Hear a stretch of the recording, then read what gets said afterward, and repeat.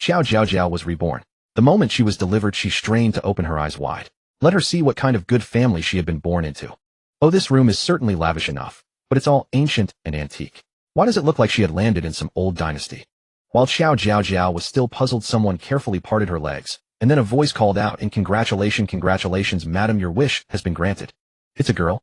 Wonderful. A tired but joyful voice rose, gentle and soft. That must be her mother. At that, Qiao Jiaojiao's eyes brightened. Oh, this family did not favor sons over daughters.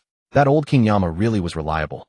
In her previous life, Qiao Jiaojiao had done many good deeds, including charitable donations, blood donations, bone marrow stem cell donations, helping old ladies cross the street, and so on. She was stabbed to death while acting bravely to stop a criminal. The knife went astray and struck her. After death, she donated her organs and saved 7 more lives. Such a saint was brought down to the underworld, and old King Yama was nearly blinded by the blazing light of her merits. He dipped his brush and wrote, your merits shield you from death. I grant you reincarnation with your memories intact to enjoy a lifetime of blessings. And then Qiao Jiaojiao arrived. She felt someone gently washing her tiny body, and she could not help squinting her eyes in comfort. Where is the master? Madam, your labor came on so suddenly that this maid did not dare to tell you. The master and the young masters have already gone out. What? Has something happened? At that, Qiao Jiaojiao pricked up her ears. The old nursemaid said cautiously, do not worry, madam. It is not a big matter. It was just that the youngest daughter of the Meng family had fallen into the water, and the second young master happened to pass by and rescue her. When that Miss Meng woke, she began speaking nonsense, so the master and the eldest young master rushed over. I thought you would not go into labor until another 2 days, but the birth came suddenly. I have already sent word. Oh, by now the master and the young masters should be hurrying back. Her mother's worried voice rose. How old is that Meng girl? If she has reached the age when young men and women must keep their distance, it will be troublesome. The nursemaid answered quickly, I made inquiries beforehand. That Meng girl is named Gushua and is only 10 this year, still young.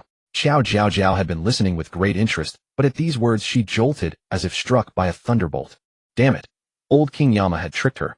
She had said it was rebirth, but it was transmigration into a book. Before her act of bravery, she had just finished reading a melodramatic old-school romance about to be remade, called The Cold-Faced Prince's Gentle Pampering. The female lead was a transmigrated woman named Meng Gushua. Then who had she become? That as well. Although the Meng and Qiao families are well-matched, Dai is still a child and not suited to early betrothal. The Qiao family. Qiao Jiaojiao wanted to faint. In the book, there was only one Qiao family, utterly loyal, every member a loyal martyr, and the cannon fodder of political struggles. Oh heavens! The Qiao family's fate was annihilation. What was worse, the youngest daughter of the Qiao family died at the age of 3. One sentence in the book summed up her entire life. Oh, old King Yama, you had better give me an explanation, or after I die, I will overturn your whole underworld. Ding! Your merit mall is now online. Please check it. Qiao Jiaojiao. A translucent panel suddenly appeared before her eyes, with the 4 large characters Merit Mall on it. Qiao Jiaojiao struggled to bend her tiny hard-to-control fingers and manually enter the mall. In light of your saintly deeds in your previous life, the mall grants you 100 initial merit points. Would you like to redeem them? Qiao Jiaojiao's eyes gleamed at once. This was the legendary system, wasn't it? Let me see what's inside. The images on the panel began to scroll. Qiao Jiaojiao saw light body talismans, disguise pills, breath-holding pills, false death pills, beauty pills, strength pills. Wow, wow, wow. A cheat item. Qiao Jiaojiao was dancing with joy. But when she saw the redemption costs behind those pills and talismans, she instantly wilted. One disguise pill alone cost 20 merit points, so all the hard work of her previous life was only worth 5 faces. Not to mention the invincible Thunderburst talisman, the indestructible Vajra talisman, and the like, which each cost as much as 80. And behind them were countless more locked slots, probably requiring astronomical merit points.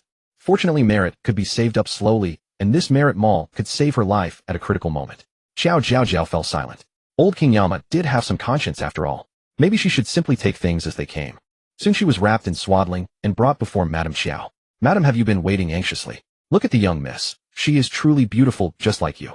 Madame Qiao took her into her arms. Qiao Jiaojiao immediately opened her eyes wide and studied Madame Qiao with curiosity. The novel had mentioned that this early doomed Madame Qiao had once held the title of the #1 beauty in the capital, and Qiao Jiaojiao's curiosity was burning. What came into view was a bright, striking face. Though she had just given birth and her face could not hide its exhaustion, her already breathtaking features were made even softer and more delicate by the weariness. Qiao Jiaojiao instantly became a little fangirl. Oh, mother is too beautiful.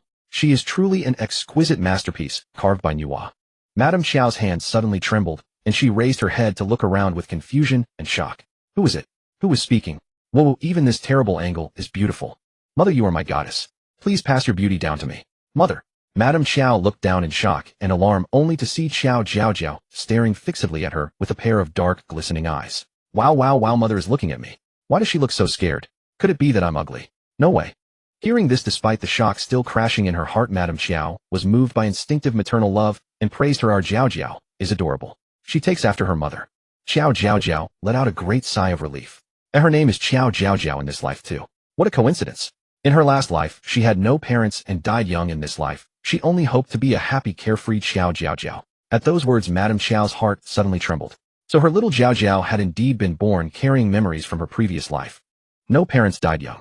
Thinking of how bitter her daughter's previous life must have been, Madame Qiao's heart softened and ached.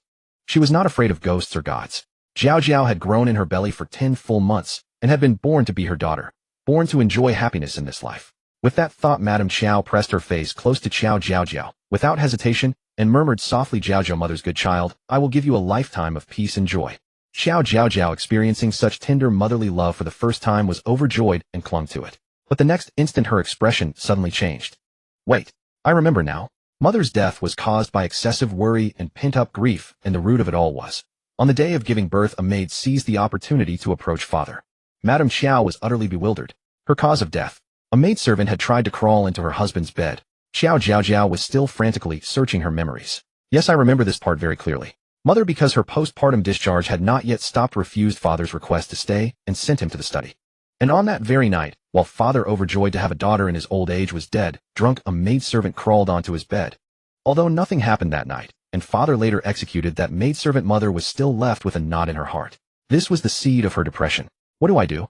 I can't even speak. How can I prevent this? Qiao Jiaojiao was so anxious she wanted to scratch her head. Madame Qiao took every word to heart. As the legitimate daughter of the Duke of Yan's household, she quickly calmed herself. She did not know why Jiaojiao, who carried memories of a past life, could know things that had not yet happened in this life, but she would rather believe it than dismiss it. This child was flesh of her flesh, and Madame Qiao believed Qiao Jiaojiao was wholly devoted to her. Madam, mother. At that moment, a loud, urgent voice came from outside the room, and soon 3 figures threw aside the curtain and rushed in. The servants had already cleaned Madame Qiao and tidied the room. Even the smell had mostly dissipated. Madam, you have suffered. It is my fault for not being by your side. The voice was full of vigor and quickly reached the bedside. Qiao Jiaojiao's bright eyes darted around and finally landed on a middle-aged face. Oh, my father is so handsome. Is this the charm of a mature man? Hearing Qiao Jiaojiao praise Master Qiao, as well, Madame Qiao could not help smiling. She raised her eyes to observe her husband, and seeing no sign of abnormality on his face, she confirmed that only she who had borne Jiaojiao from her own flesh could hear her daughter's thoughts. Madam, is this our Jiaojiao? Master Qiao softened even his voice and looked at Qiao Jiaojiao with deep affection. The couple were now 36 and 34. Their eldest son was 18 and their younger son 15. They had waited for this child for far too long. When they first discovered that she was pregnant, the couple had agreed a daughter would be named Jiaojiao, a son Gooden. Fortunately, heaven fulfilled their wish, and at last gave the Qiao household a precious treasure. Come, let father hold you. Master Qiao carefully took Qiao Jiaojiao from Madame Qiao's arms. Oh, such a gentle father. Wah, heaven has been too good to me. Master Qiao's hand suddenly shook. If not for the steady foundation he had built through years on the battlefield, he might have tossed the child in his arms straight away. Ouch, why did father shudder like that? You scared me. Hearing this, Master Qiao was even more certain that the one speaking was the child in his arms. How is this possible? When it came to her father, Qiao Jiaojiao felt immense regret. My father is a legendary figure too. In his youth, he fought on the battlefield for his country and recovered the northern lands. After the northern kingdom surrendered, father immediately handed over his military power, politely declined the emperor's title of Duke Xinghua, and became a third-rank censor-in-chief. Others laughed at him for being foolish, saying he was asking for trouble, but who could understand the ambition in my father's heart? He could protect the nation with arms, and with letters he could supervise the 100 officials, all to preserve the clarity and integrity of the court. Master Qiao was thoroughly shocked when he heard this. Others mocked and sneered at him. Some said he craved power, others said he was doing thankless work. Only the little Jiaojiao in his arms had spoken what his heart truly desired. He glanced around the room and saw his wife calm while his 2 sons still looked dull and foolish. They had not heard Jiaojiao's thoughts at all. At this moment, Master Qiao was not afraid of Qiao Jiaojiao's strangeness. Instead, he was overjoyed. Could this be the exclusive, warm little padded jacket that heaven had sent to him, Qiao Zhonghua? Then Qiao Jiaojiao's voice rang out again. Wow, what a pity that a great hero like my father ended up as a victim of political strife, beheaded at the Meridian Gate, and his entire family wiped out in one night. Hearing those words, Master Qiao and Madame Qiao were both shocked to the core. Madame Qiao nearly fainted. but afraid that revealing anything would give rise to rumors harmful to Qiao Jiaojiao, they both forced themselves to keep their expressions unchanged. What is going on? Their Qiao family had been loyal ministers for generations, serving the sovereign wholeheartedly. Could their ending really be so tragic? This life will never be like that. With such a loving family, even if I have to stake my life, I will protect them and change fate. Qiao Jiaojiao vowed firmly in her heart. At this, Master Qiao and Madame Qiao, though still uneasy, both felt a warm comfort in their hearts and were deeply moved. Master Qiao gently stroked Qiao Jiaojiao's little face and silently swore, "Silly Jiaojiao, how could such a heavy burden fall on you? No matter what, Father will protect all of you." Then Qiao Jiaojiao thought of the earlier matter. "Oh, the beheading is still far off, there is time for that. The burning issue tonight is the maidservant climbing into Father's bed. Father and Mother love each other so much. How could they be separated by someone scheming? Qiao Zhenghua, a maidservant climbing into bed." Qiao Jiaojiao continued to worry.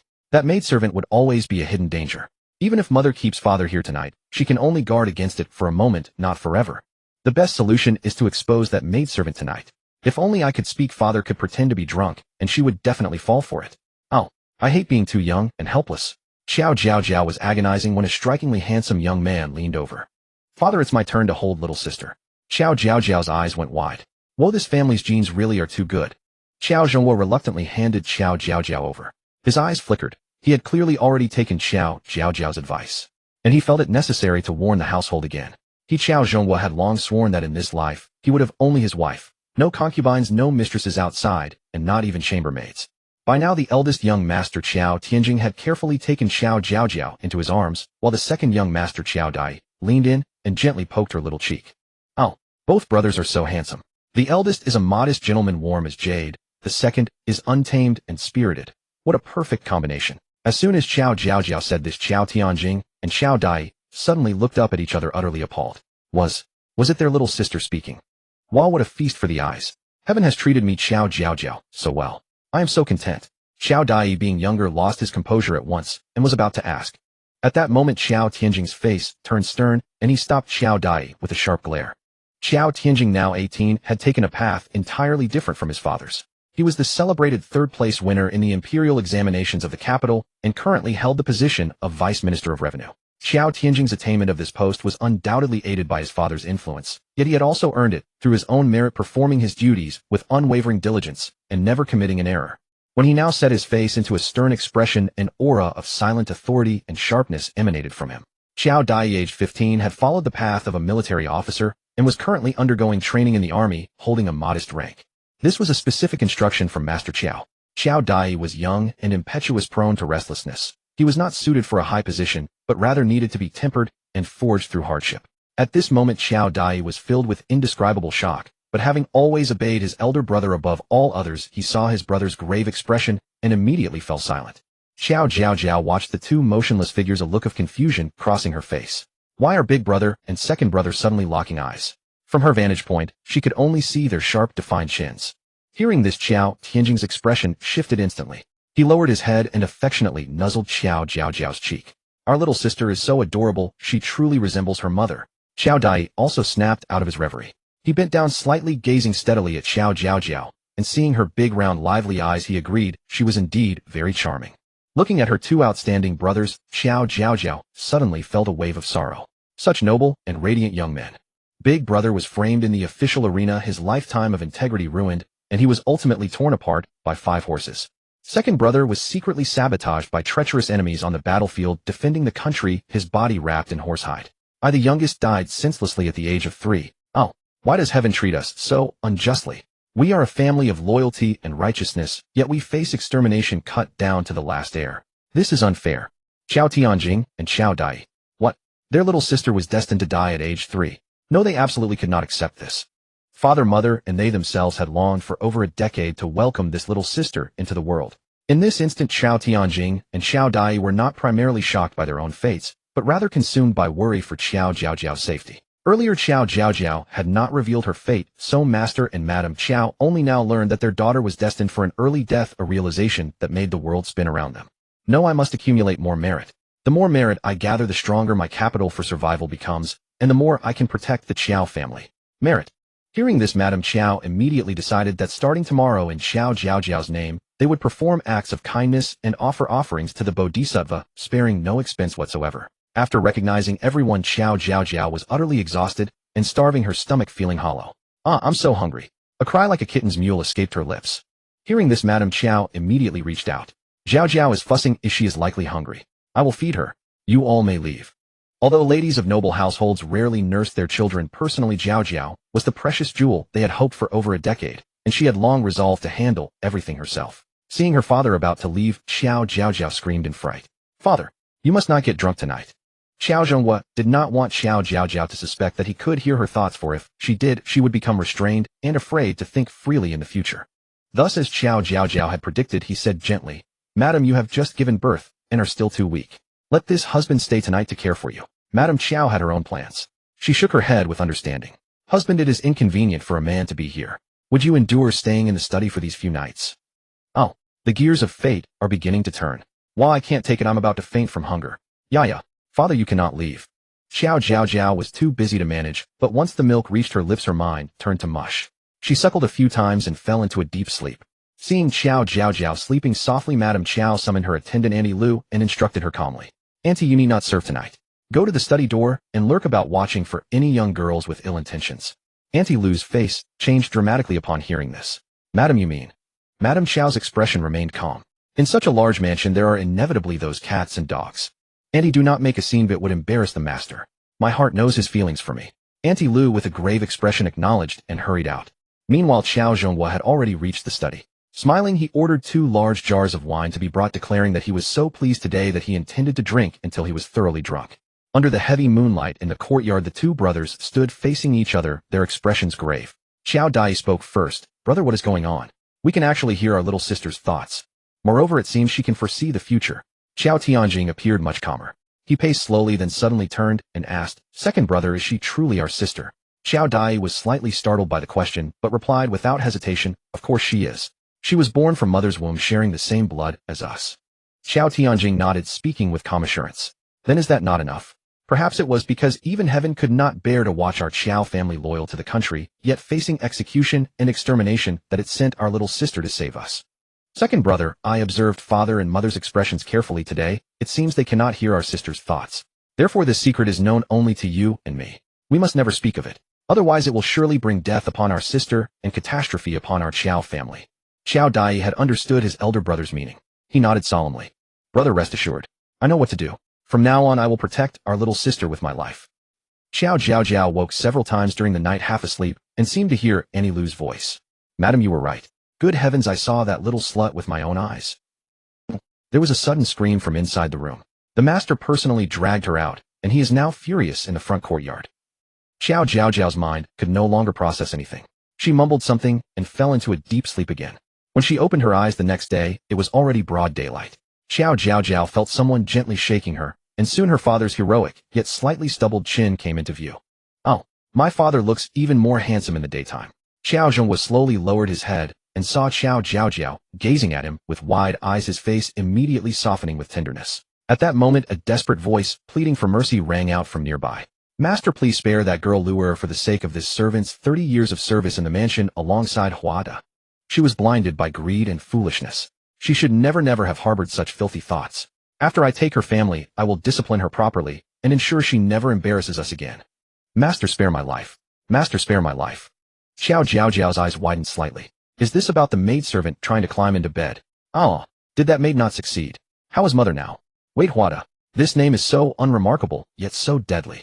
Hearing this, Qiao Zhongua's heart immediately tightened. Qiao Tianjing and Qiao Dai, seated below, also exchanged a discreet glance. Matters of the inner household were originally handled by Madame Qiao, but she was still in her postpartum confinement. Qiao Zhonghua and the others deliberately waited until the court session ended, letting the matter simmer in the residence for an entire morning before dealing with it publicly. As for bringing Qiao Jiaojiao over, Qiao Zhonghua also adopted a try-it-and-see attitude. In case Jiaojiao knew of any other sordid affairs in the residence, they could deal with them all at once. The autumn weather was crisp and clear, very comfortable, but Qiao Jiaojiao was still too young. Qiao Zhonghua specifically ordered the windows to be sealed and a screen brought in. Qiao Jiaojiao ransacked her memory and finally dug up information about Huada. Damn, this person cannot be kept. This whole family cannot be kept. This Huada, because his daughter was executed, has always harbored resentment toward father. He has a son who works as a sweeper in Big Brother's yard and has secretly collected many of Big Brother's discarded drafts. If you want to accuse someone, you can always find a pretext. Later, when Big Brother was framed, it was this Fodder who handed those discarded drafts over to Big Brother's rival. Upon hearing this, Qiao Jiaojiao broke out in a cold sweat. He had always been fond of literary pursuits, occasionally writing poems and essays on a whim. But afterward, he always felt dissatisfied and had the servants in the courtyard take them away to burn. Who would have thought that such a small act would bring a fatal blow to his future self? At this moment, Qiao Jiaojiao felt immensely grateful that he had brought Qiao Jiaojiao over. The next moment, he said in a deep voice, "Fodder, come and answer for yourself." "Yes, yes, yes. Please speak, master." Fodder outside the room was terrified. Qiao Jiaojiao deliberately pretended to ponder for a moment before asking, "Your family has been in the Qiao residence for over 30 years. How many people are in your household, and where do they serve?" Qiao Jiaojiao's eyes lit up instantly. "My father is truly far-sighted. He is as meticulous as a hare, examining everything with keen insight. Exactly, we must investigate his whole family, uproot them completely, leaving no trace of hidden danger." Qiao Jiaojiao, upon hearing his daughter's praise, couldn't help but show his delight. Daddy's little sweetheart, Daddy will pluck the stars and moon from the sky for you." Meanwhile, Fodder dared not conceal anything and began to recount tremblingly. "If you don't ask, you don't know." Once asked, it was truly shocking. Fodder and Aunt Gu were old servants in the residence. The couple, one in the front courtyard and one in the back, had over the years arranged jobs for their sisters-in-law, brothers, sisters, nephews, and nieces, all within the residence. Moreover, his eldest son was indeed serving in Qiao Tianjing's green bamboo courtyard. Hearing this, Qiao Jiaojiao's face instantly darkened. If not for the consideration of Qiao Jiaojiao in his arms, with his fiery temper, he would have slammed the table and stood up long ago. He suppressed the anger in his heart and snorted coldly, "All these years I have been blind. It seems the Qiao residence belongs to your Hua family." Fodder, upon hearing this, was so terrified that his legs trembled and he knelt prostrate on the ground. "We dare not. Master, we dare not." At this moment, the stewards of various courtyards were still standing in the courtyard. Hearing this, they all knew that Fodder's family could not be saved. Obviously, today's public punishment was meant to intimidate these servants. Qiao Jiaojiao slowly stood up. Though middle-aged, he was still vigorous and imposing. He said coldly, "Deceiving superiors, embezzling for personal gain, failing to teach your daughter, practicing nepotism. What audacity! Guards, drive the entire Fodder family out of the Qiao residence. Not a single coin, not a single sheet of paper or ink shall be taken away. Also, go search Fodder's house and see if they have been dishonest over the years. Bring everything back for my personal inspection." The next moment, the courtyard was filled with cries of mercy and wailing. The others were silent as cicadas in winter, not daring to lift their heads. Wow, wow, wow. This is what they call swift and decisive watertide and balancing kindness with authority. Daddy, swallow my rainbow fart. Qiao Jiaojiao.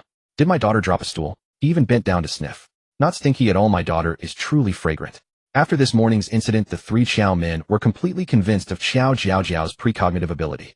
She had only been born for 2 days, yet she knew where Fodder's son served. This could only be a miracle. And the information she revealed was even more crucial to Qiao Tianjing. At this moment, Qiao Tianjing felt both fortunate and full of love and gratitude toward Qiao Jiaojiao. "Father, I want to hold little sister too." Qiao Jiaojiao was reluctant at first, but thinking that Jiaojiao had helped his eldest son so much while the son was unaware, it was only right for him to hold her.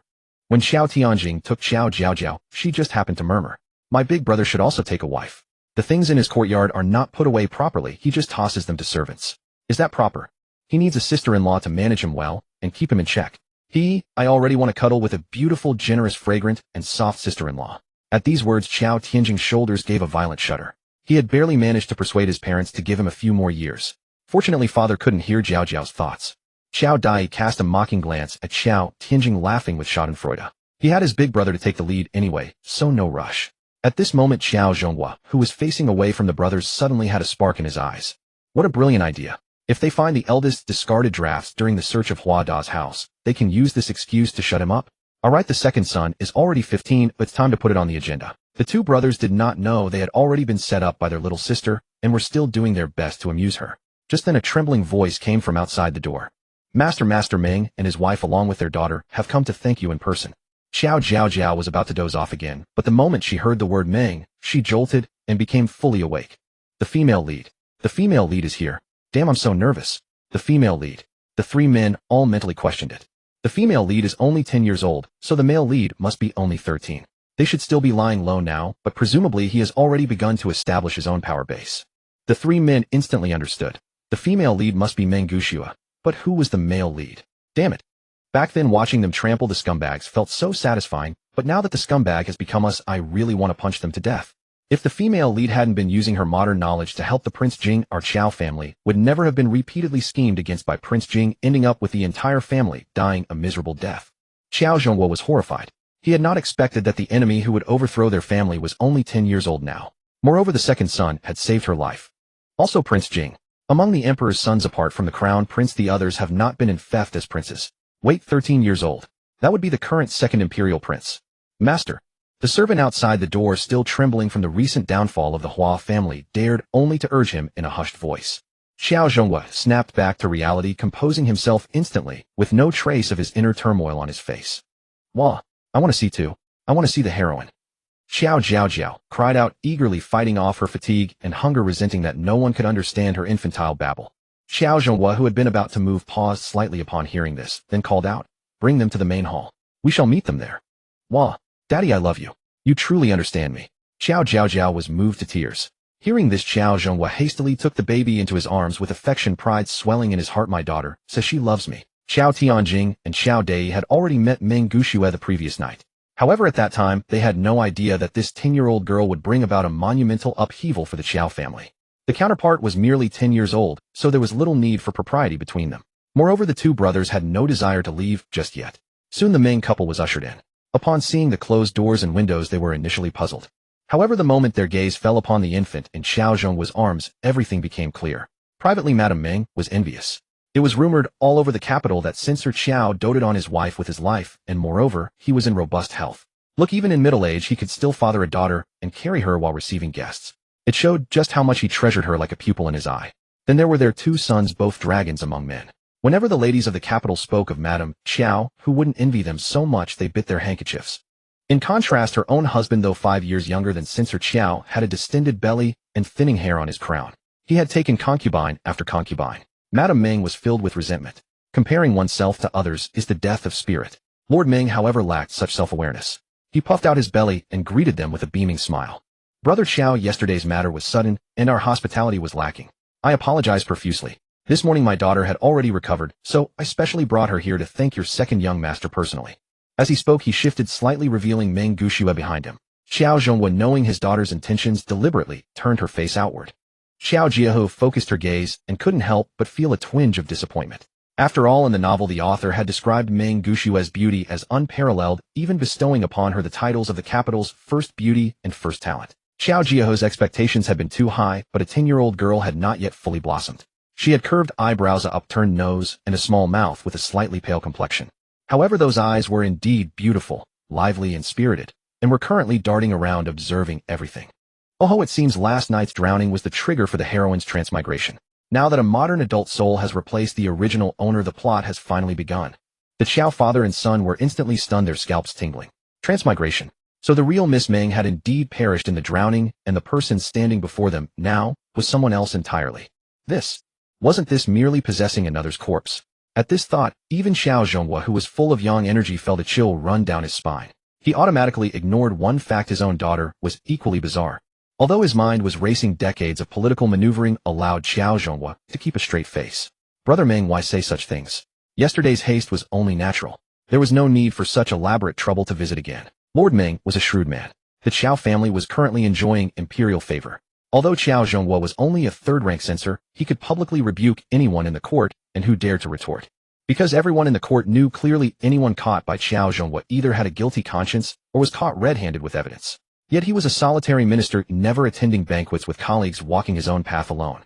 Lord Meng thought that if he could use this opportunity to build a good relationship with Qiao Jiaojiao, he would have an added safeguard in court. Oh, Brother Qiao, a life-saving grace is greater than the heavens. Xiao Xue, come quickly and thank second young master. Meng Guxue stepped out confidently, her eyes bright and her voice crisp. I thank second young master Qiao for saving my life. Xiao Xue has no way to repay this kindness, why shall never forget it. Qiao Dai examined her carefully. Last night Meng Guxue had been disoriented, acting timid and cowardly, only crying, and then developing a high fever. Unexpectedly, after only one night, she had completely transformed into a different person. Could it be true, as his younger sister had said, that another adult woman from a different world now resided within Meng Guxue's body? At this thought, Qiao Dai's shoulders shuddered, and every hair on his body stood on end. At the same time, Meng Guxue was also observing Qiao Dai. Her eyes lit up slightly, and the astonishment on her face was hardly concealed. While so handsome, he was definitely at the level of a center position debut. Her gaze then shifted to Qiao Jiaojiao beside her, and she was instantly even more astonished. Damn, this one is even more handsome. She wanted to choose the older one. Qiao Jiaojiao, seeing Meng Guxue's gaze lingering on her eldest brother, was instantly furious. Damn it. The heroine is not allowed to covet my eldest brother. My sister-in-law is the daughter of the Vice Minister of Works, who is a first-rate virtuous woman. Hearing this, both Qiao Zhonghua and Qiao Tianjing were slightly startled. Vice Minister of Works. Wasn't that Han Mingzhi known as harder than a stone in the latrine? His daughter. Daddy, today Lord Meng's eager visit is actually to propose a match between Meng Guxue and one of the two brothers. You must absolutely not answer that you will consider it. Reject them directly. Meng Guxue has set her sights on eldest brother. It is precisely because she was rejected before that she felt the Qiao family looked down upon her, harboring a grudge ever since. Later she schemed meticulously to bring down eldest brother to prove herself. Hearing this, Qiao Zhonghua's expression grew solemn. In terms of worldly wisdom and reading people's expressions, he was still far behind his wife. If she were present now, she would have seen through the Meng family's intentions at a glance. Indeed, amidst the polite exchanges, Lord Meng revealed this intention. However, in his heart he had intended for Qiao Dai, since his age was closer to Meng Guxue's, and it was he who had personally saved her the previous night. Although Meng Guxue could not currently control her own destiny, this did not prevent her from showing off her wit. She suddenly turned toward Qiao Tianjing, flashing what she considered her sweetest smile, and said with an expression of pure innocence and joy, "Brother Qiao, you are so handsome. Xiaoxue truly adores an elder brother like you." Meng Guxue thought to herself, "I am a transmigrator, the most special woman in this world. No one can escape my protagonist halo." However, Qiao Tianjing already knew that an adult woman resided within this body. If not for his excellent self-restraint, he would have wanted to turn and leave right then. Just then, Qiao Jiaojiao's voice rang out in her mind, perfectly mirroring Qiao Tianjing's inner thoughts. Ugh, could she possibly think she is the destined heroine, so everyone must fall under her charm? Even coming from a 7- or 8-year-old girl, Meng Guxue's words were considered out of line. People in ancient times matured early, and noble families placed great emphasis on upbringing. Meng Guxue's sudden remark caused Madame Meng's face to flush crimson with embarrassment. Madame Meng could never have imagined that her youngest daughter, usually so quiet and reserved especially in front of outsiders, would utter such shameless words today. If others overheard, they would surely think that the young ladies of the Meng residence were frivolous in speech and utterly lacking in breeding. Thinking this, Madame Meng quickly tugged at Meng Guxue and said with a placating smile, "Master Qiao's eldest son is as pure as the wind and bright as the moon, a husband sought by countless people in the capital. Naturally, he is extraordinary." Her words were meant to warn Meng Guxue that Qiao Tianjing was already of marriageable age, far older than her, and highly sought after. Their Meng family was simply not worthy of such a match. Who knows, he might even marry a princess. Yet upon hearing this, Meng Guxue grew even more excited. Only such an outstanding, coveted man could be worthy of her identity as a time-traveling woman. She had only just crossed over and hadn't had time to shine yet. Once those ancient poems began to flow from her lips, everyone would hail her as the foremost talented woman under heaven. While I could tell at first glance that big brother was extraordinary, he really is amazing. She clasped her hands to her chest, her face full of admiration like a young girl. Seeing this, Madame Meng nearly choked with anger. Today was truly mortifying. If word got out, she would be finished in the capital's social circles. Qiao Tianjing. Did his little sister think he was that foolish? And Miss Meng, aside from a pair of lively eyes, had nothing commendable in her manners, bearing, or character. At this moment, he couldn't help but wonder. His little sister said the daughter of the Vice Minister of Public Works was his wife. He wondered if a gentleman should be upright and not lust after women. Qiao Tianjing's expression suddenly turned stern, and his thoughts came to an abrupt halt. By now, Qiao Zhonghua had already devised a countermeasure. With a smile on his face, he said politely, "Madame Meng flatters me. My eldest son is dull-witted and has caused us much worry. Finally, there are some signs of progress. When good news comes, I will surely announce it widely and share the joy with everyone." Tomorrow he would go and sound out that stubborn rock Han Mingzhi. Qiao Tianjing. Signs of progress. When did that happen? He didn't know about it. Was it the young lady of the Han family? Qiao Jiaojiao was also confused. Did father and mother already have their eye on the Han girl at this time? I remember it was during the Lantern Festival that elder brother happened to rescue a beauty, and that was how their fate was sealed. Qiao Zhonghua felt this reminder was very important. It seemed that on the day of the Lantern Festival, he would have to make sure eldest roamed around all day and didn't come home until he had rescued someone. Qiao Tianjing scheduled for a day and night trip on the Lantern Festival. Qiao Zhonghua's hint was too obvious. Madame Meng felt that the Qiao residence was truly no place to stay. How humiliating. They had been rejected so bluntly. If they didn't leave now, would they wait to be thrown out? Madame Meng repeatedly signaled to Lord Meng. Lord Meng understood the implications, but what about Xiao Dai? He was thick-skinned. How many times in officialdom did one have to swallow pride? Such a lukewarm rejection was nothing. Madame Meng was mortified by her husband and daughter. First they had set their sights on the eldest son, and after being rejected they wanted to discuss the younger son. How could such a thing happen in the world? Qiao Jiaojiao caught the exchange of glances between the Meng couple. Oh ho, they want to go after my second brother too. My second brother is already taken. My second sister-in-law is an extraordinary woman. I remember she is really sleepy. Qiao Jiaojiao let out a long yawn, swallowing the rest of her words. Qiao Dai, why did the story stop when it came to his wife? Little sister, tell second brother quickly, who is that woman? However, Qiao Jiaojiao had reached her physical limit, and she even felt a warm stream uncontrollably trickling from below. How embarrassing. She had wet herself. Qiao Zhonghua felt a warmth in his palm, and couldn't help but shake his head with a smile. Madame Meng seized this opportunity to hurry her farewell. The house is celebrating a happy occasion. We were ill-prepared. When the young Mrs. Full Moon banquet comes, we will certainly come to offer congratulations. With that, she gently tugged at Lord Meng and Meng Gushue's sleeves and turned to leave. Meng Gushue was still heartbroken. Oh my God, such an excellent man belonged to someone else. How could this be? No one but me is worthy of him. Just wait. At the capital's poetry gathering half a year from now, I will definitely make a stunning debut and dazzle Qiao Tianjing. Meanwhile, Qiao Jiaojiao was being carried to Madame Qiao's room. On the way, Qiao Tianjing couldn't help asking, Father, did you and Mother really arrange a match for me? Qiao Zhonghua, knowing that his eldest son's destined wife would only appear at the Lantern Festival, shook his head decisively. Your mother has been exhausted lately. Oh, when would we have the time? That was just a way to brush off the Meng family. You'd better be careful and bring home a daughter-in-law for me soon. Qiao Tianjing felt a faint joy in his heart, though he didn't know what he was so happy about. Perhaps it was his little sister's evaluation that made him look forward to that Miss Han a little more. Back in the room, Qiao Jiaojiao was already drowsy with exhaustion.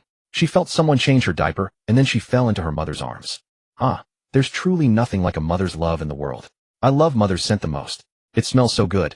Madame Qiao beamed with pride. Qiao Zhonghua. He sniffed himself lightly. He didn't smell bad. Qiao Jiaojiao was about to fall asleep when she suddenly jolted, remembering the maid who had sneaked into her father's bed last night. Let me check. How is mother's mood? Mother, please stay happy and live to be 100. When your daughter grows up, I'll give you beauty pills so you'll still look like 18 at 80. Madame Qiao was concentrating on nursing, but upon hearing this her heart was filled with both emotion and warmth. She thought the beauty pill was just a joke, but Qiao Jiaojiao's sentiment alone was enough to bring her joy. Qiao Jiaojiao soon fell into a deep sleep. Granny Lu then softly reported to Madame Qiao, Madam, I have done the alms giving and incense burning as you instructed. I also left a considerable amount of silver at the relief hall, which should be enough for a while. Did you specifically tell the Bodhisattva that it was Jiaojiao's intention? Rest assured, madam. I recited every word with care, not daring to be careless. Madame Qiao nodded in relief, then gently stroked Qiao Jiaojiao's little head, her eyes full of tenderness. Jiaojiao mother is accumulating merit for you. Accumulate plenty so that our Jiaojiao will live a long and peaceful life. By the way, madam, a letter arrived from the elder sister-in-law, just now saying she will come to visit you tomorrow. This elder sister-in-law was the wife of Madame Qiao's elder brother. Madame Qiao's expression brightened, and she replied, very good. I haven't seen my sister-in-law for some time. That night, the items seized from the Hua family estate were laid out on the table in Qiao Zhongua's study.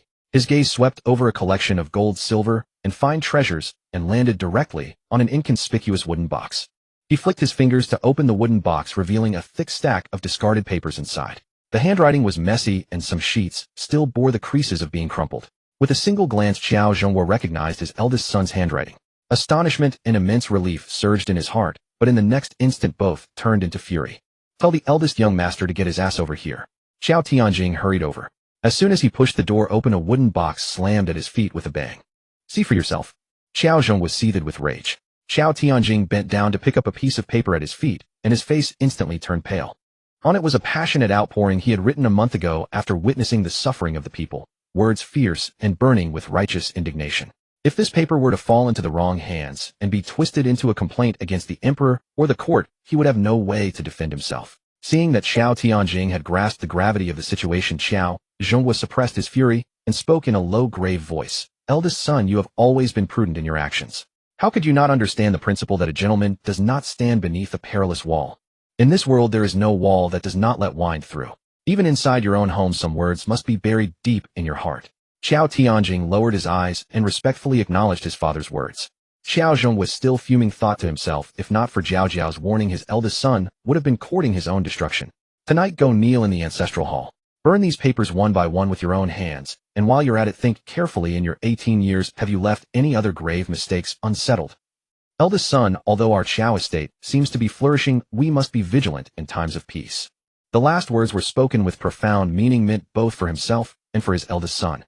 Qiao Tianjing had already deeply recognized his mistake. He picked up the discarded drafts from the floor one by one, gathered them all back into the wooden box, and said in a low, firm voice, "Father, I will never do such a foolish thing again." Having said that, Qiao Tianjing turned and walked out the door, striding resolutely toward the ancestral hall. Qiao Jiaojiao watched his eldest son's retreating figure, his eyes unable to hide his heartache, but he also knew that a person must be severely wounded once to truly learn the lesson. Before retiring for the night, Qiao Jiaojiao went to see his wife, Lady Qiao. Having heard from the servants about her husband's outburst in the study, she was full of concern. "Why did you lose your temper so badly with the eldest son?" Little Qiao Jiaojiao, having just been fed, was now wide awake and perked up her ears instantly. Qiao Jiaojiao, without any pretense, earnestly explained the day's events and all the implications to Lady Qiao, leaving her face as white as a sheet. "Thank heavens." Lady Qiao bowed in a lingering fear. "Oh, wonderful. My father is so reliable, he really did find it out." In this way, with Big Brother's conduct and his clean and upright official style, those with malicious intent will not be able to frame him easily. Hearing Qiao Jiaojiao's words, Lady Qiao realized that her eldest son had truly passed a great calamity ahead of time, and she finally relaxed. "By the way, husband's sister-in-law said she will come to see me tomorrow, and she might even bring Ning." Having said that, Lady Qiao's face showed a hint of hesitation. "Sister-in-law has hinted to me many times. She has taken a fancy to our eldest son. What do you think, husband?" Hearing this, Qiao Jiaojiao's hair stood on end. "Mother, no way. My sister-in-law is the daughter of the Vice Minister of Works. Big sister-in-law is really good. She and Big Brother are a harmonious couple." In the end, when our Qiao family fell into dire straits, Big Brother asked her to divorce and return home, but she still refused to abandon him. "Boo-hoo, I really ship that pair." Qiao Zhonghua had already heard Qiao Jiaojiao mention this future daughter-in-law during the day, and now knowing that she was so loyal and devoted, he was extremely satisfied. Lady Qiao was hearing this news for the first time and couldn't help but be shocked.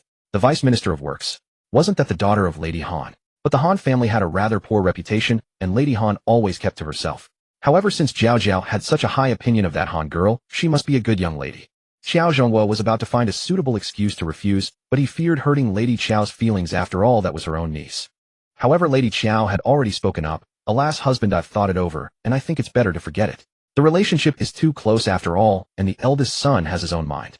This matter must be approved by himself." Hearing this, Qiao Jiaojiao nodded immediately. Right. Mother is so reasonable and respects her children. She is truly the best mother in the world." This flattery made Lady Qiao feel thoroughly pleased. At this moment, Qiao Jiaojiao's thoughts returned to the aunt who would visit tomorrow. Lady Qiao's maiden name was Zhua Hejing, the legitimate daughter of the Duke of Yin State. She had only one elder brother, Zhua Heying, who was already over 40. Her maternal grandfather, the Duke of Yin State, was now 63. In his youth, he had followed the late emperor on campaigns east and west, and although he had some lingering ailments, his body was still hale and hearty.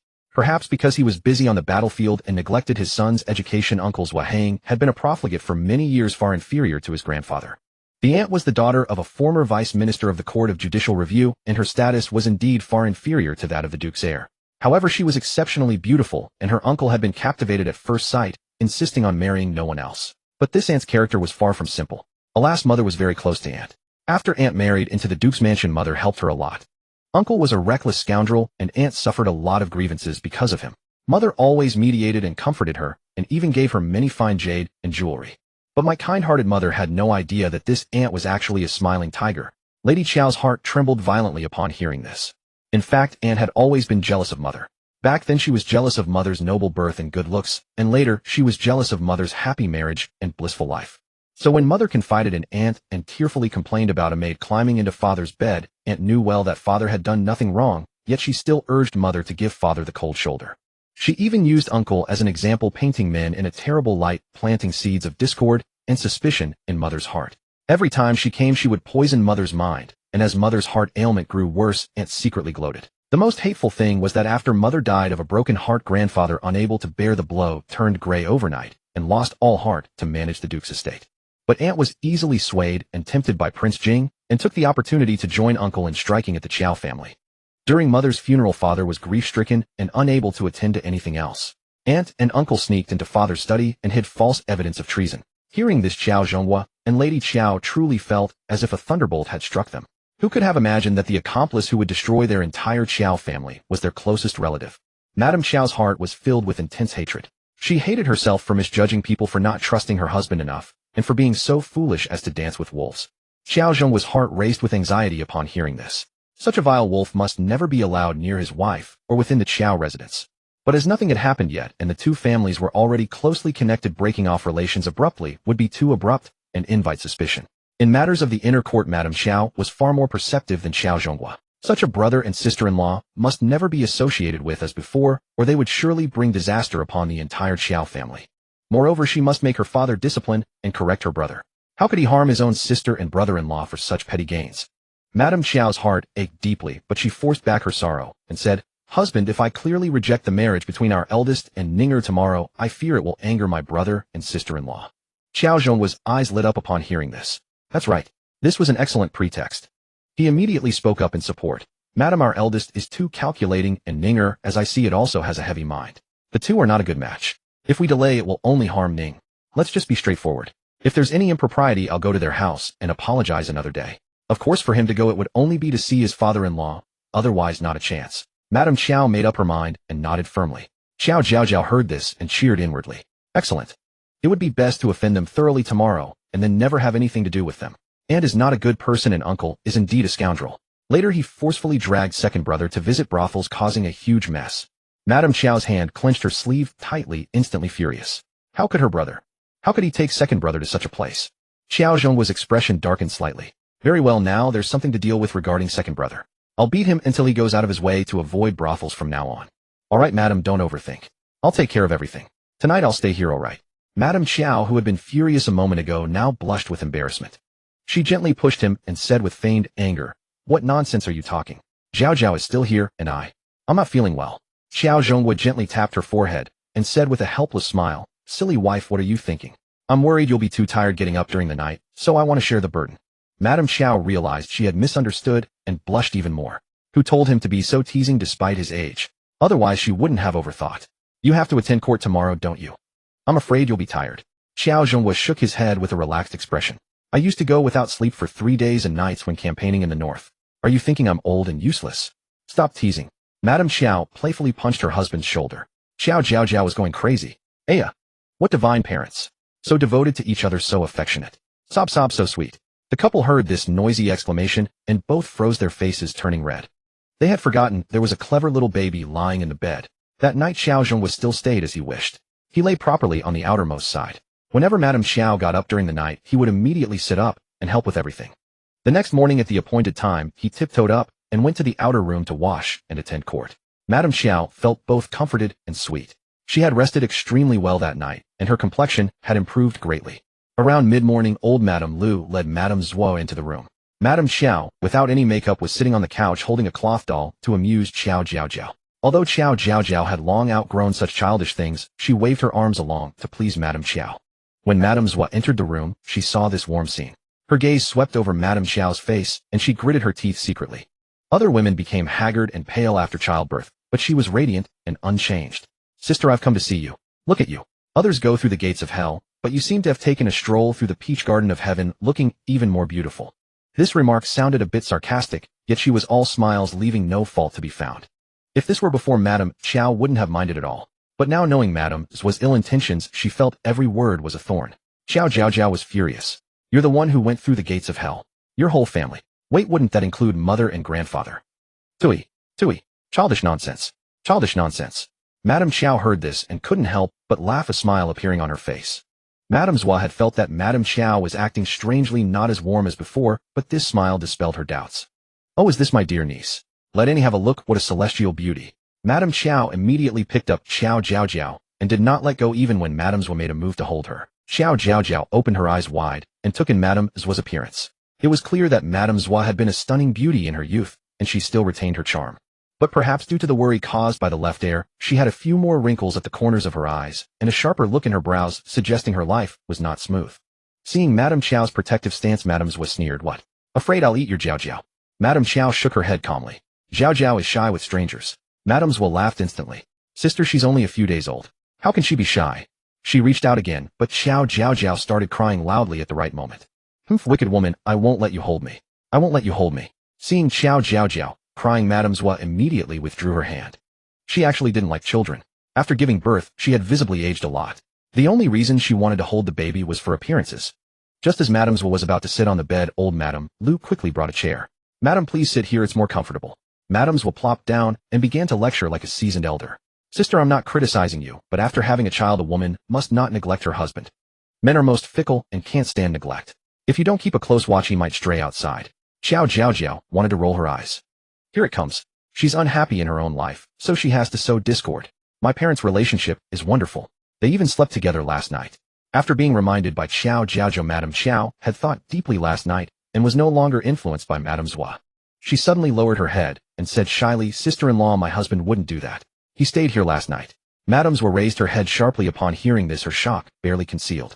You say my brother-in-law stayed here last night? Lady Zhua asked uncertainly. She was utterly astounded. After childbirth, a woman still has lochia. Ordinary men would find it unclean and avoid her at all costs. Yet her brother-in-law was willing to stay here. Lady Zhua suddenly recalled the look of disgust in her own husband's eyes after she had given birth, and a pang of bitterness struck her heart. She could not fathom why Zhua Hejing was so blessed. Lady Qiao noticed the unbridled envy on Lady Zhua's face and felt both sorrow and vindication. Sorrow because she had truly misjudged people and nearly brought disaster upon the entire Qiao family. Vindication because from now on she would never have to deal with such a viper nor carefully hide her husband's favoritism to protect her sister-in-law's fragile pride. Yes, he also reorganized the household yesterday, declaring he would never take concubines nor accept any chambermaids. So you need not worry for me, sister-in-law. As Lady Qiao finished speaking, a cracking sound came from Lady Zhua's hand. She had snapped her own nail guard in sheer jealousy. Qiao Jiaojiao glanced over, thinking, oh my, she can't hold it in anymore, showing her true colors. Lady Qiao smiled softly, her composure impeccable, as if she had seen nothing. Had she not been blinded by family affection, someone like Lady Zhua would not even be worth her notice. Realizing her lapse, Lady Zhua quickly composed herself and said awkwardly, then you must restrain yourself, sister. Men have no sense of propriety. I take care not to harm yourself. Lady Qiao covered her mouth with a coquettish laugh. Sister-in-law, what nonsense you speak. My husband stayed only to attend to me when I rise at night. I couldn't drive him away even if I tried. Lady Zhua's hands trembled violently, as if she had heard an impossible tale. Attending to her at night. What man in this world would ever do such a thing? These were words Lady Qiao had never spoken before in Lady Zhua's presence, but now she voiced them without restraint, each one like a sharp needle piercing Lady Zhua. Lady Zhua twisted her handkerchief, her heart seething with resentment. Zhua Hejing knew perfectly well how worthless her own brother was and how much she suffered, yet today she kept flaunting their marital bliss. What was the meaning of this? Was she trying to mock her? Lady Qiao still wore a smile, but her eyes were cold as ice. Do mere words sting you so easily? Did you ever consider our pain when you sought to destroy the entire Qiao family? Qiao Jiaojiao cheered her mother on silently. Oh mother, you're striking the perfect blow. Look at Lady Zhua's twisted face. Ha! What a satisfying slap to the villain. If only I could find a way to expel this aunt from the Yangua Duke's mansion. I recall she had a childhood sweetheart before marrying my uncle, one who served under Prince Jing. It was that sweetheart who arranged the false evidence of treason. What was his name? I simply can't remember. Qiao Jiaojiao shook her head in frustration. Lady Qiao's eyes sparkled with a glint, and she gently patted Jiaojiao, not wanting her to strain herself further. These matters could surely be uncovered with a little investigation. If her sister-in-law was truly unfaithful to her brother, then she would not be able to stay in the mansion much longer. Seeing that Lady Zhua made no mention of the marriage proposal, Lady Qiao took the initiative and asked, why didn't you bring Ninger today? Lady Zhua's heart steadied, remembering she still had an important matter to attend to. That child has been studying diligently, preparing for the poetry gathering in half a year. Lady Qiao nodded knowingly. A poetry gathering was always a grand event in the capital. It was at one that she had first taken a liking to her husband. Then, as expected, Lady Zhua brought up the old topic. Sister, have you mentioned that matter I spoke of to your husband? I say our two families becoming even closer would be perfect. Lady Qiao pretended to be troubled as she shook her head. Sister-in-law, I'm afraid it won't do. Lady Zhua's face darkened. What? Are you saying our Ninger is not good enough for Tianjing? Qiao Jiaojiao's heart tightened. Here it comes. Mother, crush her. Let's see if she still has the nerve to come back again. In the past, if Lady Zhua showed a cold face, Lady Qiao would immediately smile and console her. But now Lady Qiao sat firmly on the couch unmoved. She said calmly, Sister-in-law, don't be angry. The thing is, the eldest has too strong a will of his own. Lady Zhua let out a sneer. Since ancient times, marriages are decided by parents' word and matchmaker's introduction. No matter how strong-willed Tianjing is, his marriage is still in your hands, isn't it? Lady Qiao remained serene. I cannot force my children to do something they don't want. Lady Zhua laughed in exasperation. Do you mean to say that Ninger is forcing Tianjing? Lady Qiao replied coolly, those are your words, sister-in-law, not mine. Lady Zhua shot up abruptly, her face ashen, and said with biting sarcasm, you have grown quite proud and grand, haven't you? Rumor has it that the Qiao family is on the rise, enjoying the emperor's favor. You're not aiming to marry a princess, are you? At this, Lady Qiao's expression turned cold, her phoenix eyes fixed on Lady Zhua. Sister-in-law, do not speak such baseless words. My family is honest and loyal, devoted to the sovereign and the country. We would never dare harbor such presumptuous thoughts. As for Ning'er's marriage, if you are anxious, I can ask my husband to keep an eye out for a suitable young man. A young lady of the Yangua Duke's mansion surely deserves the best. This was the first time Lady Qiao displayed the authority of the matriarch before Lady Zhua, and her imposing air indeed cowed her. You. Lady Zhua stammered, then flushed with embarrassment and rage. Ning'er's marriage is my concern as her mother. I wouldn't dare trouble you. Lady Qiao leaned back softly against the pillow holding Jiaojiao, and said with cool indifference, since you are handling its sister-in-law, it will surely be perfect. Lady Zhua's face contorted with fury as she ground her teeth. Consider that I never came today. Your Qiao family's threshold is too high for me to cross now. She didn't believe that Zhua Hejing would dare to truly sever ties with her. Yet Lady Qiao merely patted Jiaojiao gently, and said courteously, I am not in a position to see you off, sister-in-law. Please take care. Lady Zhua's face twisted in shock. She shot Lady Qiao a deep look before storming off in a huff. Qiao Jiaojiao finally breathed a sigh of relief. Good riddance. Good riddance. We've truly offended her now. We must guard against her jumping the wall in desperation. But since Prince Jing hasn't risen, yet she has no capital to cause trouble. Our mother is mighty. Mother, rise up. This level of domestic scheming is nothing in her eyes. Lady Qiao tenderly pressed her cheek against Jiaojiao's forehead. Today she finally saw her sister-in-law clearly. Thank goodness for Jiaojiao. Thank goodness it was not too late. Under the meticulous care of the entire family, Qiao Jiaojiao finally reached her first month. The Qiao residents had begun preparing for the full moon banquet 5 days prior, and Xiao Zhenhua personally oversaw every detail, ensuring it would be complete and flawless. When the emperor heard that the Qiao family's little daughter was about to celebrate her first month, he waved his hand grandly in the hall. Crown Prince, go on my behalf to the Qiao residents to offer congratulations. This was the emperor's favor. For any other family, such honor would be unattainable. Qiao Zhenhua expressed his boundless gratitude in the hall, but once home, he could not help but worry. Their Qiao family was now too conspicuous. However, this favor was not entirely without benefit. Qiao Zhenhua decided to bring Qiao Jiaojiao before the crowd. Perhaps he would hear some extraordinary secret allowing their family to make early plans and seize the advantage. The invitations for the full moon banquet were personally reviewed by Lady Qiao. She specially added the Han family of the Minister of Works, hoping to meet her prospective daughter-in-law in advance. On the day of the full moon celebration, Lady Qiao meticulously dressed up Qiao Jiaojiao. The tiny figure lay on the bed with round bright eyes, fair and smooth skin, a little top knot on her head, dressed in festive red clothes and tiger head shoes, truly as adorable as a doll from a New Year painting. Lady Qiao held Qiao Jiaojiao in her arms with great fondness, gently asking Nurse Lu, have the supplies been sent to the relief hall? Nurse Lu, beaming with joy, nodded repeatedly. Madam, rest assured they were sent early this morning and in the young Mrs. name. Those children without parents or homes are truly pitiful. Thanks to the kindness of Madam and the young Miss, their lives have improved greatly. Qiao Jiaojiao heard about the relief hall for the first time and realized that her mother had been doing good deeds in her name. Her heart trembled slightly. Wait, isn't this merit? With that thought, Qiao Jiaojiao immediately summoned the merit shop. She looked closely and was overjoyed. Oh, merit points have risen to 120. Mother, oh mother, you are truly amazing. Woo-woo, indeed, money works wonders. It helped so many people at once, directly offsetting 1/5 of my past life's merit. Although Lady Qiao did not understand what merit points were, seeing Qiao Jiaojiao so delighted, she knew she had done the right thing. Nurse, we must not stop doing good deeds. From now on, without needing my instructions, send the silver regularly every month. Those children truly have a difficult time. Nurse Lu hastily agreed. As time passed, guests soon began to arrive in small groups. Lady Qiao, having completed her month of postpartum confinement, not only did not look haggard, but instead appeared even more radiant. She sat steadily in the rear hall receiving guests, and the ladies who saw her could not help but exclaim in admiration. Qiao Jiaojiao let out a proud little hum, and her adorable appearance once again drew the affection of the gathered ladies. Soon the rear hall was filled with guests. Qiao Jiaojiao was passed around for everyone to hold, and in no time her wrists and neck were bedecked with gold jewelry. Just then a voice from outside announced, Lady of the Han family and the Han young Miss come to offer congratulations. Hearing this, Lady Qiao's eyes instantly lit up. Qiao Jiaojiao's big eyes mirrored her mother's, and both mother and daughter looked toward the door with eager anticipation. At that moment, whispers could be heard in the room. The Han family. Don't they usually decline all banquet invitations? They pretend to be aloof on ordinary days, but today they've come eagerly, haven't they? Lady Qiao heard these criticisms and stood up with a frown. Just then 2 people walked in from outside. The lady on the left appeared to be nearly 40, although her clothes were festive and color traces of wear could still be seen. Her brows were slightly lowered and she remained calm and composed under the scrutiny of the crowd, neither sad nor pleased. Beside her was a young maiden in a soft yellow dress, slender in figure with a straight back. Qiao Jiaojiao studied the young maiden's features closely. She was not strikingly stunning, but rather possessed a quiet beauty, serene and unassuming.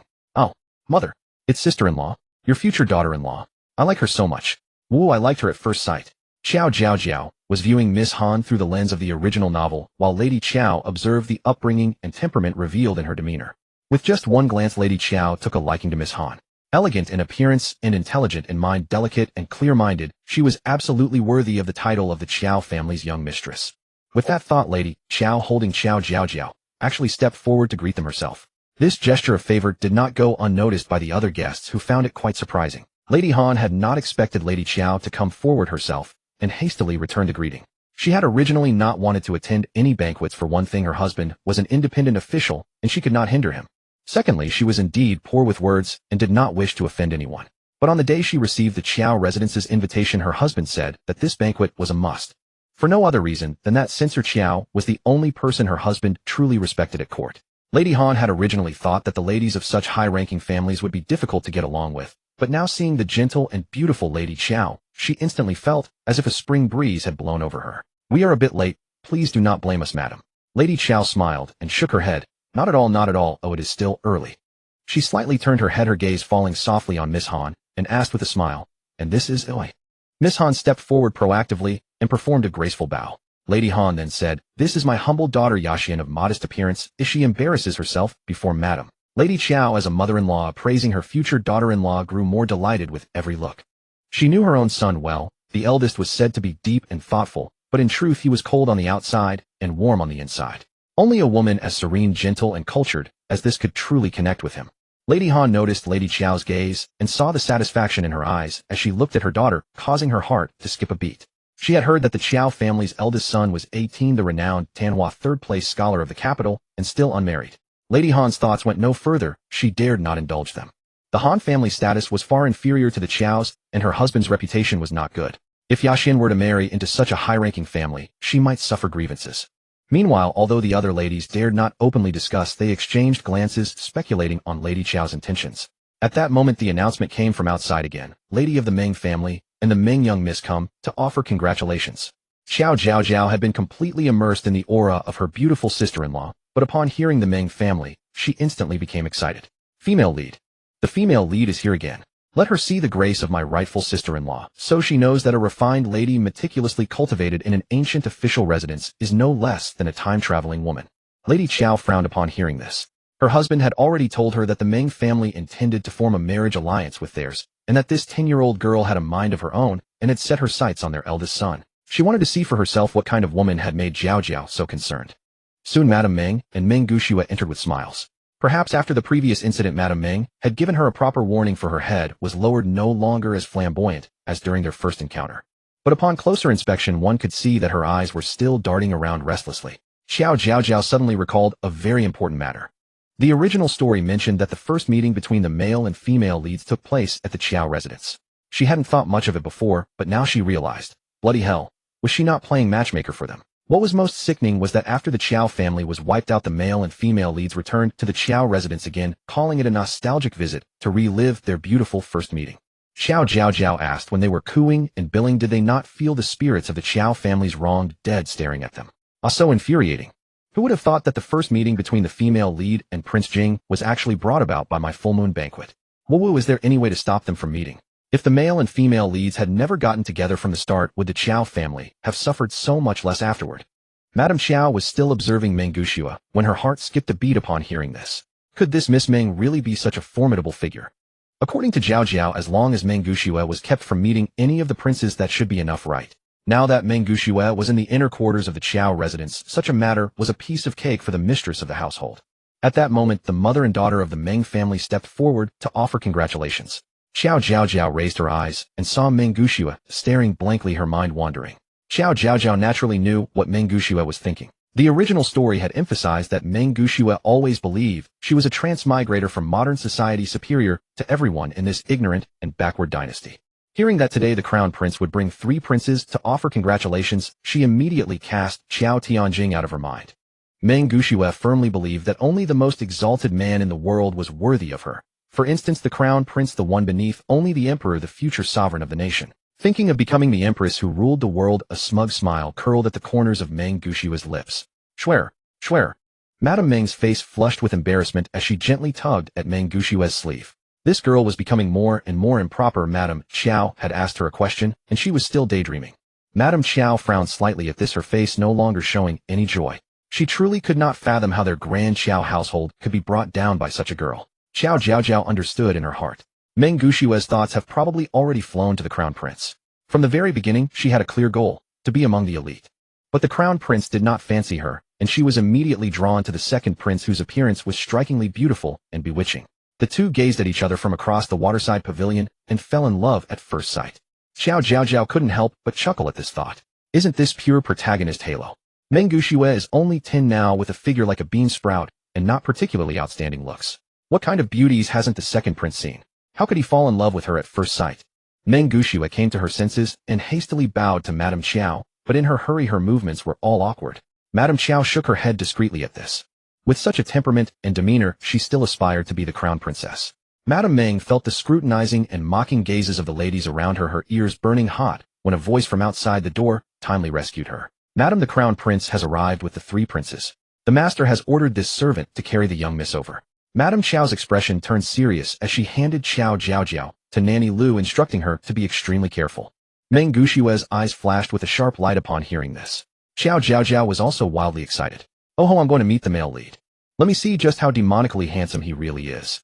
Madame Meng took the opportunity to pull Meng Guxue to sit down. Meng Guxue's eyes darted around, her mind already wandering far away with Nanny Lu. She looked around at the throng of ladies and realized that one less would not be missed. So she pretended to be restless, twisting her body, and whispered, "Mother, I need to use the restroom." Madame Meng's face darkened. "Didn't I tell you not to drink too much tea before we left?" Meng Guxue, afraid of missing Nanny Lu's footsteps, said urgently, "Oh mother, the 3 necessities of human life are perfectly natural." Madame Meng had no choice but to instruct carefully. "Ask the Qiao maid at the door to take you. Go quickly and come back." Meng Guxue happily agreed, and while everyone's attention was elsewhere, she slipped out the door. Little did she know that thanks to Qiao Jiaojiao's warning, Madame Qiao had been keeping a fraction of her attention on her all along. Seeing that Meng Guxue was indeed up to no good, Madame Qiao summoned her chief maid Liuma and whispered a few instructions. Liuma respectfully acknowledged and quietly left. On the other side, Qiao Jiaojiao, escorted by Nanny Lu, was safely delivered into the arms of Qiao Zhonghua. Compared to the lively chatter of the ladies in the rear hall, the front courtyard was eerily silent and solemn. Qiao Jiaojiao's eyes darted about curiously. "Quick, let me see where the male lead is." Qiao Zhonghua heard his daughter's thoughts and considerately turned her face toward the second prince's location. Qiao Jiaojiao focused her gaze and immediately drew in a sharp breath. The youth's features were exquisite, with a high nose, bridged jade-like skin, and sharply slanted ink-black brows. His eyes were deeper than the ordinary, with slightly upturned outer corners, adding a touch of allure to his extraordinarily handsome face. Qiao Jiaojiao objectively assessed handsome. 360-degree no blind spot spiral sky-splitting handstand handsome. Qiao Zhonghua. Qiao Tianjing. The second prince's beauty was indeed rare in the world. His birth mother was Princess Yulio, the foremost beauty of the former Beigua kingdom. After Beigua's defeat, Princess Yulio was sent for a peace marriage and became imperial consort Yu to the current emperor. She gave birth to the second prince and then passed away. Involving secrets of the inner palace, the waters here were unfathomably deep. Qiao Jiaojiao sighed inwardly. Indeed, one's stance determines one's attitude. When she first read the original novel, she thought the male lead was a true tragic hero, beautiful, strong, and pitiful, and his revenge later was quite satisfying. Now, standing on the Qiao family's side, the male lead, in order to achieve his revenge and collude with Beigua, mercilessly slaughtered loyal ministers and eliminated all obstacles, truly ruthless and heartless. Alas, back then the matter of keeping the child and removing the mother made the second prince resent the emperor, the empress, and everyone. Don't be fooled by his weak, helpless, and innocent appearance now. Oh, he has already bared his fangs. Soon people from Beigua will come to contact him. Why is the evidence of treason stuffed into the Qiao family by my aunt so authentic? Because every official seal on those documents is real. Qiao Zhonghua's heart trembled violently. Along with shock, and uncontrollable rage surged up. The second prince had actually colluded with the people of Beigua. To think that the Beigua people had once invaded the borders of the Daong dynasty without cause, burning, killing, and plundering, cruelly taking the lives of tens of thousands of border civilians. Countless warriors of the Daong dynasty shed their blood on the battlefield, enduring 3 years of bitter fighting to finally drive Beigua back and usher in this era of peace and prosperity. How could the second prince conspire with the enemy nation and once again plunge the Daong dynasty into the peril of war? Oh, is this Master Qiao's youngest daughter? A handsome and gentle man leaned over his crimson-purple cloud silk brocade robe, accentuating his elegant and noble bearing. The anger in Qiao Zhonghua's heart abruptly subsided. He respectfully replied in the affirmative. Qiao Jiaojiao's eyes lit up slightly. The crown prince. This is the crown prince, isn't it? Ah, Qiao Jiaojiao's sudden sigh made Qiao Zhongwa's heart skip a beat. Could the crown prince be problematic as well? Qiao Jiaojiao continued to sigh. Ah, Qiao Zhongwa's scalp was already tingling. My dear daughter, don't just sigh, tell me what's on your mind. My stomach is already growling, but I can't bear to leave. What should I do? Qiao Zhongwa. If it were anyone else who kept him in suspense like this, they would have already received a punch from him. But since it was Jiao Jiao, even if she were to hang him by a rope it would be fine. Lord Qiao, may I hold her as well? The crown prince suddenly reached out for Jiao Jiao, who was in Qiao Zhongwa's arms. As soon as the words were spoken, the expressions of everyone around changed instantly. What a great honor. The emperor and the crown prince had truly bestowed immense favor upon the Qiao family. The crown prince's move, of course, carried profound implications. Last night in the imperial study, the emperor had summoned the crown prince alone and specially instructed him Qiao Zhongwa was a loyal, upright, and capable minister, and since he no longer held military power, he could be trusted and promoted. Qiao Zhongwa was flattered and immediately handed Jiao Jiao over. Curled up in the crown prince's embrace, Qiao Jiaojiao stared at him with wide, unblinking eyes. Oh, what a pity. Is this the crown prince who will die young? As soon as this inner thought resounded, Qiao Zhongwa and the two brothers Qiao Tianjing and Qiao Dai were so startled they nearly fell to their knees. Die young. The crown prince had always been robust. How could this be? Qiao Jiaojiao muttered to herself. Oh, the crown prince's early death is quite intriguing. The cause was a sudden death without any warning, as if when the time came he naturally made way for Prince Jing. Although the text didn't explicitly say it was Prince Jing's doing, I always feel that Prince Jing is inextricably linked. After all, the crown prince's character was too perfect. If the author openly stated that Prince Jing killed his brother, the readers might not buy it, and Prince Jing, as the perfect male lead, would also have a stain. Qiao Zhongwa's heart was filled with indescribable shock. He discreetly glanced at the second prince. This prince, who usually kept a low profile and was unremarkable in everything except his appearance, was actually hiding such depth. No wonder in the future Jiao Jiao had foreseen the Qiao family would fall at the hands of the second prince. If it weren't for Jiao Jiao's reminder, how would he have ever noticed this second prince who stood in the shadows? Qiao Jiaojiao looked at the crown prince, who was like a white moonlight, feeling a deep regret. She reached out to him. She was fair and adorable, plump and round, truly endearing. The crown prince's gaze was gentle, and he actually brought his face close to her palm. Qiao Jiaojiao gently touched him, thinking to herself, Crown Prince, oh Crown Prince, even if it's for the sake of our Qiao family, you must live well. Counting on my fingers, you have 4 years until your sudden death. If I, Qiao Jiaojiao, can live until then, I will do everything in my power to save you. When that time comes, you must treat our Qiao family well and protect my father and my 2 elder brothers. The crown prince could not hear Jiao Jiao's thoughts. He only felt that her eyes were as bright as pearls, and he was filled with joy. Xiaoxi, weren't you clamoring to see the little sister? Come here. The crown prince called softly behind him, and a robust, clever-looking child emerged. That was the empress's second son, the crown prince's own younger brother, the current 4th prince. The crown prince slowly crouched down, and the 4th prince immediately leaned in, full of curiosity. The 4th prince. Qiao Jiaojiao couldn't even recall such a character for a moment. A round little head, big eyes, long eyelashes, appearing to be about 4 or 5 years old, having shed his baby fat, but still very cute. Wow, what an adorable little sister. Brother, I want to hold her too. The crown prince gently shook his head. 4th brother, you are still too young. Be careful not to hurt Lady Qiao. The 4th prince immediately pouted in grievance, looking unwilling. Where did this naive simpleton come from? Is there such a person in the royal family? Qiao Jiaojiao was full of question marks.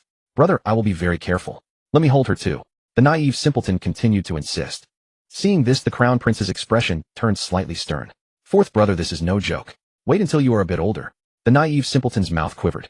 When will Xiaoxi be old enough? The crown prince's stern expression suddenly softened, and he reached out to fondly rub the 4th prince's head. When you celebrate your birthday next Dragon Boat Festival, you will be old enough. The naive simpleton immediately broke into a smile. Then Xiaoxi will wait. When I grow up, I can hold the little sister. A flash of lightning struck Qiao Jiaojiao's mind, and she finally remembered who this so-called 4th prince was. Isn't this the same passerby bee who is fated to die young like me? On his 5th birthday, which is the Dragon Boat Festival, the 4th prince drowned in the imperial garden, directly striking the empress down with grief and plunging the crown prince into deep sorrow. Devastated by the loss of his son, the emperor was furious and ordered a thorough investigation. Nearly 100 people in the palace were executed. Later, when recruiting new eunuchs and maids, Prince Jing took the opportunity to plant many of his people inside. That's right, it's this unlucky one, a confirmed tool of the plot. Hearing this, Qiao Zhongwa was numb, completely numb. The crown prince died young, the 4th prince died in childhood, and the 3rd prince was physically disabled. Wasn't this heaven paving the way for the 2nd prince? Next Dragon Boat Festival. Every year, on the Dragon Boat Festival, a dragon boat banquet was held in the palace. The Qiao family would surely be in attendance. No matter what, the 4th prince must be saved. Little did Qiao Jiaojiao know her appearance had already shocked Qiao Jiaojiao beyond measure. At this moment Qiao Jiaojiao's face was flushed red as she could no longer hold it in. I need to pee. Woo, I can't hold it. Qiao Jiaojiao's expression changed slightly, just as he was about to reach out and take Jiaojiao, a wet patch spread across her trousers. The fourth prince exclaimed in disgust, but the crown prince stopped him. Xiaoxi, don't laugh at your little sister.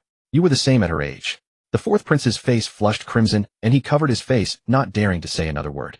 Qiao Jiaojiao took Jiaojiao back, speaking in a flustered tone. My daughter has been rude and offended the crown prince. Please. The crown prince waved his hand, showing no sign of anger. Lord Qiao, children are like this. Say no more. I will go change my clothes. Qiao Jiaojiao immediately arranged for attendants to follow him, holding the wet Jiaojiao, with a mixture of amusement and exasperation. Meeting the crown prince for the first time and wetting him all over, truly unprecedented.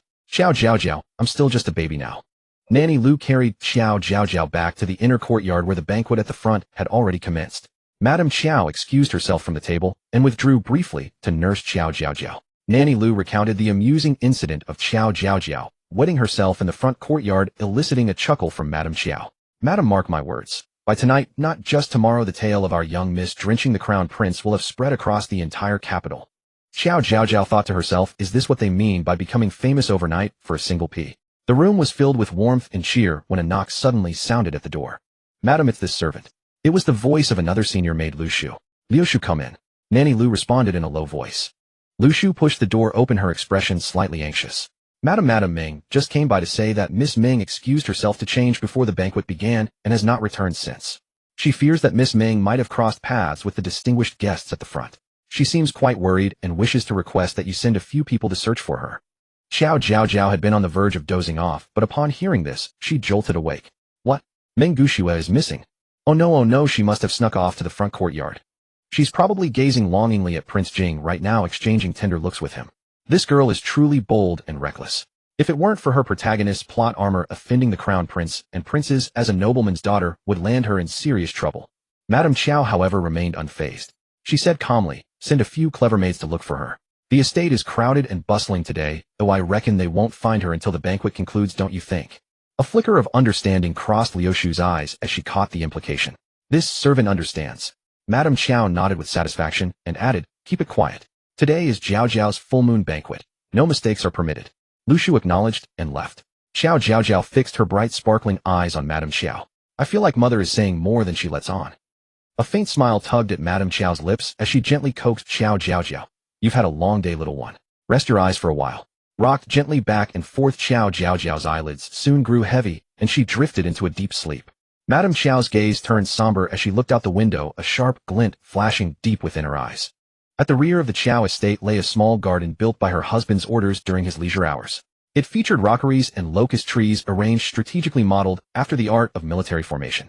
Without guidance, one could easily become lost within. If Miss Ming was so restless and sought to use the Qiao estate as a stage to climb the social ladder, then she could simply remain in that garden until the banquet was over. At that very moment within the small garden, Meng Gushue arrived at the same crossroads for the 6th time. Staring at the familiar mark she had carved on the rockery wall, Meng Gushue was completely shattered. Damn it, what kind of godforsaken place is this? And on top of everything else, she really needed to pee. The banquet lasted a full 2 hours. Madame Ming was so anxious that her lips were chapped. By the time the guests were mostly gone, she slumped in her seat, tears of fright welling up in her eyes. Just then Lu Shu hurried over and whispered into Madame Ming's ear. Madame Ming, we've found Miss Ming. She merely lost her way in the rear courtyard. Nothing to worry about. Madame Ming shuddered with relief like a drowning person gasping for air. Quick, take me to see that wretched girl. Madame Ming, caring little for face at this point, ground her teeth as she spoke. When she laid eyes on the bedraggled Meng Gushue, she wished she could slap the girl across the face. But Meng Gushue's first words were, Mother, have the crown prince and the others already left?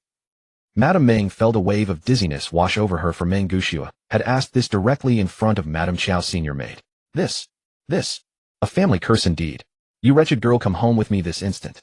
You won't set a single foot outside your room for the next 6 months.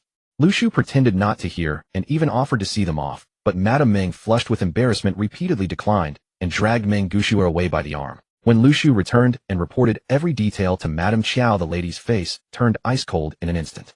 So she truly harbored such intentions. After all the guests had departed, Duke Yin finally arrived at the estate carrying a wooden box cradled in his arms. Madame Qiao was overjoyed and filled with affection at the sight of her father. Father, Why have you only just arrived?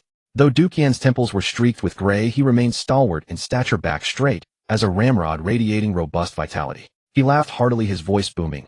Jinger, you know well enough. I despise occasions of that sort. Madame Qiao shook her head with a helpless smile and hurried over to fetch Qiao Jiaojiao. Qiao Jiaojiao had already slept her fill, and the jostling along the way fully roused her. Madame Qiao nestled her into Duke Yan's arms. Jiaojiao, come meet your maternal grandfather. Qiao Jiaojiao's eyes widened to their fullest. Wow, so this is my grandfather. He looks so young, nothing like a man in his 60s.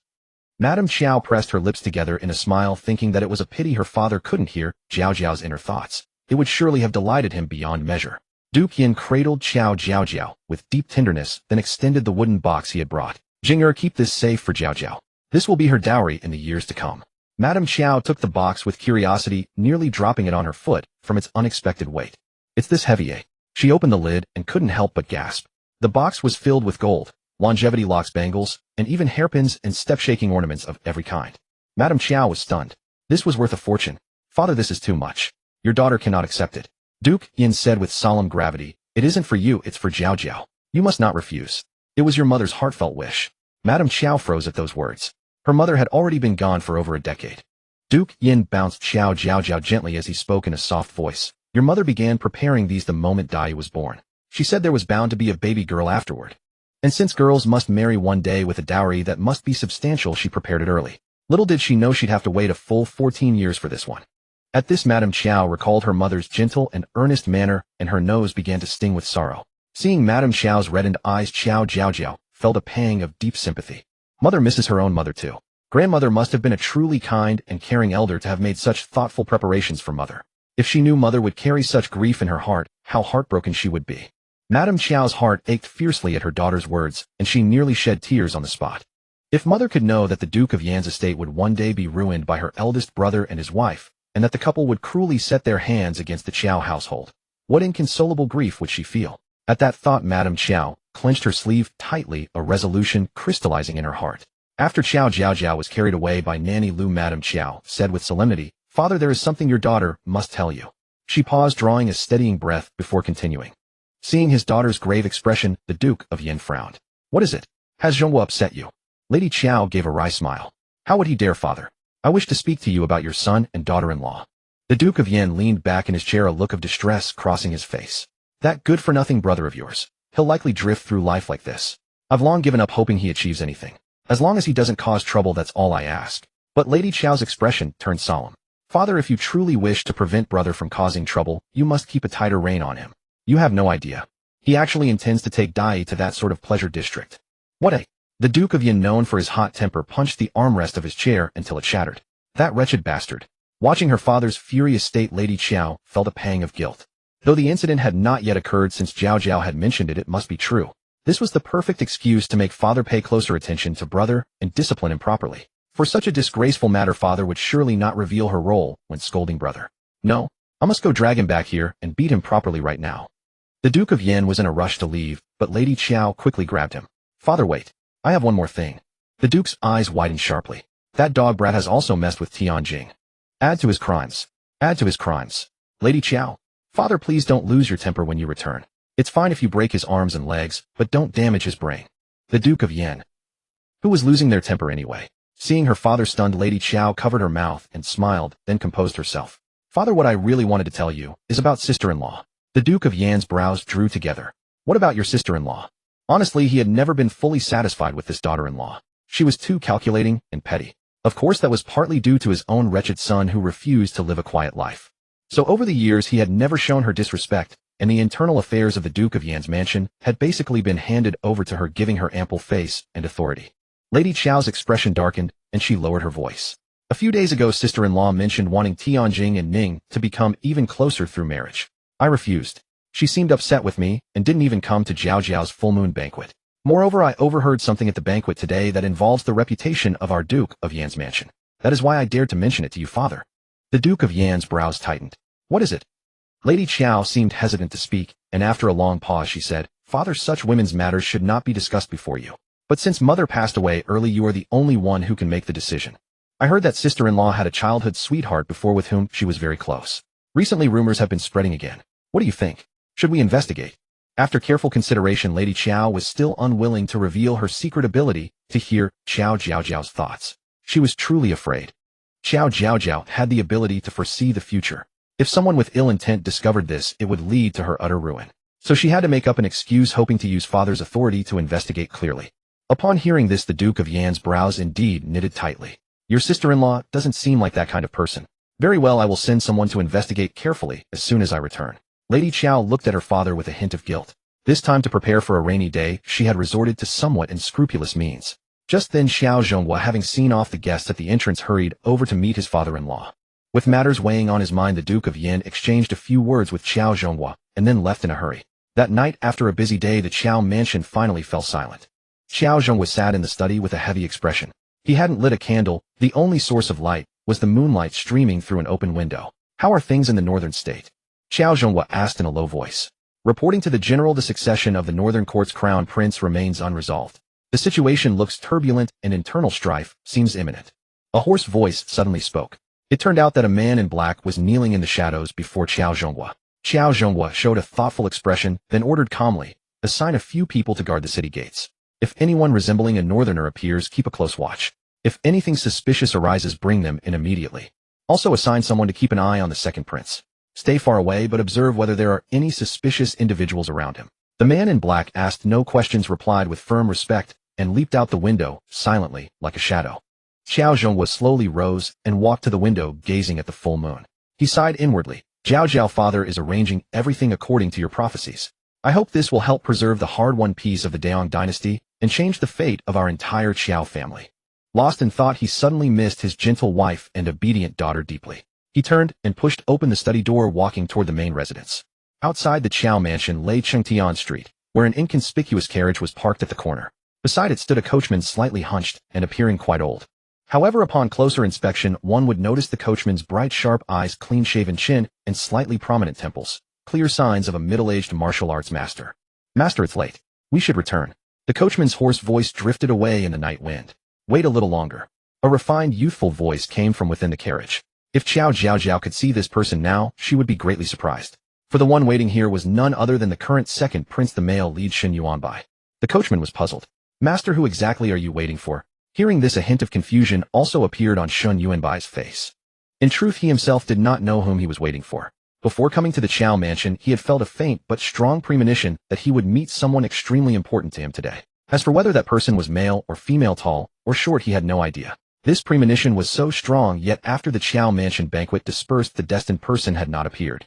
After about half a quarter hour, Qingtian Street was empty. Staying any longer would be too conspicuous.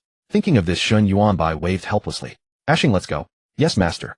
The coachman lightly jumped onto the carriage, and they drove away steadily. Shen Yuanbai leaned against the carriage wall, a trace of darkness overflowing in his originally cold eyes, his brows tightly furrowed. He had a strong feeling that he had lost something invaluable today. The days of infancy passed quickly, filled with eating and sleeping.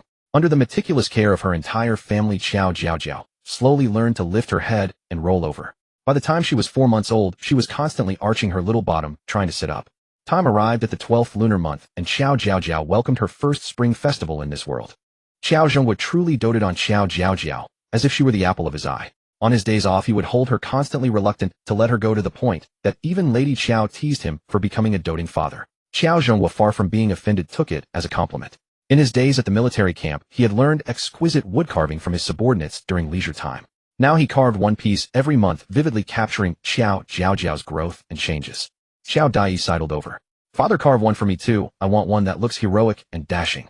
Qiao Zhonghua raised his foot and kicked him. Get lost. Haven't had enough beating. Qiao Dai shuddered at these words and complained resentfully. Father, why do you always hit me? Qiao Zhonghua snorted coldly. You're the only one in the family who's so tough-skinned. If I don't hit you, who else should I hit? Who told you not to learn properly and go to those pleasure quarters? Although this incident hadn't happened, yet it didn't stop me from beating you in advance. Lady Qiao approached, holding Qiao Jiaojiao, who was bundled up like a little ball. Seeing the father and son roughhousing again, she could only shake her head helplessly. Qiao Jiaojiao, however, burst into laughter at the scene. He doesn't second brother know. There's an old saying, the eldest is favored, the third is spoiled, but the second is the unlucky scapegoat. Qiao Dai. Profound. I want to hold little sister. Little sister is the one who truly understands me. As soon as Qiao Dai reached out, Qiao Jiaojiao was already snatched into Qiao Zhonghua's arms. Heavy snow fell in the capital during the 12th month. Qiao Jiaojiao wore a thick padded jacket and was wrapped in an outer white fox fur cloak, a powdered and jade-like little doll, as if carved from jade. Qiao Zhongguo presented the wood carving before Qiao Jiaojiao, like a treasure, making her eyes light up. Wow, wow, wow. So beautiful. It really looks like me. My father is so dexterous, his work is superb. Hearing this, Qiao Zhongguo was immensely pleased, beaming like a flower. He secretly resolved to carve hundreds more for Jiaojiao. As dusk fell, the family sat in the room heated by the underground flue, took off their heavy outer garments, and chatted about everything under the sun, enjoying a harmonious and joyful atmosphere. Qiao Jiaojiao stared at the sumptuous dinner on the table, unable to hold back her drool. Boo-hoo, roast chicken, steamed duck, suckling pig. Wait for me, I'll grow up soon. Hearing Qiao Jiaojiao's inner thoughts, the family members couldn't help but laugh, yet they were afraid to reveal their awareness to one another. Thus Qiao Zhongguo pretended to pour wine. Lady Qiao bent her head to adjust Qiao Jiaojiao's hair. Qiao Tianjing covered his mouth with a feigned cough, and Qiao Dai leaned down to search for something under the table. Qiao Jiaojiao looked at everyone, suddenly becoming busy. Crackling. Amid the festive sound of firecrackers, the family, brimming with 800 shrewd minds, finally burst into hearty laughter. Qiao Jiaojiao wasn't afraid of the firecrackers at all. She bounced excitedly in Lady Qiao's arms, babbling loudly. At that moment, even her eyes grew a little moist. This was the warmth and reunion she had never experienced in her past life, without parents. So comforting to the soul. On New Year's Eve, the tradition was to stay up all night. Qiao Jiaojiao was still young, and soon couldn't hold on, falling fast asleep in Lady Qiao's arms. When the watchman's clapper sounded at midnight, the Qiao family, as if by unspoken agreement, made the same wish: may their Jiaojiao have a smooth life with peace and joy. On the third day of the new year, Qiao Zhongguo took the whole family to the Yangwu Duke's mansion to pay a New Year's call. This was Qiao Jiaojiao's first visit to the Yangwu Duke's residence. The Duke himself, upon hearing the news, waited at the entrance early. The moment he saw Qiao Jiaojiao, the Duke's eyes curved with warmth, and he immediately took her into his arms. Jiaojiao, it's cold outside. Come inside with grandfather. With that, the Duke turned and walked away, leaving the rest of the Qiao family standing there. The Qiao family. Sister, brother-in-law, come in. Qiao Jiaojiao's sharp eyes immediately spotted her uncle, who was still a libertine despite reaching middle age. To be a playboy, one needed some capital, otherwise it was just hooliganism. Lady Qiao had once been the most beautiful woman in the capital. As her elder brother, the heir of the Duke naturally had exceptional looks. But after years of neglecting self-care, his prominent belly was indeed an eyesore. Lady Qiao asked politely, "Where is sister-in-law?" The heir's Wahang showed a trace of displeasure. She went back to her mother's house early this morning. She had originally planned to go tomorrow, but suddenly changed her mind. I really don't know what she's thinking. Lady Qiao understood. She had sent word of her visit just a moment ago, and her sister-in-law left right after. It seemed she was still angry with her. That was fine. Lady Qiao smiled faintly. This trip was solely to see her father. Wahang accompanied the three Qiao men in the main hall for conversation, while Lady Qiao followed the Duke into the inner chamber. She looked up and saw that Qiao Jiaojiao was already clutching a large red envelope. Father Jiaojiao lacks nothing. You don't have to be so generous every time. Lady Qiao chided gently. The Duke's eyes widened. This is this old man's heartfelt gift as her grandfather. How dare you, as her mother, meddle? He turned back to look at Qiao Jiaojiao in his arms, even his voice turning syrupy. Good Jiaojiao, don't listen to your mother. Keep it well. This will all be our Jiaojiao's dowry. Qiao Jiaojiao clutched the red envelope, her face flushed with excitement. Thank you, my handsome, charming, and generous grandfather. Boo-hoo, this red envelope is really thick. Lady Qiao helplessly rubbed her forehead. Neither she nor her husband cared much about material possessions, but Jiaojiao turned out to be a little money grubber. Qiao Jiaojiao played in the room for a while, but after the bumpy ride earlier, she began to feel drowsy again. Seeing this, Lady Qiao asked Nurse Lu to take Qiao Jiaojiao to the adjacent warm room for a nap. When he saw that no one else was around, the Duke suddenly spoke up. Jinger, that matter is indeed quite suspicious. Lady Qiao had been about to ask about it, but her heart skipped a beat at his words. The last time she mentioned her sister-in-law's childhood sweetheart, her father said he would look into it.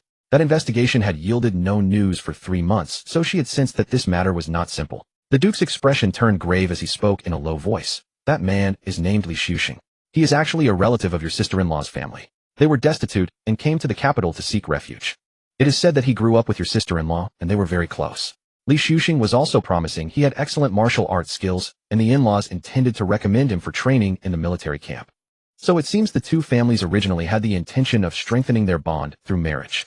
The trouble started when your elder brother took a fancy to your sister-in-law. After our two families settled the betrothal, the Li Xuxing family vanished without a trace. Hearing this, Lady Qiao's heart sank. She knew that her sister-in-law had been very happy when she first married into the Duke's mansion. So it seemed she was also satisfied with this marriage. Could it be that the sister-in-law's family, in order to successfully secure the marriage with their Duke's mansion, drove the Li family away? Or thinking darker, could it have involved a loss of life? What Madame Qiao could surmise the Duke of Yin naturally did not overlook. I sent men to inquire at the Li family's ancestral home. Since arriving in the capital, they have never once returned. Over these past months, while I had men conduct discreet searches using portraits by sheer coincidence, we stumbled upon some traces. The Li family once made their living here, selling tofu pudding. At the street corner of Gudian, there is a tofu stall run by an old woman with a crippled leg who bears a striking resemblance to Li Shuxing's mother.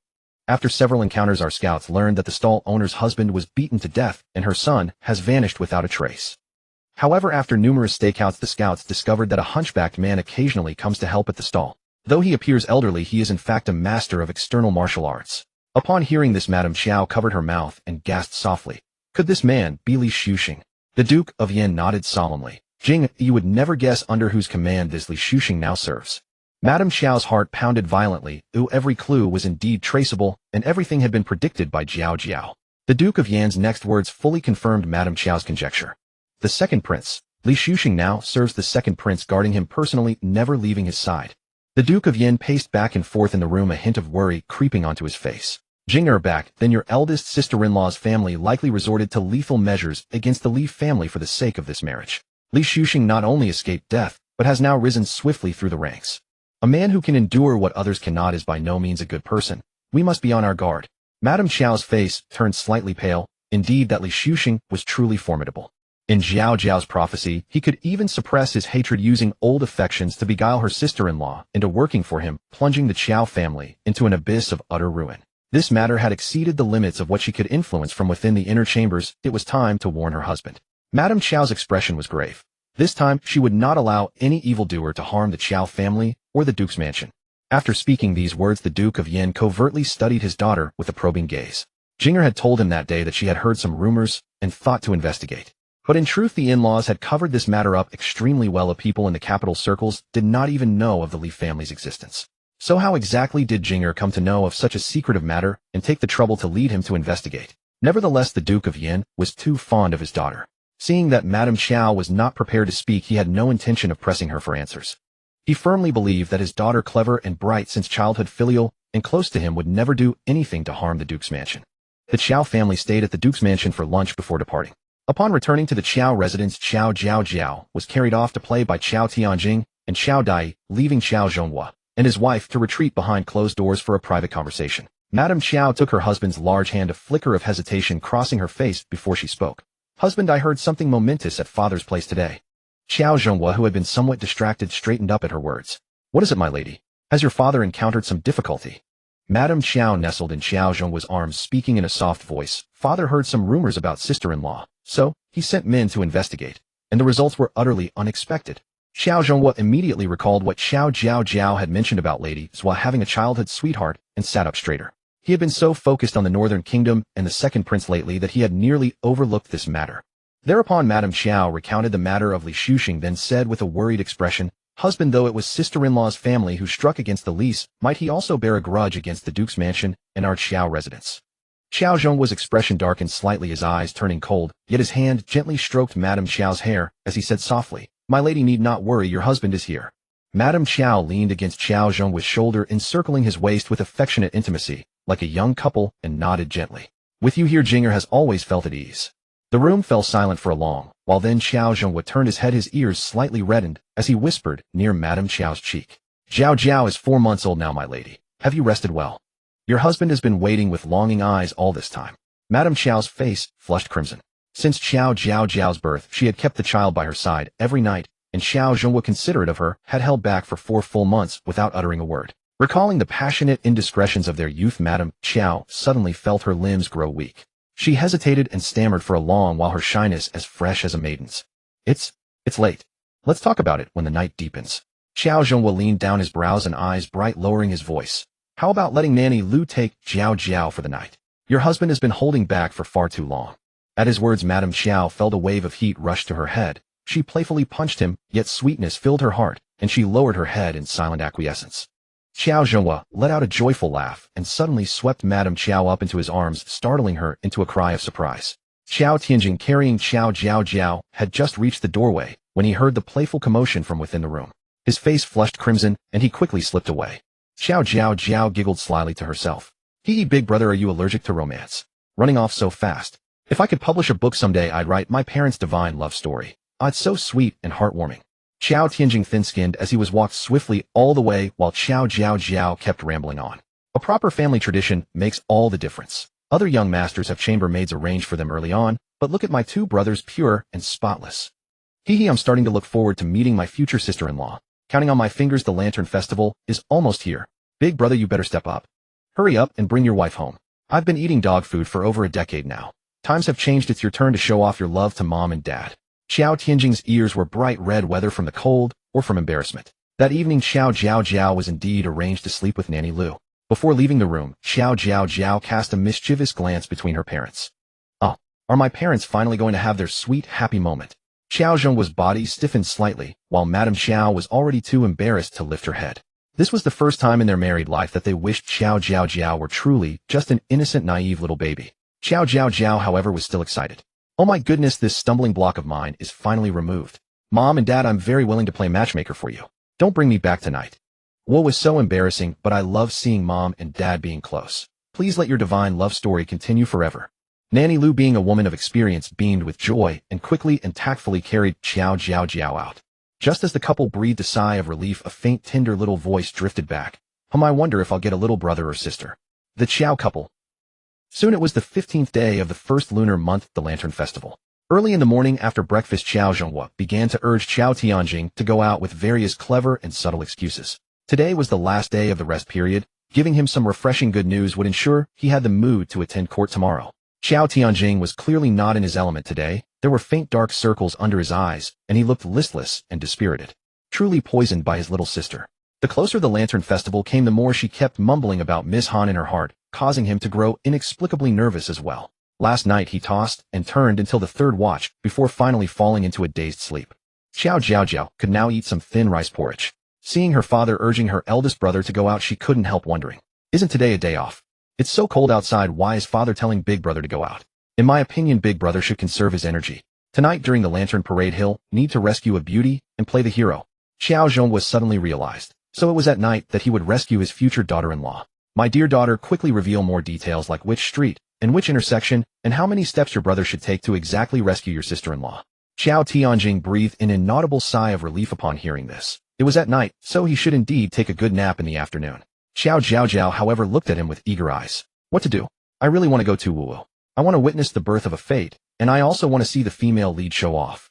Tonight's Lantern Parade is so lively. I heard that some building is holding a grand couplet competition, and the female lead will shine brilliantly, and her highlight moment will be seen by the male lead. I also want to join the fun. Can big brother and second brother take me? Oh, I hate that I can't talk. Qiao Jiaojiao excited babbled and shouted, accidentally knocking over the spoonful of porridge that Lady Qiao was handing her. Qiao Jiaojiao. Well, mother, I'm sorry, I didn't mean to be disobedient. I also want to go to the Lantern Festival. Too eager to go. Lady Qiao was not angry. She patiently wiped Jiaojiao's soiled arm, gently kissed her forehead, and was already considering the feasibility of letting Jiaojiao go out. She really couldn't bear to confine Jiaojiao since her desire to go out was so strong. The eldest son would be busy rescuing Miss Han, so he probably wouldn't have a free hand to look after Jiaojiao. The second son was still unsettled and too rough. If he hurt Jiaojiao, that wouldn't do. Either let my husband. Mother, little sister is a bit older now. Can I take her out tonight to see the sights? Xiao Dai, after weighing the options, was pleasantly surprised to find that he was the best candidate to take Jiaojiao out. Reliable, gentle, caring, and highly skilled in martial arts. At these words, Qiao Jiaojiao excitedly pointed her chubby little finger at Xiao Dai and babbled loudly. Second brother. You're handsome and loving. Thanks to you, I'll soon see a world I've never seen before. Please continue to radiate your charming charisma and take me out. Xiao Zhong's brow furrowed sharply. What right did this little brat have to receive so much praise from Jiaojiao? But Xiao Dai was clearly getting carried away. Look how dazzling I am in my little sister's eyes. How could I disappoint her? So he stood up abruptly and said earnestly, Father, mother, rest assured. I swear on my life that I will take good care of little sister. Qiao Tianjing also couldn't bear to disappoint Jiaojiao, so he added, Father, mother, I will take care of little sister together with second brother. Qiao Jiaojiao immediately looked at Qiao Tianjing with excitement again. Oh, big brother is a divine assist. Qiao Zhonghua glanced at his wife, his eyes also carrying a plea. This matter ultimately required Madame's final decision. Qiao Jiaojiao swept her gaze around, then immediately turned to fawn over the ultimate decision-maker of the family. Wriggling her bottom, she awkwardly burrowed into Lady Qiao's embrace, looking up at her with big moist eyes. Ah, the most beautiful and kind-hearted mother in the world, please agree to let me go. Your adorable daughter is begging you. Aren't you softened at all? Only mother is good in the world. A child with a mother is like a treasure. Seeing Jiao Jiao flattering to the point of singing, Lady Qiao's brows curved, and she couldn't help but laugh. She gathered her embrace and relented. Go, I'll have some peace while you're gone.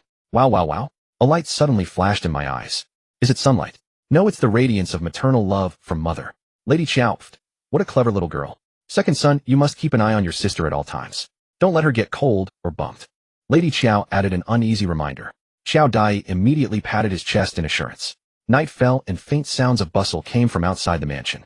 Qiao Jiaojiao was wrapped up in layers, wearing a tiger head hat, tiger head shoes, and a red fox fur cloak, curled up in a little ball, like a child attendant beside a bodhisattva. Lady Qiao couldn't help but leave several sweet kisses on Jiaojiao's face. Jiaojiao was immediately delighted and giggled loudly. Qiao Dai came in and picked up Jiaojiao, fondly weighing her in his arms. Little sister, second brother is taking you out to play. Going out to play. Lady Qiao watched the two, one big, one small, walk out briskly, feeling both joy and worry. At the front courtyard, Jiaojiao saw her eldest brother in white robes standing under a green pine tree with features like a painting, bright and noble. Qiao Jiaojiao immediately babbled loudly. That's it. Like this she'll surely be bewitched, haha. Qiao Tianjing trembled slightly, then immediately turned away, his face flushed. Little sister's mouth really is. Qiao Dai could only snicker slyly on the side. The three siblings boarded the carriage that had been prepared, which was warm and cozy inside with some soft, easy-to-eat snacks laid out. Nanny Lu followed in a carriage behind, ready to change Jiaojiao's clothes if she wet or soiled them midway. The lantern parade was arranged on the largest Putian street in the capital.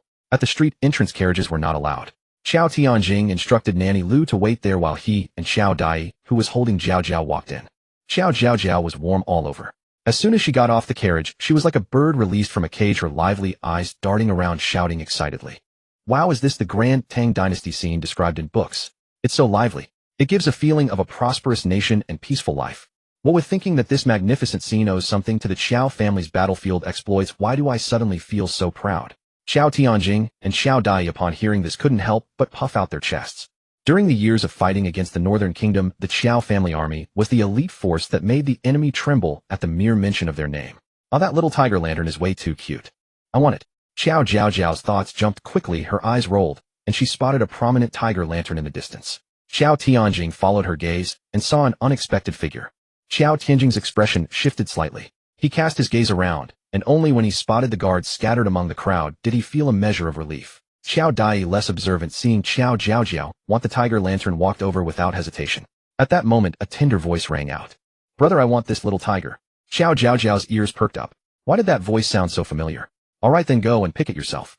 A warm, gentle voice drifted over instantly, awakening Qiao Jiaojiao's memory. It's the Crown Prince and that naive boy. As soon as Qiao Dai heard the words Crown Prince, he jolted. What? The Crown Prince is here too.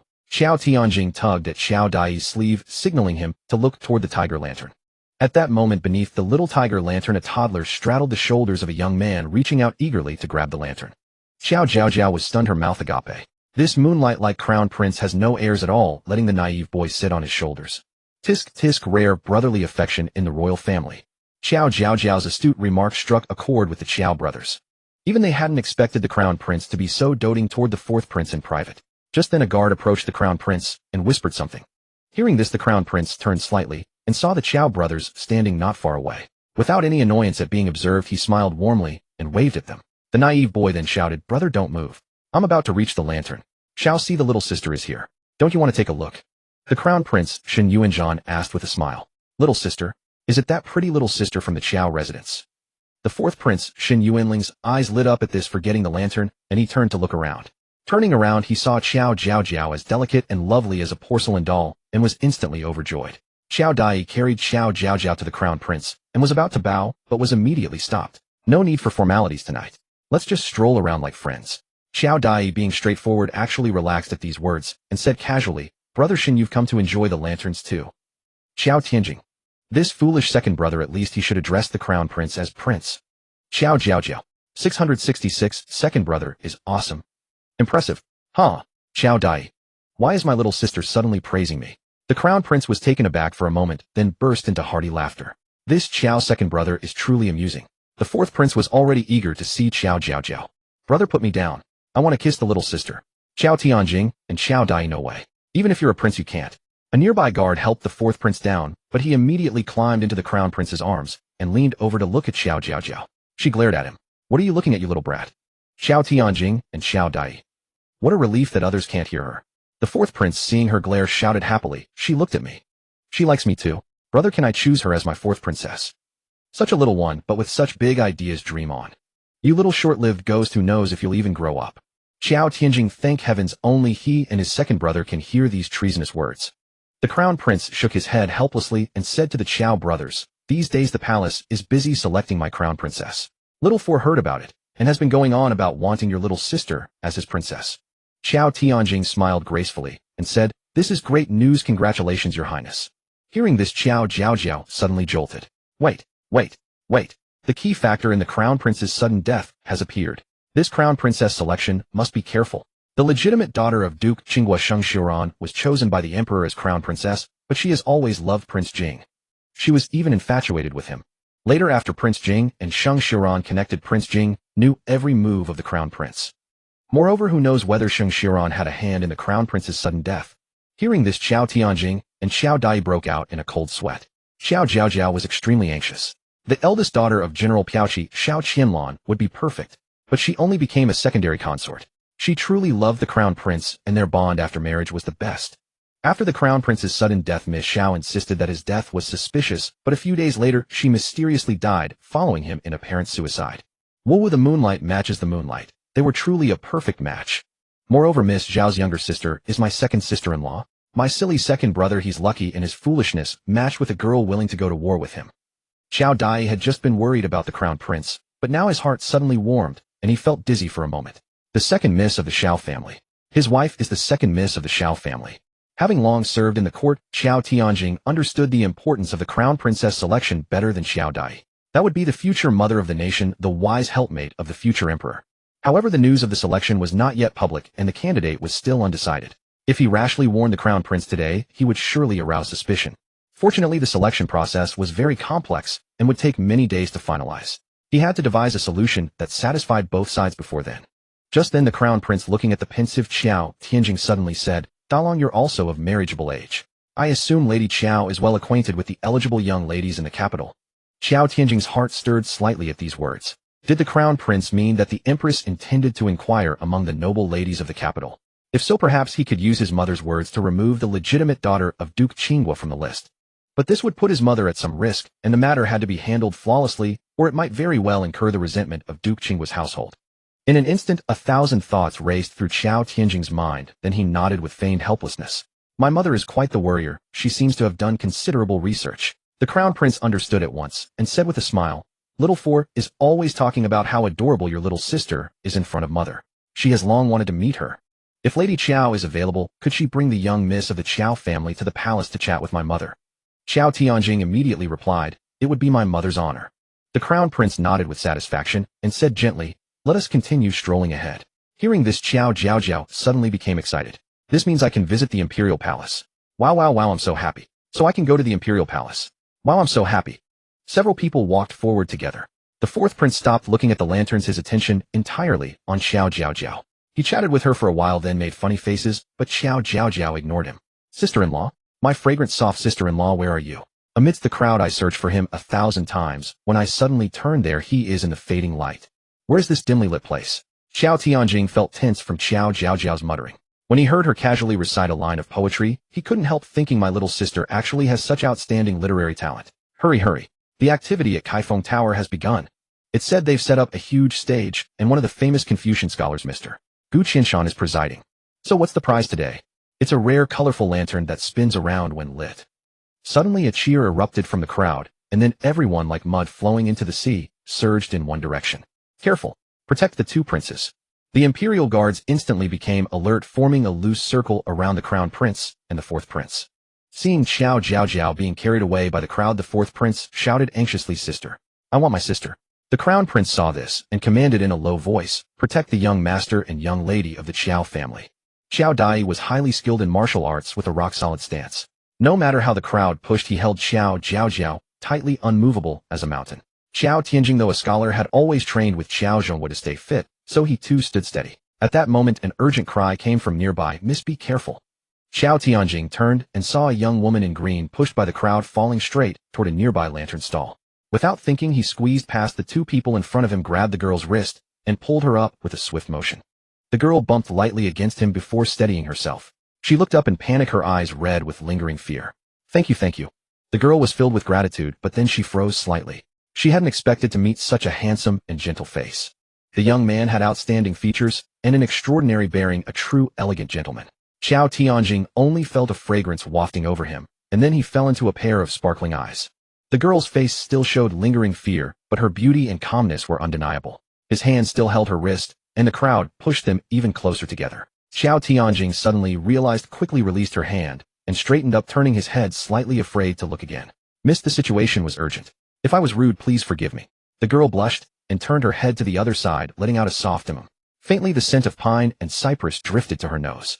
Qiao Jiaojiao's heart beat rapidly. He couldn't help searching for Qiao Jiaojiao in the crowd because he desperately wanted to know if this girl was Miss Han, whether she was his destined wife. As the crowd slowly passed, the space around them loosened. Qiao Jiaojiao, with sharp eyes, saw Qiao Jiaojiao standing face to face with a girl. Her throat tightened. Second brother, go over quickly and see if eldest brother has saved our sister-in-law. Qiao Dai, seeing that it concerned his eldest brother's lifelong matter, took big strides and reached Qiao Jiaojiao in a few steps. Qiao Jiaojiao looked up and immediately screamed, "Ah, sister-in-law, it's sister-in-law. Big brother, you didn't disappoint me. You really saved her." Although the hero saves the beauty trope is really cliché, I have to admit it's still so touching. This is what they call 1,000 miles of fate tied by a single thread. Big brother, look at how beautiful sister-in-law is. Oh, my silly brother, why are you standing there dumbfounded? Introduce yourself. Otherwise, how will she know it was you who saved her? Qiao Tianjing's ears turned red from his sister's blunt words. Qiao Dai, impatient, fearing that the sister-in-law his sister liked would slip away, directly asked, "Big brother, is this?" Miss Han came to her senses and hurriedly bowed. "Thank you, young master, for saving me." Seeing that the man's attire was unusual, Miss Han's maidservant immediately announced their identity. "Thank you, young master. My young lady is the daughter of the Vice Minister of Works." Knowing he had saved the right person, a secret joy surged within Qiao Tianjing. He bowed to Miss Han and said courteously, "Miss Han, it was no trouble at all. I am the eldest son of the Qiao family." The eldest son of the Qiao family. Miss Han's heart stirred slightly. There was only one Qiao family in the capital, and she had recently attended the full moon banquet of the Qiao family's young lady. Now, looking at Qiao Jiaojiao beside them, she indeed saw a hint of familiarity in her features. "So you are young Master Qiao. Thank you very much." The blush on Miss Han's face had not yet faded, and now it became even more noticeable. Because after returning from the full moon banquet last time, she had accidentally overheard her parents' conversation. It seemed that Madame Qiao's gaze toward her had intentions of marriage. Seeing the two lovers both blushing, Qiao Jiaojiao couldn't help giggling. Even heroes can't resist beauty's charm, Qiao Dai. The little sister knows too much. Why doesn't she enlighten him when he'll get to see the second young lady of the Qiao family? Although the Daong dynasty did not have strict restrictions between men and women, official young ladies still had to mind their manners and propriety in public. Knowing she shouldn't stay long, Miss Han bowed to Qiao Tianjing and Qiao Dai respectively. "Thank you again for your kindness, young Master Qiao. Farewell. Take care, Miss Han." Qiao Tianjing smiled and watched her leave. Qiao Jiaojiao looked at Miss Han's retreating figure, chuckled, and couldn't help worrying. "My thin-skinned big brother, you must hurry back and have our parents go to the Han residence to propose. If you're late, there will be more twists and turns." Qiao Tianjing's heart tightened at these words, and then Qiao Jiaojiao continued to spoil the plot. "Miss Han is very popular. While you hesitate, her parents might agree to someone else." Hearing this, Qiao Dai quickly signaled Qiao Tianjing with his eyes. "Big brother, you heard what little sister said, right? Tonight go home and tell our parents. If you don't, I will speak for you. You've even touched Miss Han's hand. You must take responsibility." Hearing this, Qiao Tianjing's cheeks burned, but he nodded with determination. His little sister was right. When there's a good girl, many families court her. Since he had set his heart on this girl, he should show responsibility and courage. At that moment, the crown prince approached from behind, carrying the fourth prince in his arms. He had clearly witnessed what had just happened. With a smile on his face, he said meaningfully, "It seems you are about to have a joyful event, Dalong. The Vice Minister of Works is upright and diligent, so this marriage is excellent."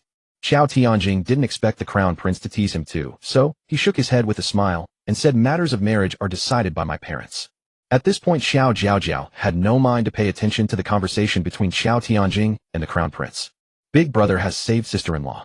The biggest task of the day is done. We should go join the fun. Woo, I really want to go see Kaifeng Tower. The female lead might be showing off crazily right now." Qiao Dai, hearing Qiao Jiaojiao's thoughts, suggested. Everyone just ran toward Kaifeng Tower. "Brother Shin, eldest brother, shall we go and take a look?" Qiao Jiaojiao immediately grabbed Qiao Dai's lapels tightly, her face excited. "Second brother really understands me. Could he be a mind reader?" Qiao Dai. "No thank you." The crown prince heard the address, Brother Shun, and couldn't help but curl his lips again. In this life no one had ever addressed him like that. It was quite novel. It was said that the second young master of the Qiao family was skilled in martial arts, but with such a straightforward temper, it was hard to tell how he would fare in military strategy. If he could inherit even a fraction of Imperial Censor Qiao's knowledge, he would surely become another fierce general of the great Yong dynasty. Then let's go together and have a look. The spring Imperial examinations are about to begin, and the capital is full of talented scholars. It should be quite lively. Since the Crown Prince had spoken, the group headed toward Kaifeng Tower. Qiao Jiaojiao looked around as she thought. Indeed, there are many talented scholars in the capital right now, but tonight all of them will be overshadowed by one person. Qiao Tianjing was surprised upon hearing this. Could Meng Gushue be that formidable? Qiao Jiaojiao continued her thoughts. After all, Meng Gushue possesses the crystallized wisdom of 5,000 years of Chinese civilization. Just casually reciting a few poems would be enough to stun everyone. Qiao Tianjing clicked his tongue in amazement. Although he had long known from his little sister that Meng Gushue was now a soul from another world, he had not realized that her origin possessed such profound cultural heritage. Better not let Prince Jing see such a radiant Meng Gushue, or they will really fall in love. Qiao Tianjing heard this and exchanged a glance with Qiao Dai, who both quietly took note. Soon the lantern-lit Kaifeng Tower came into view. The Imperial Guards surrounded them and quickly cleared a path through the crowd. Qiao Jiaojiao and her group took the opportunity to move to the front of the crowd. Before them was a temporary stage covered with red cloth with only a table, a chair, and a person. The person sitting in the chair had graying temples and a long beard reaching his Adam's apple, giving off the air of an old scholar. Beside him hung an exquisite couplet's first line, which no one had yet matched. Qiao Jiaojiao took one look and couldn't help but snicker. Just like a classic old-school romance novel, the classic couplet must have its place. Qiao Tianjing, highly learned, and once a renowned Tanhua, third place in the imperial examination in the capital, read the first line and raised an eyebrow with interest. The red paper read, Wangjiang Tower watching the river flow, atop Wangjiang Tower watching the river flow, the tower stands for ages, the river flows for ages. Alas, isn't this the famous eternal couplet of Wangjiang Tower? Well, for the female lead it's just 3 points. I remember the second line is Inyue while reflecting the moon's shadow, in Inyue while reflecting the moon's shadow. The well lasts 10,000 years, the shadow lasts 10,000 years. Haha, my memory is great. Qiao Tianjing savored it for a moment, then nodded in approval. Qiao Dai. What well and shadow nonsense, too pedantic, so boring. Where's the female lead? Let me see where she is. Qiao Jiaojiao's eyes darted around. Qiao Tianjing suddenly had a flash of insight. So the second line his little sister had just matched was exactly what Meng Gushue would answer. Meng Gushue wanted to use this to become famous, form a bond with the second prince, and then the two of them joined forces to destroy the Qiao family. How could such a good thing exist in this world? Thinking this, Qiao Tianjing signaled Qiao Dai to watch over Qiao Jiaojiao and quickly squeezed into the crowd. The crown prince noticed Qiao Tianjing's departure, but didn't think much of it. Meanwhile, the crowd below had been murmuring for a long time, but couldn't come up with a satisfactory second line. On the other side of the red stage, Meng Gushue, protected by several maids, was gleaming with confidence. Who would have thought that the perfect couplet that had the capital scholars scratching their heads? She happened to know the second line. But she was in no hurry to go on stage. She wanted to wait until everyone was at a loss, until Gu Qianshan announced that no one could match it, and then step forward like a heavenly maiden descending to earth. At that time, all the talented scholars in the capital would be awed by her literary talent. If she casually recited a few ancient poems, wouldn't they wholeheartedly hail her as the #1 talented woman of the capital?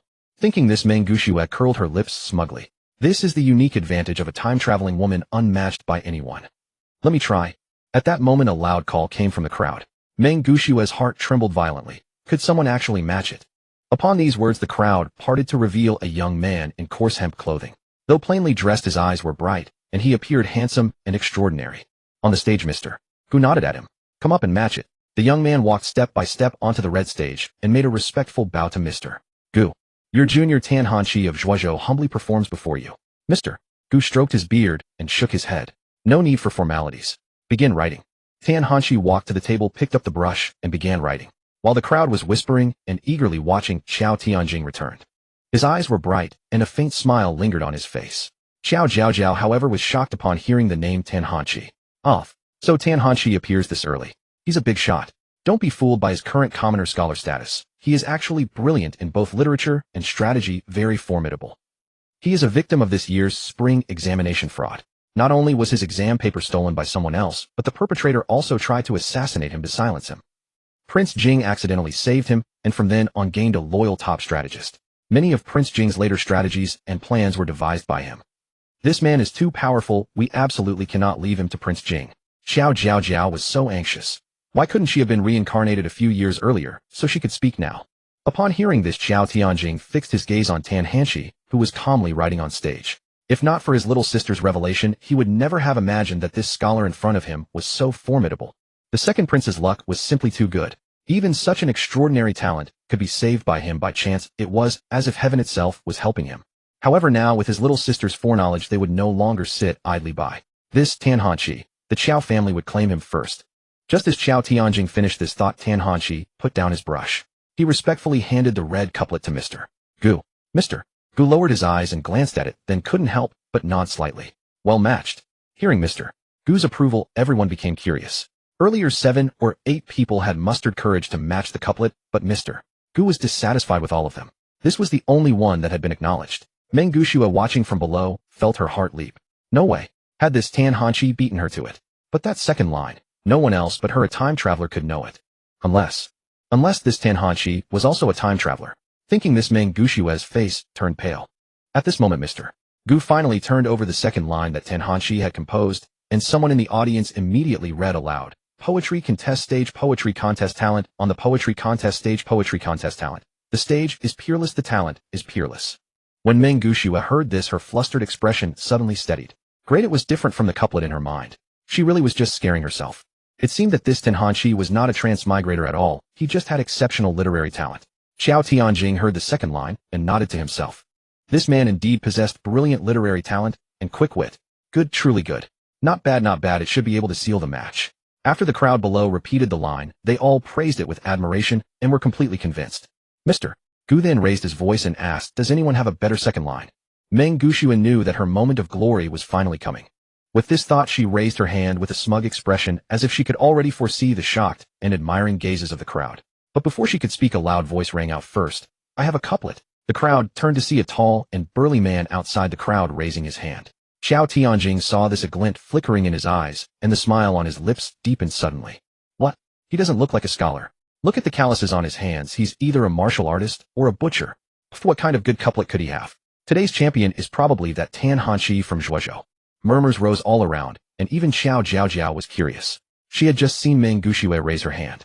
The man obviously heard the crowd's discussion. He curled his lips and said frankly, I'm just a butcher, I don't know anything about couplets, but a guest just gave me some silver and asked me to match the couplet. Hearing this, Meng Gushua was unimpressed. It was just a farce, as she would reluctantly wait a little longer.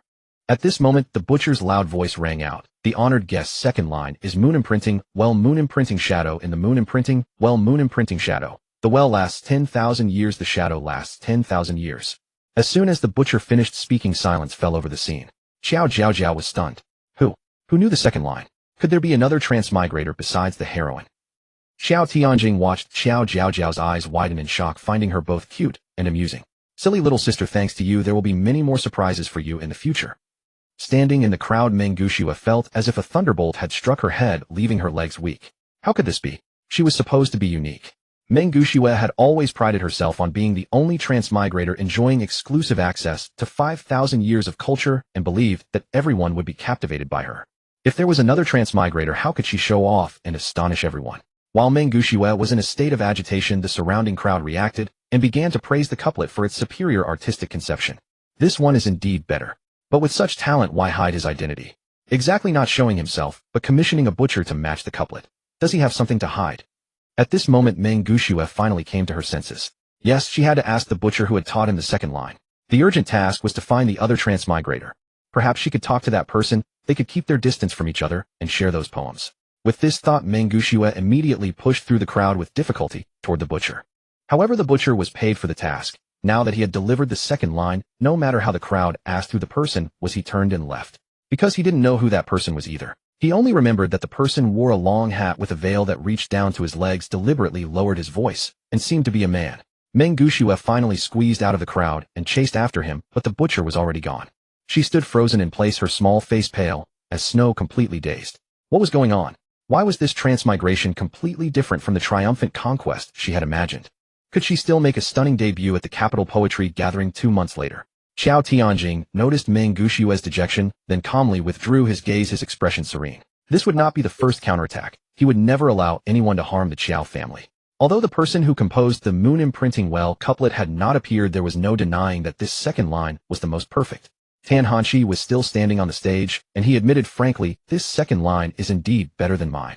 From then on there was no further dispute, and the anonymous person won the championship of the day. Listening to the crowd's praise for that couplet, Mangushua was filled with deep regret.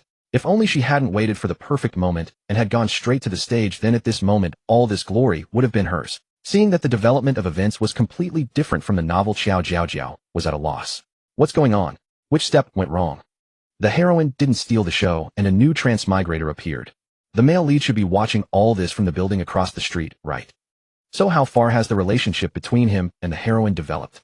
Qiao Jiaojiao had no idea that at the last full moon banquet, after hearing her thoughts, Lady Qiao deliberately had a maid lead Mangushua to the small garden in the back courtyard and only released her after the banquet ended. So the male and female leads didn't even know each other. Qiao Tianjing turned his head calmly, casting a seemingly casual glance at the Pearl and Jade Pavilion behind him. The Pearl and Jade Pavilion was the largest jewelry store in the capital. Why would the second prince be inside? Qiao Jiaojiao couldn't figure it out and gave up. The excitement is over, time to go back. Something is probably going to happen soon. Qiao Tianjing and Xiao Dai. What trouble? Why hasn't little sister mentioned this before? The crown prince and the fourth prince are still here. Nothing must go wrong. I recall it's the Northern Kingdom people who came. They wanted to contact Prince Jing, but his secret guards thought they were assassins, and the two sides clashed. Those Northern Kingdom people had no idea that the Pearl and Jade Pavilion was the stronghold of Prince Jing's faction, full of secret guards. They couldn't even get close. In my opinion, Prince Jing indeed has business acumen. This Pearl and Jade Pavilion not only makes a lot of money, but also has excellent information channels. After all, the customers are ladies and young misses from wealthy families, and it's common for them to chatter and reveal some little secrets. Over time, Prince Jing has come to know many secrets and weaknesses of officials. Look at the time, it's probably about to happen. Maybe I should slip away to the restroom. Qiao Jiaojiao had already planned that after watching the excitement, she would pretend to need to pee and her two brothers would hurriedly take her home. Qiao Tianjing. Little sister, you really know how to think. Xiao Dai. Little sister, you really can do it. Xiao Dai already felt a warm and wet sensation on his arm. Qiao Jiaojiao twisted her body shyly, her face flushing crimson. Helpless, she could not speak, so she had to resort to this clumsy method. Wait a little longer.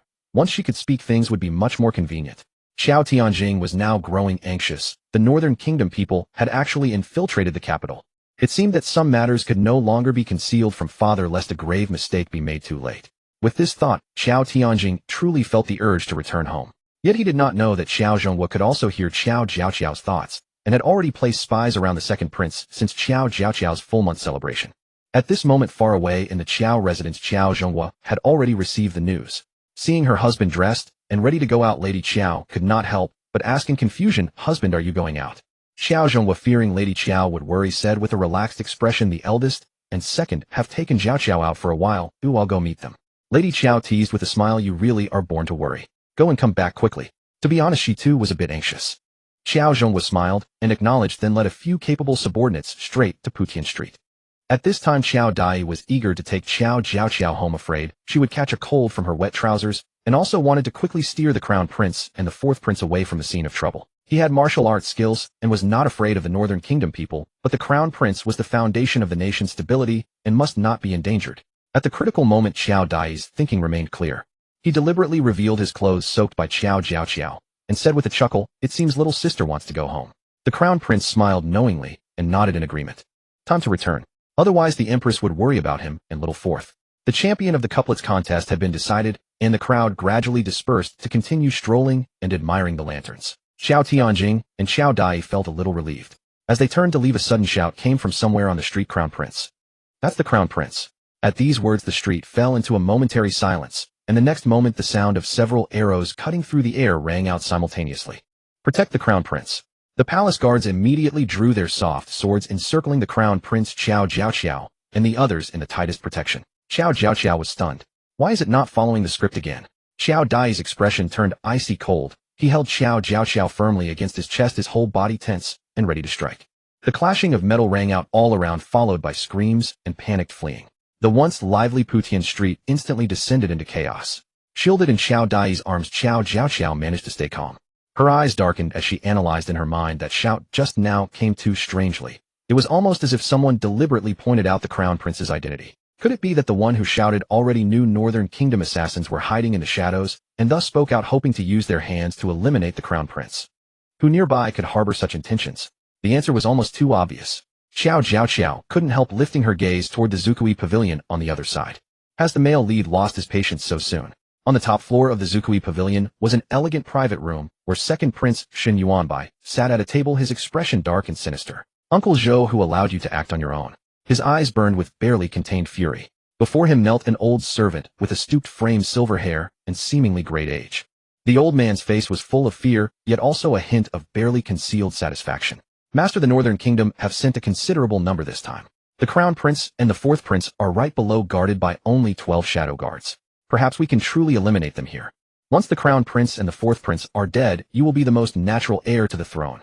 Then you can wield life and death and avenge the princess. Hearing this, Shen Yuanbai rose in fury. Uncle Zhou, I know you are eager to avenge my mother, but have you considered that this is the very foot of the imperial city? Reinforcements will arrive soon. If these Northern Kingdom people are captured and confess the purpose of their mission, will Father tolerate me?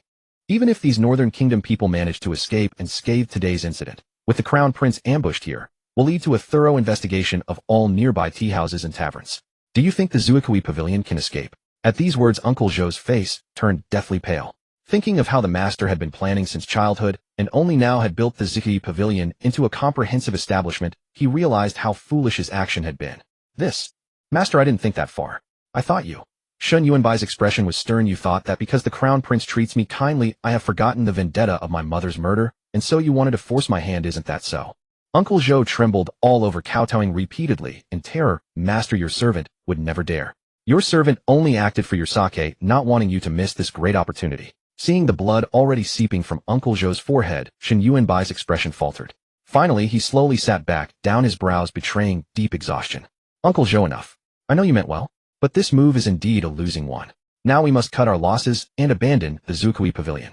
Uncle Zhou's heart was filled with regret. He still clung to a sliver of hope. Master, let's wait and see.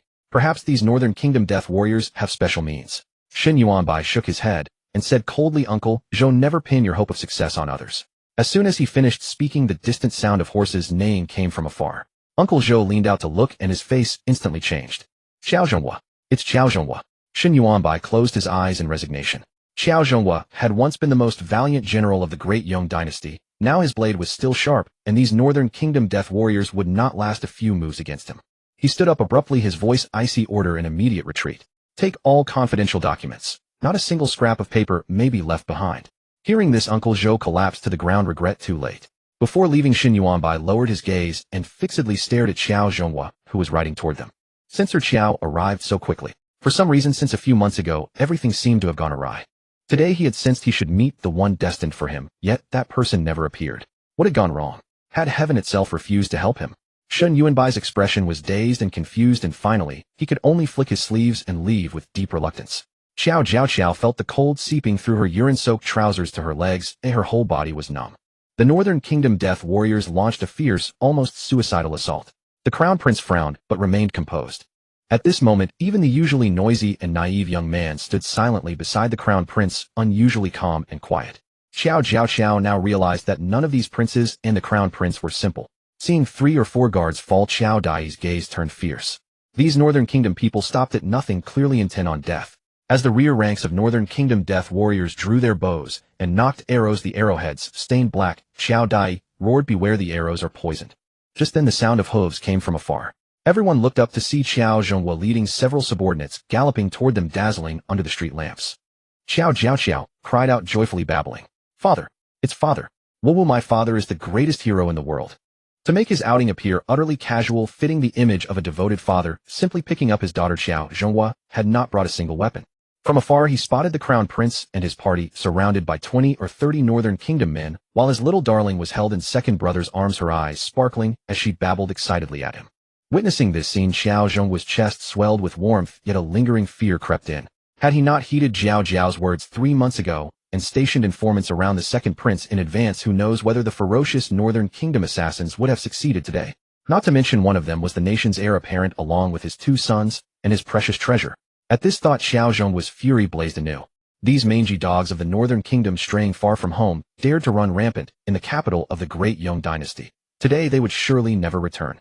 Qiao Jiaojiao galloped forward without pause, and as he passed a stall of festive lanterns, he yanked out, with a forceful tug, a bamboo pole as tall as a man and as thick as an adult's arm. He turned to the Qiao family guards beside him and commanded, "Quickly notify the Imperial Guard." "Yes." The guard acknowledged the order, immediately reined his horse around and galloped off with crisp, disciplined precision. Qiao Jiaojiao charged forward on horseback, roaring, "Qiao Jiaojiao is here. You northern whelps, surrender at once." Qiao Jiaojiao. Upon hearing that name, even the Northern Kingdom assassins drawing their bows could not help but shudder. The common folk of the Northern Kingdom today might not know any of their own generals, but they all surely knew this fierce general of the Yong dynasty. It was he who years ago breached the Northern Kingdom's borders, driving deep into their territory and nearly reaching their very capital. Had it not been for the old king swiftly offering Princess Yuliu in a plea for peace, the Northern Kingdom might well bear a different name today. Hearing of Qiao Jiaojiao's arrival, the crown prince's eyes lit up, knowing with certainty that today would end without peril. Qiao Jiaojiao wielded his bamboo pole with formidable force, and together with 5 Qiao family guards and 8 imperial guards, he swiftly scattered the Northern Kingdom assassins who had been gaining the upper hand. Seeing the situation was beyond hope, those northern assassins acted decisively. Without even an exchange of glances, they bit down on the lethal poison hidden in their mouths.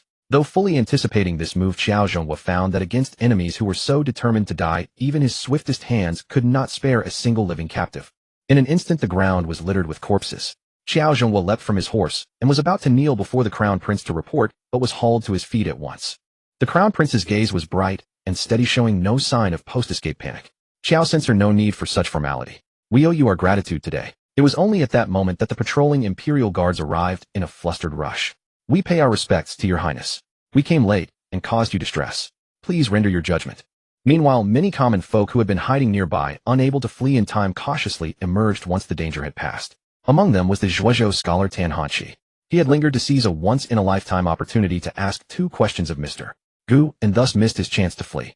Standing now on the sidelines, his face still bore traces of lingering fear, yet his eyes, fixed steadfastly upon Qiao Jiaojiao, shone with admiration. Folklore told that the former Jinbei general Qiao Jiaojiao was a man of towering integrity and unwavering loyalty, a true paragon for all patriotic men of the realm. Having witnessed him today, his valor and commanding presence, the legends were indeed not exaggerated.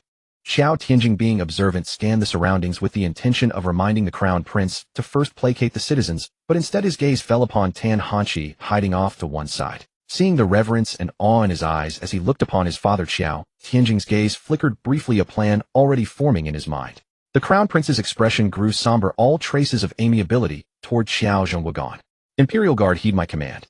The kneeling guardsmen stiffened in unison. The crown prince declared in a clear voice, "The matter of the northern assassins will be addressed later. For now, disperse the crowd and tally the casualties and damages. Report everything to me and compensate in full." At these words, the imperial guards were taken aback, and even the surrounding citizens looked on in disbelief. They would actually receive compensation. In the past, had they not always been left to swallow such bitter consequences themselves? Tan Hanqi, witnessing this, looked at the crown prince in astonishment, musing inwardly, "So this is the heir apparent of our great Yong dynasty. If he truly loves his people this way, then he is indeed a blessing to the dynasty and a fortune to scholars like them."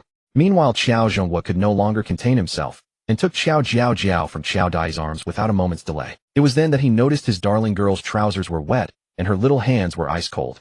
His heart ached at once. That wretched second brother, told to take good care of Jiaojiao, and this is how he does it. Qiao Jiaojiao immediately unclasped his outer robe and wrapped it entirely around Qiao Jiaojiao. The sudden warmth made her shiver, and she clung tightly to his chest. "Wow, father is so warm.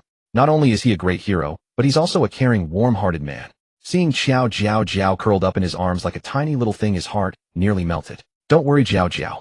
Father will take you home right away." Qiao Jiaojiao had warmed up considerably now, but she hadn't forgotten there was still one big matter at hand. With that thought, she extended her tiny finger, urgently pointing toward the Zhu Cui pavilion behind them. At this moment she wished she could speak. "Father, do you understand what I mean? Get the crown prince to send people to search the Zhu Cui pavilion.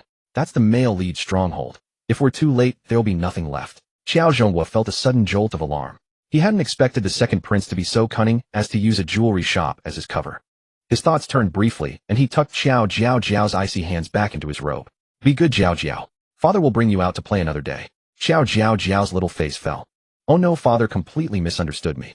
He thinks I'm just being playful." But the very next moment, Qiao Jiaojiao strode quickly to the crown prince's side and said in a lowered voice, "Your Highness, I find the appearance of these northern assassins rather suspicious.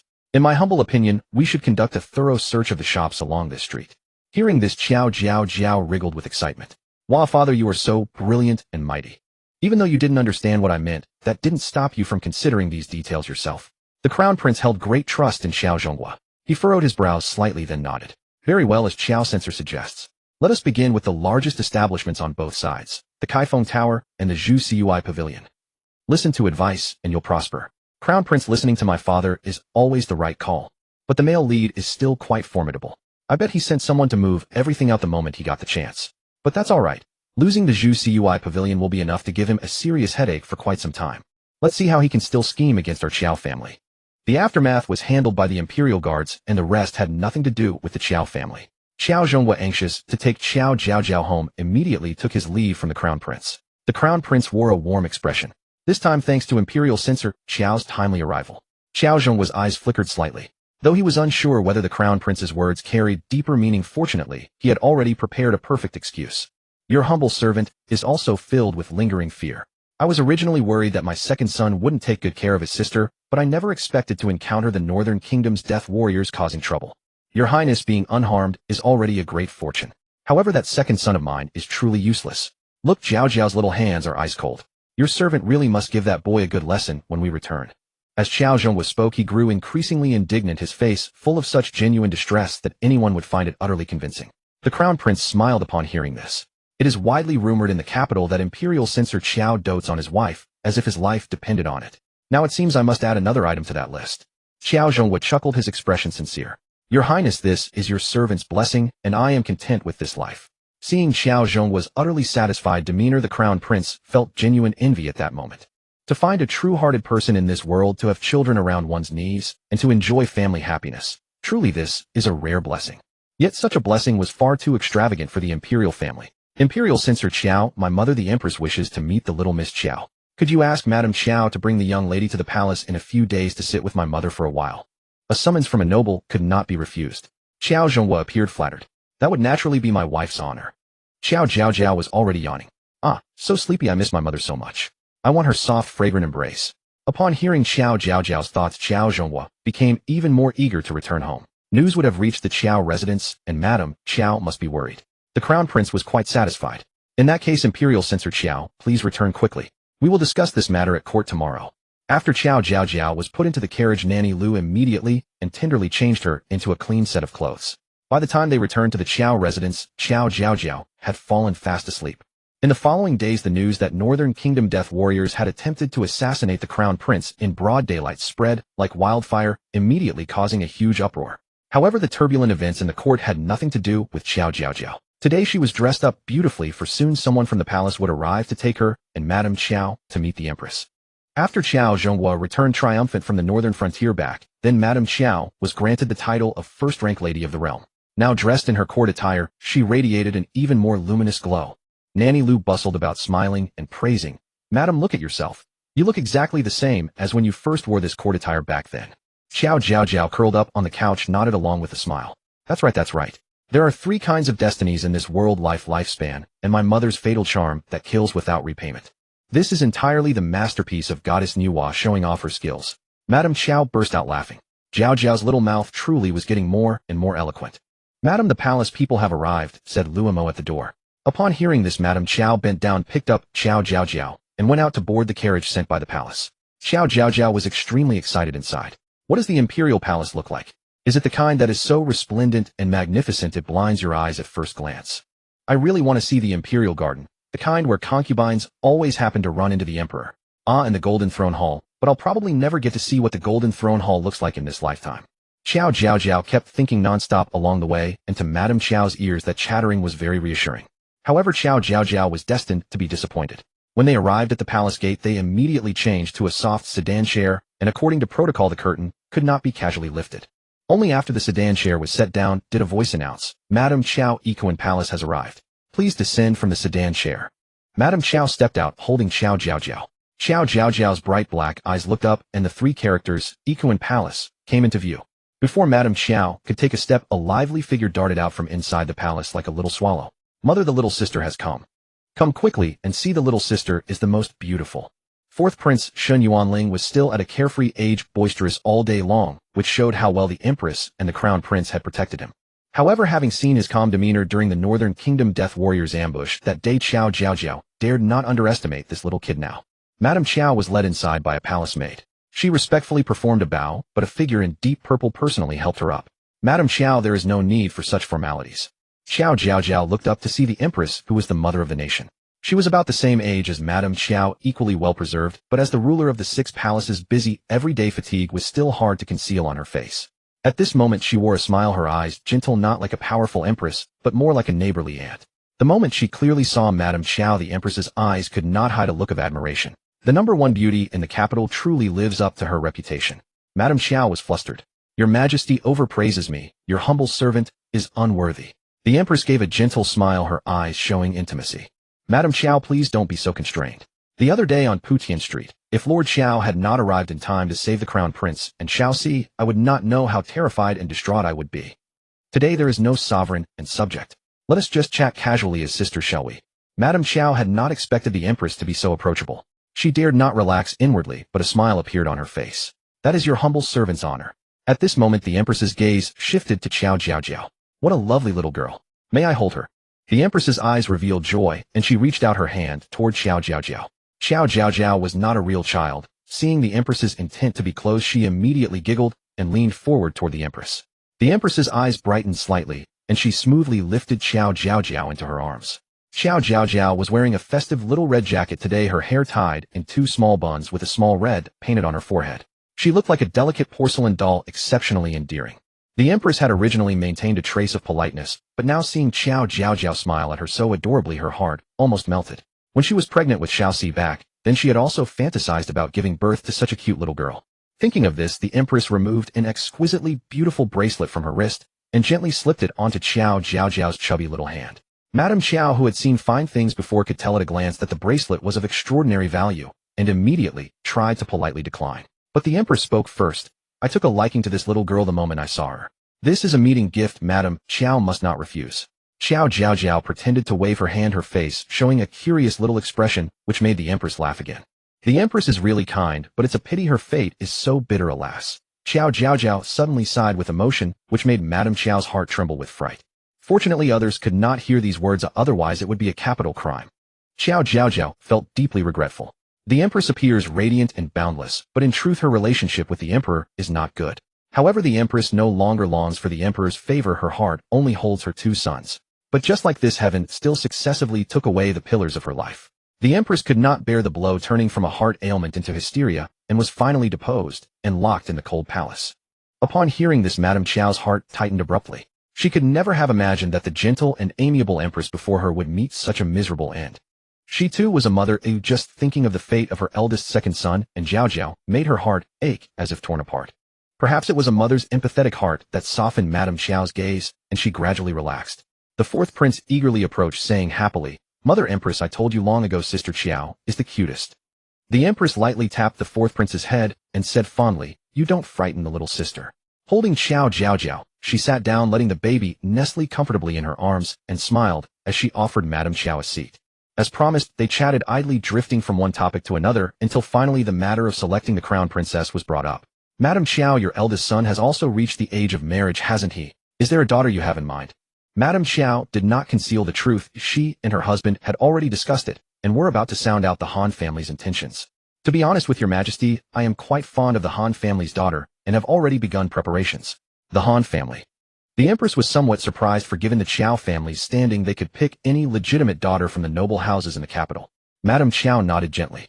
I saw Miss Han at Jiaojiao's full moon banquet. She was gentle and graceful, well-read and polite. Truly an excellent young lady. Qiao Jiaojiao immediately chimed in. That's right, I also like sister-in-law very much. The most important thing is that she and Big Brother are in love with each other, and even if our Qiao family collapses, she will still stay with Big Brother and never abandon him. Xiao Qianlan, the eldest daughter of the Xiao family, was also such a good woman, but unfortunately the empress did not know and finally chose Sheng Xiuran of the Qingwu Duke Mansion as the crown princess. This was truly a wrong move. Just then the empress also brought up the issue of the crown princess selection. Madame Qiao, to be honest, I as a mother am also anxious. The crown prince is 16 this year, yet the selection of the crown princess remains undecided, causing me great distress. Madame Qiao had already learned of this from Qiao Tianjing. That day Qiao Tianjing had come to her with a serious expression and said earnestly, Mother, the empress will soon summon you to the palace, and will likely mention the matter of the crown princess. I know it's a bit much to ask, but I hope you can subtly remind Her Majesty. The legitimate daughter of the Qingwu Duke is somewhat unsuitable and should not become the crown princess. As a woman of the inner chambers, Madame Qiao trusted her husband and son completely. She did not ask too many questions, but silently remembered. Now hearing Qiao Jiaojiao's inner thoughts, Madame Qiao finally understood that the Duke of Qing's daughter indeed had issues. With this in mind, she asked with concern, "Your Majesty, there are countless excellent daughters under heaven. Why are you so troubled?" The Empress sighed lightly. It was clear that today she genuinely wanted to hear some advice from Madame Qiao, so she did not hide her thoughts. "Because my opinion differs from His Majesty's. His Majesty favors the legitimate daughter of the Qingwu Duke mansion. I have met her once, and she is indeed virtuous and talented." Qiao Jiaojiao was startled. So it was the Emperor who favored Sheng Xiran. "But I prefer the daughter of the valiant General Miss Xiao." Madame Qiao did not immediately express her view, but asked gently, "Why does Your Majesty prefer Miss Xiao?" The Empress smiled slightly. "It's not that I favor Miss Xiao, but I know the Crown Prince. He will surely like her." She and the Emperor had no affection. The palace, though seemingly bustling, appeared to the Empress as nothing but a cold, desolate expanse. She did not wish for the Crown Prince to repeat her fate. At least within this vast palace he could have a true confidant. Hearing this, even Madame Qiao could not help but sigh, acknowledging the Empress's heartfelt intentions. Moreover, from Jiaojiao's words, it seemed that Miss Xiao was indeed the best choice. Qiao Jiaojiao was also somewhat moved. The Empress has a mother's loving heart. She truly considers the Crown Prince's welfare, and her judgment is excellent. The Emperor. Alas, could he have deliberately chosen Miss Sheng? The implication of this sentence was so profound that Madame Qiao could not even react at first. At that moment the Empress continued, "The Qingwu Duke mansion is indeed more prominent than the Xiao family. His Majesty probably considered this, and thus favored the Sheng family's daughter." Qiao Jiaojiao couldn't help but pout upon hearing this. What use is prominence? The biggest spring examination fraud in history is about to happen, and the Qingwu Duke mansion is involved. Daring to meddle even in the selection of national talents, the Qingwu Duke mansion is truly monstrous. Unfortunately, with the male lead's covert help, the Qingwu Duke mansion actually managed to extricate itself from this fraud case. Spring examination fraud. Madame Qiao's heart could barely take it. The news Jiaojiao revealed was more lethal than the last. The legitimate daughter raised in such a family could never become the future mother of the nation. Madame Qiao was filled with anxiety, but this matter was beyond her place to meddle. Yet thinking again, her husband risked his life for the Daong dynasty, her eldest son served diligently in the court, and her younger son was determined to serve the nation. As a wife and mother, how could she only care for her own small family and stand by idly while the position of crown princess and future empress was given to the wrong person? With this thought, Madame Qiao took a deep breath and said tactfully, "Your Majesty, I fully understand your feelings. The matter of the crown princess is not something I as a subject should meddle in, but as a mother we must be extremely cautious about our children's marriages. To be honest with Your Majesty, given the Qiao family's standing, we have many choices among the noble families in the capital when picking a daughter-in-law. But my eldest son has always been deep thinking. Therefore I do not hope for a daughter-in-law of high birth to add luster to the Qiao family, though I only wish him to find a soulmate to accompany him through life. A son works hard outside, toiling and exhausting his mind. When he returns home, having someone to share his thoughts and add warmth to the house. A couple talking together. That is the most precious scene." Madame Qiao spoke in a calm, unhurried tone. As soon as she finished, the Empress appeared lost in thought. Such a life was once what she had desperately yearned for. At this thought, the Empress had already made a decision. After speaking, Lady Qiao lowered her eyes respectfully. The Empress gazed at the graceful and gentle Lady Qiao, unable to suppress a flicker of envy in her heart. If she could choose, she would have preferred never to enter the palace as Empress. Love nurtures the soul, as evident from Lady Qiao's radiant state. A vitality no amount of bird's nest or ginseng could ever restore. The fourth prince had been desperately trying to cheer up Qiao Jiaojiao just moments before. Now noticing the familiar look of desolation on the Empress's face, his smile froze abruptly. Though young, he understood far more than he let on. Qiao Jiaojiao also sensed the Empress's sorrow. Gathering her courage, she reached out and gently poked the Empress's chin. The Empress tilted her head down in confusion and saw Qiao Jiaojiao, flashing her a sweet smile. "Your Majesty, if you keep men out of your heart, your swordsmanship will naturally become divine. I'll strive to keep your naive and sweet persona intact next year, and then figure out the cause of the Crown Prince's sudden death. By then you can peacefully enjoy your life as the revered Empress Dowager, chatting with your close sisters in the inner palace, and even keeping a few male companions. Wouldn't that be a wonderful life?" "Lady Qiao, what treasonous words is Jiaojiao spouting?" The Empress could not hear Qiao Jiaojiao's thoughts, but seeing her innocent and pure smile, she felt her heart heal somewhat. "Lady Qiao, your daughter is truly lovely. I almost hate to let her go home." Seeing that the Empress no longer mentioned the Crown Princess, Lady Qiao knew a decision had been made in the Empress's heart. She had done all she could. To press further would be inappropriate. If Your Majesty favors Jiaojiao, it is her blessing. The Empress ultimately still felt lonely. Lady Qiao immediately smiled and accepted the grace. When they exited the palace, it was already noon. Lady Qiao generally did not stay in the palace for meals unless necessary. The Empress, not wanting to make Lady Qiao uncomfortable, let them return home. Lady Qiao carried Jiaojiao down from the soft palanquin and spotted her husband and eldest son waiting at the palace gate from afar. Her brows curved into a smile as she quickened her steps to meet them. Having witnessed the lonely yet gentle Empress, Lady Qiao cherished her current life all the more. She decided to tell her husband about her ability to hear Jiaojiao's thoughts. Only then could they seize the initiative and better change their future, altering the fate of the Qiao family. That evening, Qiao Jiaojiao was taken away by Nurse Lu again. Before leaving, her mischievous gaze darted back and forth between her parents. This frequency is quite good, Qiao Zhonghua. Pretending not to understand. Lady Qiao. She had serious matters to discuss with her husband tonight, nothing like what Jiaojiao was thinking. As soon as they were alone in the room, Qiao Zhonghua immediately lifted Lady Qiao into his arms. Flustered and embarrassed, Lady Qiao said, "Wait, husband, I have something to tell you." Qiao Zhonghua still smiled gently. "We can talk just as well in bed." Lady Qiao. Would there even be room for her to speak in bed? "Wait, husband." Seeing Qiao Zhonghua's eager demeanor, Lady Qiao impulsively slapped his shoulder and blurted out, "Husband, I can hear Jiaojiao's thoughts." Qiao Zhonghua's steps halted abruptly. He looked at Lady Qiao in utter disbelief. "What? You can hear as well? You too?"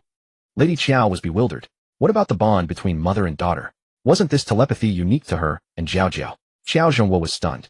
The exclusive little cotton-padded jacket he had envisioned turned out to have another layer, his wife. They stared at each other for a long while before Lady Qiao suddenly said softly, "So Qiao Zhonghua, you thought you were the only one who could hear, yet you chose to keep it from me. If I hadn't confessed today, were you planning to hide this for life?" Hearing this, Qiao Zhonghua's hair stood on end, a chill running down his spine. Only when his wife was furious or overwhelmed in intimacy did she call him by his name. "Hee, my lady, I feared startling you if I spoke of it." Qiao Zhonghua offered an ingratiating smile to Lady Qiao, an expression unlikely to be seen on his face by anyone else in this world. Lady Qiao snorted coldly, unconvinced. Seeing this, Qiao Zhonghua immediately sat her on his lap, pulling her into his embrace and coaxing her with soft words. "My lady, I truly did not mean to deceive you. It was simply that in Jiaojiao's prophecies their family's ending was too tragic. He could not bear for his wife to bear that burden." Lady Qiao's initial resentment soon passed. The reason she had waited until now to speak was the same. It was only because Qiao Jiaojiao had mentioned the imperial examination fraud case at the palace today, something so grave that Lady Qiao could no longer keep the secret. "Very well, I am not so unreasonable as to deny your intentions. I just never suspected you could hear as well. I detected nothing." Qiao Zhonghua found this amusing. "The same could be said of you, my lady." Upon hearing this, both couldn't help but laugh. But after the laughter subsided, they exchanged glances and simultaneously saw sorrow in each other's eyes. Since first hearing Qiao Jiaojiao's thoughts, Lady Qiao had lived in fear until today, when she finally allowed her eyes to well up with tears. "Husband, we will all be all right, won't we?" Qiao Zhonghua pulled his wife closer, his heart aching for her. With firm determination he said, "My lady, do not be afraid. I will protect you both and safeguard this family." Tears flowed uncontrollably down Lady Qiao's cheeks, yet she nodded firmly. They spoke softly for a long while before sharing the information they had each gathered from Qiao Jiaojiao. When Qiao Zhonghua learned that Lady Qiao had prevented Meng Guxue from meeting the second prince, joy surged within him. "My lady, you are so clever." Flattered, Lady Qiao grew shy. It was merely a small effort. Qiao Zhonghua adored his wife, and having no secrets to keep, recounted everything concerning the second prince. Finally, all information converged on the impending imperial examination fraud case. Upon hearing this, wrath surged through Qiao Zhonghua. That old wretch Sheng Qishan. How dare he? The court selects talent to find pillars who serve the country and its people. Yet Sheng Qishan dares to plot such deceit in this matter, striking at the very foundation of the Daong dynasty. If the second prince wishes to protect the Sheng family, I shall certainly not let him have his way. Qiao Zhonghua's expression turned grim. Armed with Jiaojiao's precognitive abilities, they had seized the initiative. Now was the time to dismantle the second prince's faction while he was still weak. Lady Qiao gently smoothed her husband's qi. Seeing him ponder state affairs, she did not disturb him, instead quietly planning matters within the inner quarters. The eldest son's marriage should be settled. The next day, after returning from court, Qiao Tianjing was summoned by Madame Qiao. "Mother." He arrived still in his official robes, a gentleman of upright demeanor with features as delicate as a painting, already of an age to marry. Qiao Jiaojiao, already aware of Madame Qiao's plan, sat nearby with a mischievous grin. Madame Qiao pulled Qiao Tianjing to sit down and said gently, "Eldest son, what do you think of that Miss Han I mentioned to you last time?" At these words, Qiao Tianjing's face immediately flushed. What mother has chosen is naturally the best. Madame Qiao was not satisfied with this answer. She smiled and asked, "I'm asking for your own opinion." Qiao Jiaojiao couldn't help but giggle. Brother's face is as red as a monkey's bottom. Qiao Tianjing felt his face burn even more. I am naturally pleased as well. After speaking, unable to bear Qiao Jiaojiao's gaze, he abruptly stood up. Mother, there are still official matters to attend to. I'll take my leave. Everything is as you decide. Seeing her eldest brother flee in embarrassment, Qiao Jiaojiao rolled on the couch laughing. Madame Qiao acted swiftly. That very afternoon, she asked Lady Yang, wife of the Minister of Works, to sound out the Han family's intentions. Lady Yang and Madame Qiao had been close confidants since their maiden days. In the capital, when prominent families wished to arrange a marriage, the groom's family would typically invite a noble lady to inquire of the bride's family on their behalf. This was to show respect to the bride's family, and also to avoid direct contact between the two sides, which might lead to gossip and turn a potential marriage into enmity. Lady Yang was delighted to go on this errand for Madame Qiao. In the afternoon, she sent a visiting card to the Han residence. Since Lord Yang was Lord Han's direct superior, Lady Yang received a warm welcome at the Han mansion. Lady Han could not fathom Lady Yang's purpose and feared that her husband had offended someone again, causing trouble for the minister. She was quite anxious. Lady Yang, being easygoing, saw Lady Han's unease and quickly stepped forward to take her hand. Sister Han, I come today with great news to share with you. Lady Han was momentarily bewildered. It was already fortunate that her husband hadn't offended anyone with his blunt tongue. She dared not dream of good news. Lady Yang smiled mischievously. I hear your daughter Miss Han is gentle, intelligent, and well-mannered. Could I have the pleasure of meeting her? Lady Han's heart leaped. Was Lady Yang here to propose a match? For which family? In truth, she had been considering her daughter Xin'er's marriage. The wife of the Vice Minister of the Court of Judicial Review had hinted at a match, which seemed suitable, being of similar status. Nanny, go and fetch the young lady. Tell her there is an honored guest. The nanny, hearing this, hurried off, her heart pounding with excitement. Who could be important enough to have the minister's wife as a matchmaker? The young lady must dress carefully. Han Yaxian was practicing calligraphy in her room. Every stroke she made was forceful and deep, showing her hard work, but somehow the last stroke went awry. Han Yaxian set down her brush in frustration, her heart unsettled. Last night her mother had mentioned that she had been considering several families, and that Master Mo, son of the Vice Minister of the Court of Judicial Review, was the most suitable match, being of equal status. Han Yaxian knew that Master Mo was indeed the best choice, but in her heart, she felt a pang of bitterness, for she was painfully aware that the gap in status between her and that other person was far too great. Moreover, they had only met by chance. He had probably forgotten her long ago. Just as she was thinking this, Nanny Gu hurried in. Young lady, the mistress summons you to receive a guest. Han Yaxian was startled. Who has come? Nanny Gu, cautious, said solemnly. Young lady, it is the wife of the Minister of Works. At these words, Han Yaxian's face changed dramatically. Has father offended someone again? Nanny Gu quickly waved her hands. She knew some things should not be said before the young lady, but the matter was too important, so she couldn't help revealing. Young lady, Lady Yang specifically asked to see you. After a moment of stunned silence, Han Yaxian finally realized that Lady Yang had come specifically for her. As a young lady of the inner chambers, the only reason for Lady Yang's attention would be her marriage prospects. With a soft sigh, Han Yaxian turned and sat before her dressing table, saying to her personal maid, Chuanqi, help me change my hairstyle. Regardless of whom Lady Yang was matchmaking for, she represented the Han family's dignity and upbringing. They must not slight the honored guest. Chuanqi, skilled with her hands, soon had Han Yaxian beautifully dressed and adorned. She changed into a lake green long dress, her delicate features as beautiful as a piece of warm jade. When Lady Yang saw Han Yaxian, her eyes lit up involuntarily. The young lady was gentle, elegant, and pure, with clear eyes and poised demeanor, truly a rare and fine girl. Lady Yang stood up, took Han Yaxian's hand, and slipped a bracelet from her own wrist onto the girl's. Good child, truly a good child. After Han Yaxian withdrew, Lady Yang finally stated her purpose formally. Sister, to be honest, it is Madame Qiao who asked me to be the matchmaker. Their eldest son wishes to seek your daughter Miss Han's hand in marriage. Lady Han was taken aback. The Qiao family. Han Yaxian had not gone far, and her mother's startled exclamation reached her ears. She stopped abruptly, frozen in place. In that moment, joy, fear, and disbelief all surged within her, making Han Yaxian feel dizzy. Is it that Qiao family? Seeing Lady Han's incredulous expression, Lady Yang couldn't help but curl her lips into a smile. Don't blame Lady Han. Even she had been shocked when she first heard it from Madame Qiao. After all, everyone in the capital knew that the eldest son of the Qiao family was worthy even of marrying a princess. Lady Han was flustered. Lady Yang, this might be. She had felt that Madame Qiao's look at Sienna last time was meaningful, but the eldest Qiao son was so renowned in the capital that she dared not even think of such a match. Of course, Lady Han believed her own daughter was the best, but the disparity in social status was indeed too great. She worried that her daughter would have to endure snubs and live a life of grievance after marriage. Lady Yang saw Lady Han's concern and gently comforted her. Sister Han, do not worry. The Qiao family is sincere in wanting to marry your daughter. To be honest, Madame Qiao is my close friend, and she specially begged me to come and ensure this match is made. I know Madame Qiao's character well. She is gentle and kind, and will surely treat your daughter well. As for the eldest son, I have watched him grow up, his conduct is unparalleled, and everyone who meets him praises him. As for your concern about family status, Madame Qiao specially instructed me to tell you that the Qiao family has never cared about such things. If Miss Han marries into their family, she will be cherished as a daughter.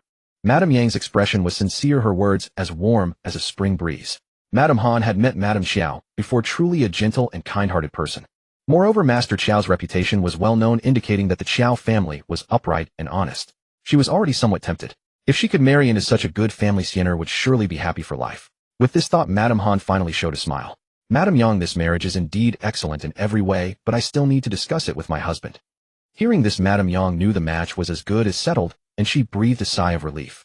Hejing had put great pressure on her, insisting on this Han daughter-in-law. Now she had not failed her trust. That's only natural. If you and Master Han decide, please give me a definite answer as soon as possible. They are waiting for my news. Madame Han agreed immediately. After seeing Madame Yang off, she went straight to find Han Yaxian. Seeing her daughter's reddened eyes, Madame Han was startled and quickly pulled her into an embrace with concern. Xian'er, what's wrong? Han Yaxian looked up nervously, her heart a tumult of emotions. Finally, she mustered her courage and asked, Mother, Madame Yang. Madame Han patted her shoulder, a hint of joy unable to hide in her eyes. Xian'er, Madame Yang came as a matchmaker on someone's behalf. The family is the Qiao family of Censor Qiao, and it's the eldest son of the Qiao family. Upon hearing this, Han Yaxian's heart trembled sharply. That handsome face surfaced in her mind once more, now clearer and more tangible than ever. She could no longer hold back and wept tears of joy on her mother's shoulder. Madame Han was startled. Han Yaxian had always been sensible and rarely shed tears even in front of her. Thinking this, Madame Han quickly asked, Xian'er, why are you crying? Are you unwilling? If you don't want this, I'll refuse them right away.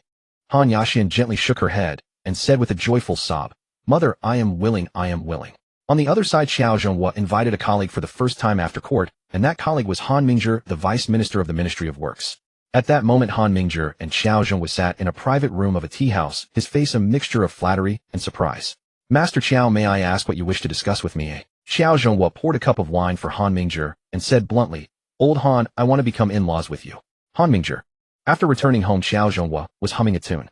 Madame Qiao had not yet received word from Madame Yang, but seeing her husband so pleased, she couldn't help feeling a surge of joy. Husband, is it done? Qiao Jiaojiao raised his brow proudly. When I personally take charge, how could it not be done? Qiao Jiaojiao was nearby. Ahem, I don't suppose my father beat up Master Han and forced him to sell his daughter. Qiao Jiaojiao.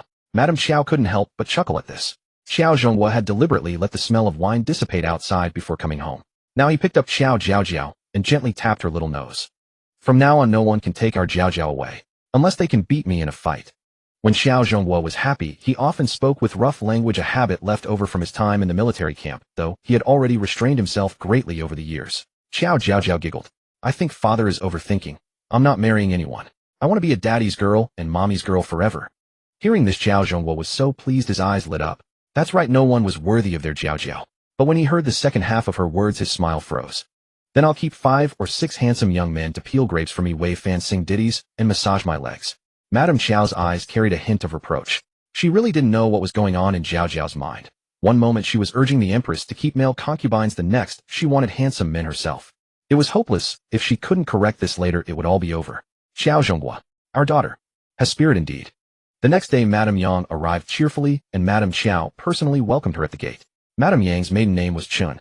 Madame Qiao greeted her warmly, calling out, Sister Chun, I've been waiting for you. Madame Yang smiled playfully. Hejing, you're still like a little girl. Madame Qiao said with mock displeasure, Sister Chun, stop teasing me. Tell me quickly, how did it go? Madame Yang raised her chin. If I hadn't succeeded, I wouldn't have the face to set foot in your Qiao residence today. Madame Qiao clapped her hands, her face breaking into a radiant smile. Excellent. Good sister, come in and have some tea. You are the great matchmaker for our eldest son. Madame Yang walked lightly, following Madame Qiao inside. Tea or no tea, let me hold your little Jiaojiao first. It's been a few days and I've missed her terribly. After probing the Han family's attitude, both families were very satisfied with the match, so they began to proceed with the formalities. For wealthy families, the process of marriage, from betrothal, proposal, name, inquiry, divination, to presenting betrothal gifts and selecting the wedding date, was elaborate. In simpler terms, exchanging birth certificates and sending gifts had many rules and had to be done step by step. Having taken on the role of matchmaker, Madame Yang had to busy herself for the Qiao family. The next day, she brought the generous gifts the Qiao family had prepared early and went to the Han residence again. The Han household was filled with joy. After accepting the gifts, they presented the birth certificate bearing Han Yaxian's birth date and time. Madame Yang beamed with joy. She thought to herself that when she returned she would tell her husband that the Han family had now made a very important marriage alliance, and he should no longer scold and shout at Master Han. The news of the marriage between the Qiao and Han families spread throughout the capital almost overnight. Hearing this, almost everyone was greatly shocked. After all, the Han family's status was far inferior to the Qiao family's. They wondered what the Qiao family saw in the Han family. That afternoon, the Han residence was visited by an unprecedented number of friends. Madame Han was not good at socializing and became flustered. Seeing this, Han Yaxian said to her, "Mother, from today onward, let's close our doors and refuse all visitors." Madame Han hesitated. Wouldn't turning them away offend people? Han Yaxian took her mother's hand and said gently, "Mother, why do you think they are visiting? They are not here to befriend us, but to curry favor with the Qiao family behind us. Father has always had a bad reputation in the capital. Everyone has avoided our Han residence. Master Qiao is seen as a guardian hero throughout the realm, and I've heard he walks alone in court. The Qiao family chose us as in-laws. Since we have agreed to this marriage, we must not drag them down. Otherwise, if all those opportunists swarm in, and in the name of our Han family beg favors from the Qiao family, how would the Qiao family handle it?" Han Yaxian's face was calm, without a trace of maidenly shyness, only deep understanding. "Mother, I can see that Master Qiao intends to be a loyal, upright, and isolated minister. Isn't that also Father's aspiration? From now on, just think of our Han family as having one more marriage, though everything else remains unchanged." "Well said." As soon as Han Yaxian finished, a voice of approval rang out. Madame Han turned her head and saw Han Mingzhi striding in from the doorway, his face full of gratification. "Husband, why have you returned so early today?" Madame Han was taken aback, yet immediately stepped forward to greet him. Han Mingzhi was 35 this year, bearing the refined air of a scholarly gentleman. Yet his frame was tall and slender, with slightly hollowed cheeks, lending him a rather frail appearance. On ordinary days, he would not return home from the Ministry of Works until the evening meal hour, and when official duties piled up, he would sometimes stay out all night. "Father!" Han Yaxian also hurried forward to greet him. Han Mingzhi fixed his gaze upon Han Yaxian, the smile on his face growing ever brighter. In his lifetime he had but this one daughter, and he had raised her in reading, writing, and the ways of the world, almost as if she were a son. He had never believed daughters to be in any way inferior. Consider the words Siener had just spoken. How many young men could see matters with such clarity and insight?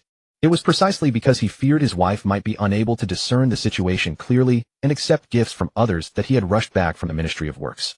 To his relief, Siener had proven so sensible that his alarm had been for naught. "Madam, let us heed Siener's advice. From today onward, the Han residence shall close its doors to visitors. Let us cast aside all those hollow formalities. Tending diligently to official duties and accomplishing real deeds is what truly matters." News of the alliance between the Qiao and Han families soon reached the Meng household. Meng Guxue had been rather listless and distracted ever since the Lantern Festival. Madame Meng, believing her daughter was still pining after Qiao, Tianjing promptly relayed the news to Meng Guxue, hoping to rid her of any aspirations to climb above her station. Upon hearing this news, Meng Guxue was dazed for quite some time. Lately, she had been troubled and unsettled by another mysterious time traveler who refused to reveal his identity and had even entertained thoughts of retreating from her ambitions. Yet at this moment, learning that Xiao Tianjing had already been claimed, Meng Guxue suddenly realized that the supply of good men was truly dwindling with every passing day. No, she absolutely could not resign herself to settling, could not drift mindlessly into marriage and childbirth in this era, living out an unremarkable and mundane existence. No matter what, she had to give it a try at the capital poetry gathering a month from now. She would seize that opportunity to make a name for herself across the land and become the phoenix that soared to the treetops. Madame Meng watched as Meng Guxue suddenly transformed from a wilted, spiritless thing into someone radiant and full of vigor, and could not help but look utterly bewildered. Had this child finally come to her senses, or had she grown even more lost in her delusions? Madame Qiao took Qiao Jiaojiao with her and made a special trip to the Duke of Yan's residence.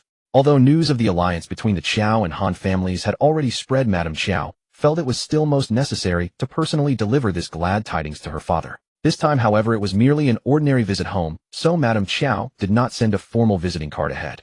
Upon arriving at the gates of the Duke of Yan's residence, the steward hurried out to receive them, his expression betraying a hint of flustered urgency.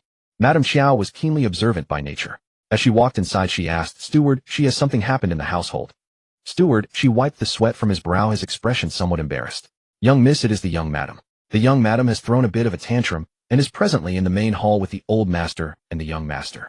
Hearing this, Qiao Jiaojiao immediately understood the situation. Aunt-in-law must have gotten wind of the marriage news, and is feeling rather displeased. "She had best not try to bully my mother later, or I will bite." Grr. Qiao Jiaojiao was now over 5 months old, and her lower front teeth were just beginning to emerge. Her gums had been aching terribly lately, and she itched to sink her teeth into just about anything she laid eyes on. Madame Qiao gently patted Qiao Jiaojiao, a faint chill creeping across her expression. Could it be that her elder sister-in-law still had not given up? She was actually causing a scene before her father. Steward Qiao will not go anywhere else. Take me straight to the main hall. Unless certain matters are made clear, father will never know a moment of peace. Steward, she felt somewhat alarmed, but having served in the Duke's residence since childhood, he knew well that the young miss had always been a woman of strong resolve, and that the old master doted on her greatly. Thus he nodded in acquiescence. As they reached the threshold of the main hall, the irate voice of Madame Zwa came from within. Zwahang, go ask your sister just what she means by this. In what way is our Ninger inferior to the daughter of some vice minister of works? Last time I went to the Qiao residence out of kindness to see her, she gave me a proper cold shoulder, saying that the eldest Qiao son had a mind of his own and was not suited for our Ning. So what is the Han girl supposedly suited to him? What is Qiao Zhongwa thinking? Han Mingzhi's reputation in the capital is so tainted. Does he not fear sullying the Qiao family name? At the very least, he ought to consider our Duke of Yan's residence. I see it clearly now. Your sister holds no grudge against Ning, rather she is dissatisfied with me, her own sister-in-law. I had already hinted at this to Ninger, and she told me she was exceedingly fond of the eldest Qiao son as well. Now that the news is out, Ninger has wept several times over. What is the meaning of all this? Zwahang, tell me. Is this any way for a sister to behave? Sister-in-law, if there is anything displeasing you, you should have come straight to me rather than making a scene before father. The door creaked open, revealing Madame Qiao standing outside, with a frosty expression, her arms cradling Qiao Jiaojiao, whose cheeks were puffed up indignantly. Well, now this is a classic case of a failed match turning into enmity. Mother made her refusal abundantly clear last time, yet it seems my aunt-in-law never took it to heart at all. Besides, when it comes to matchmaking, one should never speak of such matters before the children until an agreement has been reached. Zhuo and Ning cried so bitterly, precisely because aunt-in-law had planted the seed of hope in her from the very start. She probably even went so far as to promise her the outcome. Jinger, sister. Neither the Duke of Yin nor Zwahang had expected Madame Qiao to appear so suddenly. Madame Zwa, who had been spewing words like a string of firecrackers moments before, suddenly lost her steam at the sight of Madame Qiao. Yet the thought of Zwa and Ning weeping her heart out in her chamber reignited her fury. Last time she had returned to her natal family, she had boasted confidently that the eldest Qiao son would surely become her son-in-law. Now that the news had spread, how her sisters-in-law must be laughing at her behind her back. No, she had to make Zwahujing annul that engagement to the Han family today. Sister, since you are here, let us speak frankly. Tell me what is wrong with our Ninger. Why would you choose the daughter of a mere vice minister of works as your daughter-in-law? The Duke of Yin had already been deeply displeased for some time, yet he had refrained from stepping on Madame Zwa's pride, and thus allowed her to throw her tantrum for so long. Now that he saw her pressing the interrogation upon Madame Qiao, as well, the Duke's countenance darkened at once. However, before he could speak, Madame Qiao had already placed Qiao Jiaojiao into his arms. Father, do not fret. Allow me to settle this matter with my sister-in-law once and for all. Qiao Jiaojiao nodded vigorously. Exactly right. Otherwise, who knows what fresh trouble might brew, and if rumors spread through the entire city, it would be disastrous by the time they reached the Qiao household. Madame Qiao harbored the very same thought, so she turned to Madame Zwa and said, Sister-in-law Ning is a girl I have watched grow up. She is kind-hearted, gentle, and graceful. Naturally, she is a wonderful girl. At this, Madame Zwa lifted her chin haughtily and said in a domineering tone, since that is the case, then go break off the engagement with the Han family and have the eldest Qiao son marry our Ning. Qiao Jiaojiao. Just how thick-skinned can this aunt-in-law be? Can she at least let my mother finish what she has to say? Madame Qiao clearly hadn't anticipated that Madame Zwa would utter such words. Sister-in-law, I told you last time Dalong has his own mind. The Han girl was his own choice. During the Lantern Festival this year, chaos erupted on Putian Street, and Dalong happened to rescue the Han girl. It's the children's destiny. Madame Zwa gave a cold snort upon hearing this. Sister, don't use Dalong as an excuse. What does a child know? How can it be destiny? Dalong and Ninger grew up together. That's a bond of childhood affection.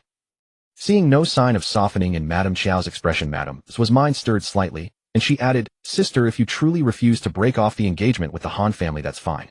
Let the Han girl marry in as a concubine, and our Ninger will be the principal wife. At these words, even Qiao Jiaojiao was rendered speechless. Madame Zwa was truly selfish, foolish, and arrogantly blind.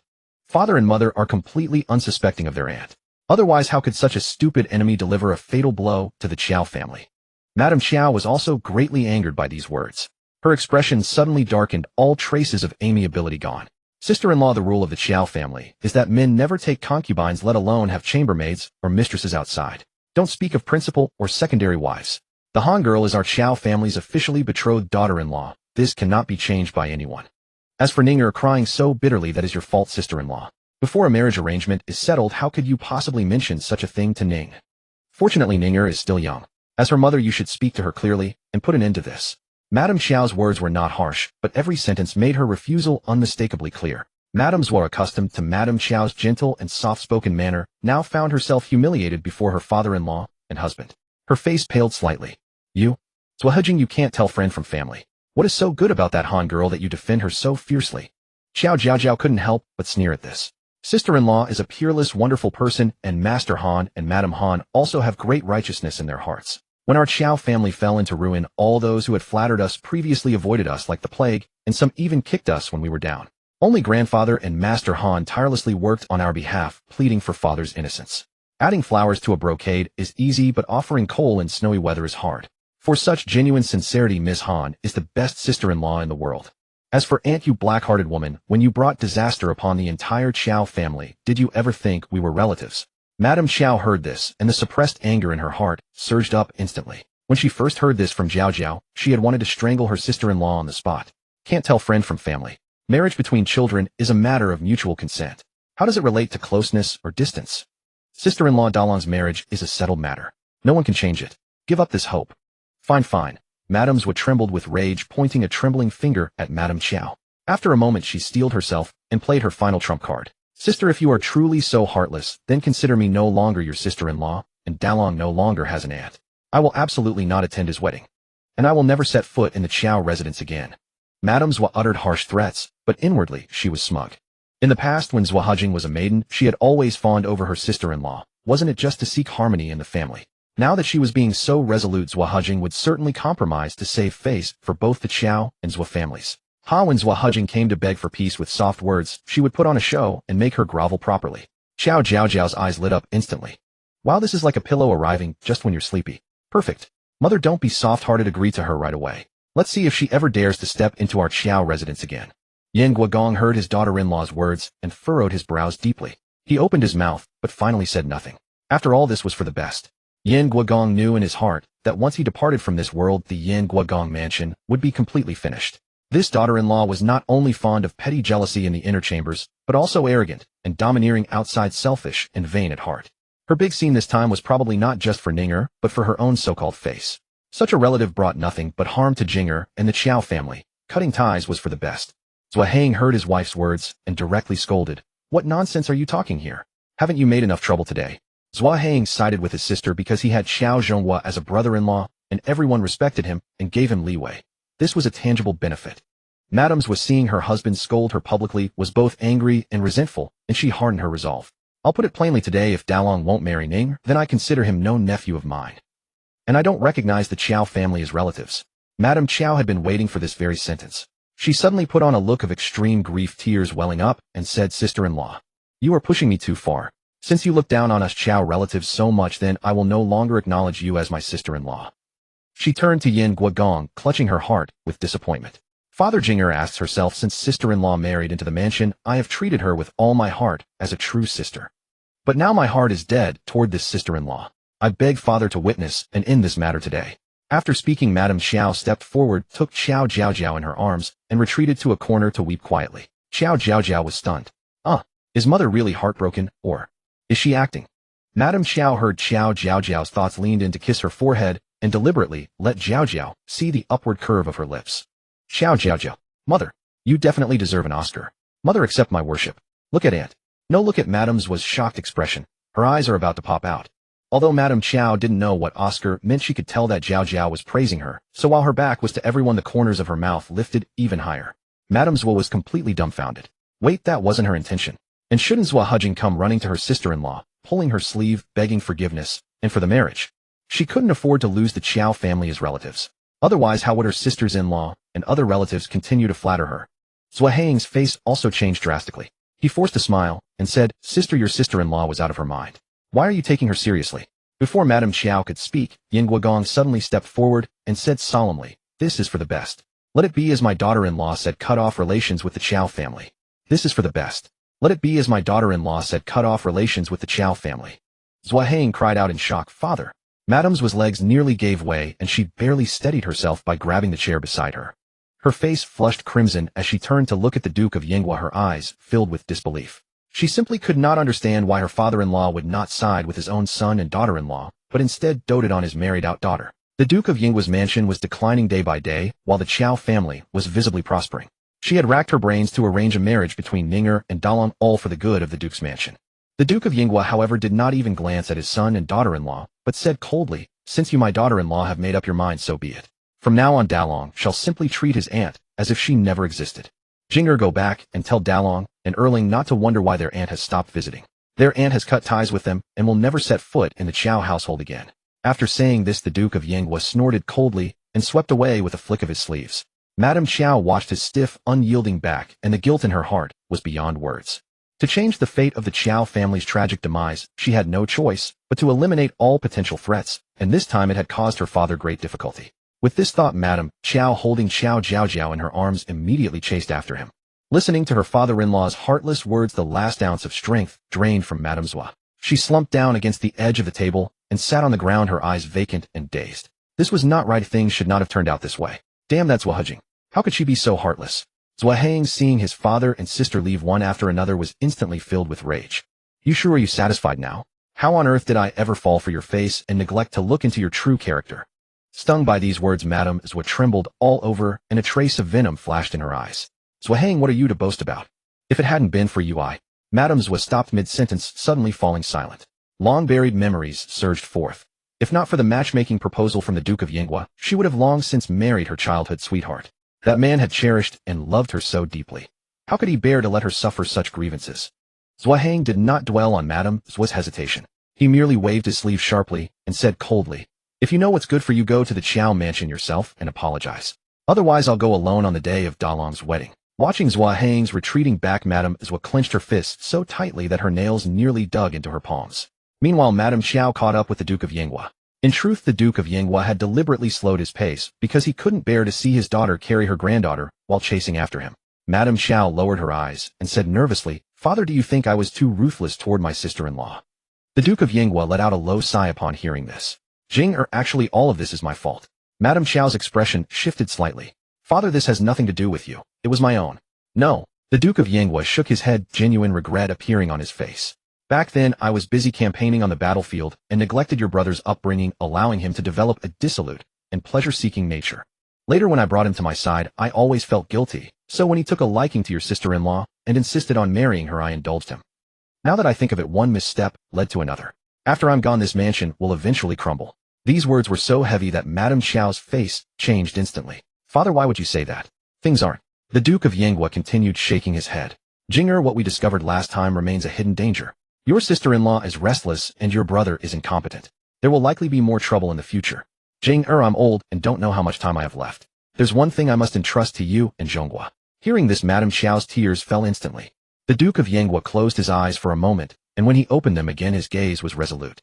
"If your brother and sister-in-law ever do something foolish in the future, you and Zhonghua may deal with them as you see fit. Do not be constrained by brotherly or sisterly affection. However, that child Ning'er is innocent. She is pure-hearted and has not been led astray by her foolish parents. She is a sensible, good child. Jing'er, if the mansion truly cannot sustain itself in the future, you should arrange a good marriage for Ning'er." After hearing these words, Madame Qiao felt a mixture of sorrow and heartache. Her father had judged correctly. Her brother and sister-in-law were indeed two heartless people. Qiao Jiaojiao listened somewhat confused. What did grandfather find out about my aunt?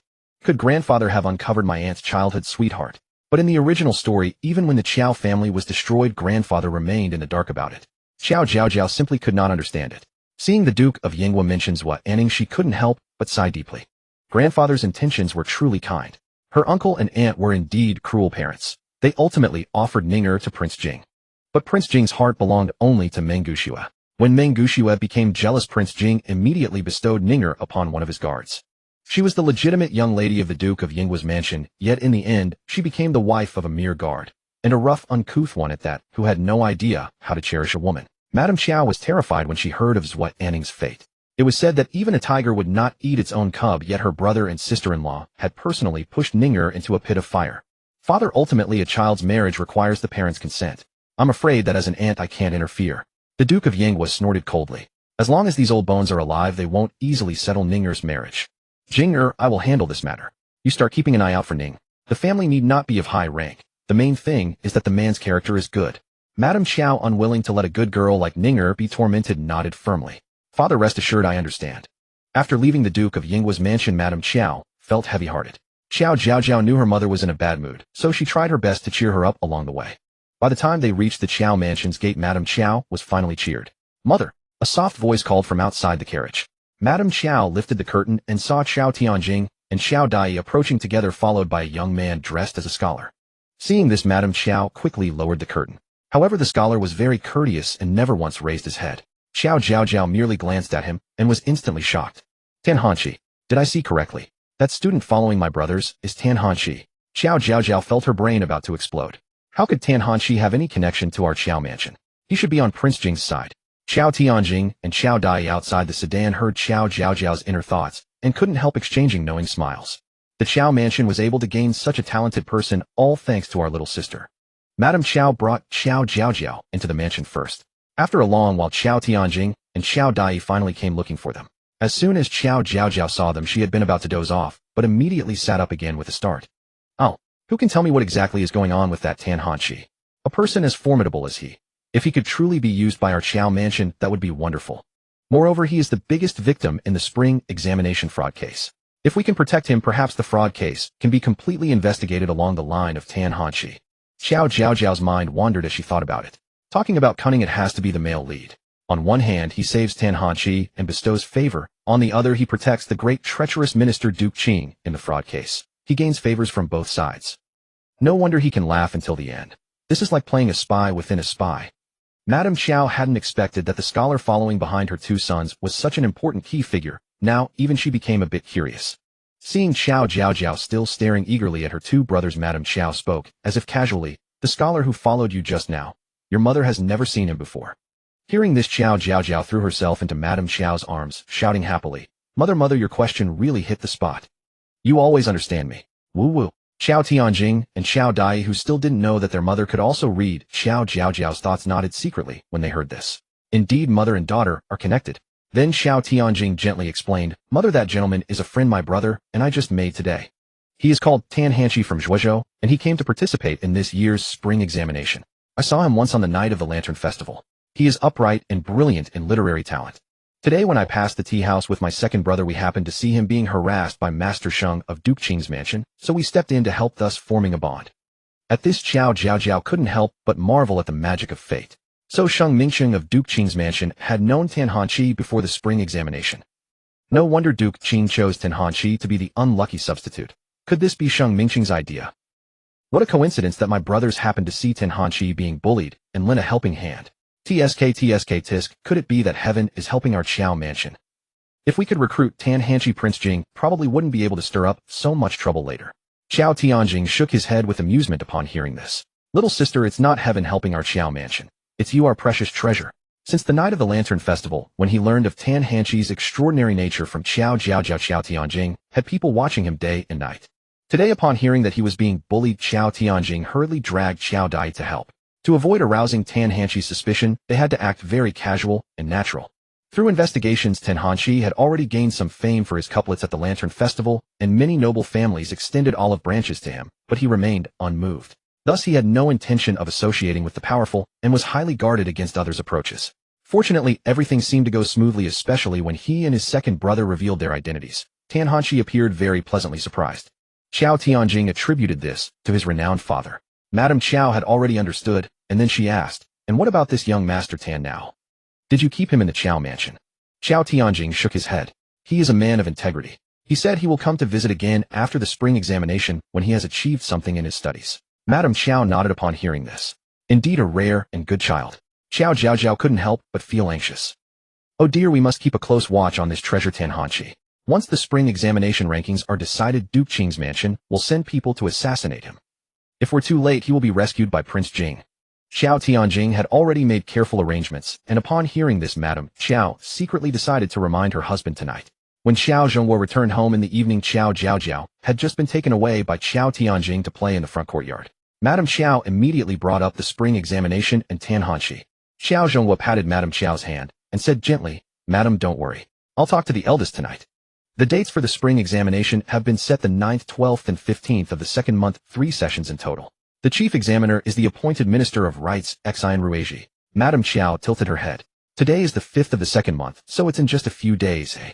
I remember the Minister of Rights is the son-in-law of Duke Qing, isn't he? This matter really involves Duke Qing's mansion. Jiaojiao is truly amazing. Qiao Jiaojiao nodded with a grateful expression. Yes, without Jiaojiao the consequences would be unimaginable. Madame Qiao then talked about what happened today at Duke Yan's mansion. Qiao Jiaojiao sighed. Madam, from now on we should just focus on being filial to your father. Madame Qiao nodded lightly. I think so too. After a while Madame Qiao brought Qiao Jiaojiao back, and Qiao Jiaojiao took Qiao Tianjing and Qiao Dai to the study. Qiao Jiaojiao came straight to the point and asked about Tan Hanqi. The two brothers exchanged glances, their expressions grave, as if they had made a great decision. Qiao Tianjing was the first to speak. Father, what do you think of little sister? Qiao Jiaojiao was slightly taken aback, not knowing why Qiao Tianjing suddenly turned the topic to Qiao Jiaojiao. But he did not dismiss his sons. He said without hesitation, you two scoundrels, even combined, are not worth a single toe of Jiaojiao. She is your father's treasure, a warm little padded jacket. What's the matter? Before Qiao Jiaojiao finished praising, Qiao Tianjing suddenly thudded to his knees, and Qiao Dai followed suit without hesitation. Qiao Jiaojiao was shocked. Could these two scoundrels be trying to win favor tonight? I've doted on them for over a decade, so what's wrong with doting a bit more on Jiaojiao now? What are you doing? Do you want your father to hug you like I hugged Jiaojiao? Qiao Tianjing's grave expression nearly cracked upon hearing this. Father, can you not be so fanciful? Qiao Jiaojiao could see that his sons had something serious to discuss, so he composed himself and said flatly, out with it, if you have something to say. Qiao Tianjing took a deep breath, gathered his courage, and said, Father, actually little sister. Little sister is very unusual. From the day she was born, my second brother and I have been able to hear her thoughts. Moreover, little sister seems to foresee the future. All her prophecies have come true one by one. Even that Tan Hanqi, I only approached him after hearing little sister's thoughts. Father, little sister is wholeheartedly for our family. Although this matter is truly strange, as long as it's little sister we are not afraid. Father, your son originally didn't want to tell you because I was worried you wouldn't accept it. But the information little sister reveals is becoming more and more critical, and I know I can't keep it from you any longer. You love little sister so much you won't mind this, right? Qiao Jiaojiao would know I do mind. So the warm little padded jacket not only hides Madame, but also these two little rascals. Seeing their father frozen in place, Qiao Tianjing and Qiao Dai felt increasingly uneasy. Dai even wondered whether their father would drag their little sister out and burn her on the spot. If Jiaojiao knew what Dai was thinking, she would certainly roll her eyes so hard they might get stuck. Second brother, your imagination is truly something else. I'm speechless. Father, Dai called out in a trembling voice. Little sister is no ghost or demon. Stay calm, don't do anything rash. Jiaojiao cursed irritably, calm my foot. The moment Dai heard this, he immediately signaled Tianjing, and then threw himself forward, wrapping his arms around their father's legs. Eldest brother, grab little sister and run. The farther the better. I'll hold father off. His cry rang out with heroic, fearless devotion, a brother utterly devoted to his sister. Jiaojiao, how did I father such a foolish son? Tianjing, second brother, we never agreed to this. Are you sure you haven't been reading too many martial arts novels? Get off me. If all of you can hear Jiaojiao's thoughts, how could I, her father, not be able to? Jiaojiao lifted his foot only to discover his second son was surprisingly strong. He hadn't realized the boy's martial skills had improved so rapidly. While Dai remained lost in his wuxia fantasy, Tianjing's face lit up with joy. Father, is it true? It took Dai a long moment to snap out of it. Huh, what did you just say? Jiaojiao. Perhaps all the modest amount of wisdom he possessed had already been used up when he fathered the eldest, leaving nothing for the second. Hence the simple-minded, physically gifted son. Your mother and I can both hear Jiaojiao's thoughts. We know about the spring examination fraud, about Meng Guxiue and the crown prince's fourth son, the male and female leads of this story, and the tribulations awaiting the crown prince and the fourth prince. Upon hearing these words, Tianjing truly felt a weight lift from his shoulders. Wonderful. These past days he had racked his brains, changing the course of events step by step based on his sister's hints, but he was still too young and inexperienced. Many things had felt overwhelmingly difficult. Now that he knew their father could also hear Jiaojiao's thoughts, his heart instantly steadied. To outsiders, father was merely a great hero, but in his son's eyes he was an unshakable, steady mountain, providing incomparable security. Father, how do you intend to handle the spring examination matter? When it came to serious business, Jiaojiao's expression immediately grew stern. Have you arranged protection for Tan Hanqi? Tianjing nodded at once. I used your shadow guards. I assigned 2 of them. Jiaojiao commanded a group of fiercely loyal shadow guards veterans who had fought beside him on the battlefield, disciplined and silent in their movements. When Tianjing turned 17, Jiaojiao had already granted him partial authority over the shadow guards. Hearing this, Jiaojiao furrowed his brows slightly. That won't be enough. Assign 4 more. Tianjing couldn't hide his surprise. Tan Hanqi appears to be nothing more than a rootless scholar. Would the Duke of Qinghua go to such lengths to kill him? Jiaojiao's expression grew cryptic. Eldest, I'm not guarding against the Duke's assassins. I'm guarding against the second prince. Though he is only 13 now, Jiaojiao's prophecies reveal that he is deeply calculating, endlessly resourceful in his schemes, and ultimately the winner. Therefore, never underestimate him just because nothing has happened yet. After all, he is the child of destiny, in Jiaojiao's words. Hearing this, Tianjing stood upright with renewed gravity and nodded firmly. This son has learned well.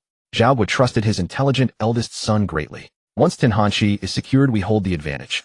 As for everything else, it depends on how I cause a scene in the imperial court. Tianjing recalled how his father often dominated the Golden Throne Hall with nothing but his sharp tongue and unmatched aura, overwhelming everyone with his fiery rhetoric, and he couldn't help but smile knowingly. A few days later, the spring examination arrived as scheduled. All vendors and night markets along Shuntian Street were cleared away, and silence reigned everywhere, ensuring the best possible environment for the examinees. On the 18th day of the second month, the 3 consecutive sessions of the spring examination finally concluded. The grading process would take nearly a month, with the results tentatively scheduled for the 15th of the third month. During the wait for the results, the capital would welcome one of its grandest events, the Eastern Suburbs Poetry Gathering. Jiaojiao waited eagerly day and night, and finally the third day of the third month arrived. The weather was beautiful that day, the sunlight warm upon their skin, a perfect day indeed. At the beginning of the SI hour, Tianjing and Dai came to bid farewell to Madame Qiao. Jiaojiao sat on the couch, clutching her robe, her eyes brimming with tears as she gazed at her 2 eldest brothers. Which kind brother will take me along? I promise I won't make a fuss or wet myself. Sob, I hate that I was born too late. At least let me open my mouth and speak. Eldest brother, second brother, can you see my pleading little eyes? Take me with you. Jiaojiao reached out her arms toward Tianjing and Dai, babbling incessantly. Madame Qiao had already learned from Zhaogua that the entire family could read Jiaojiao's thoughts. Hearing her coo and babble away, a smile curved her lips. Tianjing, Dai, Jiaojiao clearly wants to go with you. Take her along. I'll have Nurse Lu accompany you. Tianjing and Dai exchanged a glance and smiled. That was precisely why they had come. They wanted to bring their little sister along. This son abased. Jiaojiao was overjoyed. Oh, brothers, come carry me. Let's go right now. The capital's poetry gathering was held every year, while the spring examination occurred only once every 3 years. This year, the 2 grand events coincided, making it far more lively than the previous 2 years. Today, half of the capital's carriages were heading toward the eastern suburbs, and by Yintian Road the traffic was completely gridlocked. Since the weather was fine, Tianjing and Dai simply carried Jiaojiao and walked the rest of the way. The venue was at the foot of Wangjing Mountain in the eastern suburbs outside the city, where peach blossoms bloomed in full splendor every March, creating a truly romantic scene. Jiaojiao sat in Dai's arms, her eyes darting around curiously. Suddenly her eyes lit up brilliantly, and she let out a loud wah-wah cry. Eldest brother, is that your future sister-in-law? Wow, she's so beautiful today. The engagement between the Qiao and Han families had already completed the Naji ceremony. The couple's birth charts had been exchanged and matched, an exceedingly auspicious sign. With the wedding date still unset, the bride was still free to go out in public. Hearing Jiaojiao's words, Tianjing's heart skipped a beat. He immediately followed her pointing finger and indeed spotted Han Yaxian in a lotus-pink silk dress. On the day of the poetry gathering, it was universally accepted as the one day of the year when the strict separation between men and women could be relaxed. So the noble ladies walking on the street today wore no face veils, and at the gathering itself, men and women would not be seated separately. Amid the bustling crowd, Han Yaxian did not turn to look, but the serene smile, curving her visible profile, made Tianjing's heart pound like a drum. Jiaojiao couldn't help but giggle. Tisk, even my eldest brother, such a gentleman, is not immune. I remember the wedding date is set for September. Eldest brother, be patient a little longer. You'll soon be together with your beautiful sister-in-law forever. Made flustered by Jiaojiao's teasing, Tianjing's face turned red, and he dared not look toward Han Yaxian any longer. Just then someone tapped Tianjing on the shoulder from behind. Tianjing turned his head and immediately bowed slightly in respect. There is no need for such formality, brother Da, said the visitor, none other than the Crown Prince Shen Yuanzhan. Qiao Dai was far more sincere. Seeing the Crown Prince again on his incognito inspection, a grin spread across his face. Brother Shen, we meet again. Tianjing. Second brother, this is also a kind of skill. The Crown Prince could not help but laugh heartily. Indeed. It is best to be as casual as second brother. The Crown Prince then leaned in to look at Qiao Jiaojiao, smiling as he extended his hand. Would you like your brother Shen to hold you? Qiao Jiaojiao naturally would not embarrass the Crown Prince. She immediately flashed him a sweet smile and leaned her entire body into his embrace. Seeing this, the Crown Prince was in excellent spirits and gently took the child into his arms. Last time you and Madame Qiao visited the palace to see my mother, she praised you endlessly, saying there is no lovelier girl in the world than you. The Crown Prince's words were affectionate, and he genuinely felt a bit more fondness for Qiao Jiaojiao. Ever since Madame Qiao and Qiao Jiaojiao visited the Yiquan Palace that day, the Crown Prince had noticed that the Empress's smile had indeed become more frequent, and she often mentioned Qiao Jiaojiao. When you have free time, go visit my mother with Madame Qiao again. Brother Xin will surely send you lots of delicious treats. Upon hearing about the treats, Qiao Jiaojiao immediately cooperated by bouncing in the Crown Prince's arms. Her adorable appearance instantly made the Crown Prince laugh with delight. Let us go. The poetry gathering is about to begin. Let us go take a look together.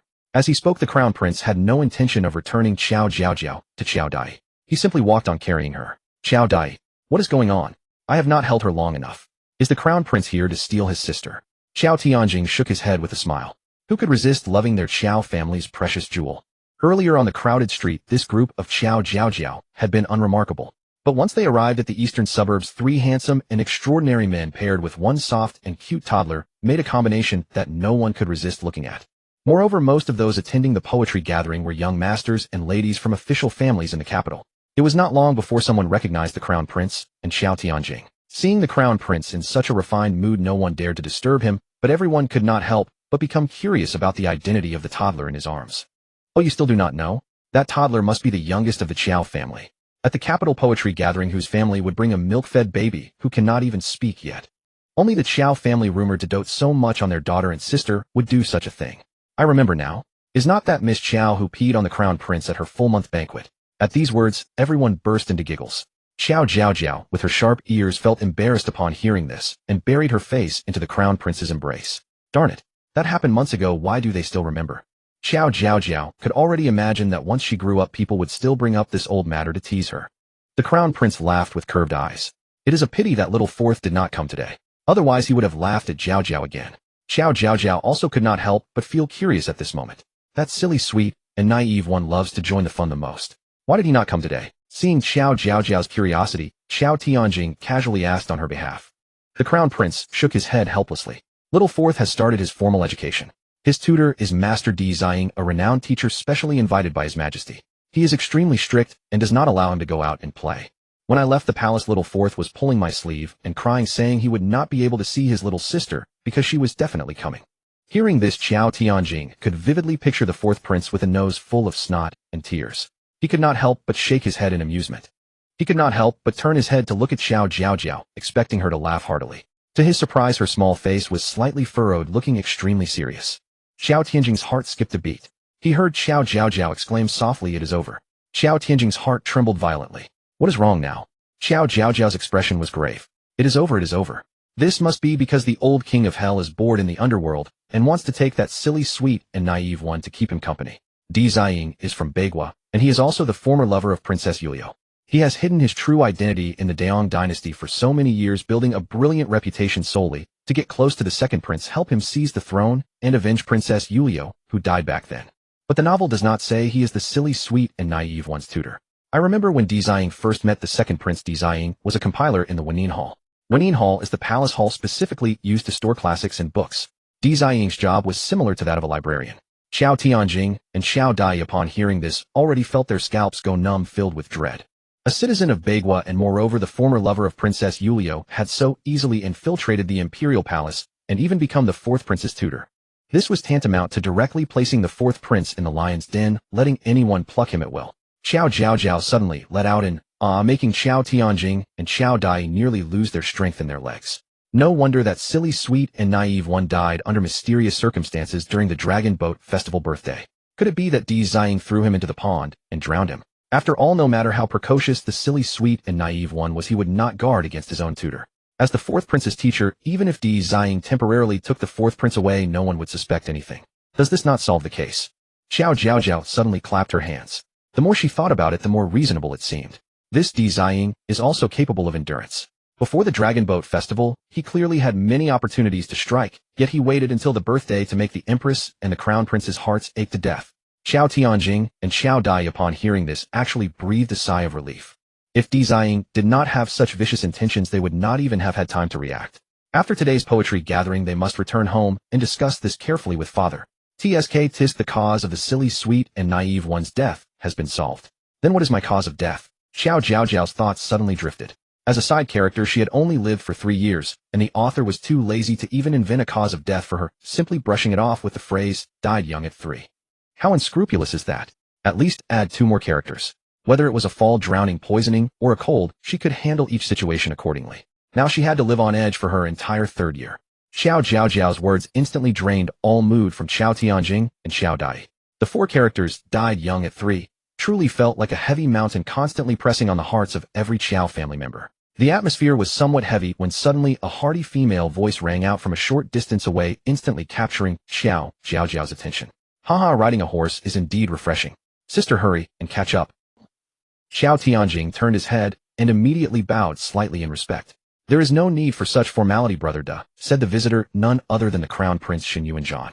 Qiao Dai was far more sincere. Seeing the Crown Prince again on his incognito inspection, a grin spread across his face. Brother Xin, we meet again. Qiao Tianjing. Second brother, this is also a kind of skill. The Crown Prince could not help but laugh heartily. Indeed, indeed. It is best to be as casual as second brother. The Crown Prince then leaned in to look at Qiao Jiaojiao, smiling as he extended his hand. Would you like your brother Xin to hold you? Qiao Jiaojiao naturally would not embarrass the Crown Prince. She immediately flashed him a sweet smile and leaned her entire body into his embrace. Seeing this, the Crown Prince was in excellent spirits and gently took the child into his arms. Last time you and Madame Qiao visited the palace to see my mother, she praised you endlessly, saying there is no lovelier girl in the world than you.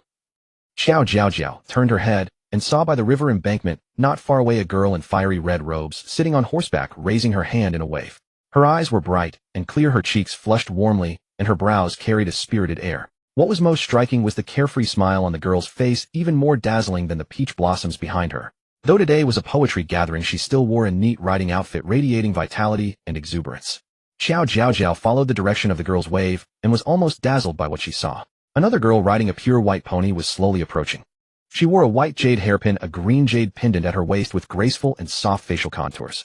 Her skirt fluttered slightly in the spring breeze, her light brows seemed tinged with mist, and her jade-like skin moved with the wind. She was undoubtedly a top-tier beauty. The red-robed girl's resonant voice also drew others' attention, and someone immediately identified the two girls. Aren't those the two daughters of the general of the cavalry?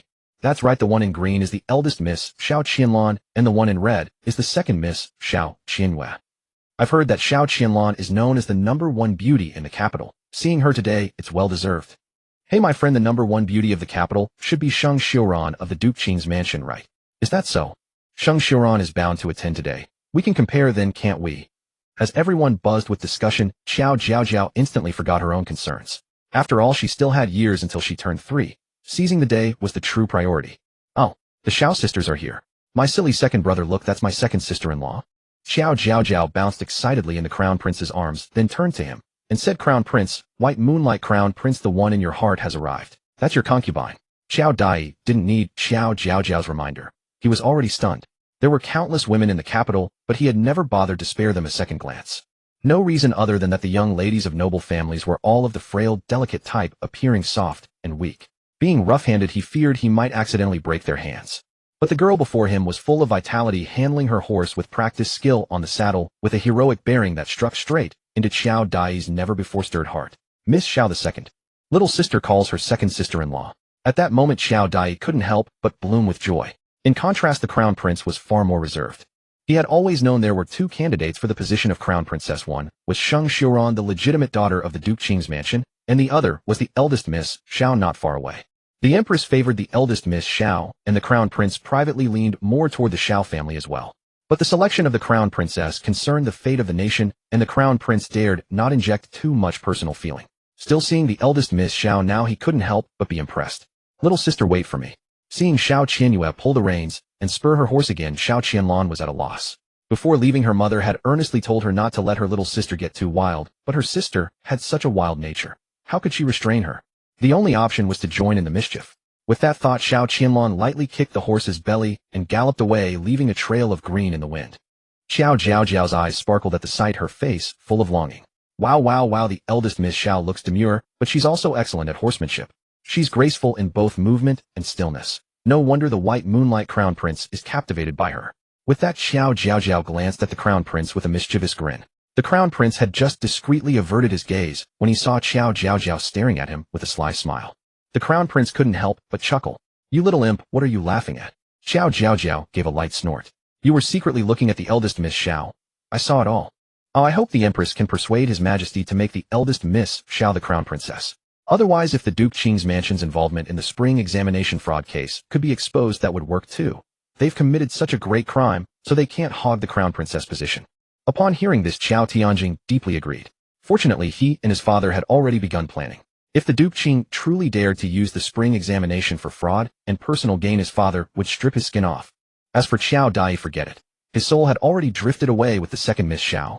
The poetry gathering was officially set to begin at Midsechen, and the time was fast approaching. Seeing this, the crown prince wasted no more time and quickened his pace, holding Qiao Jiaojiao. They passed through a peach blossom grove of varied postures, and before them lay a large open area specially cleared. At the north of the open space stood a beautifully built platform upon which desks, writing brushes, ink sticks, and paper had long been prepared. Below, stone tables and cushions were scattered here, and there emphasizing a sense of casual ease. The crown prince had participated several times before and knew the rules. The capital's poetry gathering did not distinguish between men and women, did not emphasize rank, and did not discriminate by closeness. Everything was judged purely by literary talent and poetic skill. Though they might secretly still fawn over the powerful and look down on the weak on the surface, it was all harmonious. The young ladies and lords who arrived early tacitly left the front stone tables empty. Qiao Jiaojiao glanced around. Well, the male lead was already there. He sat at the second seat from the left, looking down as if lost in thought. He was exceptionally handsome. Just sitting there, he nearly captivated everyone's attention until the crown prince arrived, and the situation shifted slightly. Qiao Jiaojiao suddenly remembered the female lead, Meng Gushue. She had been so busy admiring beauties all the way that she almost forgot the female lead. Qiao Jiaojiao carefully scanned the right side and finally spotted Meng Gushue, sitting at the edge. She was only 10 this year, so attending the poetry gathering was indeed a bit early, and she hadn't fully grown yet. Among the many beautiful young ladies, she was utterly unremarkable. No one would notice her except Qiao Jiaojiao. Meng Gushue leaned slightly to the left, her small mouth slightly open, her face written with undisguised amazement. Her gaze was fixed unwaveringly on the second prince to her left. Seeing this, Qiao Jiaojiao was a bit baffled. Judging by how awestruck Meng Gushue looks, it seems like she's seeing Prince Jing for the first time. Or perhaps in Meng Gushue's eyes, Prince Jing is so handsome that every encounter feels as stunning as the first. As her thoughts reached this point, Qiao Jiaojiao suddenly felt a sour ache in her teeth. In the original novel, after the male and female leads got together, the scenes of their clingy affection were described far too much. From big things like 3 days and nights of insatiable passion in the bedchamber to small things like wiping each other's mouths after meals. Qiao Jiaojiao couldn't help but skip some of those pages. At the end of the day, the author's writing wasn't exquisite enough. Even with Prince Jing's handsome face, it came across as greasy. Regardless of Qiao Jiaojiao's complaints, here today was indeed the first time Meng Gushue had ever seen the second prince. And with a single glance, she was utterly captivated. Identity: Prince Regent. Appearance: visage fairer than a painted scroll in ethereal beauty that left beholders breathless. Temperament: aloof and distant, brooding and withdrawn. This is the quintessential protagonist of a time travel romance. Meng Gushue let out an internal scream of sheer ecstasy. At this moment, even the crown prince had to step aside. She felt immensely grateful that she had thrown a tantrum at home, finally convincing her nominal mother to let her attend the poetry gathering and see the world. If she had not come, would she have missed her one true, destined love? Excitement surged through Meng Gushue, a wave of heat churning in her chest, flushing her cheeks with a delicate pink. The moment the poetry prompt was announced, she would wait no longer. She was determined to dazzle the second prince with her finest verses and thoroughly capture his heart. The crown prince, holding Qiao Jiaojiao, took the seat on the left. Catching sight of the second prince, he offered a cordial greeting. "Second brother, you've made good time. You've arrived even before I have." This was merely a simple remark from the crown prince, but to the sensitive and paranoid ears of the second prince, Shen Yuanbai, it carried an entirely different implication. A somber shade clouded the second prince's eyes. Could it be that the crown prince thought he had overstepped his bounds? Was this a warning to mind his place and observe proper decorum? Qiao Jiaojiao noticed the subtle gloom on the second prince's face and inwardly curled her lip. The male lead must be overthinking things again, right? His character is a classic case of repressed bitterness, sensitivity, and paranoia. The type who spends his whole life trying to heal his childhood wounds. I used to find him pitiable, thinking everything he did was understandable. But now, standing with the Qiao family, I see clearly, pitiable. He's a veritable, living llama, stopping at nothing to achieve his ends. Whether it was covering up for Duke Qinghua in the spring examination fraud case, or deliberately concealing the impending collapse of the river dam to undermine the crown prince's influence, or even turning a blind eye to his subordinates spreading plague in Minzhou, every single act, when viewed now, is utterly cruel. I must have had a warped sense of right and wrong in the past to think this kind of male lead was appealing. Ba, this devout woman has seen the error of her ways. I swear to do countless more good deeds in this life. May heaven grant me boundless merit and virtue to defy my fate and change my destiny. Qiao Tianjing's eyes darkened at the mention of the river dam collapse and the Minzhou plague, his heart sinking at the thought of the countless commoners who would inevitably suffer. The latter part of her words left him caught between tears and laughter, but when Qiao Jiaojiao uttered the phrase, defy fate and change destiny, his expression finally turned serious. Indeed, the path the Qiao family was about to tread was precisely one of defying heaven and altering their fate. Greetings to the Crown Prince, greetings to the second prince. A clear, crisp voice suddenly cut through the air, startling Qiao Jiaojiao, who had been lost in her thoughts. She looked up to see a pair of siblings standing between the stone tables of the Crown Prince and the second prince.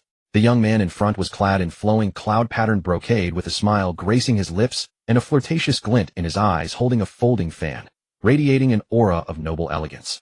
The young woman who lagged a step behind was impossible to ignore. She was dressed in resplendent attire, her face as lovely as a peach blossom, a soft, charming smile playing on her lips, rendering her delicately captivating. Lord Sheng, Lady Sheng, there is no need for such formalities. The Crown Prince spoke lightly and indifferently. It was then that Qiao Jiaojiao realized that these siblings were none other than Sheng Mingqing and Sheng Xiuran of the Duke Qinggua's estate.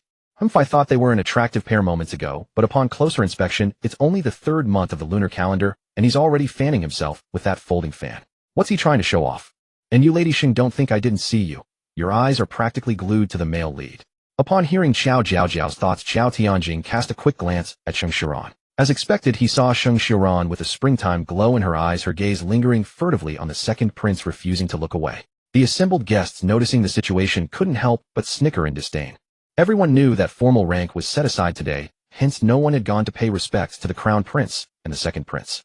Yet those two from the Duke Qinggua's estate had to intentionally break the rules. Were they afraid they wouldn't get a chance to curry favor otherwise?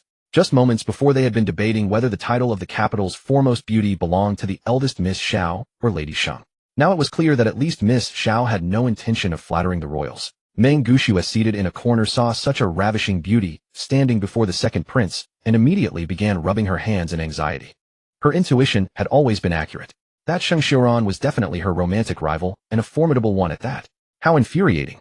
Why hadn't the poetry gathering started yet? Just as Meng Gushue was feeling agitated, a sharp rap of a gavel echoed from the stage, instantly capturing everyone's attention. Having learned the identities of the Sheng siblings, Qiao Jiaojiao lost all interest in them. She squirmed in the Crown Prince's arms, trying to get a better view of the stage. Seeing this, the Crown Prince gently tightened his embrace to prevent her from falling, then raised his eyes to look at Sheng Mingqing. Lord Sheng, is there anything else? The implication was clear. Can you not see that you and your sister are blocking Jiaojiao's view?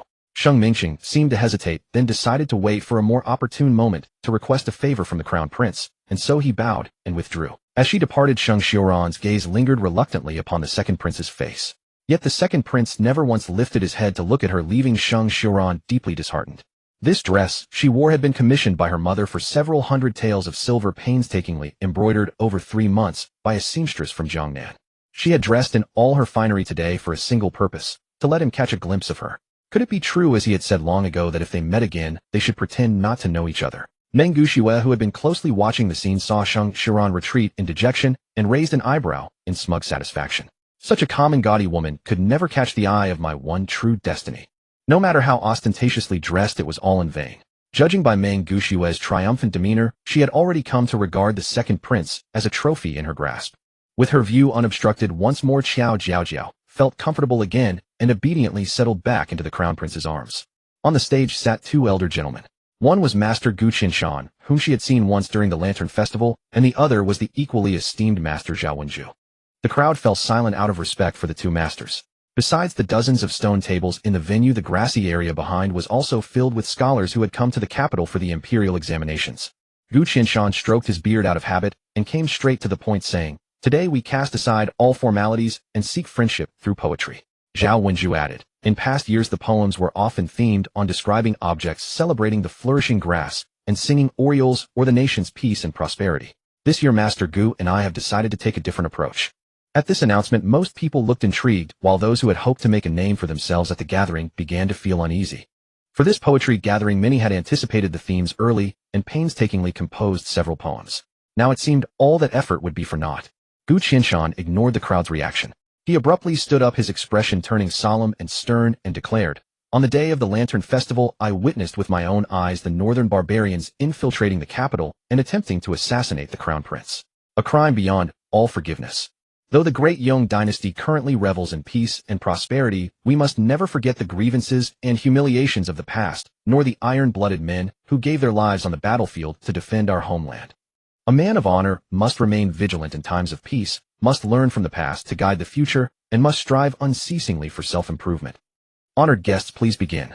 In a splendid and romantic peach blossom forest, hearing such fervent and resolute words, perhaps the stark contrast was too strong, sent a shiver down Qiao Jiaojiao's spine. She felt the crown prince's arm around her tighten, slightly revealing that this benevolent heir to the throne was also deeply moved and profoundly touched. The scene fell into dead silence until a sudden jarring voice of praise rang out. Well said, Mr. Gu. Qiao Jiaojiao turned her head and couldn't help but cup her forehead. Of course, such genuine emotion, yet such a dry compliment, could only come from her own second brother, the one who could barely read and knew nothing of poetry. Qiao Di saw everyone staring at him and was utterly bewildered. What are you all looking at me for? Aren't you supposed to compose poems? Or are you all like me with nothing but a mess of thoughts when it comes to poetry? Puffed. At these words, laughter erupted throughout the hall. Xiao Qianyue, sitting beside Xiao Qianlong, laughed especially brightly and freely. Xiao Qianlong tugged at Xiao Qianyue's sleeve and whispered helplessly, "Sister, please laugh a little quieter." Xiao Qianyue looked puzzled. Why should I laugh quietly? This man is truly amusing. Sister, look at all these young masters and ladies here, who would openly admit to being a fool. Xiao Qianlong gently tapped Xiao Qianyue's forehead and said with doting affection, "Fool. Sister, you should be spanked for saying that. This is the second young master of the Qiao family. He's simply skilled in martial arts." Skilled in martial arts. Xiao Qianyue's almond eyes sparkled at the news. Since he's the son of Lord Qiao, his martial arts must be far beyond ordinary, right? Seeing this, Xiao Qianlong quickly grabbed Xiao Qianyue's sleeve. Sister, don't be reckless. Today is a poetry gathering, not a martial arts tournament. Xiao Qianlong knew her younger sister well. If she didn't hold her back, Xiao Qianyue might stand up on the spot and challenge Qiao Di. Xiao Qianyue, seeing her sister's anxious expression, pouted slightly. All right, I understand. Sister, go ahead and compose your sour poems. I promise to behave, okay? Still uneasy, Xiao Qianlong could only keep a grip on her sister's sleeve while she pondered over her verses. Meng Gushue hadn't expected Mr. Gu to choose this theme, but she wasn't flustered in the least. With over 1,000 poems stored in her mind, she could easily pick out several that were outstanding. But in order to make a stunning impression and avoid clashing with another unknown time traveler's poems, she had to choose a rather unconventional or unique angle. Thus, she would have to put some thought into careful deliberation. Qiao Jiaojiao's eyes darted around, while Qiao Tianjing perked up his ears, afraid to miss any crucial thought from her. Perhaps because the Lantern Festival plot had changed, the butterfly effect had altered the theme of today's poetry gathering. In that case, I don't know which poem the female lead will choose, but there's no doubt that whatever she copies will absolutely dazzle the crowd. Qiao Jiaojiao's confidence wasn't in Meng Gushue, but in the unconditional faith she placed in the ancestors of China's 5,000 years of history. What to do? I absolutely cannot let the male lead and female lead form a bond, or otherwise once they conspire under the covers they'll still scheme against the Qiao family. Just as Qiao Jiaojiao was racking her brains, Qiao Tianjing was also swiftly surveying the entire hall. Maybe find a way to send Meng Gushue away. At this moment, Qiao Jiaojiao's inner voice rang out. There's probably nothing to be done about Meng Gushue, judging by her eager look. She's determined to make a name for herself in the capital today. Qiao Tianjing. Qiao Tianjing didn't know Meng Gushue well, unlike Qiao Jiaojiao, who understood the sense of superiority that a time-traveling woman like her possessed. Moreover, Meng Gushue was clearly ambitious, straining every nerve to climb up and become someone above the rest. Qiao Jiaojiao's eyes darted around. Since the path through Meng Gushue is blocked, I can only find a way to divert the male lead. Hearing this, Qiao Tianjing's brow furrowed. The second prince was of noble status, making this much more difficult. Qiao Jiaojiao was also anxious. In her eyes, the male lead was far harder to deal with than Meng Gushue. Let me see if there's any blindness talisman or deafness talisman in the shop. As long as the male lead doesn't see the female lead's grand moment and they don't take a liking to each other. Qiao Tianjing, Qiao Di. What shop? What blindness talisman or deafness talisman? Qiao Jiaojiao summoned the merit shop, and a translucent panel appeared before her with the top left corner clearly displaying merit points 140. Although Lady Qiao had been continuing to do good deeds in Qiao Jiaojiao's name, the merit points had remained frozen at 140 after they reached that number 2 months ago.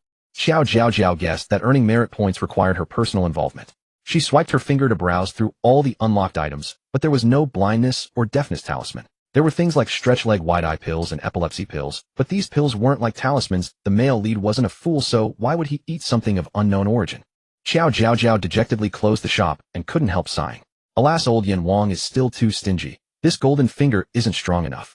In that case, I'll have to resort to my ultimate move. Qiao Tianjing and Qiao Di's eyes lit up at this. Could their little sister really have a secret ace in the hole? In old-fashioned romance novels, the male lead always has some peculiarity like misophobia or being allergic to all women except the female lead. How convenient. Prince Jing has that exact trait. Qiao Tianjing, Qiao Di. Suddenly they had a bad feeling. Qiao Jiaojiao steeled herself. Then I'll use my ultimate pee trick. If I pee on him, his misophobia will make him rush home to soak in a bath for a whole day and night. Qiao Tianjing, Qiao Di. Well, their premonition had come true. This trick might work, but it felt a bit shameless. Qiao Jiaojiao acted on it. She suddenly sat up from the crown prince's arms and reached out to the second prince, babbling. The crown prince asked, puzzled, "What's wrong, little Qiao?" Qiao Jiaojiao kept leaning toward the second prince, whimpering inside. "I'm so sorry, I'm so shameless, woo-woo. I'm going to change fate with a puddle of pee." The second prince glanced sideways at Qiao Jiaojiao and immediately chose to ignore her. But Qiao Jiaojiao had no shame. Seeing that the second prince was ignoring her, she cried louder and louder until everyone looked over in surprise. Seeing this, Qiao Tianjing had to stand up and play along. "Be good, Jiaojiao, let big brother hold you." Qiao Jiaojiao screamed inwardly, "Silly big brother, you don't know your little sister is engaged in a great cause. Don't stop me." Qiao Tianjing barely suppressed a laugh, but kept a straight face while adding fuel to the fire. "Be good, Jiaojiao, don't be naughty. How can you pester the second prince to hold you?" Qiao Jiaojiao's eyes lit up at once. "Big brother, you really get me. Yes, let the male lead hold me." Everyone immediately understood. This little Qiao girl wanted the second prince to hold her. Indeed, even children know beauty, so young and already drawn to the second prince. But the little Qiao girl was so adorable that if they were asked to hold her, they would be willing. Everyone thought this and turned their gazes toward the second prince. The second prince furrowed his brow as he watched Qiao Jiaojiao flailing toward him. He did not care for children, nor had he ever had any contact with them. Moreover, she was a child from the Qiao family. The crown prince let out a helpless chuckle, seeing how earnestly Qiao Jiaojiao seemed to want to go to the second prince. "Second brother, it seems this Qiao girl has taken quite a liking to you." The implication was clear. Perhaps you should just hold her. The second prince was initially reluctant, but given the crown prince's words, he could not help but overthink. If he resisted too openly, would the crown prince suspect him of harboring grievances against the Qiao family? What was worse, would the onlookers think he was deliberately putting on airs? After all, even the crown prince had held her. If he alone refused, it would look odd. No. The Zhuchui pavilion had recently been destroyed, and with the affair of the Northern Kingdom assassins still fresh, this was precisely the time for him to keep a low profile. At that thought, the second prince finally reached out to take Qiao Jiaojiao. Her shameless scheme had half succeeded, and her eyes immediately sparkled with delight. Watching the second prince set her stiffly upon his lap, Qiao Jiaojiao silently prayed for herself. "Male lead, oh male lead, I'm just a child. Please don't lose your head and off me on a whim." By now, guests were finishing their poems one after another. As soon as the paper slips were delivered to the two masters Gu and Zhao, they began to examine them with care.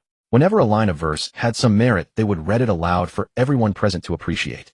The young ladies and gentlemen whose works earned approval would hold their heads high, basking in gazes of both admiration and envy. Meng Gushue had actually finished her poem long ago, yet at this moment her heart was fraught with anxiety, for her calligraphy was truly atrocious. Before her transmigration, Meng Gushue had hardly practiced brush calligraphy. After arriving in this world, she spent every day scheming to make a name for herself and contending with the concubine-born children of the household. She had never found the time to practice. Would the two masters simply toss her paper in the trash like waste? Beset by frustration, Meng Gushue gritted her teeth, and after a moment of deliberation slammed her fist against the stone table, scraping the back of her hand raw until it bled. Pain twisted Meng Gushue's face as tears welled in her eyes, yet she gritted her teeth and made not a sound. Instead, she hastily pulled out her handkerchief and wrapped it around her injured hand. A woman must be ruthless to secure her standing. If the two masters asked about her injury, she would have the perfect excuse. When she returned home, she would quickly practice her calligraphy. Then everything would fit together seamlessly. With that thought, Meng Gushue slowly rose to her feet. Qiao Jiaojiao had been keeping a close watch on Meng Gushue, and the moment she stood up, the baby gave a sudden start. Meng Gushue drew a deep breath and walked with resolute steps toward the two masters. Halfway there, the corners of her lips curled up uncontrollably. It was merely some obscure fictional dynasty after all. Let her, a woman from a new era, show how she could lead these old fogies around by the nose. The most important thing was to win the second prince over. With a man of such rare brilliance as him, once he had her as his advisor, would the throne not be within his grasp in no time? When that day came, she would make the second prince dissolve his entire harem and favor only her alone. She would be the mother of the realm. A sudden commotion erupted from the banquet, just as Meng Gushue was lost in her reverie. Meng Gushue hastily rose on her tiptoes to see what was happening. There stood the second prince, his face ashen and brow dark with fury, holding the young miss of the Qiao family at arm's length with one hand. Qiao Jiaojiao. No exaggeration. I genuinely saw murderous intent flash across the male lead's face just now. Seeing that Meng Gushue was already heading for the elevated platform, Qiao Jiaojiao knew she could delay no longer. And so, swallowing her shame, she let loose the floodgates, which led to the scene before them. Peeking down, Qiao Jiaojiao saw that the second prince had reacted with remarkable speed, leaving only a small wet patch on the front of his robe. For someone as fastidious as the second prince, even a single spot was utterly intolerable. Qiao Tianjing had been prepared for this. The moment he saw the second prince holding Qiao Jiaojiao by the scruff of her collar with a grim face, he hastened over and took her into his arms, his heart aching. Lifting her that way would strain her little neck. Yet on the surface, Qiao Tianjing had no choice but to offer repeated apologies. "Second prince, my little sister has behaved improperly. Please show her mercy." Qiao Dai was far more straightforward. He rushed over in a few quick strides, his face full of remorse. "Second prince, my little sister is still young. She did not mean it. If you must punish someone, I have thick skin and can take it. Punish me as you see fit." The crowd began to murmur among themselves, all sorts of comments flying around. "As I recall, this very young miss once drenched the crown prince himself at her 1-month celebration." "I remember that too." The crown prince simply laughed it off. "If you ask me, the Qiao family shouldn't have brought a small child to such an event at all." The one who said this was Sheng Xiran. As she had many followers, a wave of criticism against the Qiao brothers soon swept through the gathering. The second prince's countenance darkened. He felt thoroughly uncomfortable all over, especially at the wet spot on his robe, which pricked at him like needles. At the sound of the surrounding chatter, a chill settled in the second prince's heart. Since the crown prince had already shown such magnanimity by letting the matter slide, he, as the younger brother, had even less reason to make a fuss. With that thought, a cold gleam flickered in the second prince's eyes, yet his tone remained measured. "Enough. She is but a child. The weather is still chilly in this 3rd month. Delang, take the young miss of the Qiao family to change her clothes at once." Hearing this, Qiao Tianjing immediately wore a grateful expression. "Thank you for your magnanimity, second prince. And you, your..." He deliberately flicked a glance at the second prince's hem. The second prince instantly felt the wet patch even more unbearable. Turning to the crown prince, he said, "Elder brother, I shall take my leave and return to the palace first." The crown prince gave a subtle nod, knowing full well that his younger brother was exceptionally particular about his clothing, food, dwelling, and travel, especially his personal attire, which had to be immaculate at all times. Seeing the crown prince nod, the second prince immediately strode away, his steps carrying a hint of urgency. Meng Gushua's mouth gaped slightly at the sight. How could he just leave so quickly? She had not even read her poem aloud yet. If it were not for the lessons on propriety that Lady Meng had drilled into her recently, Meng Gushua would have voiced her plea for the second prince to stay right then and there. In that moment, Meng Gushua once again regretted her hesitation. Had she not been so fixated on her handwriting and acted more decisively, the second prince would have been utterly captivated by her by now. Now, watching the second prince's figure vanish into the peach grove, all she could do was stomp her feet in frustration. Qiao Jiaojiao too watched him depart, and finally let out a slow sigh of relief. Make no mistake, if this had not been out in public, and had she not been a daughter of the Qiao family, the male lead would have strangled her on the spot. Wonderful. Though I've become a shameless wretch, I've finally driven the male lead away. The poetry gathering was originally one of the sweetest plot points. Now that I've ruined it, the male and female leads won't have such a perfect opportunity to fall in love. Tisk, who knew a little puddle could still rewrite fate. Meng Gushue was filled with deep regret, and among those present only Sheng Xiran could truly empathize with her. She had carefully weighed every word, believing she had composed a fine poem. Just as she stood up to present it to Mr. Gu and Mr. Zhao, the second prince had been angered away by that Qiao family girl. Thinking of how she had looked forward to this eastern suburb poetry gathering for a full half year, Sheng Xiran felt her heart ache. Now she could only hope that her poetry would win the favor of Mr. Gu and Mr. Zhao, spreading her reputation as a talented woman.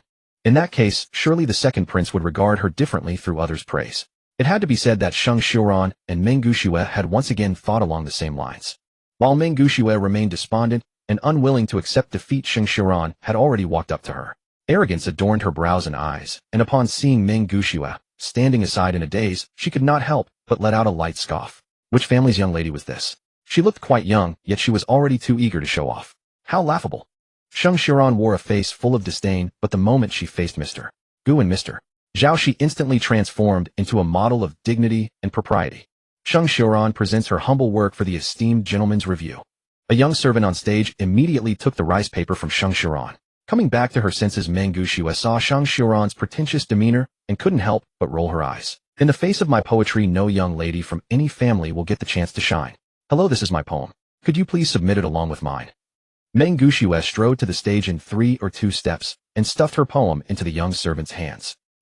Seeing Meng Gushue place her poem beneath Sheng Xiran's face immediately darkened with displeasure. However, Meng Gushue ignored her and gracefully walked back to her seat. Sheng Xiran told herself she could not lose her composure in public, so she suppressed her anger and calmly returned to the stone table. Meanwhile, Qiao Dai immediately carried Qiao Jiaojiao through the peach blossom grove, where Nanny Lu was waiting just outside. Second brother, quick. Hurry up. Meng Gushue's poem is about to be recited. I don't want to miss it. Wua. Qiao Jiaojiao's urging was too urgent. With no one around, Qiao Dai simply used Qinggong, scaring Qiao Jiaojiao's wailing into a series of sounds. Nanny Lu was remarkably deft, changing Qiao Jiaojiao into clean clothes in just a few swift motions. Upon seeing this, Qiao Dai did not wait for Qiao Jiaojiao to urge him again. He whooshed away in a flash. Second brother, you're amazing. You're awesome. The moment Qiao Dai emerged from the peach blossom grove carrying Qiao Jiaojiao, they heard Mr. Gu on stage ask, which one is Miss Ming? Upon hearing this, Qiao Jiaojiao's eyes lit up. Oh, just in time. It's time for the female lead to show off her prowess. Meng Gushue rose slowly and spoke with grace. I pay my respects to Mr. Gu. I am Meng Gushue of the Meng family. Everyone turned their gaze toward Meng Gushue. Seeing that Mr. Gu had called her name, they could not help but be secretly astonished. After all those called earlier had all had their poetry approved, this young Miss Meng still looked quite young. Did she possess some hidden poetic talent? Below, Sheng Xiuran clenched her handkerchief, nearly grinding her teeth to powder. Her poem and Meng Gushue's had been submitted together, yet Mr. Gu had only called out Meng Gushue's name, not hers. Could it be that her poetry was inferior to that of the utterly unknown Meng Gushu? As the crowd buzzed with discussion, Mr. Gu suddenly spoke. Miss Meng's poem is written exceptionally well. At these words, everyone sucked in their breath simultaneously. The words exceptionally well spoken by Mr. Gu were truly the highest praise. The full poem is as follows: vowing to sweep away the Xiongnu, disregarding their own lives, 5,000 brocade-clad warriors perished in the dust of barbarian lands. Piteous are the bones by the wooding rivers, still the people in spring boudoir dreams. As Mr. Gu finished speaking, the entire venue fell silent, so quiet that a needle dropping could be heard. Xiao Tianjing could not help but wear a look of shock. If he had not already known from his younger sister that these verses were composed by ancient masters from Meng Gushue's world, even he would have been impressed by her poetic talent. Unlike others who either sang praises to the generals or railed bitterly against the northern people, Meng Gushue linked the bones by the river with the dreams in the spring boudoir, truly evoking sorrow in the hearts of listeners, while perfectly suiting her identity as a young lady of the inner chambers. Tisk Meng Gushue indeed chose an excellent poem. Even Qiao Jiaojiao nodded repeatedly, affirming Meng Gushue's bold move. The crown prince's expression showed some surprise. He had not expected the 10-year-old daughter of the Meng family to possess such talent, outshining everyone present. Gradually, whispers rose throughout the venue with both exclamations of wonder and voices of doubt. She is still so young. How could she possibly compose such verses? I fear she had someone write it for her in advance, and came here merely to show off. Exactly. To commit such deception for the sake of showing off reveals that her character is far from good. These words were instigated by Sheng Xiuran's close companions, who followed her every lead. And with these words spoken, they immediately received the assent of the majority. Seeing this, Qiao Jiaojiao comfortably nestled in Qiao Tianjing's arms, wearing an expression of someone enjoying a show. How will the female lead respond? If only we could have some sunflower seeds now. Snacking while watching the drama would be the standard setup. Hearing this, Qiao Tianjing took out a carefully wrapped teething biscuit from his robe and handed it to Qiao Jiaojiao with a smile. Qiao Jiaojiao accepted it with a beaming grin. Ah, such a considerate eldest brother. He'll surely be useful to my future sister-in-law. Qiao Tianjing. Little sister, can nothing, not even food, shut your mouth? As the voices of doubt in the venue grew louder and louder, Mr. Gu slowly rose to his feet. His expression was grave, his demeanor extremely serious. For scholars, moral character is of utmost importance, with talent coming second. If Miss Ming truly possessed such literary brilliance, he would certainly not wrong her today. But if she were indeed a fame-seeking pretender, then she would have no place at future eastern suburb poetry gatherings. Meng Gushue took a deep breath. She also knew that today's poetry gathering was crucial to her. Miss Ming, this old man has a few questions to ask you. Meng Gushue immediately nodded. Please speak, Mr. Gu. Mr. Gu Qinshan displayed Meng Gushue's rice paper before the crowd. Upon seeing the chicken scratch handwriting, Qiao Jiaojiao could not help but burst into laughter. A modern person who truly could not write with a brush. First, this handwriting. Upon hearing this, Meng Gushue immediately raised her hand in public, secretly thanking her luck. Mr. Gu, my right hand is injured, making it difficult for me to hold a brush. It was not my intention to offend the eyes of both gentlemen. She slowly unwrapped the cloth from her hand, revealing a blood-stained back of her hand. This excuse was indeed impeccable. Qiao Jiaojiao winced inwardly. Goodness, this Meng Gushue has some real courage. Seeing this, Mr. Gu Qinshan nodded silently. Under the circumstances, it was understandable. He then continued, second, from where do the Xiongnu and the Wooding River originate? Is there any classical text to support this? Meng Gushue had not expected these old scholars to be so meticulous. Fortunately, she had already prepared her response. Honored Mr. Gu, Xiongnu refers to the northern bandits, while the Wooding River is merely my fabrication. Hearing this, Meng Gushue felt a twinge of guilt. Since transmigrating, she had never bothered to study geographical records, so how could she know whether the Daong dynasty and the Northern Kingdom shared a river? Wasn't the substitution of wooding harmless? Upon hearing this, Gu Qianshan furrowed his brow slightly. Indeed, there was a river at the border between Daong and the Northern Kingdom, and coincidentally, it was named Wooding. Every subject of the Daong dynasty should know of the great victory at Wooding, the decisive battle led by General Qiao that turned the tide of war, giving the river its fame. Miss Ming's alteration of Wooding to Wooding is upon closer inspection truly inappropriate. Previously, everyone had assumed Mr. Gu was reciting "Poor are the bones" by the Wooding River, but upon hearing Wooding their expressions turned subtly awkward. Qiao Jiaojiao sensed the shift in atmosphere, and after a moment of deep thought suddenly slapped her thigh. Oh no, I almost forgot my father's glorious achievements. The great victory at Wooding. This is bad. The female lead carries a curse of bad luck. On a small scale, her ignorance is embarrassing. On a large scale, this could even spark a literary inquisition. Now it all depends on how the white moonlight crown prince reacts. Clearly everyone shared Qiao Jiaojiao's thoughts, and instinctively turned to look at the crown prince. The crown prince sat calmly at the head, and upon seeing this he slowly spoke. Miss Ming, are you unaware of the Wooding River? Meng Gushue had not expected the crown prince to address her directly, but given the expressions of those around and the tense atmosphere, she was not so naive as to think he was merely captivated by her beauty. Wooding River. So the Daong dynasty did have a river named Wooding. The confusion on Meng Gushue's face was genuine, and the crown prince immediately understood. He withdrew his gaze and said indifferently, Miss Ming's poetic talent is astonishing and rare, but a truly learned person should not be limited to ornate rhetoric and beautiful verses. One must also study history and the present harbor concern for the nation and never forget righteousness. As the crown prince's words fell, silence enveloped the hall. Everyone's expressions grew grave, filled with reverence laced with fear, making Meng Gushue feel suffocated. This was the first time she had witnessed the majesty of the imperial family in this strange dynasty. The crown prince merely sat there quietly, yet he exuded an overwhelming sense of oppression. At this moment, Meng Gushue, who had previously looked down upon these feudal traditions, found her legs trembling and realized her back was soaked in cold sweat. She had a premonition that if she had shown any sign of knowing about the Wooding River, she would have been dragged away on the spot. Mr. Gu, let us continue the poetry gathering. Miss Ming's talent is still worthy of recognition. The crown prince's final word gradually relaxed the atmosphere. After all, the foolish mistake of writing Wooding instead of Wooding was sufficient proof that this poem was indeed originally composed by Meng Gushue herself.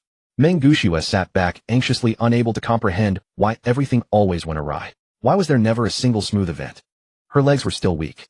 Nevertheless, Meng Gushue's poetic talent had been acknowledged by the crown prince, and she suddenly found herself in the spotlight of everyone's attention. Subsequently, many other guests' poems were selected for appreciation, but none could match the brilliance of Meng Gushue's work. Qiao Jiaojiao watched for a while and grew bored. She glanced left and right, her vivid expressions reminding the crown prince of the fourth prince in his childhood. Jiaojiao, come here. He extended his hand toward her. Qiao Jiaojiao, eager to build a good relationship with the crown prince, giggled and nestled into his embrace, occasionally poking his face or tugging at his sleeves. The crown prince's features softened with indulgence. Witnessing this scene, the onlookers could not help but exchange astonished glances. Wasn't the crown prince's favor toward this Qiao girl excessive? Meng Gushue secretly observed the crown prince's side. Seeing the unrestrained smile on Qiao Jiaojiao's face, she felt a pang of envious bitterness. They say reincarnation is a skill. If only she had transmigrated into the body of this Miss Qiao, everyone would dote on her, and she could pick any man she desired in the future. Lost in envy and jealousy toward Qiao Jiaojiao, Meng Gushue failed to notice a pair of resentful eyes fixed upon her. At noon, when it was time for the midday meal, the first half of the poetry gathering concluded. Since they were away from home and had fewer formalities, the crown prince invited the Qiao brothers Tianjing and Dai to dine with him. Qiao Dai noticed the crown prince showed no intention of letting go of Qiao Jiaojiao and grew puzzled. Being a straightforward man, he voiced his question directly. Brother Shen, aren't you afraid the little miss will wet yourself on you? Qiao Jiaojiao, I would never do such a thing. Qiao Tianjing and Qiao Dai, we don't believe you. The crown prince raised an eyebrow and smiled. No matter. This crown prince has brought extra sets of clothes. Qiao Dai. It seemed the crown prince had indeed come prepared. Crown prince, your highness, please wait. A sudden call came from behind. The crown prince turned to see Sheng Mingsheng, hurrying over, his expression somewhat anxious. Qiao Jiaojiao followed the crown prince's raised eyebrow. What does Sheng Mingsheng want with the crown prince?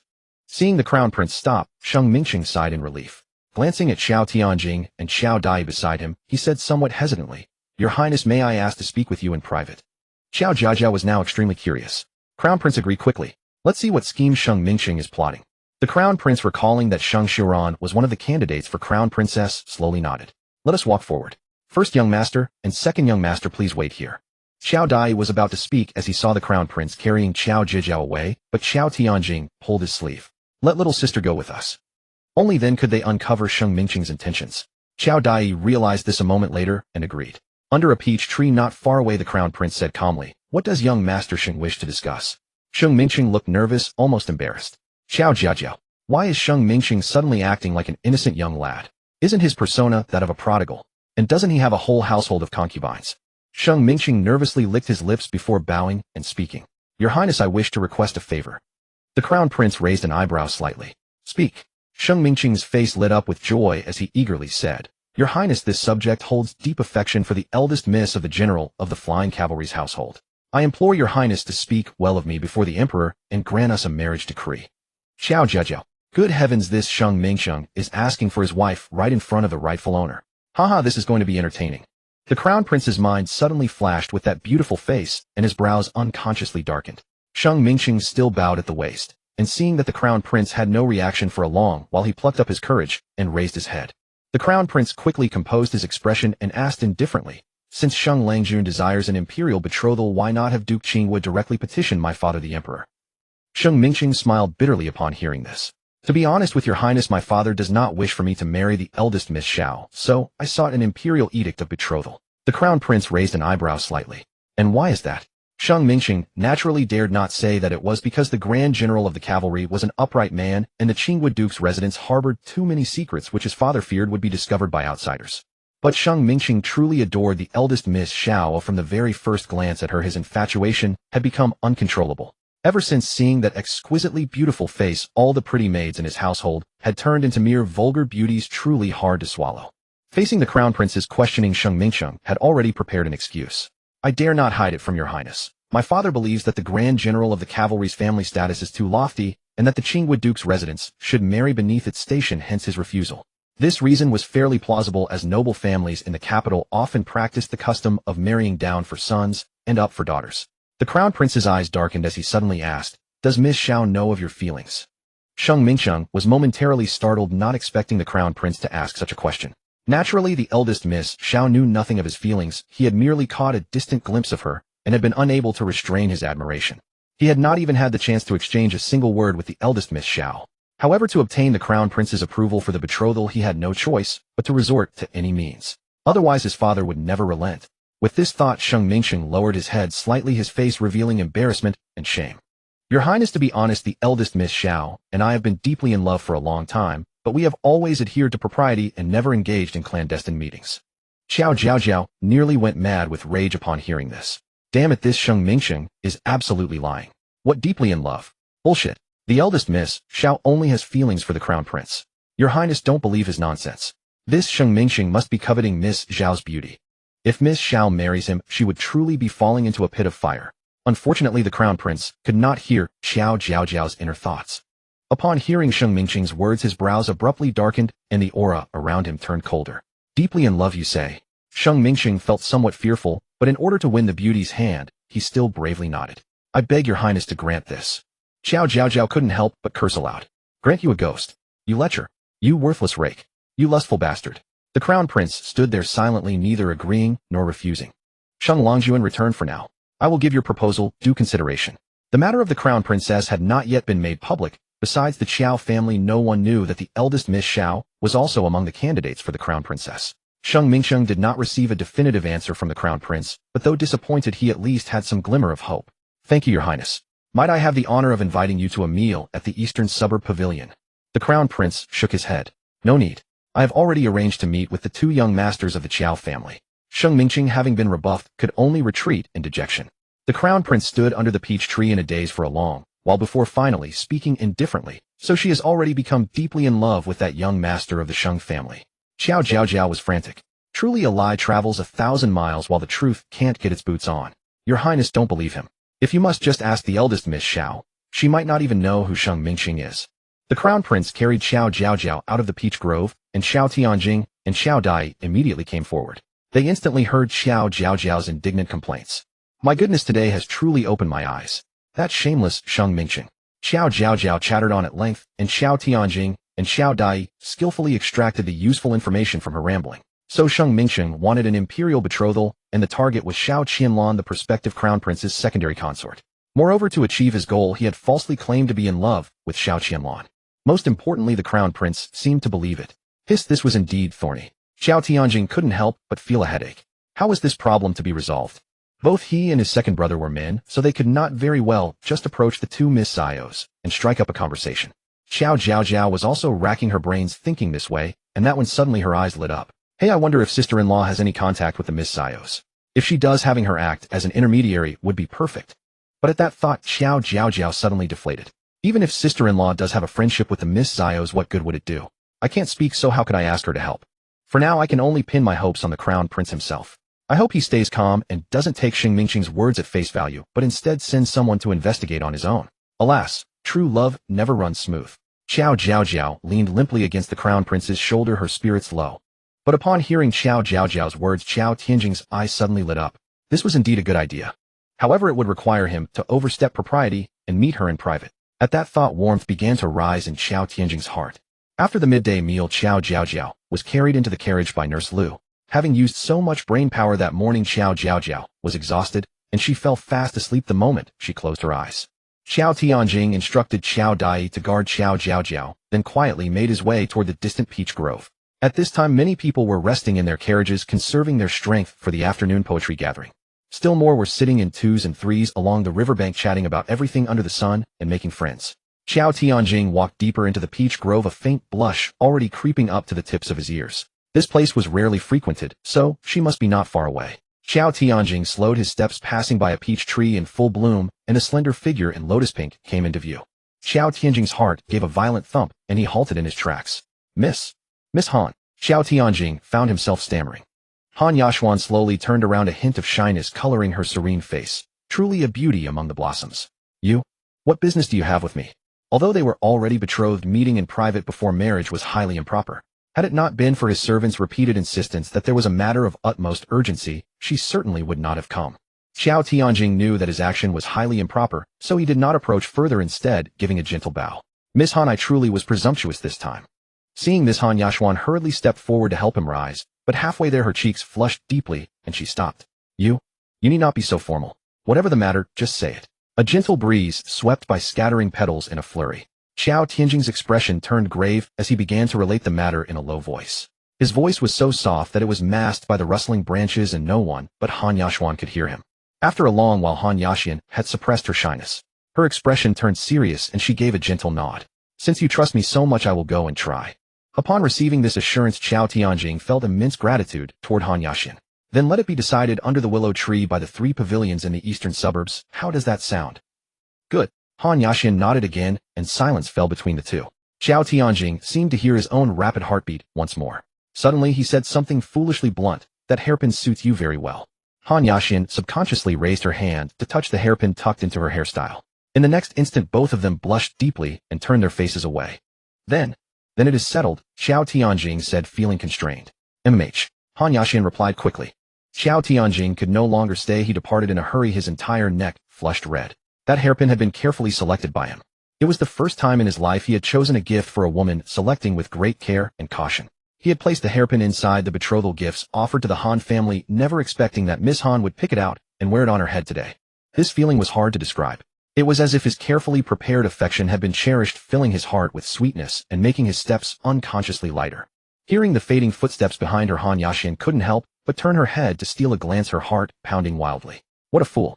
Who offers a bamboo-shaped hairpin engraved with small characters as part of betrothal gifts? It was obviously his doing. Miss Han couldn't help but rub the hairpin on her head, a sweet and indescribable feeling rising in her heart. Qiao Jiaojiao slept soundly and felt completely refreshed upon waking. Aunt Lu thoughtfully wiped her face and restyled her hair into 2 small buns before handing her over to Qiao Dai. Second brother, there is still half an hour until the poetry gathering this afternoon. Shall we take a walk along the river embankment?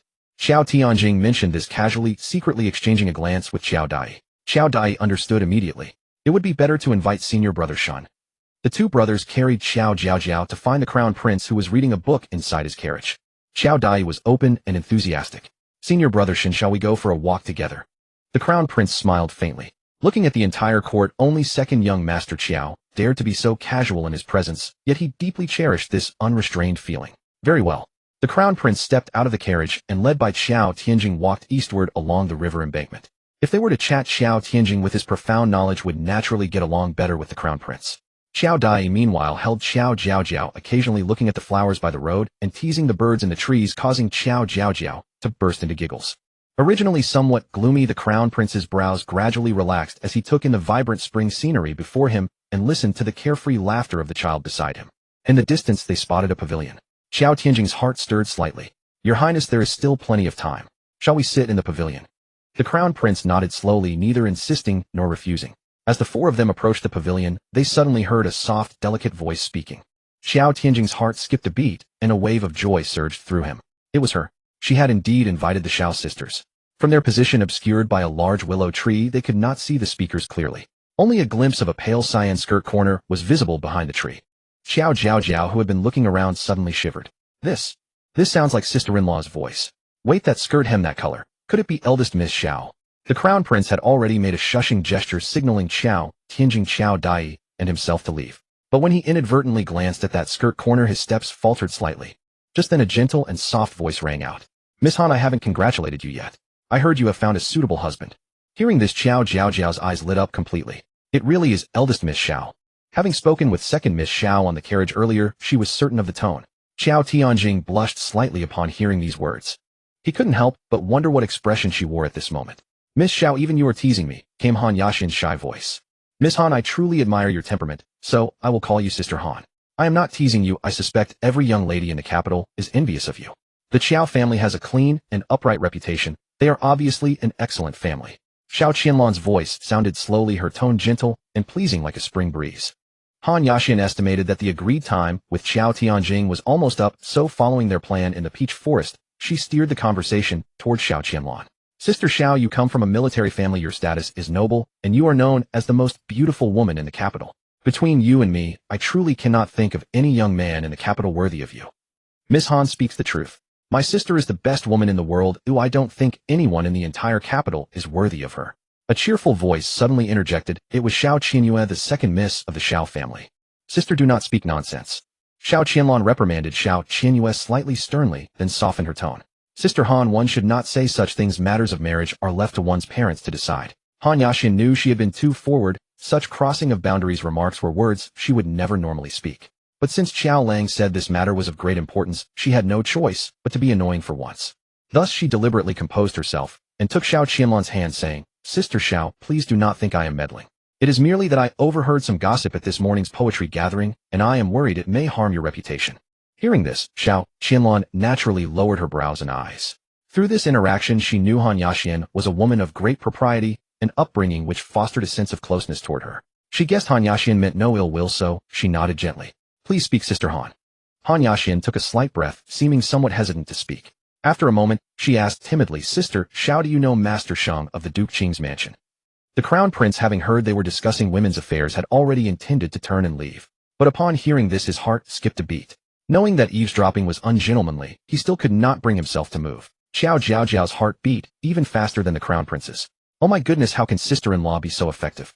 Could this be heaven's arrangement to help the crown prince and eldest Miss Xiao clear up misunderstandings and become a couple? That's wonderful. No need for melodramatic love stories. Smooth sailing is best. Qiao Tianjing, hearing this, subtly curled the corners of his mouth. Everything depends on human effort. Lord Sheng. Xiao Qianlan's voice rang out with a hint of puzzlement. "I know the Duke of Qing's residence has a young master, but the Duke and my family have no connection, so I only know his name, not his face." "Sister, why do you suddenly mention Lord Sheng?" Hearing this, Han Yaxian felt a sudden wave of relief in her heart. This must be the answer Qiao Lang wanted to hear, right? If he was nearby, this matter should have succeeded. Seeing Xiao Qianlan looking at her with confusion, Han Yaxian lowered her voice and said, "Sister Xiao, today at the poetry gathering I heard that Lord Sheng seems to have feelings for you, and some rumors have been spread. I think you are a precious and virtuous person, unwilling to believe their words lightly, but you also know that innocence is the hardest to prove. That is why I took the liberty of coming to you, hoping Sister Xiao would keep an eye out. What I said today was indeed presumptuous. I hope Sister Xiao will not blame my harsh words." Hearing this, Xiao Qianlan's face changed drastically. How can such an absurd thing exist? This is a tremendous injustice. I am not acquainted with that Lord Sheng at all. Xiao Qianyue, upon hearing this, was so angry that her willow leaf eyebrows arched in indignation. Who is so disgraceful as to tarnish my sister's reputation? What does that Lord Sheng count as daring to associate himself with my sister? Miss Han, tell me who those gossiping people are, and I, Xiao Qianyue, will go beat them at their residences right now. Han Yaxian wore a troubled expression. Young Miss Xiao, I rarely socialize with others, so I cannot recognize those people's faces. Xiao Qianyue suddenly recalled Lord Han's reputation in the capital circle and choked slightly. At this moment Xiao Qianlong hurriedly stood up to stop Xiao Qianyue. Sister, didn't you hear Miss Han say that innocence is the hardest to prove? Currently people are only whispering privately. I keep myself clean and do not fear these rumors. If you make a fuss and everyone finds out, our Xiao family will truly lose face. Enough. The clear will remain clear. Let them go. Xiao Qianlong's words were gentle, yet firm, calm, and unhurried. Seeing this, Han Yaxian nodded secretly in her heart. Truly the renowned eldest Miss Xiao, she indeed knew how to conduct herself with grace and extraordinary breadth of mind. Miss Han, thank you for telling me about this. I know that given your nature you must have been in a difficult position for a long time. Even then Xiao Qianlong did not forget to express gratitude to Han Yaxian, showing understanding for her predicament. Han Yaxian's face flushed suddenly, and shame overwhelmed her heart.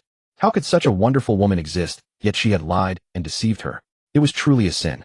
Hearing this, Qiao Jiaojiao almost couldn't help but clap her hands in delight. The misunderstanding was resolved. She leaned forward to peek at the crown prince's expression and saw his brows relaxed, his eyes bright, looking in excellent spirits. TSK tisk. He's happy, proud, and has gotten his wife back. Whoa, why are there so many wonderful sisters and sisters-in-law, yet each of them has such a bad ending? Qiao Jiaojiao was secretly lamenting when suddenly an urgent cry of surprise came from afar, followed by a splash. Something had fallen into the water. The startled cry disturbed Han Yaxian and the Xiao sisters behind the tree. They exchanged glances and hurried over, but upon looking up, they unexpectedly saw three figures. Your Highness the Crown Prince. Xiao Qianlong gasped softly and quickly pulled Xiao Qianyue to bow together. Han Yaxian exchanged a glance with Qiao Tianjing and then immediately looked away. Xiao Qianlong did not know how long the Crown Prince and his companions had been standing there. Thinking of the content of her conversation with Han Yaxian, her face turned slightly pale. The Crown Prince. Could he have heard everything?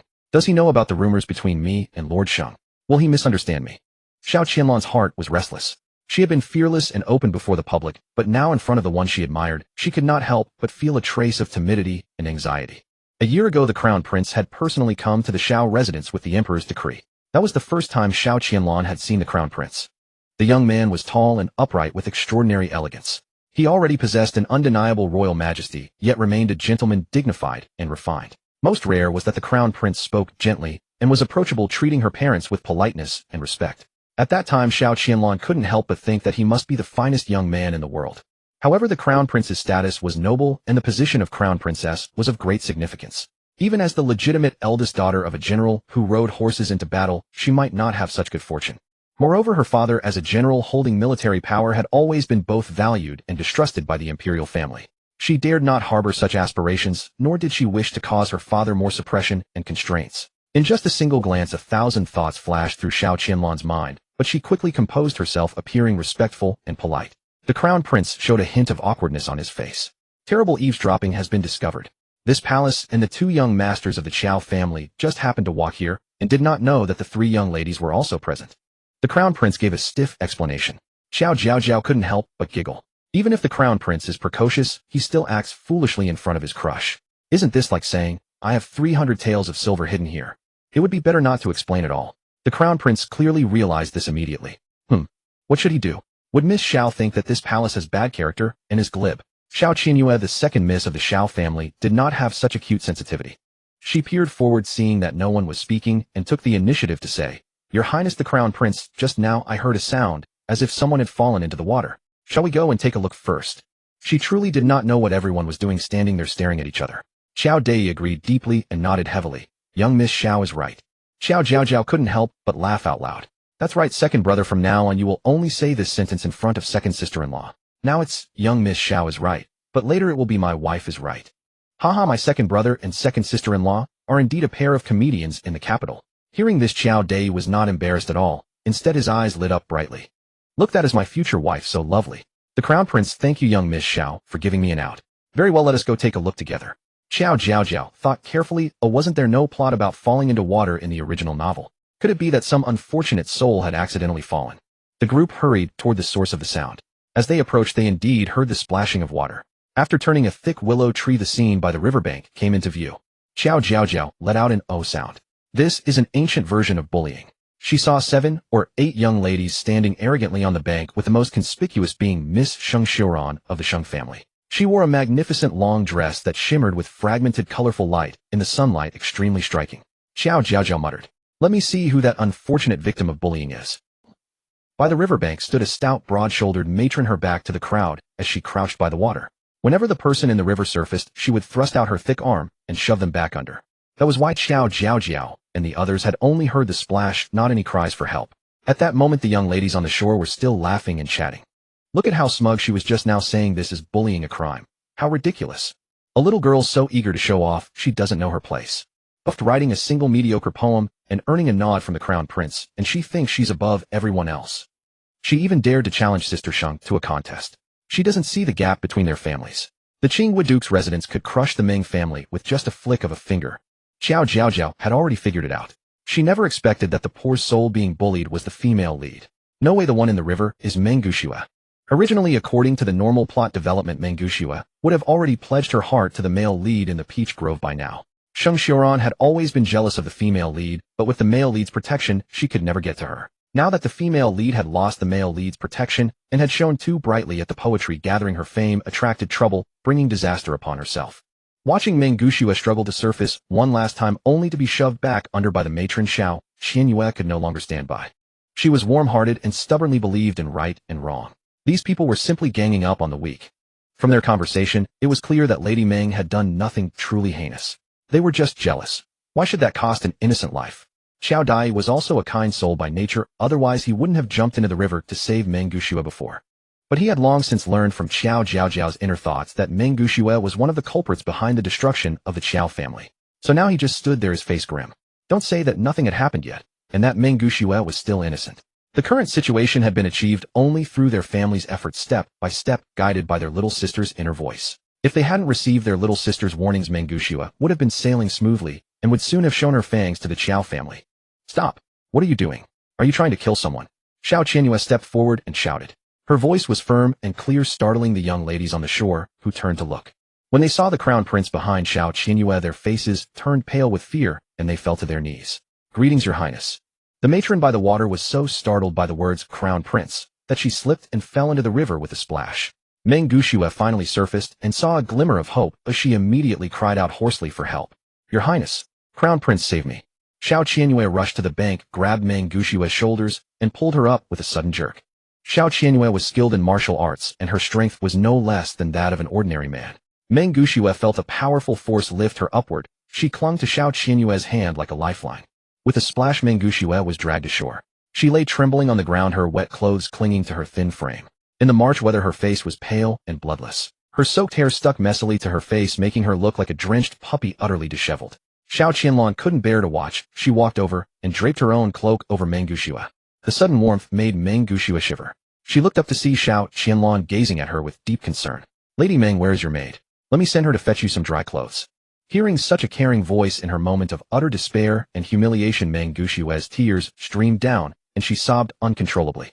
She didn't understand why, as a time-traveling woman, she was faring so miserably in this ignorant, backward, ancient world. She had followed the initial plan and made a splash at the poetry gathering. Why wasn't she being praised by thousands? Why was she still being bullied? Looking at the gentle Xiao Qianlong, Mengushua felt grateful, yet an irrepressible surge of resentment rose within her. Since heaven had chosen her to travel through time, why couldn't it have placed her in the body of a noble, beautiful lady like Xiao Qianlong? Then she wouldn't have to struggle and could easily have everything she wanted. Xiao Qianlong kindly adjusted the cloak over Mengushua, and as she lowered her eyes, she inadvertently met Mengushua's gaze. At that moment, Xiao Qianlong was slightly startled. Such ambitious eyes filled with resentment and discontent. They were truly alarming to behold. These were not the eyes of a 10-year-old noble lady. Xiao Qianlong thought to herself. Though her expression remained unchanged, the sympathy and tenderness in her eyes gradually receded. This Lady Meng was not a simple person. Meanwhile, Mengushua was still wallowing in self-pity, and she had no idea where her maid was. That damned Sheng Xiuran had lured her here in the name of the crown prince, saying he admired her poetic talent and wished to discuss it further. But the maid was sent by Lady Meng, her so-called mother, to keep an eye on her. To make things easier, Mengushua had deliberately tricked the maid into going elsewhere. Who could have imagined that when she arrived at the riverbank full of anticipation, it would be Sheng Xiuran and a group of young ladies waiting for her? Thinking of this, Mengushua shook her head pitifully. I don't know where my maid is. Oh, it's fine. I'll have someone fetch my clothes for you to wear. Xiao Qianyue couldn't bear to see the weak being bullied, and she raised her hand to call someone. Xiao Qianlong suddenly stood up and subtly pressed down on Xiao Qianyue's hand, giving her a meaningful glance. It was best not to get entangled with Lady Meng, especially over something like lending clothes. Who knew what trouble it might cause later? Although Xiao Qianyue didn't understand her sister's intention, she knew that her sister was the smartest person. If she shook her head, it meant no. So she awkwardly withdrew her hand and muttered, "Oh no, I didn't bring a maid either." Qiao Jiaojiao had been watching coldly, and when she heard Xiao Qianyue offer to lend clothes, her heart skipped a beat. But before she could even shake her head, Xiao Qianlong had already stopped Xiao Qianyue. Seeing this, Qiao Jiaojiao couldn't help but feel a sense of admiration. No wonder she is a woman who can harmonize with the crown prince. Lady Xiao is truly insightful. Meng Gushue had always looked down on the people of this dynasty, thinking them ignorant and foolish ancients. Coming from a modern era, she was always condescending and self-righteous. But Qiao Jiaojiao's view was completely different. Children raised in modern society are too sheltered, with a clarity in their eyes that borders on naivety. Simply put, they are innocent. The young masters and ladies raised with every resource in these noble families were not only precocious, but also grew up in a complex environment. Their minds were truly unfathomable. Always maintain reverence, feign weakness to deceive the strong, and only then can one go far in this unfamiliar world. Unfortunately, Meng Gushue could never grasp this truth. The crown prince had not expected to witness such a farce. His face instantly darkened, exuding an imposing aura without deliberate anger. Having grown up in the imperial palace, he had seen all sorts of sordid schemes. The intentions of these young ladies were immediately transparent to him. It was evident that this group was led by Sheng Xiran, a young lady so jealous and malicious. How could she be worthy of becoming his crown princess? Moreover, the young master of the Sheng family, in order to win over Miss Xiao, had dared to lie before him, slandering the reputation of an innocent lady. How abominable! The Sheng family. The crown prince murmured, then suddenly curled his lips in a cold smile. Truly excellent family upbringing they have. Qiao Jiaojiao heard the crown prince's mutterings, and her eyes lit up. She realized that the crown prince was displeased with the Sheng family, and if the spring imperial examination fraud case were made public, the Qinghua mansion would truly be doomed. Upon hearing this, Qiao Tianjing's eyes instantly blazed with fighting spirit. Soon, the results would be announced next month. If the Duke Qinghua sought his own doom, father would definitely not be lenient. Meng Gushue was now lying on the ground, shivering like a leaf. Though it was March and not quite winter, the wind that blew over was truly bitingly cold. Meng Gushue sneezed several times, and resentment began to swell in her heart. Couldn't the Xiao sisters help her to the end, and quickly find her a set of dry clothes? And the crown prince. He had praised her at the poetry gathering this morning, yet now he turned a blind eye to her plight. Were the imperial family truly so heartless? Meng Gushue blamed heaven, earth, and everyone else, but never looked at her own faults.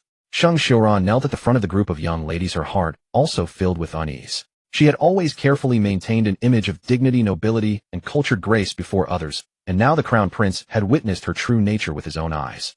It was all that Meng Gushue's fault for being so loud. She had only pushed her into the water to teach her a lesson, and she had to scream like the sky was falling.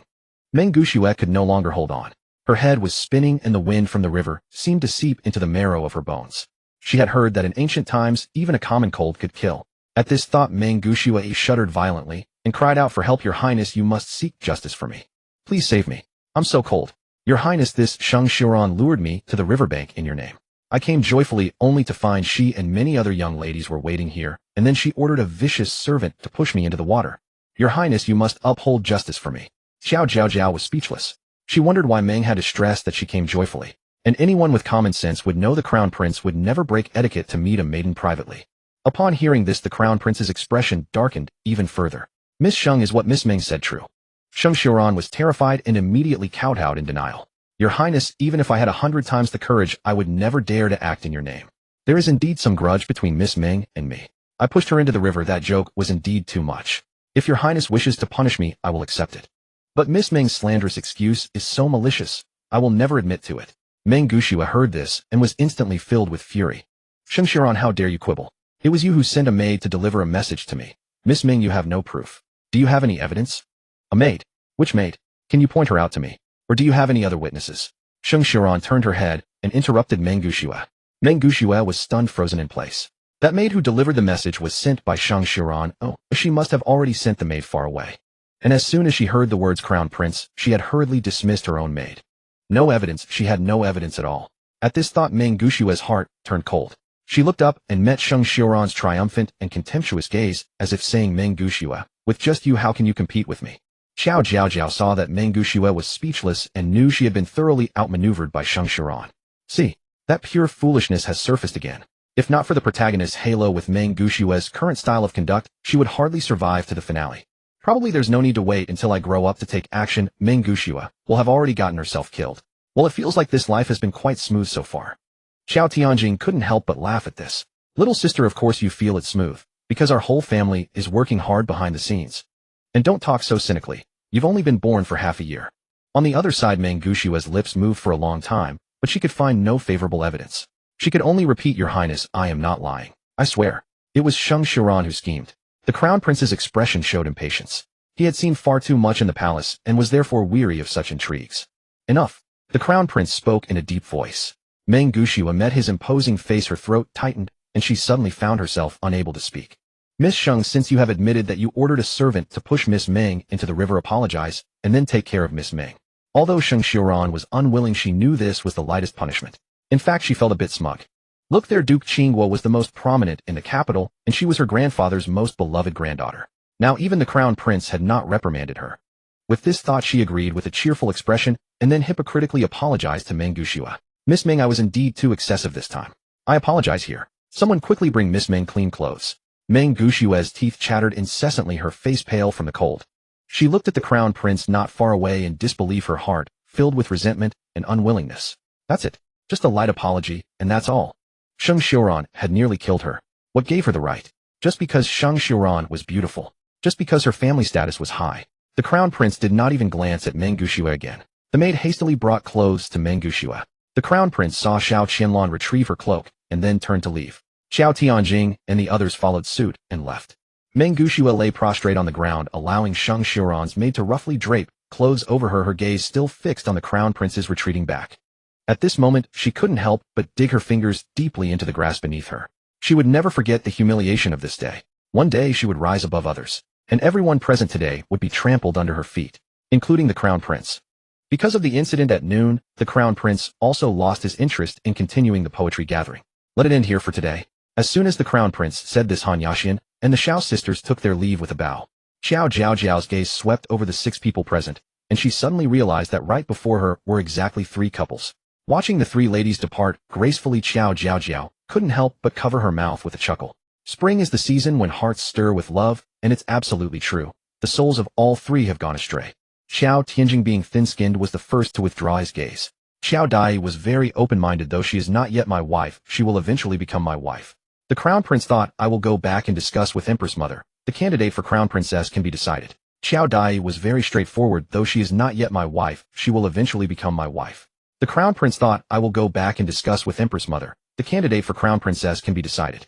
Since they had left the poetry gathering midway, the road back was smooth. As soon as Qiao Jiaojiao arrived home, she threw herself into Madame Qiao's soft and fragrant embrace. Sitting in Madame Qiao's arms, she waved her hands and feet, babbling about the day's interesting events. Although she knew Madame Qiao couldn't understand a word she said, it didn't stop her from sharing her joy. Mother, you have no idea. Today I met my eldest sister-in-law. And I also met the 2 Xiao sisters. One is the Crown Prince's consort, and the other is my second sister-in-law. Mother, you have no idea. Today I met my eldest sister-in-law. And I also met the 2 Xiao sisters. One is the Crown Prince's consort, and the other is my second sister-in-law. Madame Qiao's eyes curved into crescents as she held Qiao Jiaojiao, listening with great relish. This way the Crown Princess candidate should be settled, which would also fulfill the Empress's wish. As a mother, Madame Qiao could deeply empathize with the Empress's feelings toward the Crown Prince. Wasn't she just as anxious about her eldest son's marriage?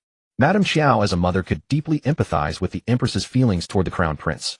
Wasn't she just as anxious about her eldest son's marriage? Speaking of which, the date for the eldest son's wedding should also be set. 3 days later, Madame Yang arrived joyfully at the door. Oh, I heard the sister has chosen a good day. Madame Qiao greeted her with a beaming smile. Sister, I've chosen it. The 9th day of the 10th month. It's been calculated, and is an absolutely perfect day. I'll trouble you to deliver this auspicious marriage date to the Han family. Madame Yang was very happy for her friend. Easy, easy. When the time comes, don't forget to have the newlyweds toast me, the great matchmaker. Madame Qiao pulled Madame Yang's hand affectionately. Need you say that? Not only that, but my husband and I will also toast you, sister. Madame Qiao pulled Madame Yang's hand affectionately. Need you say that? Not only that, but my husband and I will also toast you, sister. Madame Yang waved her hand repeatedly upon hearing this. Forget about your husband. I'm not qualified to drink his toast. All right, just wait for my good news. In the afternoon, Madame Yang sent someone with the news that the Han family had agreed. Madame Qiao was overjoyed.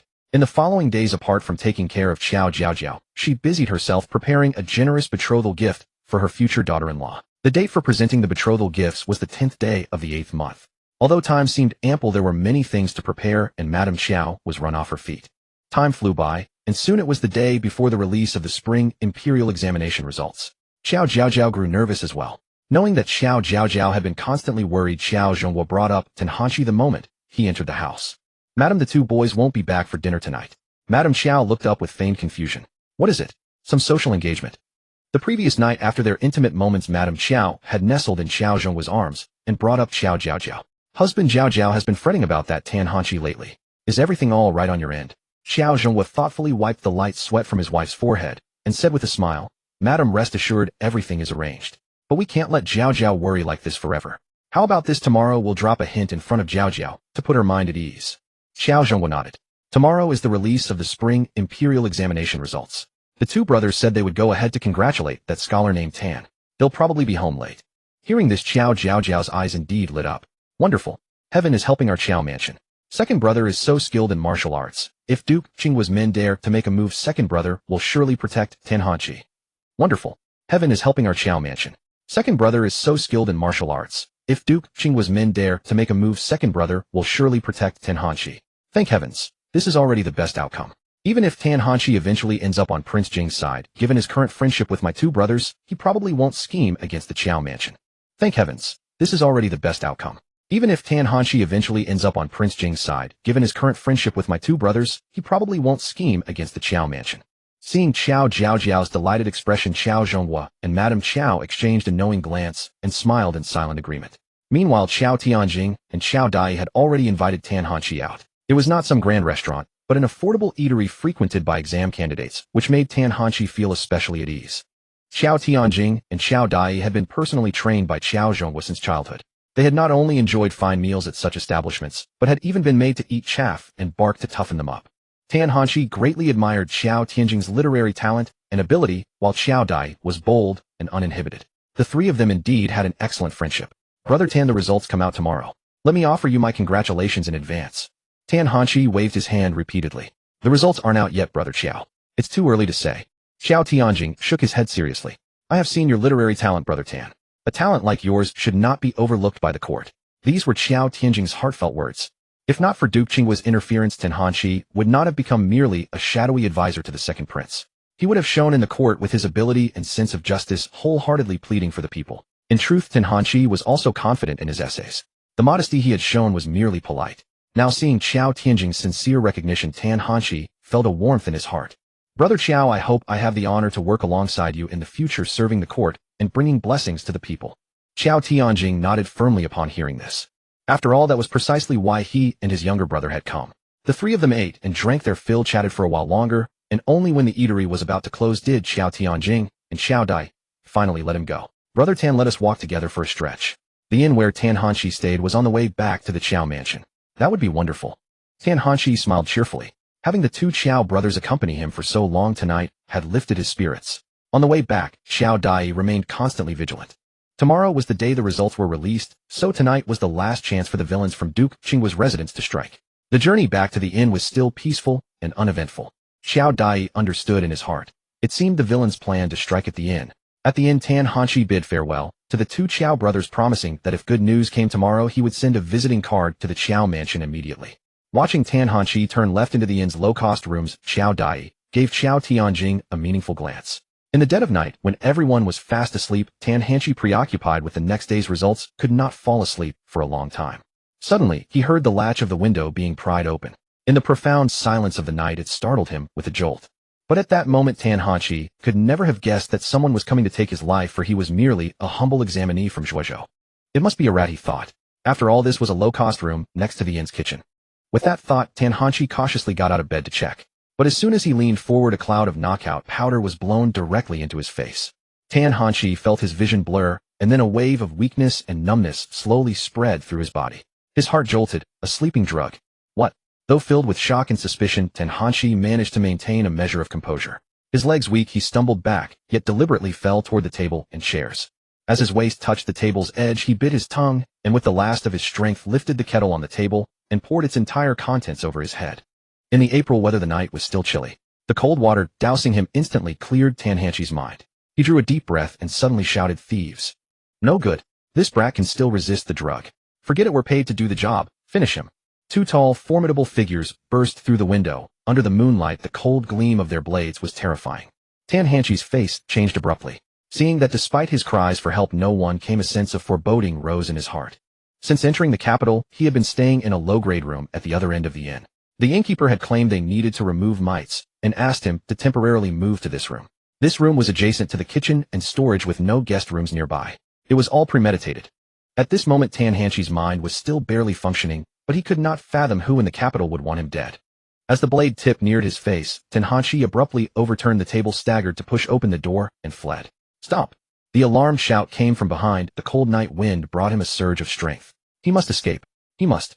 After years of hard study, he had yet to fulfill his ambition. He could not die here. Clenching his fists, Tanhanshi stumbled along, and upon seeing the inn's back door, he pushed it open without hesitation. In his desperate flight, he had no time to wonder why the back door of the inn was unlatched at night. Bang! The sound of the door hitting the wall made Tanhanshi's head tighten, and a momentary confusion crossed his face. Where could he go? Was there any place in the capital where he could feel safe? At that moment, without any hesitation, two words surfaced in his mind: Qiao Mansion. "Yes, fine, brother Qiao." Tanhanshi gritted his teeth, biting his lips until they bled to stay awake. He fled through the alley behind the inn, but his legs felt as heavy as lead. As clever as he was, he had no mind to wonder why the two sturdy assassins had not caught up with the drug scholar. His breathing grew heavier. Neither cold nor pain could suppress the surging dizziness. Tanhanshi leaned against the wall for support, but the next moment his vision went black and he collapsed at the alley entrance. "Brother Tan has fainted." A low voice suddenly sounded. A handsome face emerged from the darkness. It was Qiao Dai. "Quick, take him back to the Qiao mansion." Qiao, changing his expression grave, bent down to lift Tanhanshi and placed him on Qiao Dai's back. If the second prince spotted them, disaster would strike. "All right, let's go." Qiao Zhonghua had already thoroughly learned the patrol routes of the Jinwu Guard. Qiao Tianjing and Qiao Dai hurried through the night, their figures disappearing into the darkness. As for the two assassins who had charged into the inn, they had already been caught red-handed by the Qiao family shadow guards lying in ambush in the courtyard. This was indeed a case of the mantis stalking the cicada, unaware of the oriole behind. As for the inn's back door, it had been deliberately left unlocked by the Qiao family shadow guards for Tanhanshi. Less than half a quarter hour after everything was settled, several black figures landed in the alley behind the inn. "Zhu Feng, didn't you say you had learned that Sheng Mingsheng would act tonight?" The voice was clear and cold. The stunningly beautiful face under the moonlight was breathtaking. It was the male lead Shen Yuanbai. Reporting to master, this subordinate did indeed hear Sheng Mingsheng's men making arrangements tonight before daring to report to you. There is absolutely no mistake. A black-clad figure bowed before Shen Yuanbai, his voice trembling with fear. Shen Yuanbai's brow furrowed sharply. "Go in and take a look." The group climbed over the inn's back wall and entered the low-grade room where Tanhanshi had been. Except for a puddle of undried water on the floor, everything else was unchanged. Nothing could be discerned. Zhu Feng grew increasingly fearful. "Master, this subordinate will go out and check." Shen Yuanbai stood in the room, his eyes dark. "No need. Someone acted faster than we did." The water stain on the floor proved that something had certainly happened in the room, but since the tables and chairs were completely undisturbed, someone had cleaned up the aftermath. Hearing this, Zhu Feng's face was filled with shock. This subordinate spent months infiltrating Sheng Mingsheng's side to obtain this information. Who could be faster than us? Shen Yuanbai's eyes flashed with a sinister gleam as he murmured, "Indeed, I too am curious as to who is so resourceful." He had schemed for nearly half a year to gain leverage over the Duke of Qing and make him serve his purposes. Who was it that was opposing him? The next day at noon, Tanhanshi groggily opened his eyes, feeling a splitting headache. He slowly sat up, rubbing his head vigorously. When he saw the unfamiliar furnishings around him, the terrifying events of the previous night flooded back.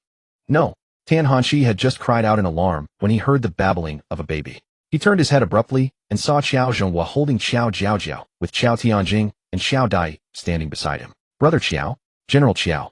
Tanhanshi stood up abruptly, but nearly fell again from dizziness. "Be careful, Brother Tan. Don't rush. You are safe now." Qiao Tianjing quickly stepped forward to support Tanhanshi, but Tanhanshi grabbed his arm tightly. "Brother Qiao, judging by the sun, have the results been posted? Did I pass?"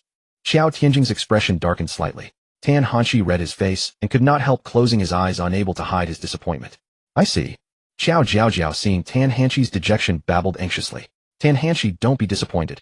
You don't know your exam paper was ranked first class. Someone has stolen your work and taken credit." Tan Hanqi slowly sat back down on the couch. He knew he should first pay respects to General Qiao, but his mind was in such turmoil that he could not even stand steadily. Qiao Jiaojiao greatly valued talent. He had already learned from Qiao Jiaojiao that Tan Hanqi was an exceptional scholar. So he took the initiative to ask, "You were found collapsed at the alley entrance last night. Dai was going to invite you to see the results this morning and happened to bring you back. What happened to you?" Seeing that Qiao Jiaojiao intended to take matters into his own hands, Tan Hanqi was filled with gratitude and immediately recounted everything that had happened the previous night. Qiao Jiaojiao pondered for a moment and then asked, "Have you considered who might want to kill you?" Tan Hanqi also looked bewildered. "General Qiao, this junior truly cannot think of anyone I have offended in the capital." Qiao Jiaojiao's expression remained unchanged as he said in a low voice, "Could it be because of the spring imperial examination?" Upon hearing this, Tan Hanqi's face underwent a dramatic change. He was exceptionally intelligent. A mere flicker of thought was enough for him to grasp Qiao Jiaojiao's meaning. Precisely because he understood so quickly, he found it all the more difficult to believe. General Qiao, the Spring Palace examination is for selecting talents for the court, a matter concerning the dynasty's longevity. How could anyone dare to tamper with it? Seeing Tan Hanqi's swift reaction, Qiao Jiaojiao felt even more appreciative of him. "Dalong once told me that your literary talent and insights are among the best. I only ask you, do you have confidence in your own essays?" Hearing this, Tan Hanqi was profoundly shaken. First, he had not expected Qiao Tianjing to hold him in such high regard. Second, from the general's words it seemed he was even willing to investigate the truth for him. This was the Spring Palace examination. If the general's suspicions were correct, the enemy they would face must wield immense power. As these thoughts crossed his mind, Tan Hanqi couldn't help but tremble slightly, not from fear, but from excitement. If he could help General Qiao eradicate this poison in the court, even if his own official career were to end, he would have paved the way for future aspirants. A person lives, but once not for fame or wealth, but to have a clear conscience and stand firm before heaven and earth. With these thoughts in mind, Tan Hanqi looked at the great hero admired by millions before him and nodded solemnly. General Qiao, this humble one has loved learning since childhood, never letting go of a book, studying hard through the cold window years. He topped both the Tongsheng and Xiangshi examinations. This humble one knows that talents abound throughout the nation, and there are countless capable people in the capital. However, this humble one has the confidence that even if he does not make the top tier of first place, there should surely be a place for Tan Hanqi in the second tier. "Excellent!" Qiao Jiaojiao exclaimed, giving Tan Hanqi a look of deep approval. This young man was not only brilliant in literature, but also exceptionally clever.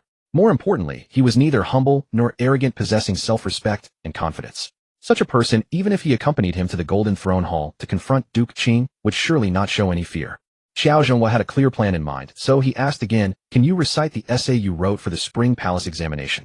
It need not be word for word perfect, but it cannot differ significantly from the original." Tan Hanqi shook his head. Seeing this, Qiao Jiaojiao felt somewhat disappointed. Is it too much to ask? But by now a hint of a smile finally appeared on Tan Hanqi's face. "General Qiao, that essay is carved into my heart, as deeply as if by knife and chisel. This humble one can recite it right now, guaranteeing not a single character is wrong." Hearing this, Qiao Jiaojiao's brows relaxed instantly. "Good lad, you truly have promise." Overcome with excitement, Qiao Jiaojiao heavily patted Tan Hanqi on the shoulder, nearly pressing him to the ground. Qiao Tianjing, with quick reflexes, hastily supported Tan Hanqi and couldn't help but laugh. "Father, the medicinal properties in Brother Tan's body have not yet dissipated. You must be gentler." Qiao Jiaojiao laughed heartily upon hearing this. The boy is good in every way, only his physique is too frail. Tan Hanqi could only give a bitter smile upon hearing this. Although he lacked martial arts skills, he had never neglected physical training. How could he be considered frail in General Qiao's eyes? "It's nothing, Brother Tan. I'll take you to train more in the future, guaranteeing you'll have a body full of muscle." Qiao Dai flexed his arm, looking eager to try. Seeing this, Tan Hanqi let out a hearty laugh. Now residing in the Qiao residence with General Qiao willing to trust him and go to such lengths for him, Tan Hanqi felt an indescribable sense of security at this moment. Qiao Jiaojiao's eyes sparkled, especially seeing the harmonious atmosphere in the room, her heart filled with joy. "Excellent. Tan Hanqi belongs to our Qiao family now. His essay is one of the 3 top-tier first-place essays, which must be personally presented to the emperor for review. I'm sure the crown prince will also see it. If Tan Hanqi can indeed recite the essay he wrote, then father can go find the crown prince to break the ice first. The White Moonlight crown prince is a virtuous and worthy heir apparent. He certainly won't tolerate a parasite like Duke Qing. At that time, this largest Spring Palace examination fraud case in history can be solved. Although I cannot speak, yet these matters my brilliant and majestic father should have considered everything. I feel so reassured." Hearing this, Qiao Jiaojiao was overjoyed.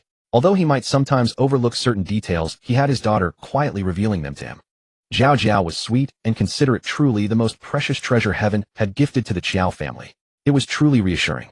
Meanwhile, at Duke Qing's mansion, Sheng Mingxing waited and waited, but the two assassins sent to deal with Tan Hanqi never returned to report. Unease grew in his heart. Seeing that the results list had already been released, he dispatched two more groups of people. One group went to the inn to inquire about Tan Hanqi's whereabouts, while the other waited beneath the results board planning to kill Tan Hanqi if they saw him appear. Neither group had returned to report when Duke Qing sent someone to look for him. Panic seized Sheng Mingxing, and fine beads of sweat formed on his forehead. In order to persuade his grandfather to allow him to marry eldest Miss Xiao, he had been striving to perform well recently, so he took on the task of handling the substituted examinee. The other 12 people had already been successfully dealt with. It was precisely the most important Tan Hanqi who had caused a problem. His essay was top-tier first place, meant to face the emperor and participate in the palace examination. When Sheng Mingxing arrived in the main hall, Duke Qing was seated in the master's position, gently rubbing a top-grade jade thumb ring. Sheng'er, has everything been handled properly? Duke Qing had just passed his 60th birthday. Although his temples were white, his figure was robust, and he looked remarkably energetic. His expression was stern, and his slightly narrowed triangular eyes exuded authority. Hearing this, Sheng Mingxing's heart trembled slightly. At this moment, whether for the marriage with the Xiao family or for himself, he could not admit there had been a flaw. Otherwise, given his grandfather's methods, he would inevitably suffer punishment. More importantly, he might very well lose his grandfather's favor. It was merely a humble examinee from Zhuozhou with no relatives or friends in the capital. He certainly couldn't escape. At worst, he would send more people out. He would definitely handle Tan Hanqi. With this thought, Sheng Mingxing respectfully replied, "Grandfather, everything has been handled properly." Duke Qing specifically asked, "That one from Zhuozhou has also been dealt with?" Sheng Mingxing's heart gave a violent jolt, but he forced himself to nod again. "Dealt with? Good." Duke Qing suddenly stood up, walked in front of Sheng Mingxing, and patted his shoulder. "Cheng'er, you are far more promising than your useless father. This vast Duke Qing mansion now has someone to carry on the legacy. Grandfather never expected that the Zhuozhou examinee you selected would be so outstanding, actually achieving top-tier first place. Originally, the number agreed upon with the other side was this." Duke Qing smiled, gesturing with his right hand, showing 5 fingers, then withdrew it. "Now it has tripled." "Very well. You've been confined for so long recently. Now that you've made a great merit, grandfather grants you a few days off. Go enjoy yourself." Seeing his grandfather value him so highly and noticing the affectionate tone in his words, a joyful expression immediately appeared on Sheng Mingxing's face. "Thank you, grandfather." Sheng Mingxing took his leave and exited, his footsteps growing increasingly hurried after leaving the main hall. No, he must quickly make amends. If his grandfather discovered his incompetence, he would surely flay him alive. That Tan Hanqi, where on earth did he die? At the Qiao mansion. Once the effects of the medicine had mostly dissipated, Tan Hanqi took up his brush and began to transcribe. Worried that Qiao Jiaojiao might feel bored, Qiao Zhongwa carried her back to Madame Qiao's chambers. Shortly after, the midday meal messengers from the palace arrived unexpectedly. A flicker of unease stirred in Madame Qiao's heart. This summons today was rather abrupt. The palace eunuch who delivered the decree seemed to have been instructed beforehand, for after conveying the message, he immediately smiled and said, "Madame Qiao, it is good news. Her Majesty the Empress wishes to see you." Madame Qiao's thoughts turned swiftly, while Qiao Jiaojiao's eyes sparkled with excitement. Oh, could it be that the crown princess has been decided? The Empress must want to share the joy with Mother. Madame Qiao and Qiao Jiaojiao had the same thought. In that case, allow your subject to freshen up a little. The eunuch promptly replied politely, "Madame Qiao, please take your time. Her Majesty said there is no rush." Madame Qiao nodded, but her movements grew quicker. Though the Empress was considerate, she could not keep Her Majesty waiting. About 3/4 of an hour later, Madame Qiao was ready. Just as she was about to leave, Qiao Zhongwa entered the room. "My lady, let Dalong escort you both." Qiao Zhongwa never concealed matters of the court from Madame Qiao, so she keenly asked, "Is it because you wish for Dalong to meet with the crown prince?" Qiao Zhongwa stepped forward and took her hand, smiling. "My lady is indeed perceptive. As a court official, it is not appropriate for me to be seen too frequently with His Highness. But Dalong is close in age to the crown prince, and his friendship with the prince is well known in the capital, making it more convenient for him to act. Tan Hanqi has already transcribed most of the text. I want Dalong to take it to the crown prince, first explain the full situation, and then hear what His Highness intends to do. However, Dalong is an external minister and cannot enter the inner palace. So I would like to ask you." Madame Qiao squeezed Qiao Zhongwa's hand and nodded gently. "Rest assured, my lord. I understand." A warm feeling filled Qiao Zhongwa's heart. A virtuous wife was his greatest blessing. Madame Qiao boarded the carriage with Qiao Jiaojiao in her arms, while Qiao Tianjing rode alongside on horseback. Soon they arrived at the palace gates. Madame Qiao and Qiao Jiaojiao stepped into a sedan chair carried by the palace attendants. Qiao Tianjing wore a gentle expression and nodded courteously. "Mother, I shall wait for you here." Madame Qiao gave her son a tender smile and lowered the sedan's curtain. Having experienced this before, Qiao Jiaojiao obediently nestled in her mother's arms until she heard the eunuch announce, "We have arrived at the Palace of Eternal Grace." Only then did she sit up with keen interest. After descending from the sedan, she saw the Empress herself walking out of the hall accompanied by the Crown Prince. A flutter of reverence touched Madame Qiao's heart, and she hastened forward. I dare not trouble your majesty to come this far. The Empress beaming came forward to support her. Madame Qiao, there is no need for such formality. Qiao Jiaojiao looked up and studied the Empress closely. Her complexion was rosy and her brows were bright, with unmistakable joy, far more vibrant than the last time they had met. Jiaojiao, dear child, I have missed you so much. The Empress reached out her hands to Qiao Jiaojiao, who immediately giggled and threw herself into the Empress's arms. The Empress gently lifted her smile deepening. You have grown so much. With such a look you will surely take after your mother. Madame Qiao then paid her respects to the Crown Prince, who made a gesture of raising her up. As Madame Qiao rose, she lowered her voice and said respectfully, Your Highness, my eldest son Dalong accompanied me today. The Crown Prince paused for a moment, then immediately understood. Since the poetry gathering where I parted with Dalong, our meetings have all been at court. It has been a long time since I last had a good chat with him. Madame Qiao, having delivered the message, felt much relieved. Once inside the hall, the Empress chatted with Madame Qiao, while bringing out many children's toys to amuse Qiao Jiaojiao. These were all picked out by the fourth prince after he heard Jiao Jiao was coming. Each one is a favorite of his. Qiao Jiaojiao picked up a lifelike little tiger, and couldn't help muttering, I haven't seen that sweet naive boy in ages. He's always with Di Ziying. Has he been swallowed whole yet? Seeing Qiao Jiaojiao's curiosity, Madame Qiao asked on her behalf, Your Majesty, why is the fourth prince not here? The Empress's expression showed a trace of distress. The fourth prince has begun his studies. His tutor is very strict, and he is still confined to his room practicing calligraphy. The Empress deeply cherished the fourth prince. In the past, the Crown Prince had also been extremely diligent, but as the eldest son and heir apparent, the Empress never voiced her reluctance, even when it pained her. But the fourth prince did not bear such heavy responsibilities. The Empress would rather her younger son enjoy a more carefree life. Unexpectedly, the Emperor had chosen such a strict and serious tutor, trapping the lively bird-like fourth prince indoors. When the Empress saw the fourth prince's red, swollen palms from hours of writing, her heart ached with a sharp pang. The Crown Prince, knowing that the fourth prince was thinking of Qiao Jiaojiao, said gently, Mother, let me take Jiao Jiao to see Xiao Si. Qiao Jiaojiao sat up straight at these words. I want to go. I want to see exactly what kind of person Di Ziying is. The Empress, also worried about the fourth prince, turned to Madame Qiao. Madame Qiao, what do you think? Madame Qiao naturally would not refuse. Jiao Jiao is lively by nature. I hope she will not disturb the fourth prince. The Crown Prince bent down, lifted Qiao Jiaojiao from the couch, and strode out of the palace of eternal grace. In the hall, the Empress finally began to speak with Madame Qiao about the matter of the Crown Princess. At the last poetry gathering, the Crown Prince observed the temperament of the eldest daughter of the Duke of Qinggua's mansion and was quite displeased. But when he spoke of the eldest Miss Xiao, his face was full of smiles. Upon hearing this, His Majesty agreed to bestow the position of Crown Princess upon the eldest Miss Xiao. Madame Qiao could not help but brighten with joy. According to Jiao Jiao's inner thoughts, the eldest Miss Xiao was indeed the best candidate for Crown Princess. Congratulations, Your Majesty. Congratulations, Your Highness. The Empress was also exceedingly delighted.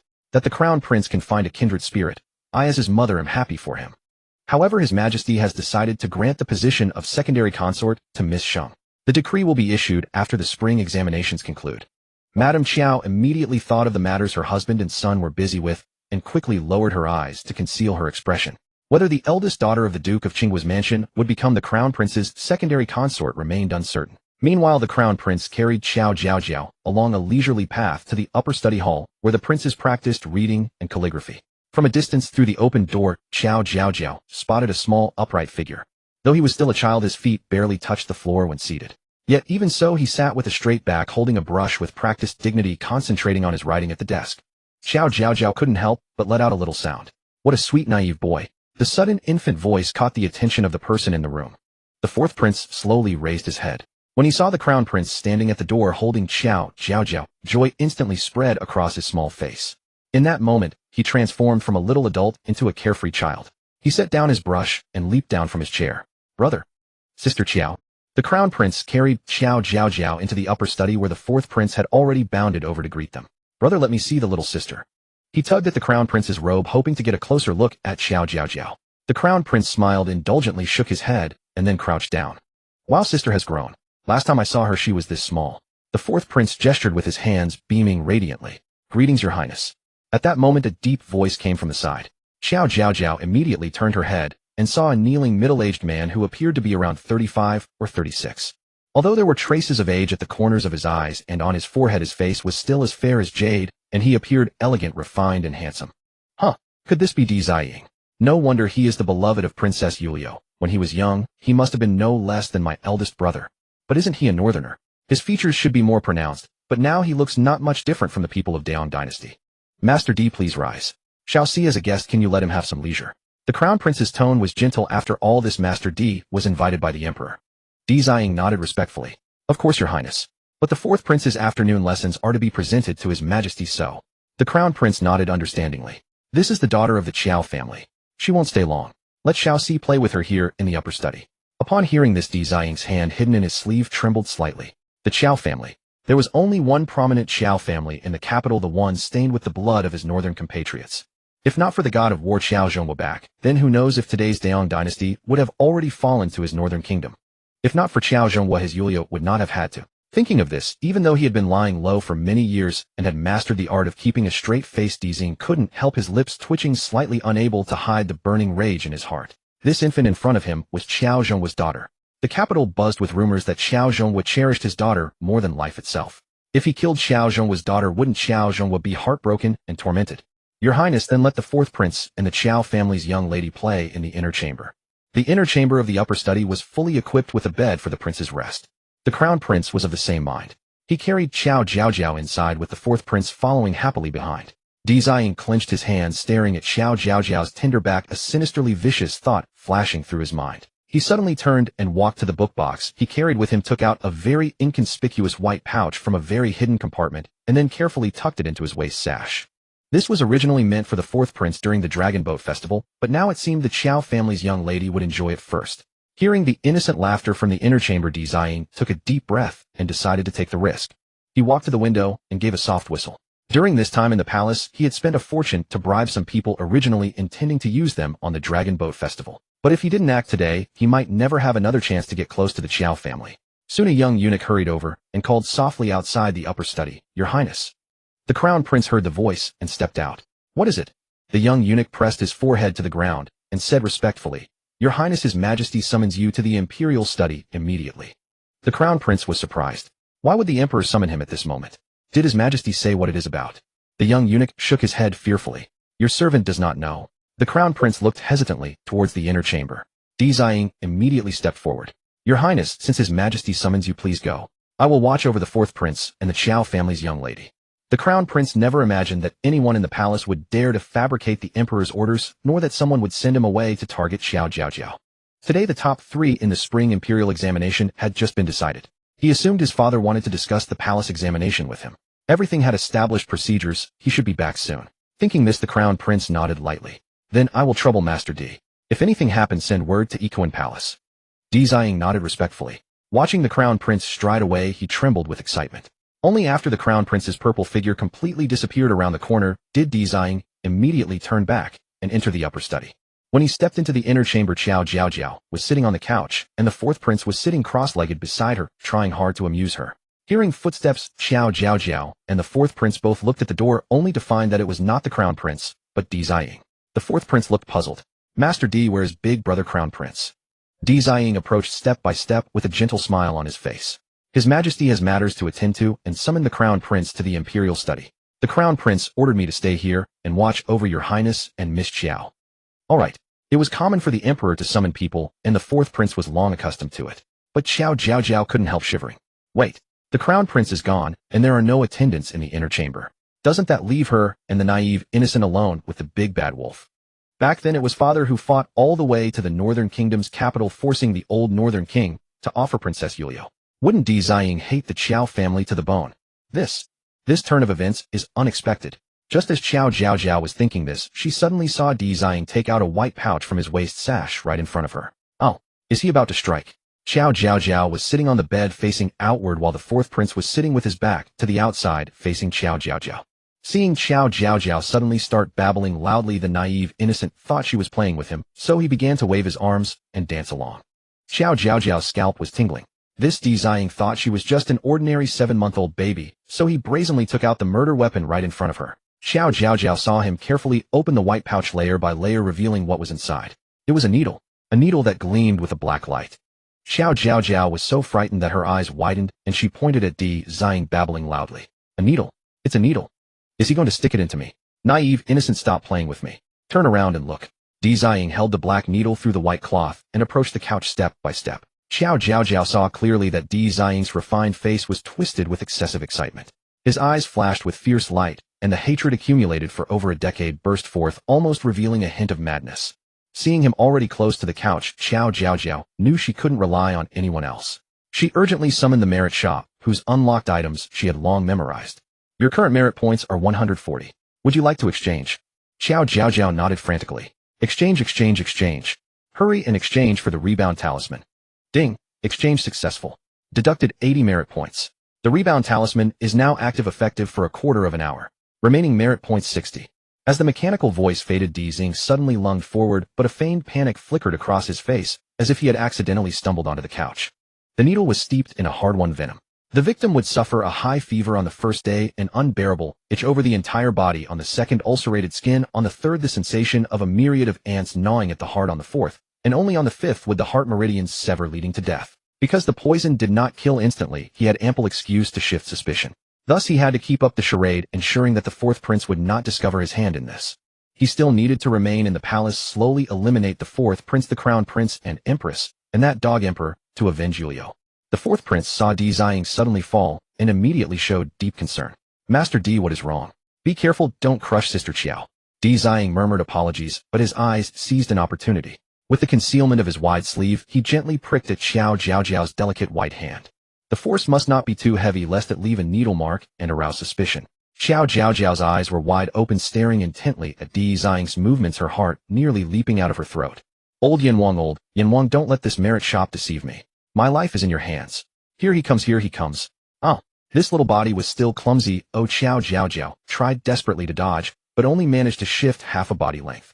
As the dark needle tip descended, she closed her eyes in terror. One breath, two breaths. It doesn't hurt. Qiao Jiaojiao opened her eyes in astonishment, and saw Di Ziying stand abruptly, hurriedly rolling up his sleeve to reveal a fair hand. On his tiger's mouth, a bright red bead of blood slowly emerged. At that moment, Qiao Jiaojiao's mouth fell open in disbelief. Rebound. It really rebounded. He was trying to stab me right there. Old Yanwang, you have a conscience. I'll kowtow to you a few more times later. Di Ziying stared blankly at his bleeding tiger's mouth, and a glimmer of horror slowly surfaced in his eyes. The next moment, he lifted his head to look at Qiao Jiaojiao on the couch, as if he were gazing at some monster. No, he must have missed by mistake. In extreme shock, Di Ziying forgot to be discreet. He pounced onto the couch, grabbed Qiao Jiaojiao's little hand, and viciously stabbed the needle into her palm. The fourth prince, seeing this scene, was so terrified that his eyes bulged, and for a moment, he could not even react. Ah! A sharp cry of pain escaped Di Ziying's throat. He turned his hand over, and saw blood gushing forth, instantly staining his palm red. Impossible. This is impossible. At this moment, what had happened before his eyes completely surpassed Di Ziying's understanding. This world had no ghosts or gods. Otherwise, why would the gods not protect his Yuliu? And why would Yuliu not come to him after death? Impossible. Impossible. Di Ziying, as if gone mad, raised his hand and stabbed Qiao Jiaojiao again and again. His whole body convulsed. The more pain he felt, the more terrified he became. Monster! You monster! Qiao Jiaojiao, knowing she was safe, remained very calm. She even looked at Di Ziying with a curious expression, as if watching a spectacle. Seeing his face twisted with fear, she tilted her head and grinned at him. I have a golden finger. Scared to death. When Di Ziying saw such a meaningful smile on the face of a 7-month-old infant, his entire body stiffened, and his face turned pale with fright. The fourth prince was stunned for a long time. When he saw Di Ziying freeze, he finally snapped out of his panic. Guards! Guards! The fourth prince shouted at the top of his lungs, then viciously kicked Di Ziying in the chest. Caught off guard, Di Ziying saw stars, and was forced to release Qiao Jiaojiao's hand. The fourth prince immediately shielded Qiao Jiaojiao, his young face pale, but resolute. Guards! He called 3 times, and when no one came, he knew something was terribly wrong. Sister Qiao's entering the palace today was a spur-of-the-moment decision by the empress. Under such rushed circumstances, Master Di had still managed to meticulously send away the crown prince and all the guards. Clearly this had been planned for a long time. To think that such a venomous tumor lurked within the imperial palace and that it was his own tutor. The mere thought sent chills down the fourth prince's spine. Now he had only one thought: he must not let anything happen to Sister Qiao.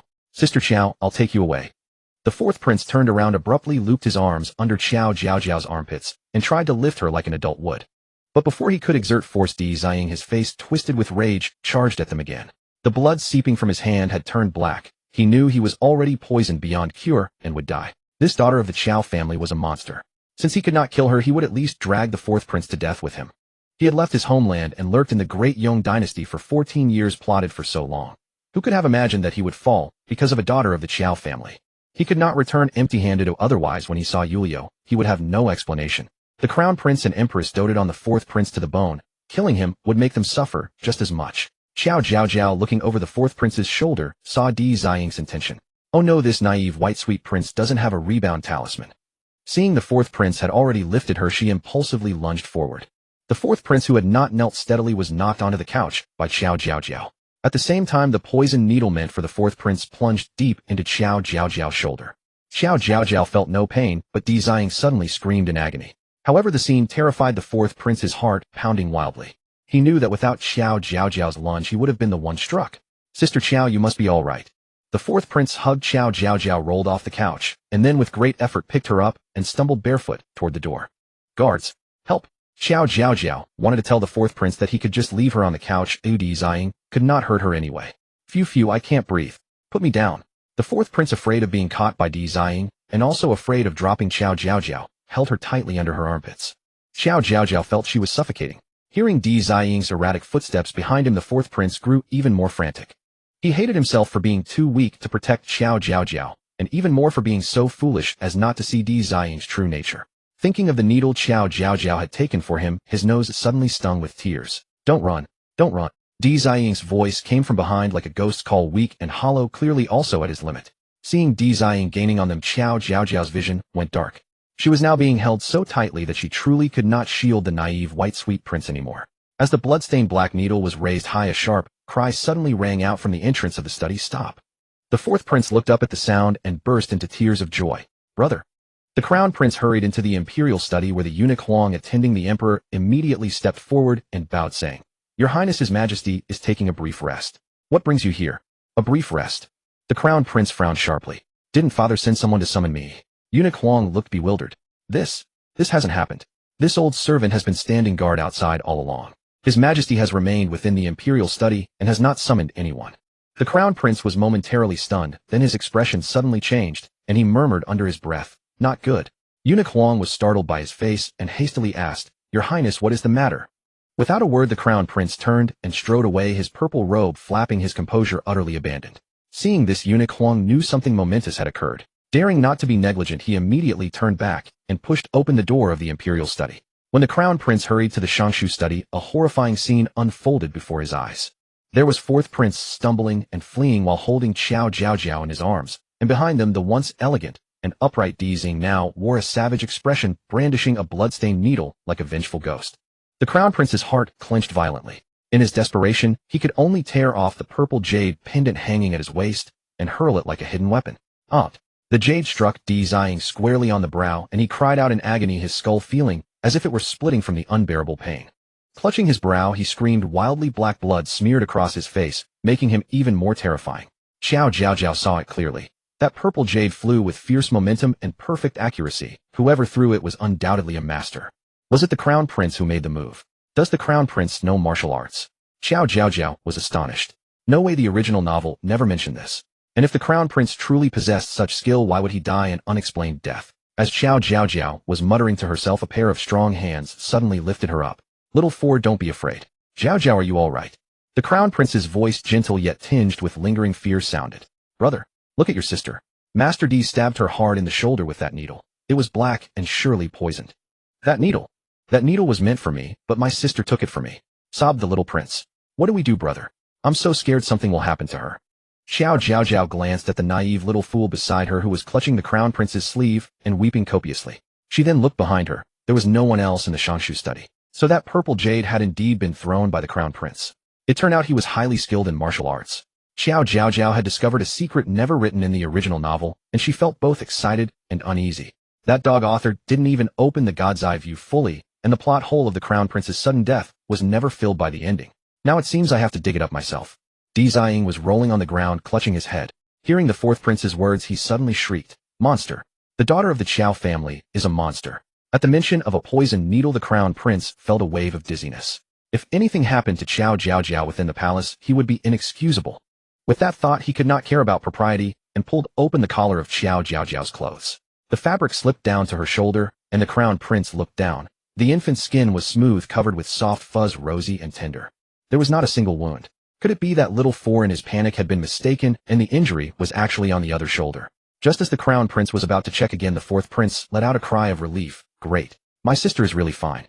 He remembered distinctly that Di Ziying's strike had landed on Qiao Jiaojiao's right shoulder and with tremendous force. Even a needle would have left a mark, especially on skin as delicate as Qiao Jiaojiao's. At that moment, the fourth prince recalled the baffling scene he had witnessed on the couch earlier. It seemed that no matter where Master Di stabbed Qiao Jiaojiao, she remained unharmed, while corresponding wounds appeared on Di Ziying's own body. No wonder Master Di called Qiao Jiaojiao a monster. Seeing the naive little prince suddenly freeze, Qiao Jiaojiao's heart skipped a beat. Just now, to save my life, I didn't think about the consequences, and the effect of the rebound talisman was all seen by this little fool. He's clever, and he's probably already figured it out. If he tells the crown prince or others, will I really be burned as a monster? Little Four, are you certain Jiaojiao was pricked by the poisoned needle? The crown prince finished examining Qiao Jiaojiao's shoulder and found nothing unusual, but he still felt uneasy. The fourth prince lowered his eyes, a hint of deep thought flashing in his still moist gaze, then looked up with an innocent expression and said, "Brother, the situation was truly too perilous just now. Perhaps I really did missee. It's good that my sister is safe." Qiao Jiaojiao was startled by his words. Was he truly frightened out of his wits, or was he covering for me? He's only 4 years old, a little kid. How does he know all these intricate tricks? Qiao Jiaojiao looked at him with astonishment. Could children in ancient times really mature this early? The fourth prince slowly lowered his head, guiltily tugging at his sleeve, and silently repented, "Brother, forgive me. You taught me that children should be honest, but I lied to you. Sister Qiao is very special. She must be a fairy maiden from heaven, which is why Master Di couldn't hurt her. I'm not afraid of Sister Qiao. She saved me just now. But if I tell others, they might treat her like a monster, just like Master Di did. Monsters get burned or beaten to death. I can't let Sister Qiao fall into such a situation." At that thought, a determined expression appeared on the fourth prince's childish face. Sister Qiao protected me, so I must protect her too. Just then a large group of people arrived at the door, led by eunuch Huang. Your Highness, are you all right? Good heavens, where have all the guards of the Shangshu study gone? Eunuch Huang hurried in and was startled to see Di Ziying's ferocious figure on the ground. This is Master Di, isn't it? Your Highness, what on earth happened? The crown prince's face was grim.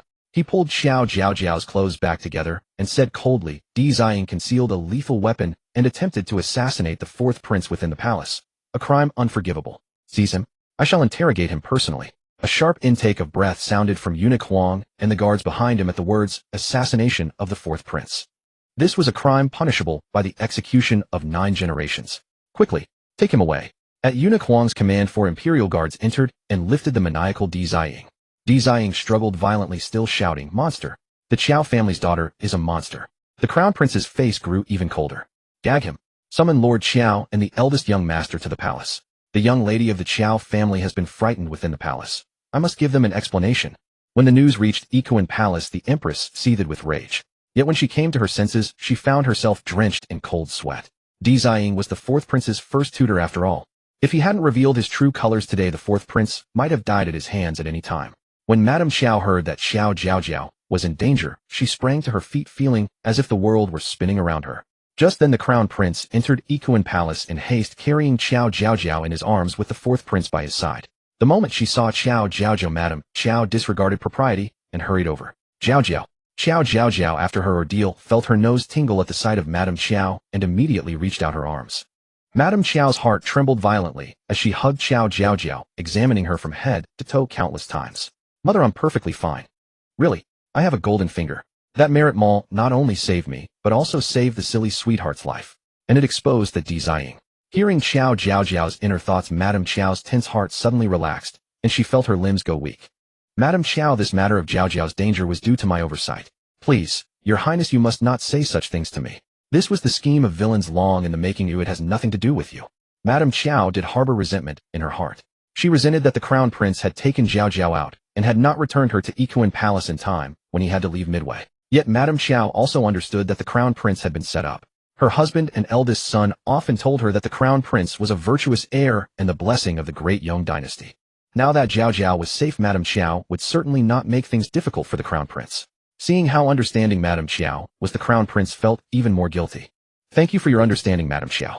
I have summoned Lord Qiao and your eldest son to the palace. Please rest in my mother's chambers for now. I will give the Qiao family a satisfactory explanation for this matter. With that, the crown prince strode away. The fourth prince nestled beside the empress, his gaze fixed on the adorable Qiao Jiaojiao, silently affirming his earlier actions. The empress soothed the fourth prince while also comforting Madame Qiao, chanting a few prayers of Amitabha in her heart. About half an hour later, the eunuch Huang arrived in person at Ikuan Palace, announcing that His Majesty summoned the fourth prince and Madame Qiao. Upon hearing that she was to see the Emperor, Qiao Jiaojiao felt both curious and nervous. At the entrance of the imperial study, the eunuch Huang went in to announce them, and only then were Qiao Jiaojiao and the others summoned. Qiao Jiaojiao's eyes widened as she first took in the resplendent gold and splendor, then her gaze fell upon the emperor in his dragon robe, seated behind the desk. Judging by the looks of the princes, their father was undoubtedly handsome. Upon closer inspection, the emperor was indeed strikingly handsome, and the crown prince bore a 60% resemblance to him. Perhaps due to years of being a ruler, the emperor's features were much colder and harder than the crown prince's. Beneath his noble and dignified demeanor, there seemed to be an air of aloofness. At this, Qiao Jiaojiao became much more restrained. This emperor is a dog too. I need to be careful around him. Hearing this, Madame Qiao shuddered violently, nearly twisting her ankle in front of Emperor Yong. Qiao Jiaojiao then looked around the room. When she saw Qiao Zhonghua and Qiao Tianjing, her eyes lit up. Dad, big brother. Well, even though we just parted, I already miss you so much. Qiao Zhonghua and Qiao Tianjing had been watching her intently ever since she entered. Although the crown prince said that the imperial physician had checked her and Jiaojiao was unharmed, they could not rest easy until they saw her with their own eyes. Hearing Qiao Jiaojiao's still lively inner voice, they quietly breathed a sigh of relief. Emperor Yong took note of this scene and also turned his gaze to Qiao Jiaojiao. Zhonghua, is this your family's precious treasure? Qiao Zhonghua stepped forward and replied respectfully, Your Majesty, this is indeed my daughter Jiaojiao. Bring her here so I can see her. Emperor Yong seemed to be in high spirits. Upon hearing this, Qiao Zhonghua took Qiao Jiaojiao from Madame Qiao's arms, casting a gentle and reassuring glance at his wife. Seeing her husband, Madame Qiao's anxious heart instantly found its anchor, and she gave Qiao Zhonghua a subtle nod. Qiao Zhonghua carried Qiao Jiaojiao to the dragon desk. Emperor Yong actually stood up. Qiao Jiaojiao, thinking he was going to pick her up, cried out in her mind in panic, Don't touch me. Emperor, don't touch me. Qiao Zhonghua's fingers trembled slightly, but he was a man of deep cunning, revealing not a hint of abnormality. The most heartless is the imperial family. That's what this Emperor Yong is all about. In fact, he does have feelings, but all his feelings are given to Princess Yulio. Can you imagine? Princess Yulio has been dead for 13 years, yet that dog emperor still loves her to the bone. And because of that love, he holds great expectations for the second prince. Qiao Zhonghua's heart skipped a beat at this. What does great expectations mean? When an emperor holds great expectations for a prince, that means inheriting the throne. But hasn't there already been the crown prince? As Qiao Zhonghua's thoughts reached this point, he suddenly recalled that the crown prince would die suddenly 4 years later, and a chill ran down his spine.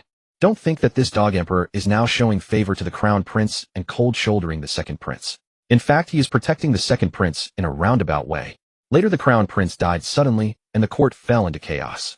Even though the crown prince's concubine, Xiao, had given birth to a son, the dog emperor overrode all objections and pushed the second prince onto the position of heir. But the second prince hated the dog emperor to the bone because of Princess Yulio's death. The two father and son turned against each other, and the second prince emerged as the ultimate victor.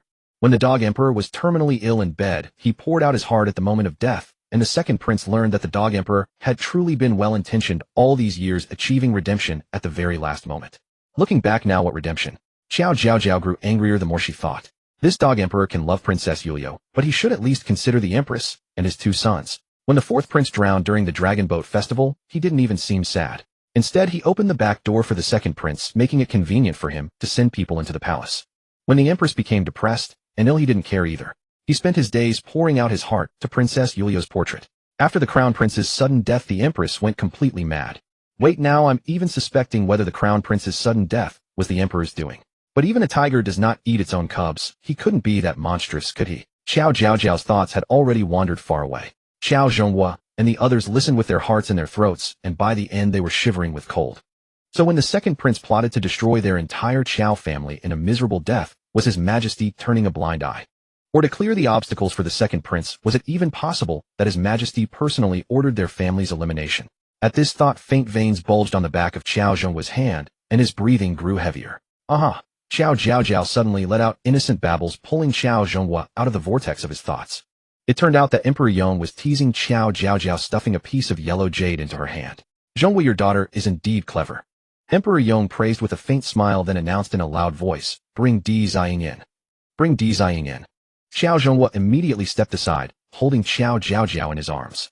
The fourth prince, standing beside the crown prince, could not help but tighten his grip on the crown prince's sleeve upon hearing this. The crown prince noticed the fourth prince's nervousness, gently wrapped his small hand in his own, and smiled at him tenderly. Seeing this, the fourth prince immediately straightened his back. With his brother the crown prince protecting him, he was not afraid. Moreover, he also wanted to protect Sister Qiao. The clanking of chains rang out. Qiao Jiaojiao looked up and saw Di Ziying walking in with a numb expression. He hadn't washed away the blood and dirt on his face, and now he looked even more disheveled, his original features barely discernible. Qiao Jiaojiao couldn't help muttering.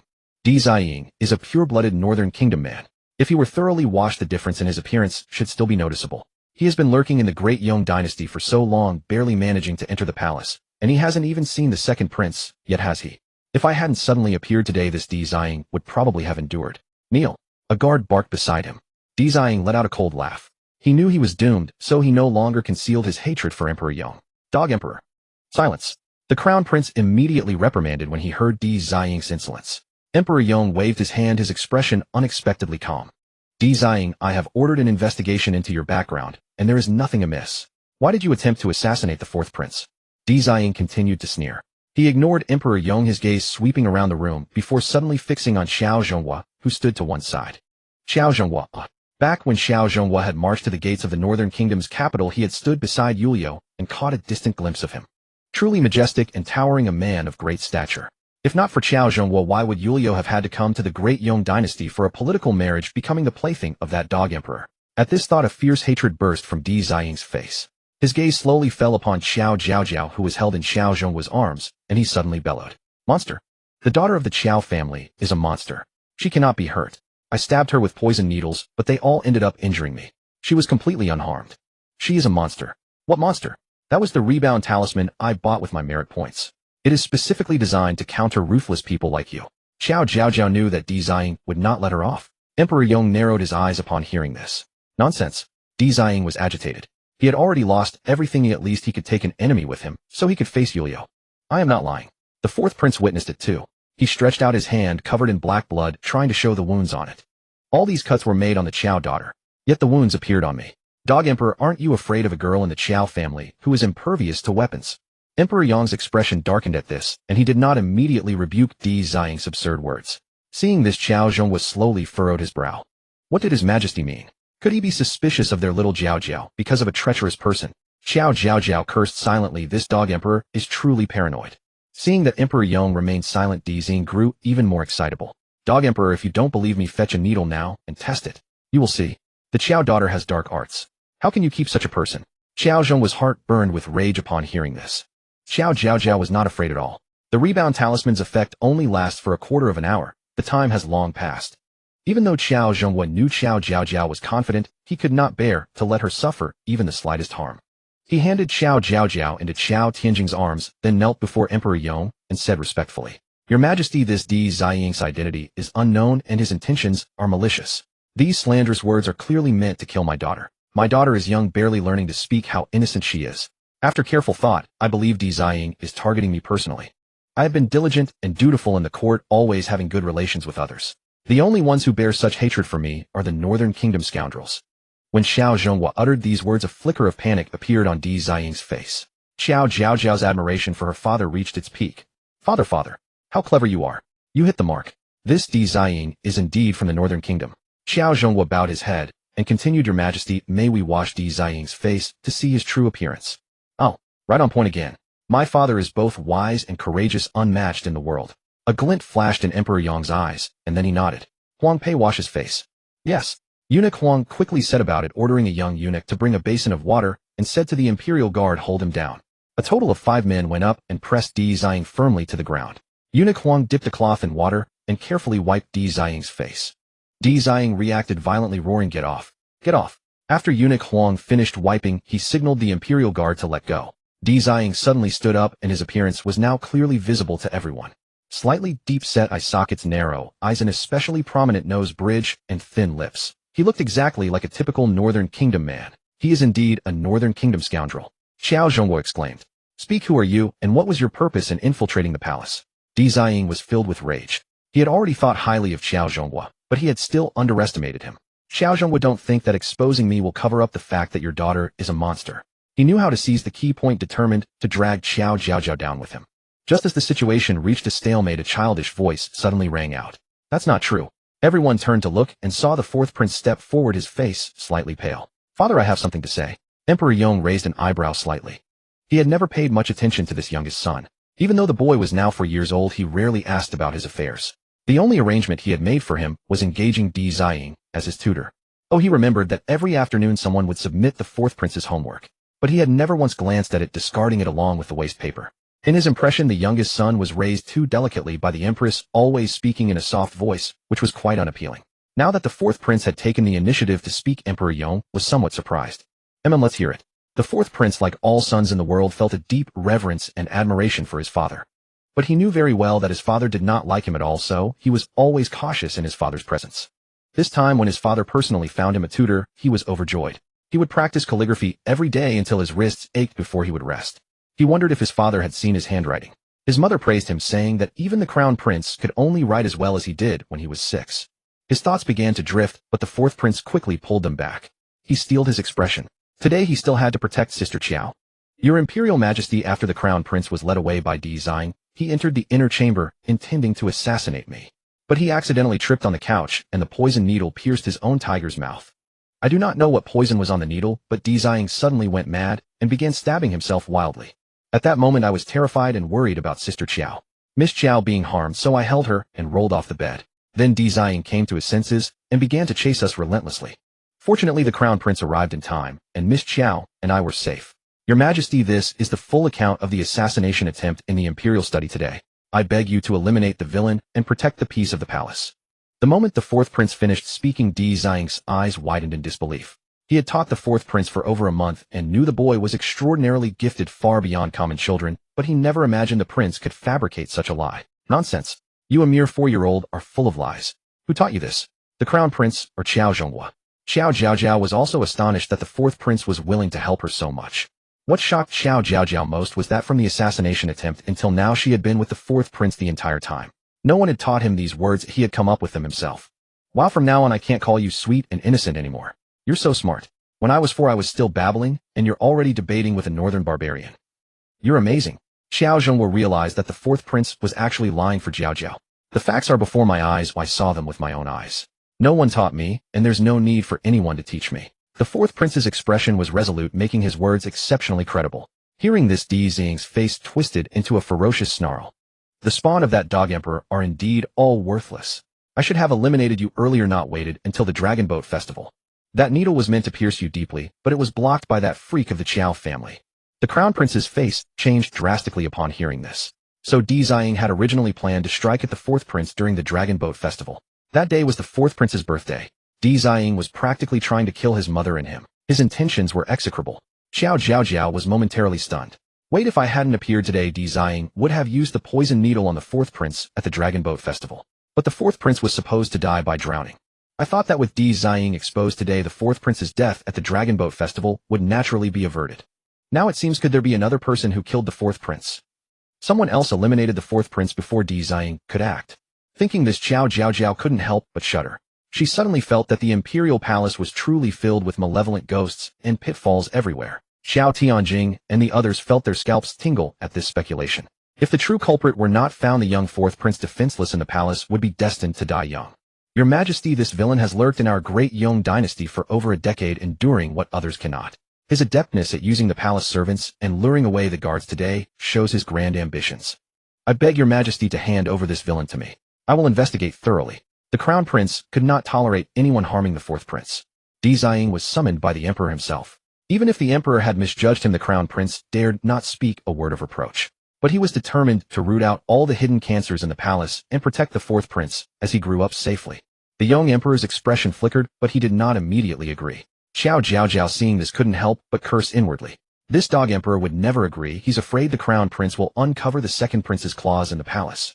Sure enough, as Qiao Jiaojiao's thought ended, the young emperor spoke with authority. This matter is of great importance, though I shall investigate it personally. The crown prince clenched his fists but finally bowed and replied yes. Qiao Jiaojiao sighed inwardly. The crown prince must be feeling terrible too. Before Princess Yulio entered the palace, the emperor and empress had a decent relationship. As the legitimate eldest son, the crown prince was once doted on by the emperor for a time. The crown prince is so intelligent, surely he must have noticed this disparity in treatment. Is he really unprepared against the second prince? Enough. Thinking any further will give me a headache. Qiao Jiaojiao scratched her head. This trip to the palace had been exhausting, and she never wanted to come again. The young emperor ordered Di Zhang to be taken away, and then comforted Qiao Zhenghua with a few words implying that Di Zhang had spoken nonsense, and that the emperor would always favor the Qiao family. Qiao Jiaojiao snorted inwardly. Dog emperor, you're full of crap. Soon you'll be gazing at Princess Yuliu's portrait and calling out my beloved. The Qiao family. They nearly broke character in front of the emperor. Genre see Minister Qiao out. The young emperor said to the crown prince. The crown prince nodded respectfully. Even if the emperor hadn't asked, he would have seen them out. He had promised Minister Qiao a resolution, but now that the matter was in the emperor's hands, everything would be decided by his majesty. The fourth prince followed the crown prince out the door, looking back at the young emperor with a touch of reluctance. But the young emperor had already turned around, staring blankly at the empty wall. Qiao Jiaojiao knew that Princess Yuliu's portrait was hidden behind a secret panel in that wall. Seeing this, the fourth prince's heart sank, and he slowly withdrew his gaze. Just then his eyes inadvertently fell upon a wastepaper basket in the corner. The basket was full, and a few sheets of paper had fallen out, their handwriting still so childish and immature. The fourth prince's eyes suddenly stung at the sight. Before sending his assignments to the emperor for review, he had carefully arranged the order. Now the papers lay scattered there, the order seemingly unchanged. Little 4. The crown prince turned back in confusion when he saw the fourth prince suddenly stop. The fourth prince blinked, suppressing the moisture in his eyes. He should never have hoped for anything. He had his mother and his brother. Brother, I want to be carried too. The fourth prince ran up a few steps and playfully tugged at the crown prince's sleeve. Thinking the fourth prince was tired from standing, the crown prince scooped him up with affection. Do you want to go back and see mother first? The fourth prince shook his head.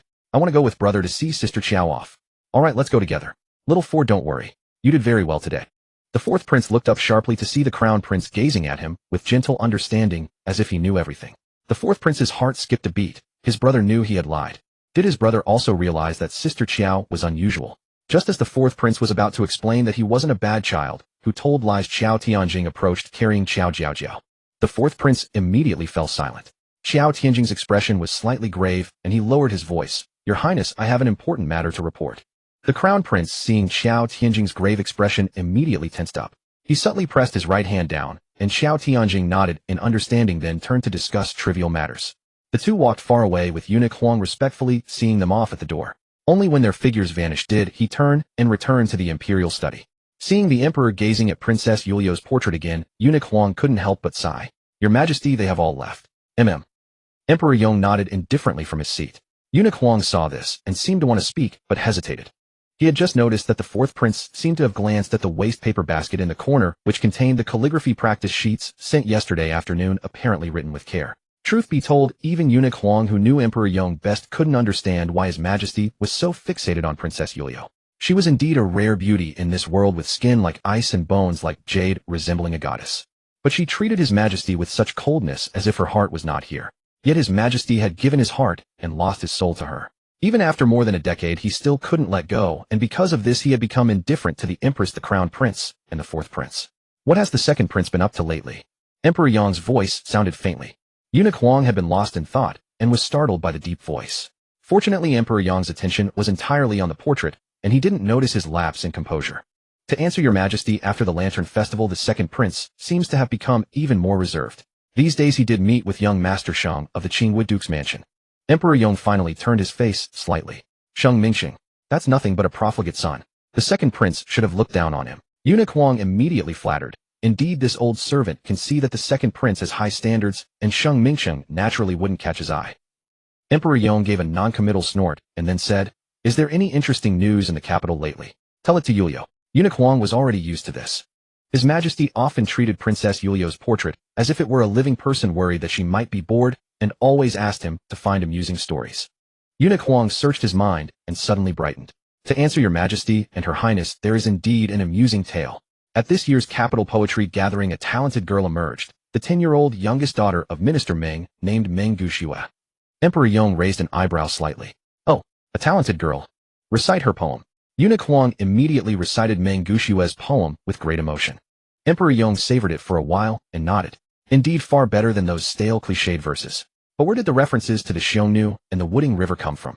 Eunuch Huang hastily recounted the events of the poetry gathering. Hearing that the Crown Prince had already drawn a conclusion, Emperor Yong dismissed the matter.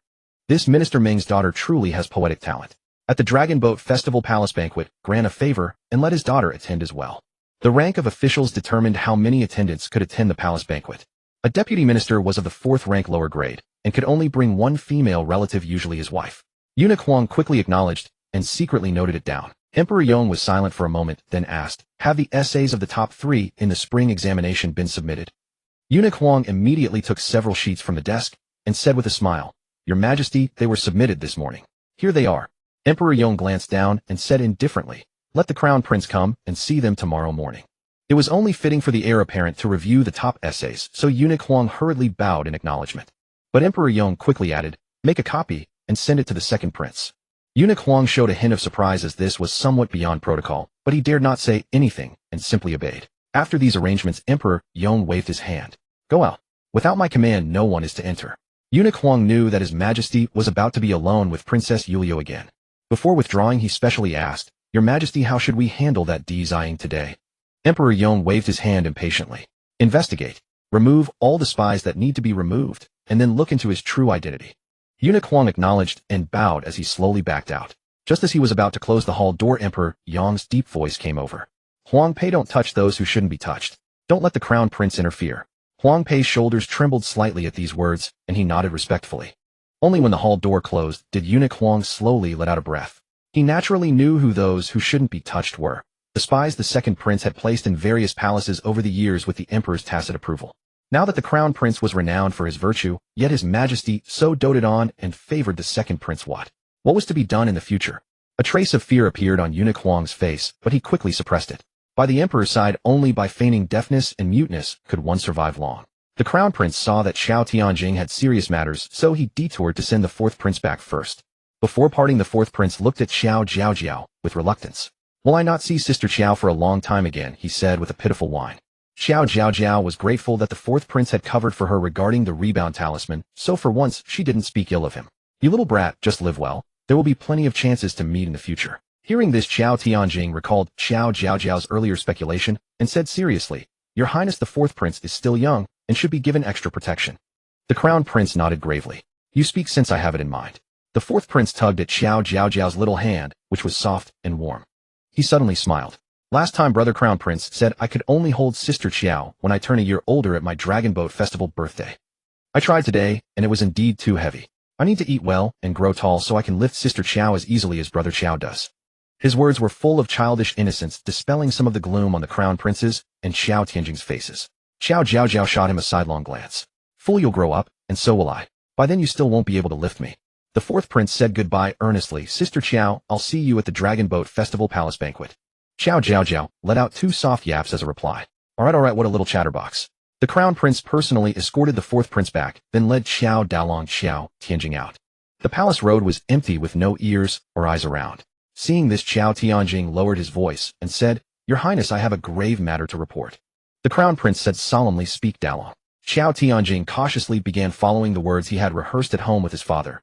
"Your Highness, do you remember the student from Zhuozhou who came up to compose couplets during the Lantern Festival night?" The Crown Prince pondered briefly, then nodded. "I recall his surname is Tan." Qiao Tianjing's eyes lit up. It was even better that the Crown Prince still remembered. "My younger brother and I happened upon him being verbally humiliated by young Lord Sheng of the Duke Qing's mansion. My brother stepped forward to defend him out of a sense of justice, and thus forged a bond with Tan Hanshi. Last night, Tan Hanshi was pursued by assassins to the back alley of the inn. He narrowly escaped, and was rescued by my younger brother back to our residence. Your Highness, through my interactions with him, I have discovered that he possesses not only extraordinary literary talent, but also a strategic mind. Yet he has been inexplicably hunted within the capital, and moreover, his name is absent from the list." The words were spoken with utmost subtlety, yet the Crown Prince's brow furrowed deeply as he instantly grasped Qiao Tianjing's implication. However, even the Crown Prince dared not believe that the spring examination itself was flawed. Is it possible that Tan Hanshi simply underperformed? Qiao Tianjing shook his head and subtly gestured toward his own sleeve. "Your Highness, my father had Tan Hanshi reproduce from memory the essay he wrote for the spring examination. I have read it. It surpasses even the essay I wrote in my own year." Hearing Qiao Tianjing's resolute words, the Crown Prince's heart skipped a beat. After all, Qiao Tianjing had ranked among the top 3 scholars that year. He was the Tanhua scholar personally appointed by His Majesty in the palace. The Crown Prince's expression turned grave. "The Lang hand Jiaojiao to me." Qiao Tianjing understood immediately.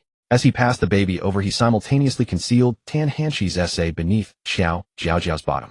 Qiao Jiaojiao. I really am the designated tool, but I'm honored. Go ahead and do what you need, I'll serve as your cover. The crown prince discreetly tucked the essay away and bounced Qiao Jiaojiao playfully in his arms with a smile. The palace gates lay just ahead, accompanying them any further would be too conspicuous. Qiao Tianjing took Qiao Jiaojiao back, speaking with sincere reverence. I thank your highness for your trust. In truth, the Qiao family had taken a considerable risk in doing this. After all, the spring examination was a matter of grave importance. If the Qiao family were to intervene abruptly, a suspicious emperor like Yongdi would inevitably question their motives. The crown prince's brows relaxed into a bright, open smile. Delang, in my eyes, the name Qiao is synonymous with loyalty and righteousness. The crown prince's words were the greatest trust one could bestow. Hearing this, Qiao Jiaojiao's eyes sparkled with excitement. Look at that. What a wonderful crown prince. Protect him. We must ensure he ascends the throne no matter what. Qiao Tianjing bowed, slightly deeply moved. For a minister, the greatest fortune was to serve a wise sovereign. In that case, my father and I shall await your highness's word. Upon returning to the Qiao residence, Qiao Jiaojiao was stripped bare by Madame Qiao, who examined her from head to toe 800 times without finding a single needle mark. Only then did the entire family finally breathe a sigh of complete relief. Qiao Jiaojiao babbled animatedly, describing how miraculous the Merit Mall was and how bravely she had saved the fourth prince. Though her family could not understand a word, that did not stop her from preening with pride. The Qiao family exchanged glances, their hearts shaken with astonishment, yet they had to pretend not to understand. The entire family strained desperately to maintain their composure.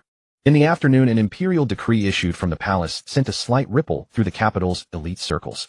It was said that His Majesty himself had graciously permitted Miss Meng Guxue of the Meng family to attend the Dragon Boat Palace banquet at the Meng residence. Receiving the decree, Vice Minister Meng was still rather bewildered. Meng Guxue had fallen gravely ill after returning from the eastern suburb poetry gathering, and her delicate face had grown ever thinner. Madame Meng was furious that her daughter had dismissed her maidservant and had been foolish enough to fall victim to the schemes of the legitimate daughter of the Duke Qing's mansion. She thus confined Meng Guxue to her room, where she had not set foot outside the door since. Yet what Madame Meng found curious was that after this severe illness, her daughter seemed to have become a different person. She had grown calm and composed, no longer fussing or clamoring. When she felt well enough, she would sit up and practice calligraphy, looking quite proper and refined. When the decree arrived at the Meng residence, Madame Meng hurried joyfully to her daughter's boudoir.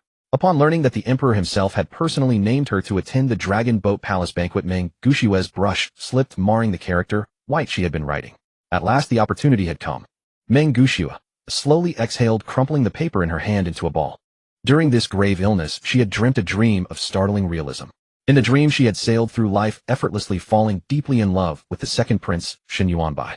Together they had brought down the crown prince, destroyed the Qiao family, crushed every obstacle beneath their feet, and ultimately ascended to the pinnacle of the realm.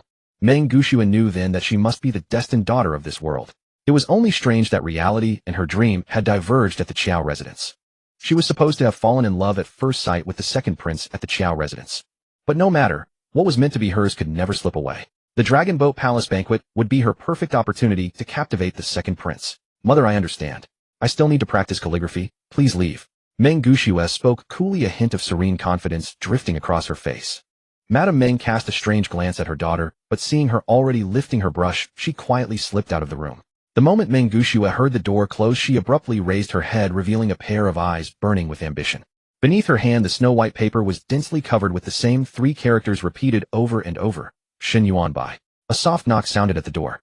Young miss, it's your servant Xiao Tao. I've bought the things you requested. Meng Guxue's eyes brightened instantly. Setting down her brush, she rose and opened the door. Xiao Tao handed 2 bundles to Meng Guxue. Young miss, these are the seashells and plant ash you asked for. Xiao Tao had no idea what her young mistress intended to do with such items. Meng Guxue opened the bundles and glanced at their contents, her eyes sparkling. She had majored in chemistry at university, and in her dream, she had used her modern knowledge to enrich the second prince, earning his admiration and dependence. Such an outrageously advantageous golden finger, and she had nearly overlooked it.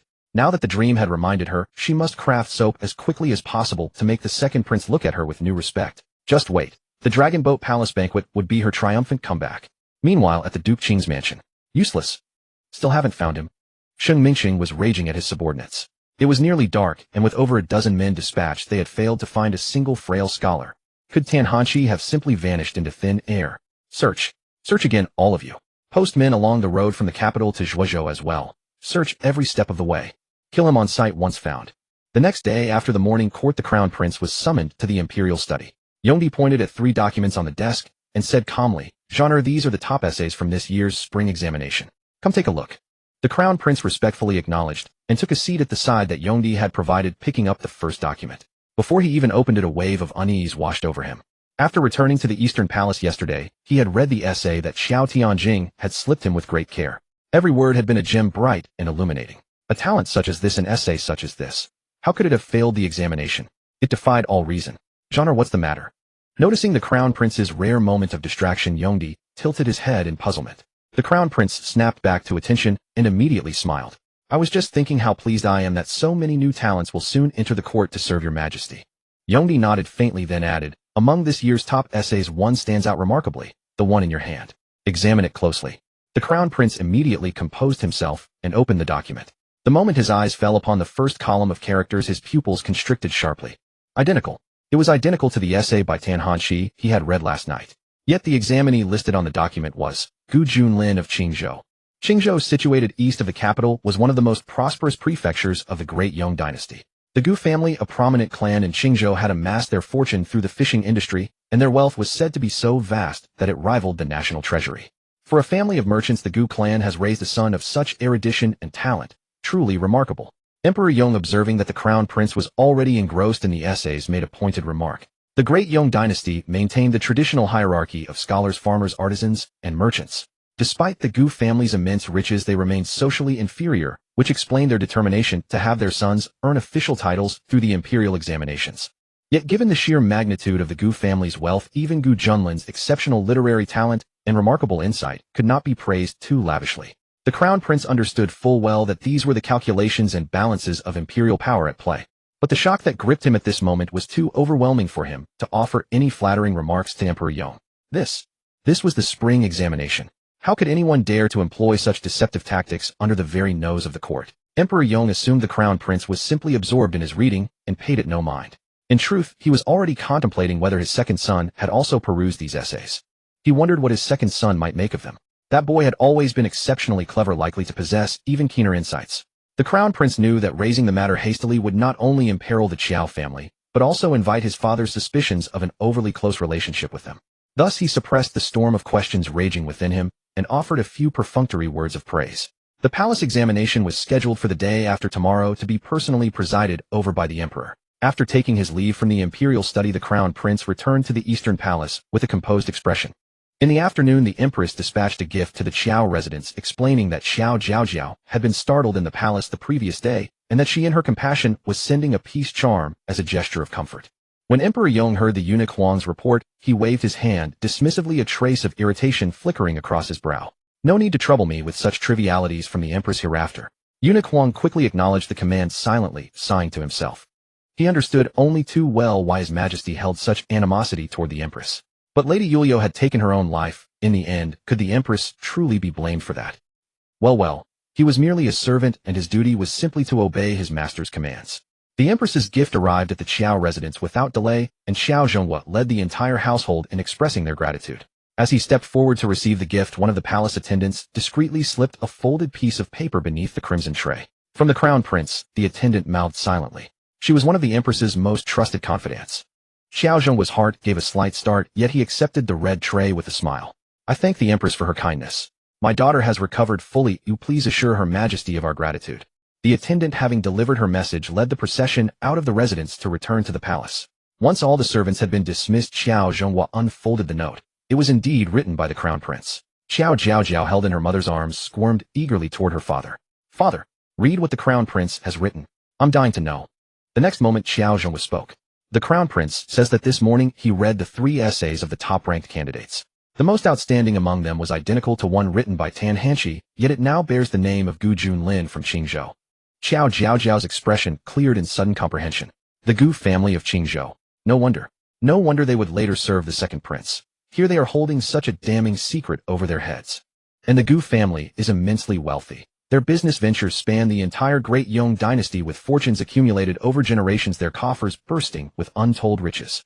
When the female lead later invented soap, perfume, and lipstick, she relied entirely on the Gu family's distribution networks and connections, amassing a fortune that would establish her commercial empire. a grand tale of rags to riches set in the ancient world.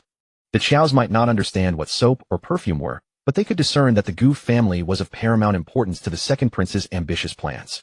The crown prince also said that the palace examination is scheduled for the day after tomorrow, when His Majesty will preside over the questioning in person with the crown prince in attendance. As soon as Qiao Jiaojiao finished speaking, Qiao Tianjing furrowed his brow. Father, time is running out for us. Once the palace examination concludes for Tan Hanqi, to reclaim his rightful rank will be nearly impossible. Qiao Jiaojiao sat beside them deep in thought, her round little face scrunched up like a bitter gourd. Let me think. First and foremost, the Qiao family cannot be the ones to step forward. That would expose us all to the crosshairs of the second Prince Duke Qing and the Minister of Rights. And that dog emperor is no better. If his paranoia gets the better of him, he might question father's motives. No good. The crown prince. The crown prince is even less of an option. We might end up advancing his untimely demise. The Qiao family exchanged speechless glances. Though the reasoning was sound, the words were certainly blunt. Thank goodness only family members could hear them. Qiao Jiaojiao's dark eyes sparkled with mischief. It seems the only one who can step forward is Tan Hanqi himself. At these words, everyone in the Qiao family's eyes lit up. In unison they exclaimed, "The petition drum! The petition drum!" Qiao Jiaojiao blinked in surprise, then clapped her hands in delight. While the whole family had the same thought. I thought father and brother were just staring at each other in frustration, but it turns out they were also thinking at full speed, just like me. Qiao Zhonghua and Qiao Tianjing exchanged a knowing glance, a silent understanding passing between father and son. Indeed, they had been at a loss just moments before, and then Qiao Jiaojiao had placed the solution right into their hands. Qiao Jiaojiao's thoughts continued to wander. When father was falsely accused and sentenced to beheading at the Meridian Gate, it was our two elder brothers who went to the palace gates to strike the petition drum. But that dog emperor and the second prince were determined to see father dead, so in the end our brothers each received 30 strokes of the rod and were sent back to the Qiao residence with hollow assurances.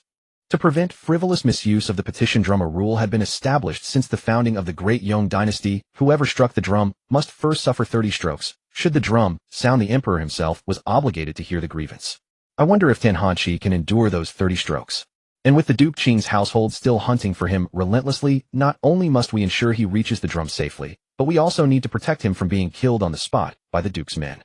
These concerns struck a chord with Qiao Zhonghua and Qiao Tianjing, for they had entertained the same apprehensions. Strangely, Qiao Zhonghua found himself eerily calm at the mention of his own beheading at the Meridian Gate.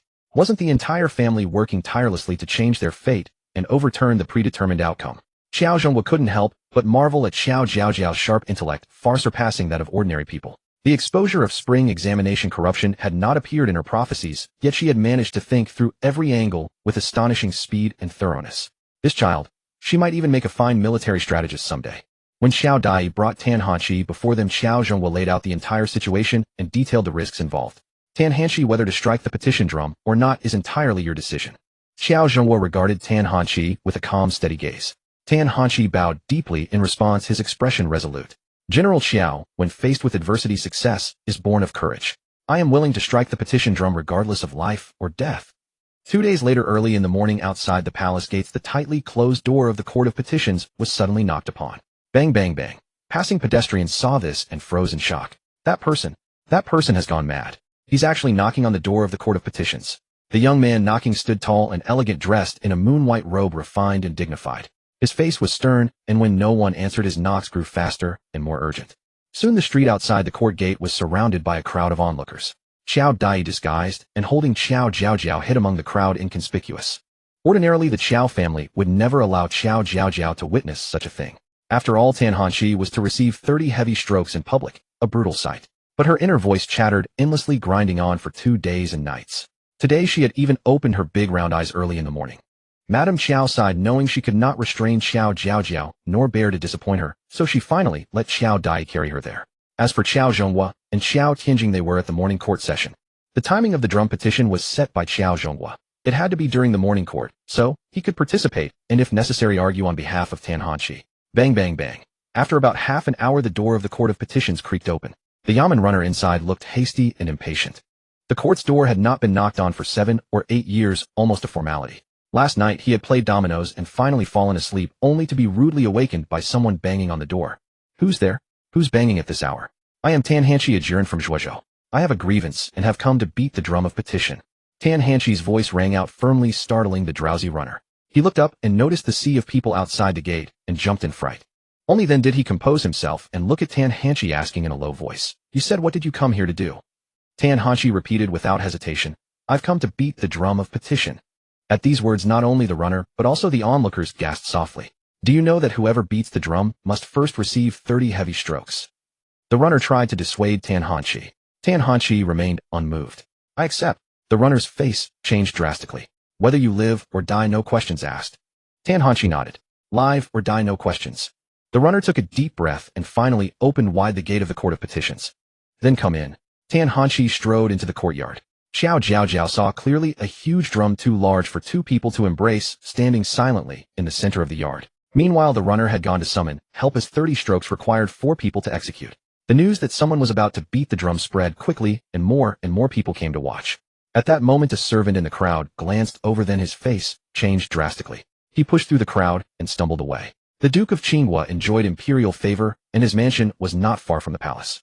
The servant ran back to the mansion in a panic, his lips pale with fear. Sheng Mingsheng had been agonizing all night, and finally his concubine Lianer brought a bowl of nourishing soup to console him. He was irritated, so he dragged Lianer onto the bed and spent an hour in amorous sport, now snoring heavily. Young master, something terrible." The servant, disregarding all propriety, pounded on Sheng Mingsheng's door. Lianer was awakened and scolded through the door. "Damned! Which blind fool dares to disturb the young master's sleep?" The servant, sweating profusely, shouted, "Young master Tan Hanchi has been found." Hearing this, Sheng Mingsheng jolted awake, all drowsiness gone. "Come in quickly." "Where is he?" he demanded urgently. The servant pushed the door open, making Lianer cry out softly and hide under the covers. "Young master, it's a disaster. Tan Hanchi has gone to beat the drum of petition." "What?" Sheng Mingsheng's hand, which was putting on his clothes, froze mid-motion, and his face turned ashen with terror. "Where is grandfather? Does the Duke know?" The servant wore a bitter expression. "The Court of Petitions is in an uproar. As soon as I saw Tan Hanchi's face, I hurried back to report. As for the Duke..."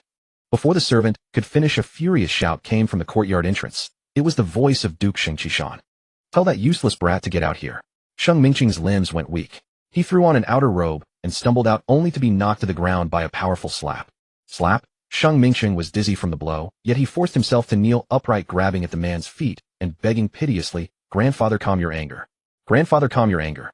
Calm my anger." Sheng Qishan towered over him, his face so dark it seemed to drip. "You fool. How can our Duke's mansion breed so many fools? Didn't you say Tan Hanchi was already taken care of? So why is he now at the Court of Petitions? I shouldn't have trusted you two, worthless father and son.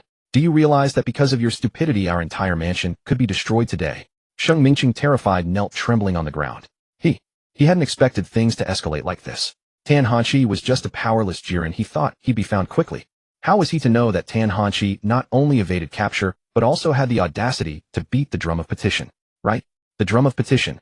With this thought, Sheng Mingsheng tightly clung to the Duke's leg, kneeling and looking up, speaking urgently. "Grandfather, beating the drum requires 30 strokes first.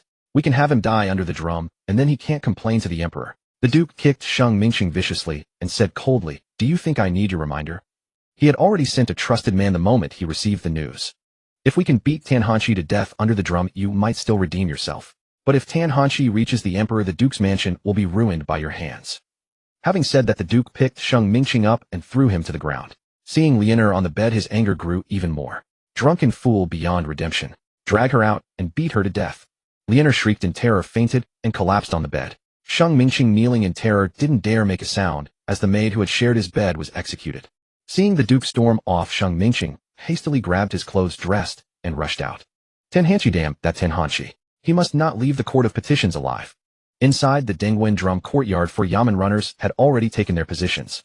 Before the drum, a long bench was placed with one runner carefully inspecting it, while 2 others flanked it holding thick wooden boards, and the runner, who had opened the door, was tasked with counting the strokes. "Scholar Tan, I asked you one last time. Do you have any regrets?"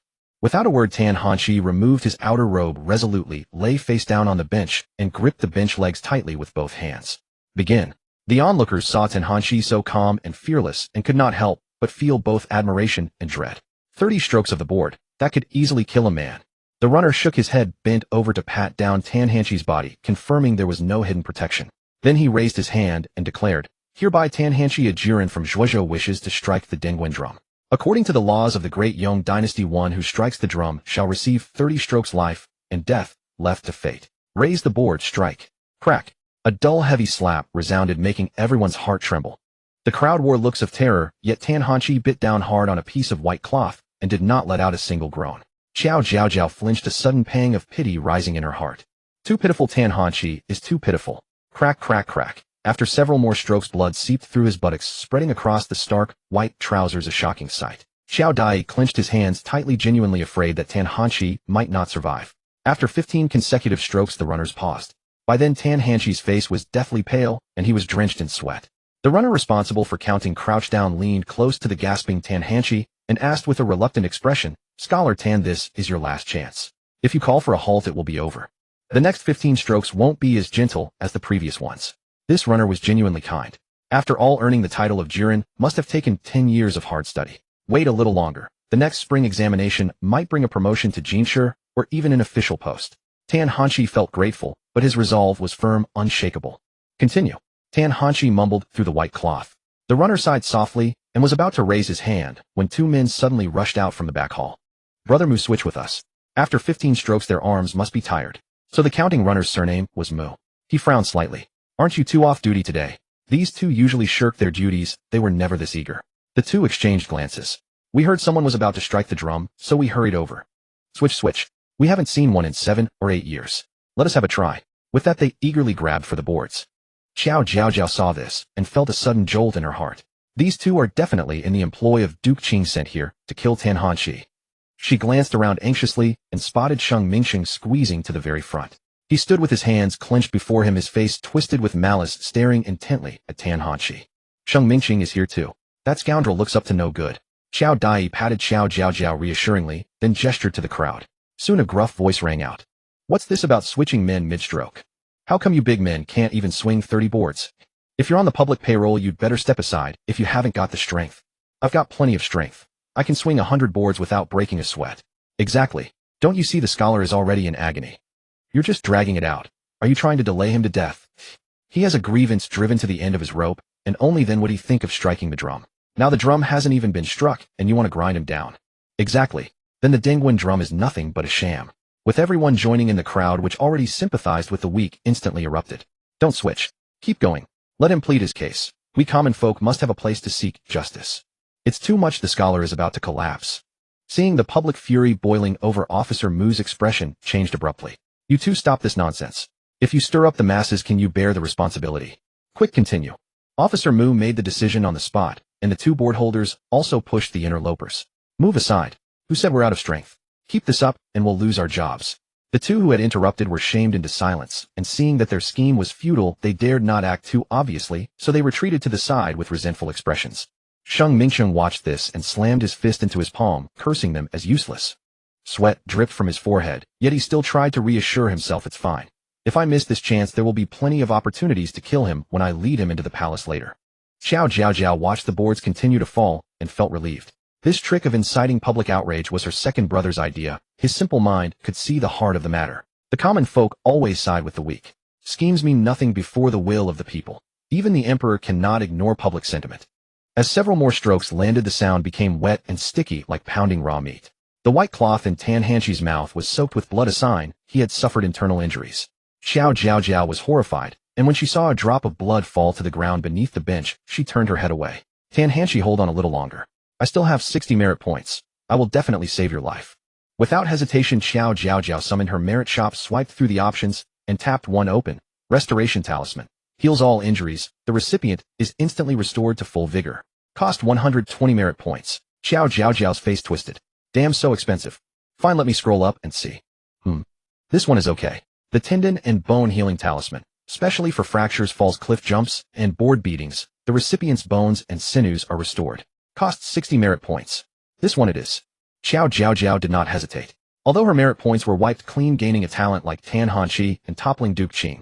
Well worth it. Xiao Dai pricked up his ears, and when he heard the words, tendon and bone healing talisman, his eyes lit up. Meanwhile, the 30 strokes were finally finished. Tan Hanqi had long since spat out the white cloth, and a pool of bright blood lay on the ground, a shocking sight. He hung limp on the bench, seemingly on the brink of death. Officer Mu saw this, shook his head, helplessly crouched down, and said, "Scholar Tan, the 30 strokes are done." After these 30 strokes, the scholar likely did not even have the strength to lift the drumstick. Tan Hanqi responded with a faint sound, then slowly raised his head. A tiny movement that wrenched his entire body, as if being torn apart. Tan Hanqi lifted the corners of his mouth with a bitter smile. At this moment all he could think was General Qiao was right. This body of mine is truly too feeble. Just then Officer Mu called out sharply, "Who goes there? What do you want?" Tan Hanshi raised his head with difficulty and saw a young man wearing a veiled hat approaching carrying a baby hidden inside the wide hood. "Officer, we are Scholar Tan's younger brother and sister. Please let us see him. He's endured all 30 strokes. Surely we can give him a sip of water." Hearing this, Tan Hanshi's eyes stung, and he almost shed tears. It was second brother Qiao who had come. "Yes, they are my brother and sister. Let them come." The constable would cast a perplexed glance at Qiao Dai, but the veil obscured everything from view. After a moment's thought, he surmised that the man wished to conceal his identity. After all, if Tan Jiren failed to plead his case this time, he would likely lose his life, while his younger siblings would still have to carry on. Since Tan Jiren himself had spoken, he had no reason to obstruct. Qiao Dai stepped forward, kneeling before Tan Hanshi. He pitched his voice high and shrill, crying out in a mournful tone, "Elder brother, are you all right? Elder brother, you must not fall." Qiao Jiaojiao. I never knew my second brother could act so convincingly. Tan Hanshi felt a mix of amusement and helplessness. He struggled to speak. I won't die just yet, but I cannot move. Second brother, help me up." Qiao Dai produced a water pouch from his waist, uncorked it, and brought it to Tan Hanshi's lips. "Elder brother, have a sip of water first." As Qiao Dai slightly parted the veil, Qiao Jiaojiao swiftly reached out and touched Tan Hanshi's face. A faint warm golden light flickered in her palm. In that very instant, Tan Hanshi inexplicably heard a soft childish voice. "Tan Hanshi, don't be afraid, I'll heal you. Stay strong, be brave. Go to the golden court and triumph mightily." The voice ceased the moment Qiao Jiaojiao withdrew her hand. Tan Hanshi was utterly bewildered. As the veil fell, he met the bright sparkling eyes of Miss Qiao, which seemed to speak volumes. Was it Miss Qiao's voice? Judging by her words, she intended to heal him. No. Impossible. His injuries must be too severe, and he was merely hallucinating. Panic and astonishment churned within Tan Hanshi, yet at that moment a wave of warmth spread from where Miss Qiao had touched him, flowing swiftly from his shoulder to his back, and then converging all at once upon his wound.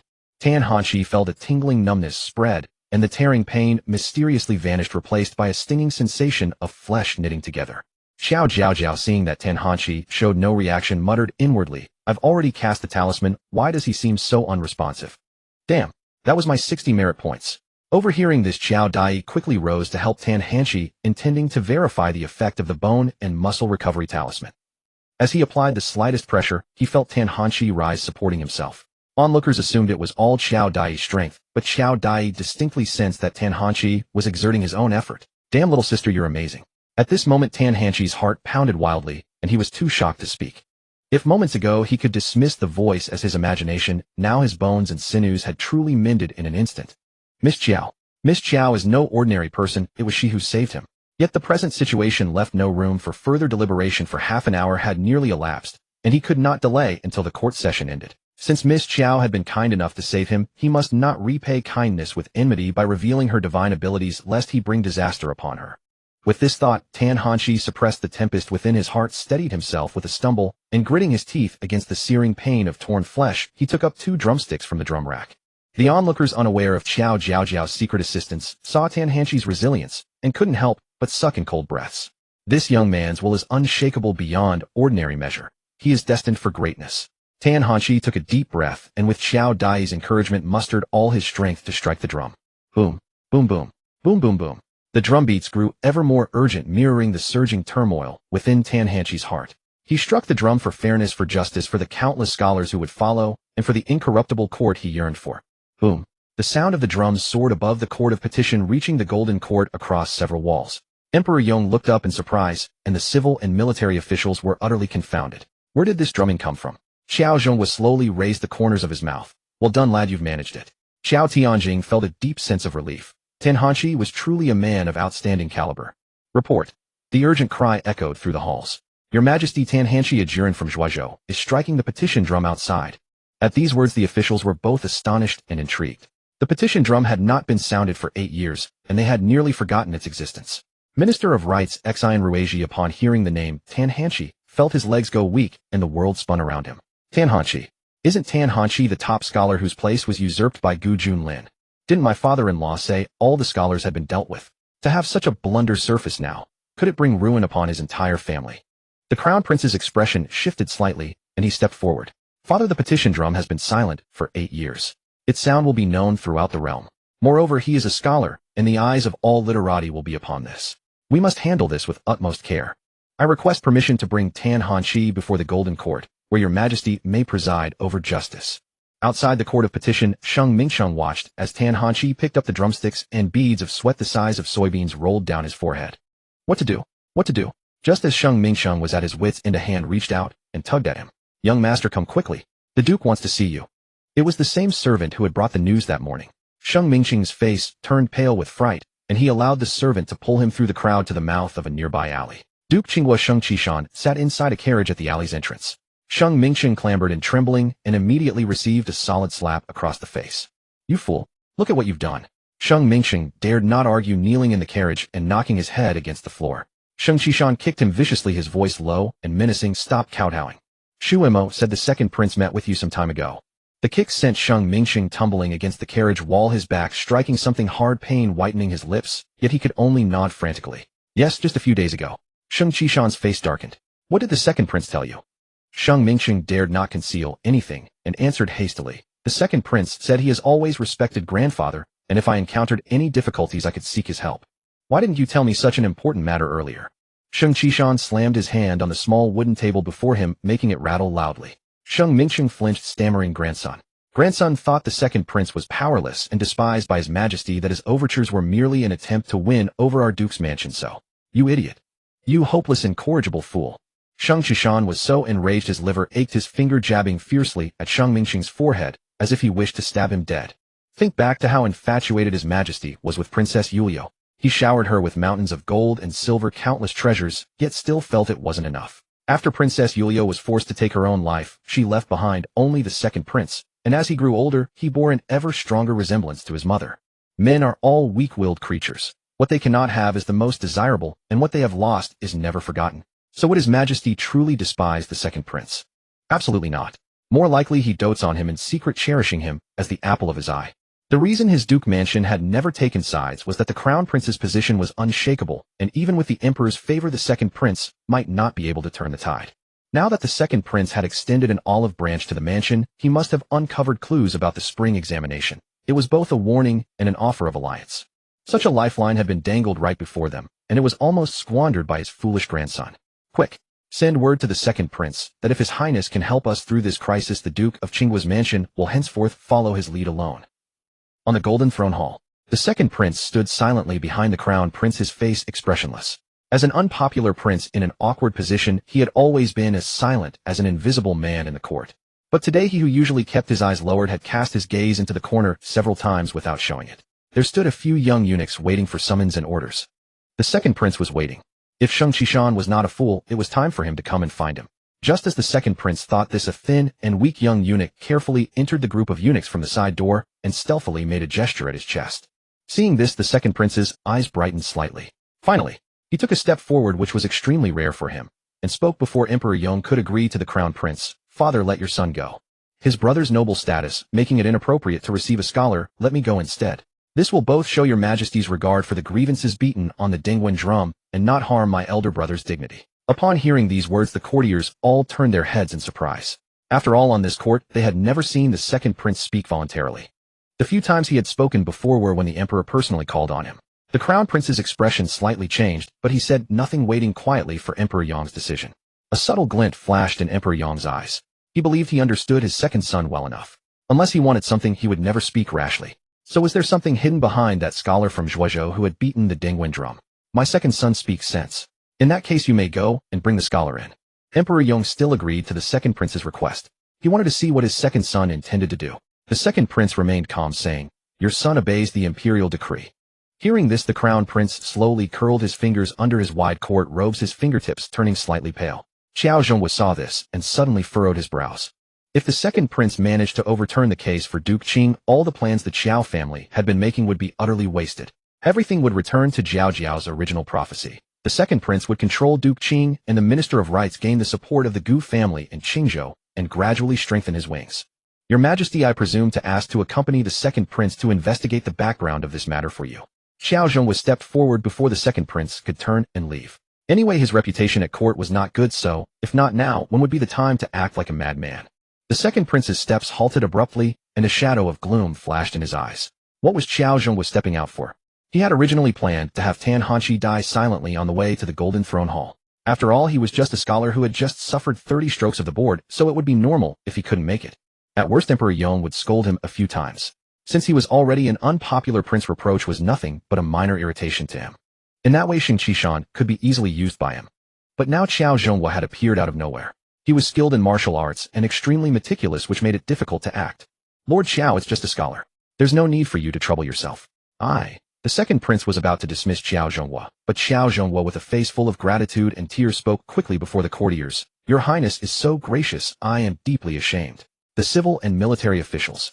What trick was this reckless Qiao up to now? Qiao Jiaojiao bowed to the second prince and said with full emotion and clear articulation, I have many old ailments from the battlefield in the past.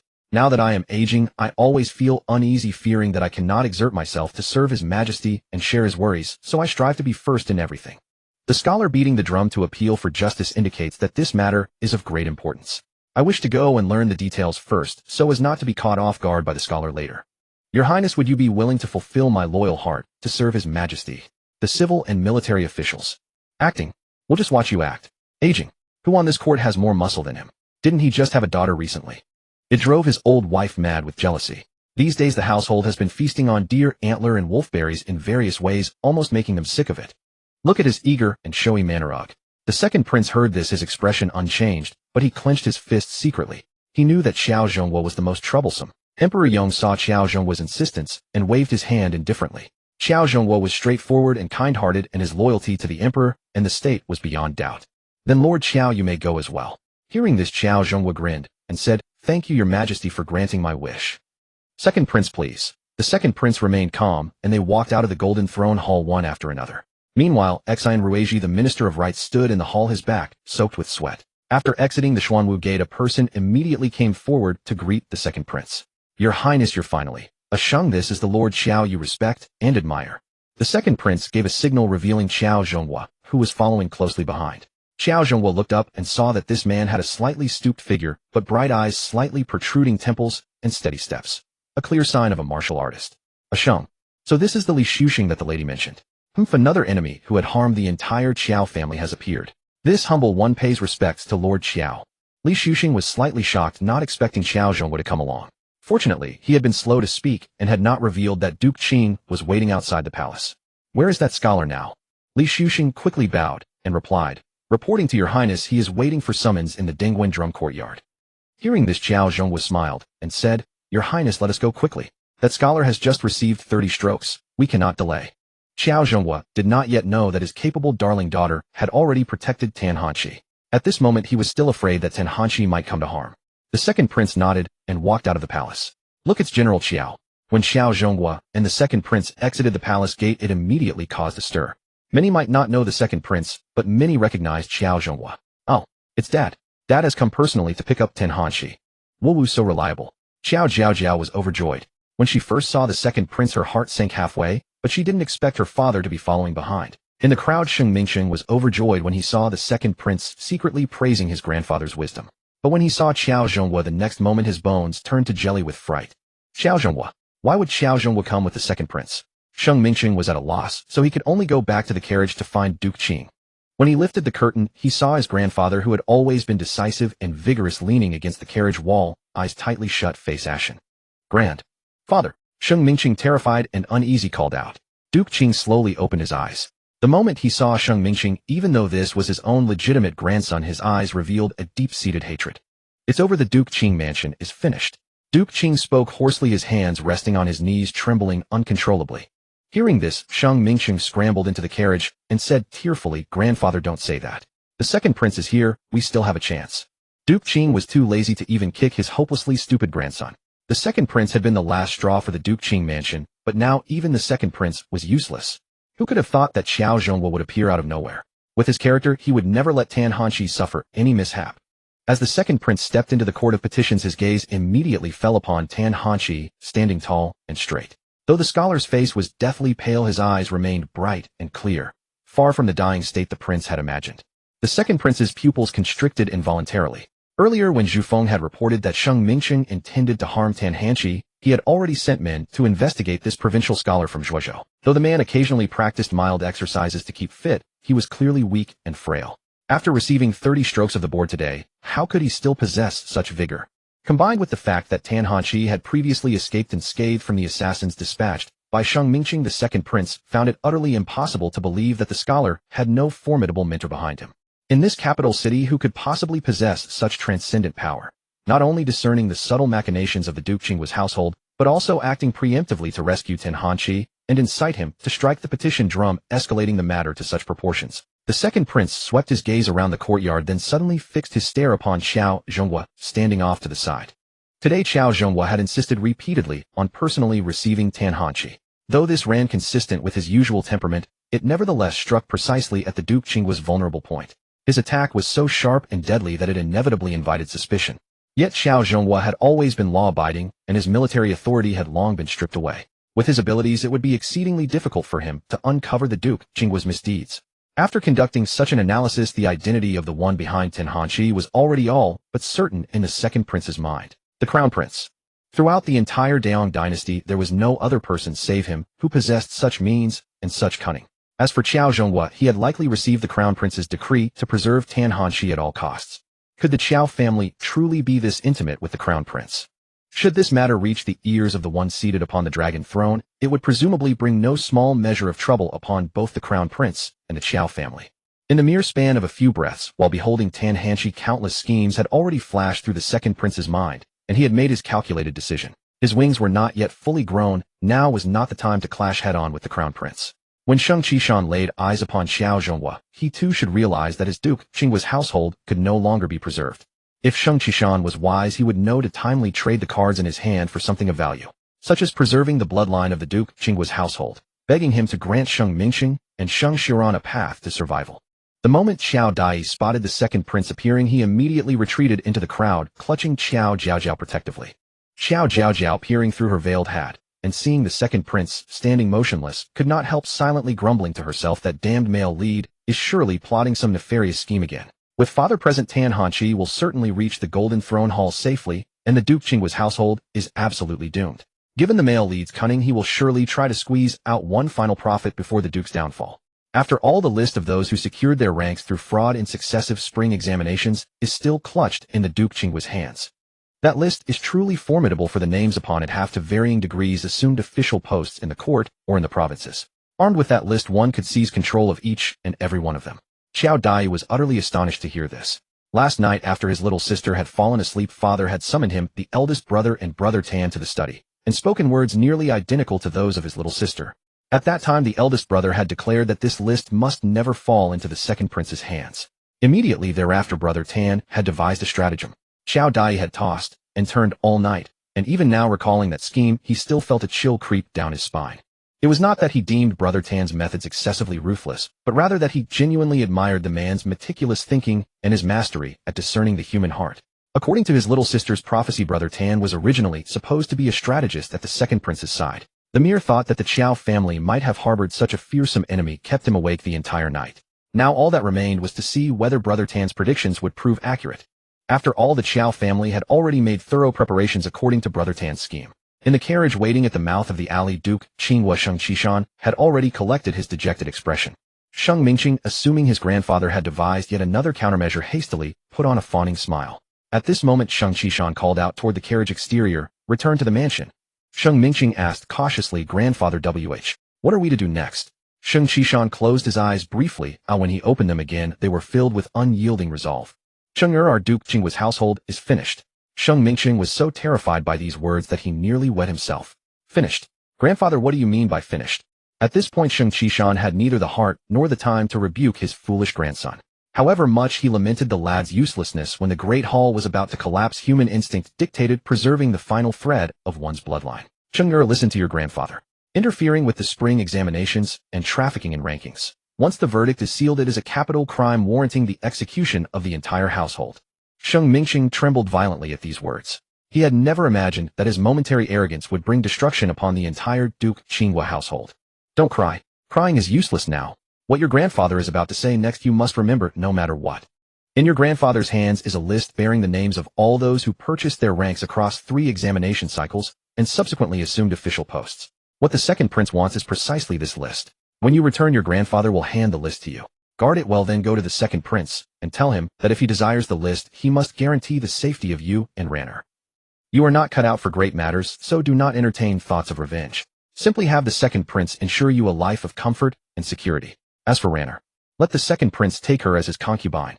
Give 1/3 of the list to Ranner. Tell her not to act foolishly and to guard the list well. With that leverage, the second prince will naturally treat her kindly as well.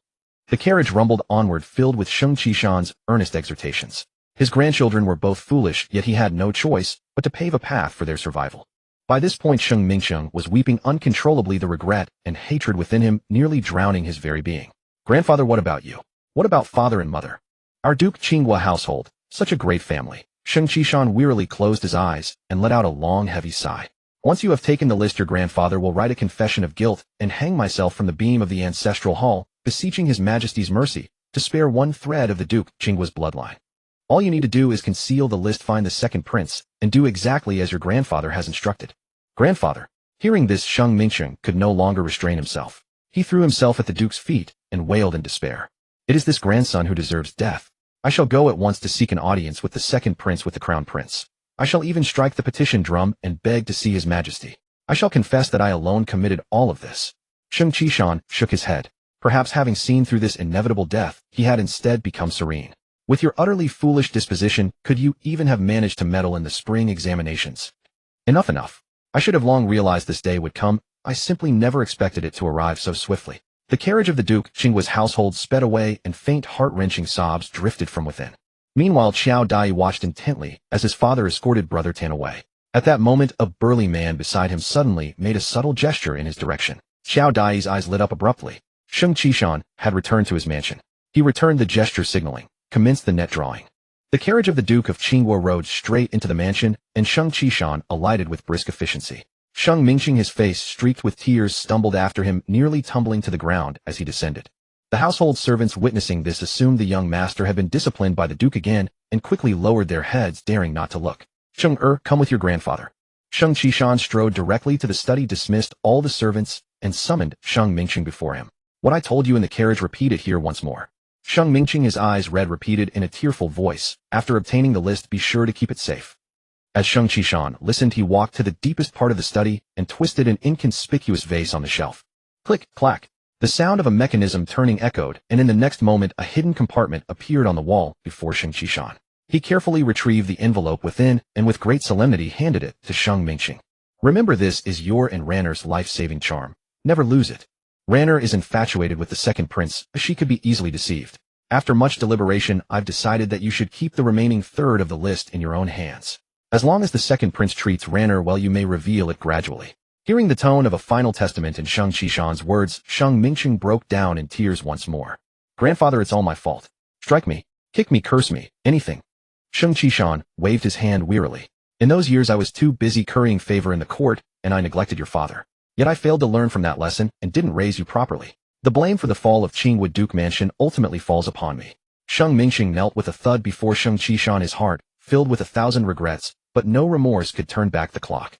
Do not make a sound, tell no one. Take ample silver notes, and with Ranner leave the mansion first to hide. You must see the second prince. Sheng Qishan firmly believed that Emperor Yong would surely protect the second prince. If the second prince pleaded for them, the bloodline of his Qinghua Duke Mansion would certainly be preserved. Go now. Sheng Qishan waved his hand at Sheng Mingsheng. Grandfather. Sheng Mingsheng prostrated himself on the ground, clutching Sheng Qishan's shoe, crying out loudly. Grandfather, how did it come to this? Sheng Qishan's face darkened. Go quickly. Once that Tan Hanshi reaches the Golden Throne Hall, the palace will send people soon. By then you and Ranner won't even have a chance to escape. Go now. Sheng Qishan kicked Sheng Mingsheng hard on the shoulder, then turned resolutely to the desk and personally ground the ink. He intended to write a confession earnestly enumerating his crimes, and then recalling the past, hoping to stir even a shred of compassion in the emperor's heart. This way the second prince's subsequent pleas would have a greater chance of success. Grandfather. Sheng Mingsheng kowtowed several times, and seeing that Sheng Qishan no longer glanced at him, he finally wiped away his tears, clutched the envelope tightly to his chest, and hurriedly left the study. In Chuanxiu courtyard, Sheng Xiran was still practicing calligraphy with deep concentration. A few days ago she heard that the emperor himself had allowed Meng Gushue to attend the Dragon Boat Court banquet, and her heart was nearly consumed with rage. To outshine Meng Gushue at the banquet, she had been working even harder on poetry and calligraphy these days. Bang! The door was suddenly shoved open violently. Startled, Sheng Xiran's brush slipped, and her character was ruined. Which blind fool is this? Can't you see I'm practicing calligraphy? Shang Xiuran burst out in anger, but when she looked up she saw Sheng Mingqing, his eyes red and his face covered in sweat. Her expression instantly paled. Brother, what's wrong? Did grandfather punish you again? Alas, I've told you before. Be obedient and stop philandering. Grandfather would arrange a good marriage for you. As Sheng Xiuran was chattering on, Sheng Mingqing suddenly stepped forward and grabbed her wrist firmly. Sister, come with me now. Sheng Mingqing's grip was extremely tight, and the tear stains on his face were still evident. This truly frightened Sheng Xiuran. Brother, you're hurting me. What on earth is going on? Sheng Mingqing took a deep breath and said with a trembling voice, Sister, you must come with me now. This is grandfather's wish. Sheng Xiuran found it absurd. Go where? I don't want to go anywhere today. Brother, don't you know about that Mengu Shua? Sister, our Qingwood Duke mansion is finished. We're about to be executed as a family. If you don't come with me now, you'll die here. Sheng Mingqing, hearing his sister still obsessing over petty rivalries, finally roared out in desperation. He knew that this chance to survive was bought by their grandfather at the cost of everything. What? Sheng Xiuran stood frozen in place. A hint of pallor slowly spread across her face, then she let out a laugh. Brother, what kind of joke is this? What mass execution? Brother, if you say such things, grandfather might break your legs. Sheng Mingqing's heart raced with urgency. He had already sent the maids away, and now was the perfect time to slip out unnoticed. Sister, I'm not lying. Grandfather's cheating in the imperial examinations and selling of rankings has been exposed. The palace will send people soon. If we don't leave now, we'll all die. Sheng Xiuran's whole body swayed violently, all color draining from her face. No. Impossible, brother, you're lying. Seeing his sister still unable to recover, Sheng Mingqing simply pulled her along and strode out. Sister, from now on listen to everything I say. I will do my best to get you to the second prince's side. Sheng Mingqing knew his sister well. Her infatuation with the second prince bordered on obsession. If he said this, she would surely follow him obediently. Sure enough, the dazed Sheng Xiuran finally mustered some strength at these words, murmuring to herself, Let's go beg the second prince. Beg him to save the Qingwood Duke mansion. He helped me before without any reason. He has such a kind heart, he won't stand by and do nothing. Sheng Mingqing led Sheng Xiuran out of Chunqiu courtyard. The servants they passed on the way saw their panicked expressions, and though curious and fearful, no one dared to ask a single question. And so Sheng Mingqing brought Sheng Xiuran out of the Qingwood Duke mansion through the west gate. Standing in the alley behind the mansion, Sheng Xiuran was still dazed, merely asking blankly, Brother, where are we going now? To see the second prince. Sheng Mingqing touched his bulging chest, trying to draw courage from the crucial list hidden there. Just as he was about to speak, he felt a sudden chill at his neck. Looking down, he saw two gleaming swords already pressed against his and his sister's throats. Seeing this, Sheng Xiuran's mouth gaped in terror, but before a scream could escape her throat, the person behind her struck her on the back of the neck, and she instantly fainted. Sheng Mingqing trembled as he looked up. The intruders were clad in black night attire, their faces completely covered, leaving only their eyes and nostrils exposed. You? Who are you people? Sheng Mingqing stammered, his legs nearly turning to jelly. Don't move. The voice behind his ear was low and harsh, brooking no resistance. Then a large hand reached into Sheng Mingqing's bosom and pulled out a stack of silver notes and a tightly wrapped envelope. Seeing this, Sheng Mingqing struggled violently. Even as dull as he was, he now realized that this gang had been waiting here all along for the list hidden in his bosom. Who knew that the Duke of Qing's mansion would fall, and thus lay in wait here? Who knew that the Duke of Qing's mansion possessed such a list? His Highness is truly resourceful. The list is found, the man in black said in a low, heavy voice. Hearing this, Sheng Mingqing felt the world spinning around him. The second prince. It was indeed the second prince. Who but he could know about the imperial examination fraud and be so eager for this list? Grandfather had regarded the second prince as the last hope, but who could have imagined that the second prince was the true death knell of the Duke of Qing's mansion? Mas. Sheng Mingqing opened his mouth in despair and grief, but before the cry could escape, he was knocked unconscious with a single blow. The two men in black looked at the unconscious Sheng siblings on the ground, exchanged a knowing glance, and grinned beneath their black masks. Following the eldest young master's orders, they needed to move these two to another location to prevent them from being easily found by the court or the second prince's men. Indeed, the true identity of these two were secret guards of the Qiao family. As Tan Hanshi had guessed, the Duke of Qing, knowing he could not protect himself, would spare no effort to preserve the bloodline of the mansion. Neither Sheng Mingqing nor Sheng Xiuran could bear great responsibility, so the only option was to stake everything on the second prince. And the only thing that could move the second prince was the list that General Qiao had mentioned. In conclusion, Tan Hanshi was certain that the Duke of Qing would, before the imperial decree was issued, let Sheng Mingqing escape with the list, and then find an opportunity to seek out the second prince. The Qiao family only needed to station people at every exit of the Duke of Qing's mansion.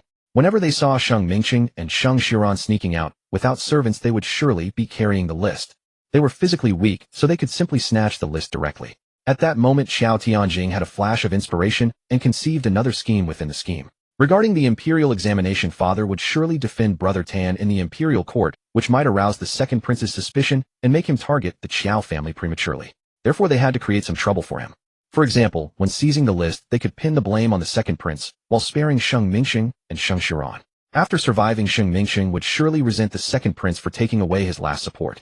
A witless dandy like Sheng Mingxing, accustomed to a life of luxury, would become even more reckless once pushed to the brink. At that point, they could use his words to spread the news that the second prince had long known about the imperial examination fraud and deliberately shielded it to reap benefits. Sending a few more people to fan the flames and blow the matter out of proportion would be enough to make the second prince frantic.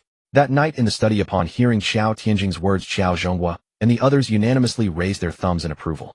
Tan Hanqi said bluntly, "Brother Qiao, when it comes to killing the spirit, you are the one." Qiao Dai looked uneasy and said, "All these convoluted schemes of you literati are truly terrifying." Qiao Zhonghua smiled mysteriously and said, "The eldest indeed has half of my old style." Qiao Tianjing narrowed his eyes with a modest smile and said, "You flatter me. I am quite good at making trouble for others." After Tan Hanqi was escorted into the palace, Qiao Dai brought Qiao Jiaojiao back to the Qiao mansion. He had specially taken leave today and was now sitting in Qiao Zhonghua's study, anxiously awaiting word from the secret guards. About half an hour later, two figures landed outside the study window. Qiao Dai, skilled in martial arts, immediately stood up upon hearing the noise and saw two masked men in black leap in. "How did it go?" Qiao Dai asked directly. Reporting to the second young master, mission accomplished. The man in black handed Qiao Dai an envelope, a thick stack of silver notes, and two sachets. Even the sachets were retrieved. A slight smile finally appeared on Qiao Dai's face. The man in black in front of him snickered. "Following the eldest young master's orders, we made sure they were left penniless, so we even stripped the jewelry off Miss Sheng. It's all in the sachets. Good brothers, thank you for your hard work. I'll report everything to father when you return." Qiao Dai was always this straightforward with everyone. The secret guard hurriedly waved his hand with a smile, then faded back into the shadows, having completed his mission. In the Golden Throne Hall, one could have heard a pin drop. Emperor Yong gripped the dragon throne so tightly that veins bulged on his hands. Earlier, when Tan Hanqi entered the hall, the emperor asked about his grievance. Tan Hanqi, neither humble nor arrogant, directly declared that the imperial examination was unfair, making everyone gasp. The emperor then asked for evidence, and Tan Hanqi audaciously claimed that his essay was the evidence. At this point, everyone thought that Tan Hanqi had gone mad after failing the exam, afflicted with hysteria, and thus had recklessly struck the complaint drum. But since he had come before him, the emperor ordered him to recite his essay aloud, so that the many grand scholars and wise men present could judge it. As soon as Tan Hanqi began to speak, the emperor was stunned. Because the essay Tan Hanqi recited was one the emperor had seen just 2 days ago, and he had even praised it in front of the crown prince. The Minister of Rights, Exine Ruji, had initially harbored some hope that no matter how Tan Hanqi argued, he could simply insist that the examination had been absolutely fair and just. But who could have imagined that Tan Hanqi could recite his examination essay verbatim? And that very essay was one of the top 3 which had been presented to His Majesty just 2 days ago. Hearing this, Exine Ruiji's face turned ashen, his legs trembling, knowing his death was imminent. "Excellent, excellent, excellent."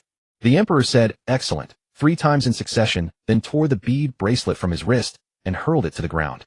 The imperial examination is meant to select wise, ambitious, and talented individuals for the court and for our great Yong dynasty, yet now it has been exploited by those with ulterior motives, abusing power for personal gain and deceiving superiors and subordinates alike. Everyone in the hall was still bewildered by these words. The young man's essay was indeed excellent, but was it not premature for His Majesty to draw such a conclusion? It was also possible that the essay had a strong start but a weak finish, which was why it had been rejected. Seeing everyone's bewildered faces, the emperor suddenly stood up and roared in fury. "XME, get out here at once. This is one of the top 3 essays you presented to me. Surely you recognize it." Hearing this, Exine Reiji turned pale, scrambled on all fours to the center of the hall, and begged the emperor for mercy. Only then did the courtiers understand. This scholar's essay had actually been ranked among the top 3. Exine Rueji was truly audacious, daring to tamper with the imperial examination. He was finished. Qiao Jiaojiao remained unaware of the emperor's fury in the court. She only learned from Qiao Dai that several imperial decrees had been issued from the palace. In his wrath, the Son of Heaven decreed that the entire household of Minister of Rights, Exine, and the Duke of Qinghua be executed. Qiao Jiaojiao could roughly guess the emperor's thoughts. The spring imperial examination was the means by which the court selected talent, and it concerned the very foundation of the emperor's rule. He would not allow anyone to meddle with it. Now Xing Qishan, in collusion with Exine Rueji, had been buying and selling rankings, allowing mediocrities into officialdom. Their mutual collusion was tantamount to plotting right under the emperor's nose. How could one tolerate another snoring beside one's bed? This time, Exenrigi and the Duke of Qinghua had truly touched the emperor's reverse scale. Qiao Zhonghua and Qiao Tianjing returned to the Qiao residence in the afternoon. Qiao Jiaojiao forced herself to stay awake, afraid of missing any news. Qiao Zhonghua and Qiao Tianjing had been hungry for most of the day. Lady Qiao ordered the servants to heat up a table of dishes, and the family gathered behind closed doors to talk. On what happened in the end. Where is Tan Hanqi? Is he all right? Father, big brother, please eat more, you must be starving. Whoa, I hope that bastard second prince didn't get any advantage. Damn it, when will this little baby finally be able to talk? Qiao Jiaojiao was babbling in Lady Qiao's arms when Qiao Dai suddenly handed an envelope to Qiao Zhonghua. Father, I've seen it. It's the real list. Qiao Jiaojiao's little fist clenched suddenly. Wait, a list? Could it be the list I'm thinking of? Qiao Zhonghua immediately put down his chopsticks, unfolded it, and let out 3 hearty laughs. Ha ha ha, excellent. That Tan fellow's plan worked perfectly. Now the second prince has drawn a blank. Hearing this, Qiao Jiaojiao jolted, nearly leaping from Lady Qiao's arms. Is it really the list from the Duke of Qinghua? Was it Tan Hanqi's scheme that retrieved it? My goodness, everyone around me is so capable. Then why should I worry? I'll just be a carefree little baby. Once this spring examination scandal is exposed, the male lead loses the leverage of the Duke of Qinghua, and without the help of the Gu family from Qingzhou, won't half his grand ambition be thwarted. At this moment, Qiao Dai asked about Tan Hanqi on behalf of Qiao Jiaojiao. Father, what about brother Tan? Has he been detained? Qiao Tianjing put down his bowl and chopsticks, urging his father to eat more, and replied. Although Exenrigi confessed in court, besides Tan Hanqi, he could not name any other candidates who had bought or sold rankings. The emperor was furious and ordered the immediate arrest of the Duke of Qinghua, but the palace attendants found that he had written a confession and hanged himself from the beam of the family shrine. The Duke of Qinghua's mansion was turned upside down, but the list was still not found. So the emperor ordered a re-examination of all the spring examination essays to root out everyone involved in the ranking trading. As for brother Tan, the emperor seemed to appreciate him greatly and kept him in the court on the spot. In the morning court session, Tan Hanqi had conducted himself with neither haughtiness nor subservience, measured and appropriate. He had exposed the spring examination fraud, removing the 2 cancers, Exenrigi and Sheng Qishan, for the emperor. Everyone said that this provincial scholar from Zhuozhou was surely about to rise meteorically. Qiao Jiaojiao had anticipated this and nodded repeatedly upon hearing it. Tan Hanqi has always been a man of great talent. Now his hardships have finally paid off. But that fatuous emperor, blinded by greed. TSK. Could he be planning to leave such a talent as Tan Hanqi for the second prince? However, Tan Hanqi values loyalty and friendship. He has already given his heart to our Qiao family, and I believe he will not change sides. Qiao Tianjing couldn't help but nod inwardly. He thought exactly the same as his little sister. Brother Tan's character was absolutely trustworthy. At this point, Qiao Jiaojiao grew curious about Gu Junlin, who was originally supposed to replace Tan Hanqi. What about Gu Junlin from Qingzhou? What happened to him? She knew that the Gu family of Qingzhou was an indispensable aid for the female lead Ming Guxue in building her business empire. Qiao Dai dutifully repeated Qiao Jiaojiao's question, pretending to be very curious. In truth, his muddled brain had completely forgotten who Gu Junlin was. Qiao Tianjing spoke with a hint of a smile. That depends on how much sincerity the Gu family can offer. Those above have long had their eyes on the Gu family's wealth. Qiao Jiaojiao instantly understood. So they want the Gu family of Qingzhou to buy their lives with money. After this, the Gu family is likely to decline. Tisk, with such huge business, anyone who gets a share would reap enormous profits. The second prince probably won't sit idle either. Qiao Tianjing's eyes flickered. Commerce. The Qiao family seemed to lack such talent. No hurry, he would think it over carefully. As Qiao Tianjing was lost in thought, Qiao Dai suddenly said with a smile, Brother Sheng Mingxing and Sheng Xiran have been released. As you instructed, I mentioned the second prince. Sheng Mingxing must be furious now. Qiao Tianjing gave a faint smile, as if everything was under control. Wait a little longer. When Sheng Mingxing is cornered and desperate, this spring examination case can be wrapped up completely. Qiao Dai glanced at his brother's smile, rubbed his goosebumped arms and grimaced. Brother, do you have to smile so creepily? Qiao Jiaojiao gleaned Qiao Tianjing's plan from the few words, her eyes sparkling. Big brother, you're amazing. Are you going to make Sheng Mingxing bite the second prince? That's such a brilliant idea. I think I can just lie back snug in mother's warm embrace and watch father, big brother, and second brother conquer all. Qiao Zhonghua wolfed down his meal, washed his hands, and took Qiao Jiaojiao with tender affection. He bounced her in his arms, his face full of doting. Without Jiaojiao's foresight, the 3 men of the Qiao family would have been powerless despite their strength. Qiao Zhonghua, foolish as he was, had evaded countless arrows and ambushes from the northerners in the first half of his life, but never imagined that one day the knife would come from within the great Yong dynasty, from the very emperor he had served with his life and blood. In this morning's court, the second prince had volunteered to escort Tan Hanqi into the Golden Hall. Qiao Zhonghua didn't believe the emperor was unaware of anything amiss. If Sheng Mingqing stirred up trouble and exposed the second prince's wolfish ambition, yet the sovereign still chose to shield him, then this old fool who had loyally served his lord for decades would no longer cling to his foolish allegiance. Loyalty to the state, and the ruler first to the state, then to the ruler. If the ruler was unrighteous, then for the sake of Great Yong, for the sake of the nation's foundation, for the sake of the people, he would cast aside the benighted monarch and support a virtuous heir. This time he would devote all his strength to protect his family, and also to safeguard the Great Yong Empire, which had been built with the blood and flesh of countless brave warriors. Today the Dayan dynasty was in a state of panic. In a single day, the Duke of Qinghua's mansion and the Minister of Rights Xian's mansion were found guilty and executed in their entirety. The imperial examination, renowned as the most rigorous and impartial, was involved in a shocking scandal of buying and selling rankings which sparked intense outrage among scholars across the nation. Meanwhile, Tan Hanshi, a mere candidate, struck the petition drum, ascended the Golden Throne Hall, faced the emperor, and recited his essay. This story spread like wildfire, making him famous overnight. Another astonishing matter was that the Duke of Qinghua's legitimate son, Sheng Mingqing, and daughter Sheng Xiuran, had actually escaped and reportedly had not been captured yet. The imperial guards were ordered to post notices offering rewards for their capture, causing a stir throughout the capital. When Meng Gushue heard this news, she was attempting to make her modern-style soap. The Duke of Qinghua's mansion is destroyed. The Xian mansion is also gone. Sheng Xiuran is being hunted. Meng Gushue suddenly froze on the spot. This was completely different from what she had dreamed. In her dream, Sheng Xiuran became the crown princess, and even when the crown prince died suddenly, she lived well. The Duke of Qinghua, due to his merit in supporting the new emperor, was even awarded a higher title by her Xinlang. Could it really be just a dream? But can a dream be so vivid? In the dream, there were even many people she had never met before. The maid Xiao Tao was still recounting the interesting news from outside with a look of amazement. Young miss, this time the imperial examination fraud case was cracked thanks to a great contributor, a candidate from Zhuozhou named Tan Hanshi. Everyone says that this candidate, Tan, has won the favor of the emperor and will surely have a meteoric rise in the future. Meng Gushue was stunned. Tan Hanshi actually became successful. In her dream, he was merely a shadowy strategist following Xinlang. No, she must hurry, because when reality completely deviates from the dream, she would have nothing left to rely on. Damn, this soap is so hard to make. Have you found the person? Xin Yuanbai sat in the tea house with a dark expression, his voice piercingly cold. Zhu Feng had beads of sweat on his forehead, shaking his head in fear. Your Highness, not yet. Hearing this, Xin Yuanbai clenched his right fist, raising it in anger, but after taking a deep breath, he gently lowered it. Don't panic, don't rush. That Sheng Qishan is not a fool. If he wants to preserve the last bloodline of the Sheng family, he will surely entrust the list to Sheng Mingqing and have him come to me. Now the streets are filled with imperial guards hunting Sheng Mingqing, so it is understandable that he dare not show himself. He has already ordered men to be placed in the restaurants, tea houses, and brothels that Sheng Mingqing frequently visits. Even those disreputable friends of Sheng Mingqing have not been overlooked. He should be able to contact him before the imperial guards capture him. This Sheng Mingqing is truly a fool. He had previously arranged to meet him at this very tea house precisely to prevent the situation that has arisen today. After leaving the Duke of Qinghua's mansion, he didn't even know to come straight here to see him, instead hiding and skulking around outside. Truly rotten mud that cannot be plastered on the wall. Go look again, and once found, bring him directly here. Xin Yuanbai said coldly, and Zhu Feng immediately bowed in obedience. The eastern outskirts of the capital. Here stood a villa that specifically provided lodging for young masters and ladies attending poetry gatherings.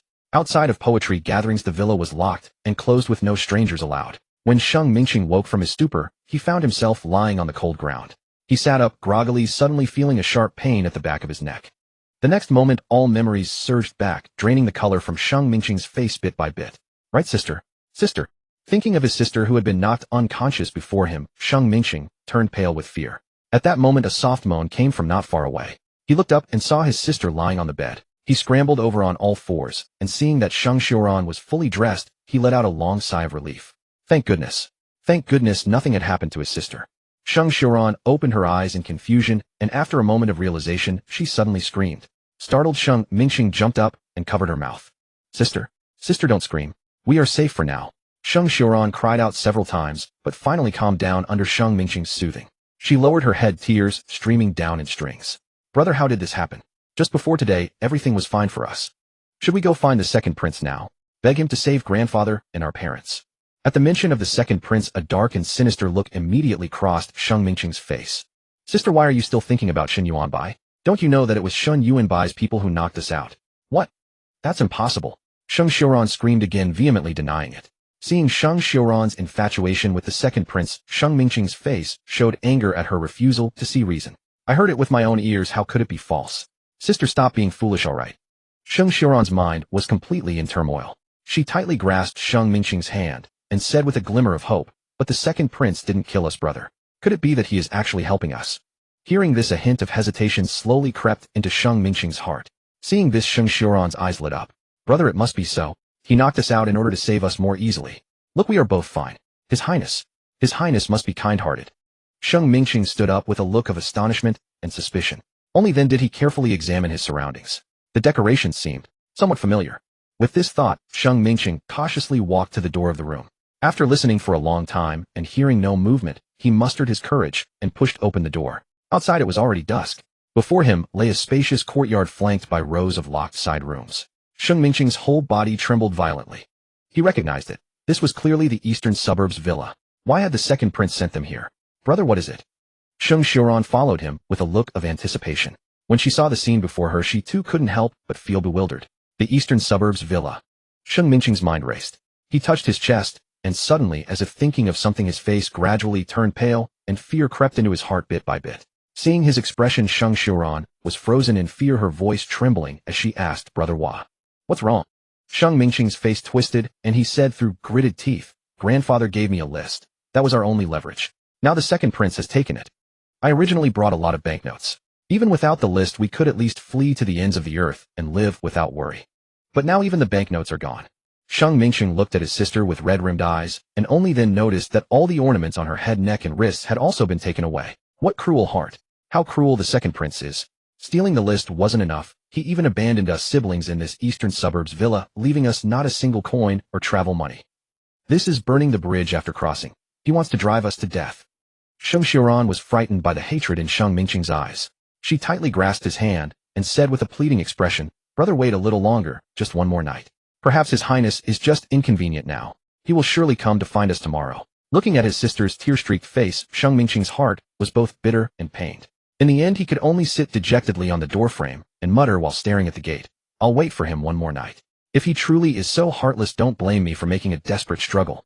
The next day at the morning court, Emperor Yong, upon hearing that Sheng Mingqing and Sheng Xiuran of the Duke Qing's mansion had not yet been captured, flew into a thunderous rage. Incompetent wretches. Just 2 children. Could they have sprouted wings and flown away? At this moment the capital's circles buzzed with rumors, all believing that the old fox Sheng Qishan must have left a contingency plan, such as entrusting the list to Sheng Mingqing to seek a way out. "Deploy more men. I must have that Sheng Mingqing captured." At the eastern suburb villa, Sheng Xiuran slowly opened her eyes to find her brother standing steadfastly outside the door. Her heart tightened abruptly. She hurriedly slipped on her shoes and stepped forward, only to see Sheng Mingqing's eyes bloodshot and dark circles beneath them, as if he had not slept all night. "Brother!"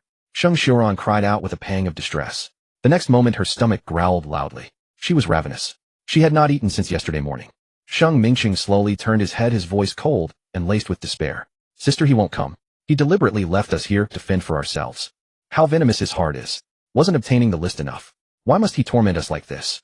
He knew full well how much you adored him. Even if he refused to treat me well, why couldn't he be kind to you? My sister is a beauty of peerless grace. How could she be unworthy of him?" Hearing this, Sheng Xiuran's heart ached with unbearable pain, and tears cascaded down like rolling pearls. Sheng Mingqing grasped Sheng Xiuran's hand tightly, his reddened eyes nearly bursting with bloodlust. "Sister, do not think of him anymore. You mean nothing to him. Saving you back then was likely part of his scheme. This man is so deeply calculating that even grandfather was deceived by him. Perhaps he even rescued Tan Hanxi. The entire affair was orchestrated by him." Throughout the night, Sheng Mingqing had pondered deeply. The second prince seemed to have approached them from the very beginning with the aim of toppling the Duke Qing's mansion, seizing the crucial list, and controlling the officials on it for his own use. Now cut off from all means of survival, without food or money, he and his sister could not possibly endure. Shen Yuanbai wanted them dead. Sheng Mingqing, who had been a coward for half his life, would rather be shattered jade than let Shen Yuanbai have his way. Sheng Xiuran trembled uncontrollably. In truth, she had tossed and turned all night, replaying past events in her mind, and had already sensed the truth. "Brother, what do we do? What on earth can we do?"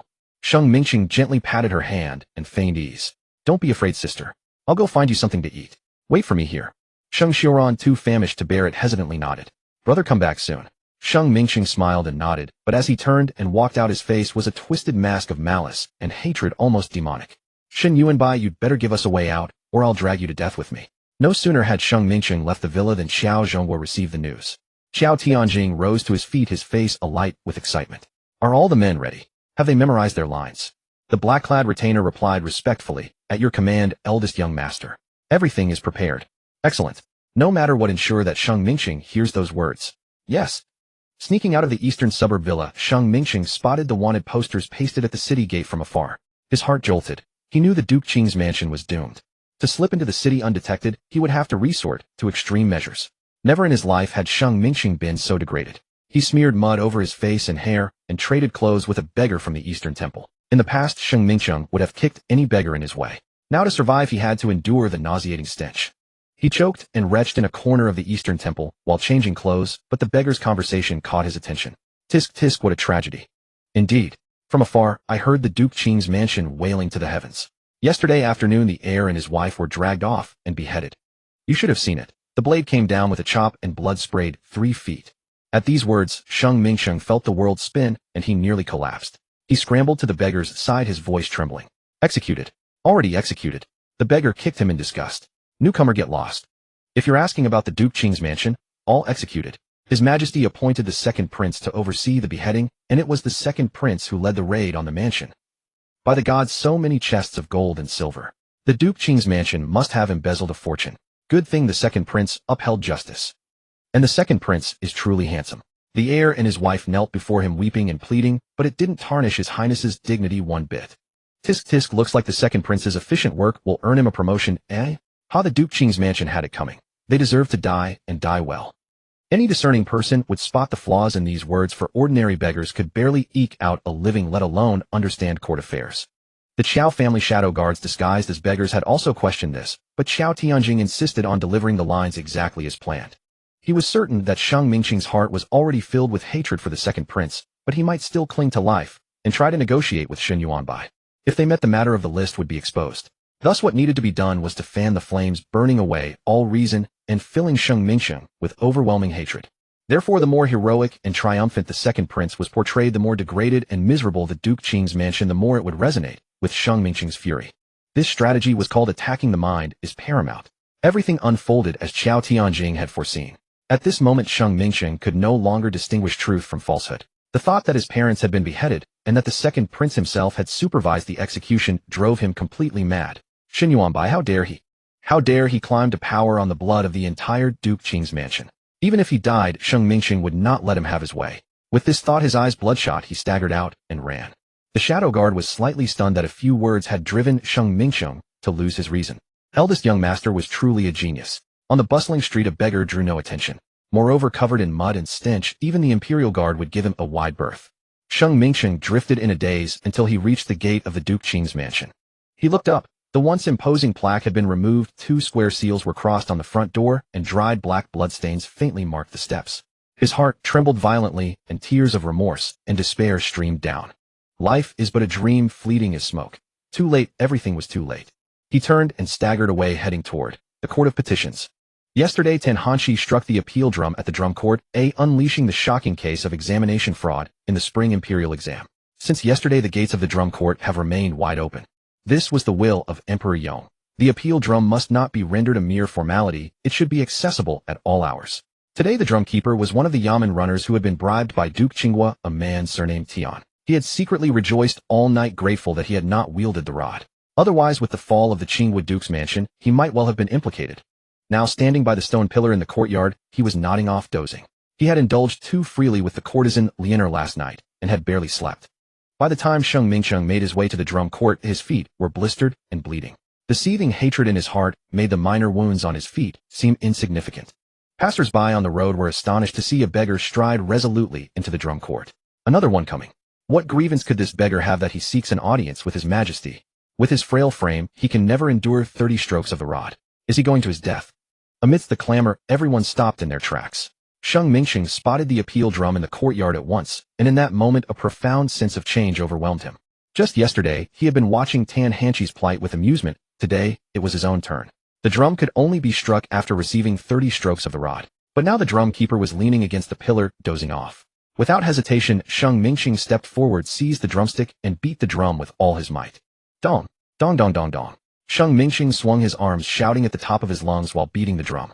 The startled yamen runner Tian crashed to the ground from the sudden drumming, looked up, and saw a beggar furiously pounding the drum. We're doomed. Officer Tian cried out, and 3 other Yamen runners rushed over, pinning Sheng Mingqing to the ground. Sheng Mingqing's lips scraped against the ground, breaking the skin and filling his mouth with blood. Yet he mustered all his strength to roar. "I am Sheng Mingqiang of the Qingwood Duke's mansion. I accuse second prince Shun Yuanbai." Hiss. At these words, not only the Yamen runners, but even the commoners watching at the gate were dumbfounded. Sheng Mingqing. Wasn't that the fugitive the court was hunting? Why was he accusing the second prince? Sheng Mingqing knew clearly that if he did not finish speaking now, once the palace sent someone, he would never have another chance. So he strained his throat and shouted, "Second Prince Shun Yuanbai knew long ago about my grandfather's spring exam fraud, but to obtain the list of cheating scholars from my grandfather over the years, he deliberately concealed it. He secretly courted our Qingwood Duke's mansion, seeking the list precisely to contend for the position of heir apparent. After our estate was destroyed, he had men waiting outside the mansion to seize the list, then tried to kill me and exterminate my siblings. Such a deep scheming and scrupulous villain still covets the throne. How can he be allowed to remain? Our Qingwood Duke's mansion was wrong, but did the second prince commit no wrong by concealing the truth, abusing his power for private gain, and secretly maneuvering? Why should he be allowed to oversee the execution of our Qingguo estate? He deserves to die too." Pinned down by 4 men, Sheng Mingqiang could only strain his neck, blood spattering from his mouth onto the ground, a horrifying sight. The 4 Yamen runners, upon hearing such secrets, wished they could cut off their ears on the spot. They were doomed. Anyone who heard this was doomed. At the entrance of the drum court, the commoners were stunned speechless until an indignant voice rang out, "Sheng Mingqing, is what you said true? The second prince who feeds on the empire's bounty cannot commit such heinous treason."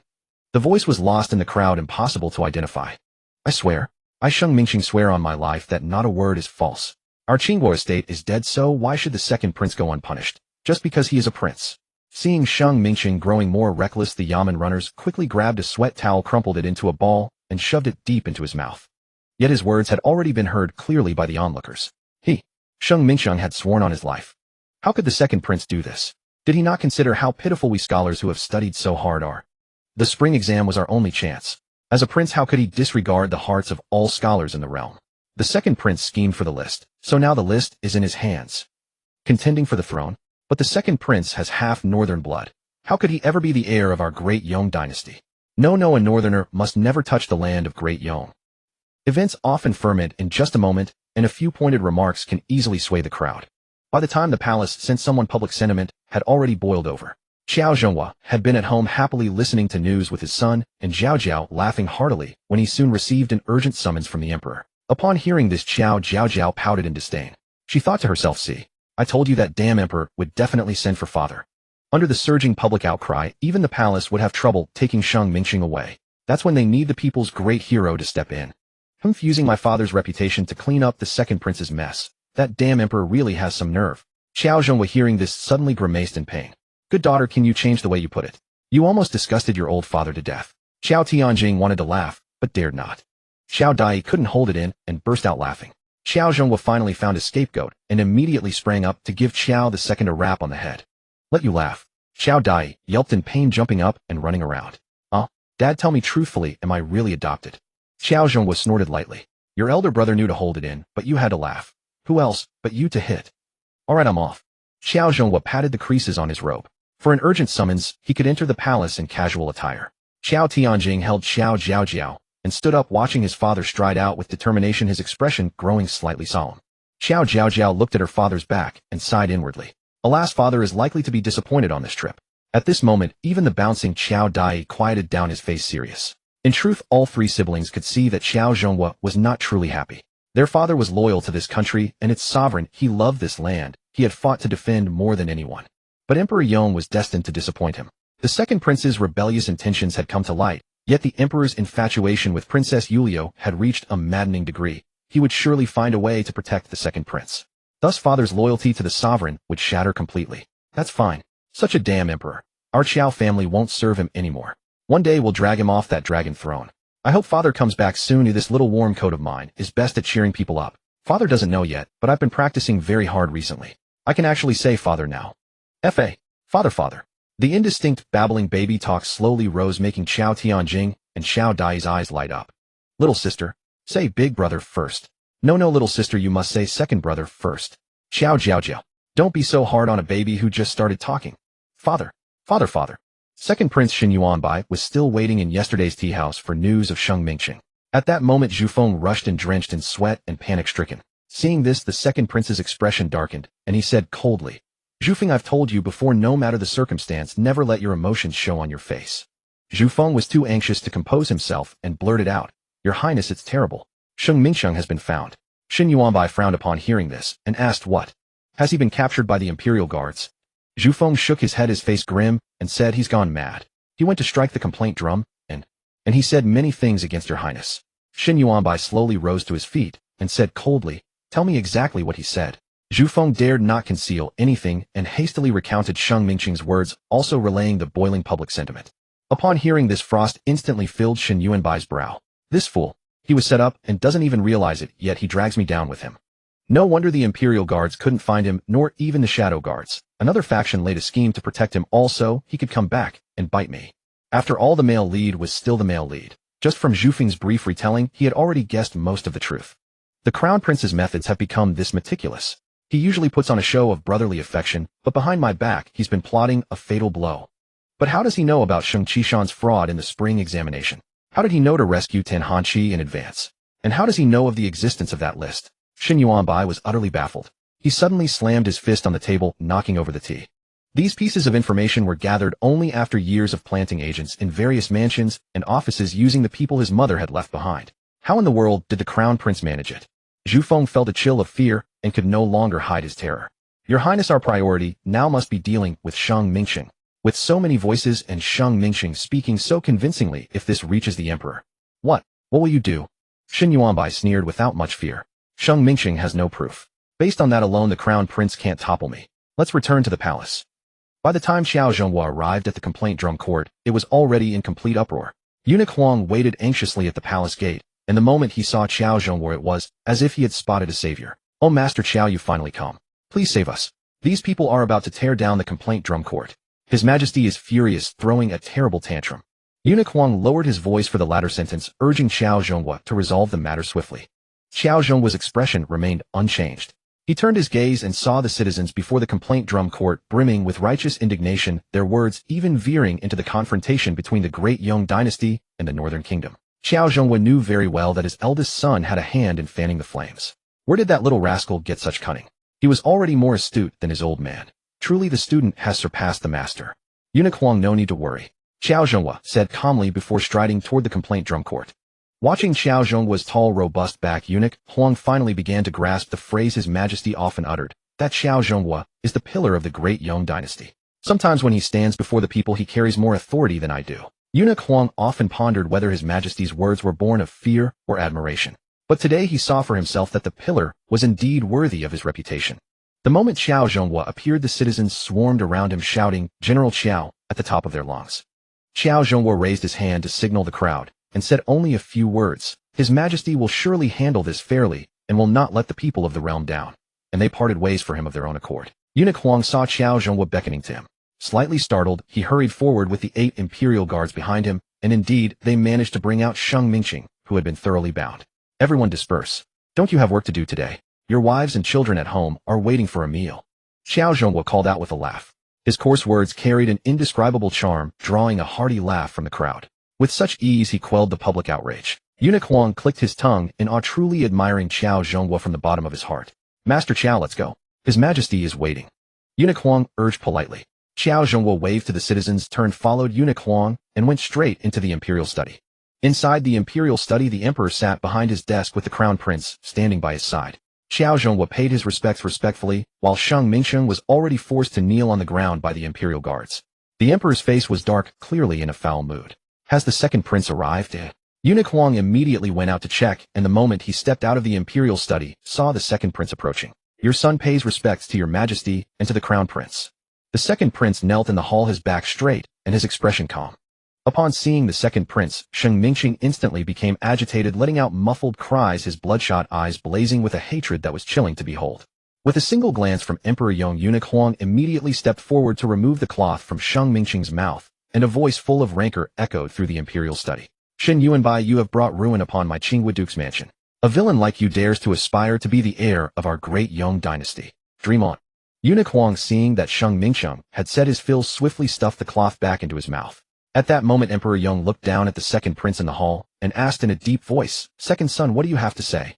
The second prince bowed and replied calmly, "To answer your majesty, Sheng Mingsheng is falsely accusing me." Emperor Yong raised an eyebrow. "Which part?" The second prince answered steadily, "All of it. Sheng Mingsheng claims that I knew of the spring examination fraud and concealed it. How could I possibly know of such a private matter? My overtures toward him were for the sake of the young lady of the Sheng family." "The young lady of the Sheng family?" Emperor Yong showed a puzzled expression. The second prince nodded with a composed expression. "Half a year ago the young lady of the Sheng family was in danger, and I happened to rescue her once. Hence."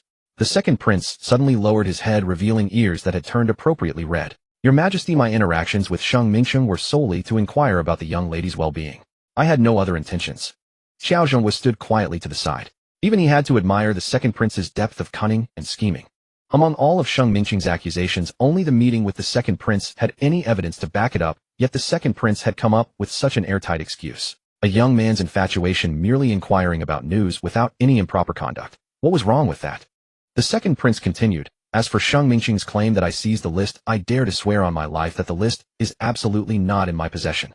And the accusation of coveting the position of heir, that is a dagger to the heart." The crown prince bowed his head slightly. His face betrayed no reaction upon hearing these words, as though he were merely a serious observer. The second prince spoke with earnestness and sincerity, his clear voice resonating. "Brother, the crown prince has always been exceedingly generous toward me. His wisdom and virtue are renowned far and wide, and he is Father Emperor's most capable assistant. I could never harbor such rebellious and treasonous thoughts. Sheng Mingsheng has slandered me so maliciously. I would like to turn the tables and ask whether he is being instigated by someone, and what his true intentions are." At this moment the second prince had even begun to seize the offensive. Qiao Jiaojiao gazed steadily at the handsome young figure before him. With such a disadvantageous opening, the second prince had already devised such a brilliant defense in merely a short while.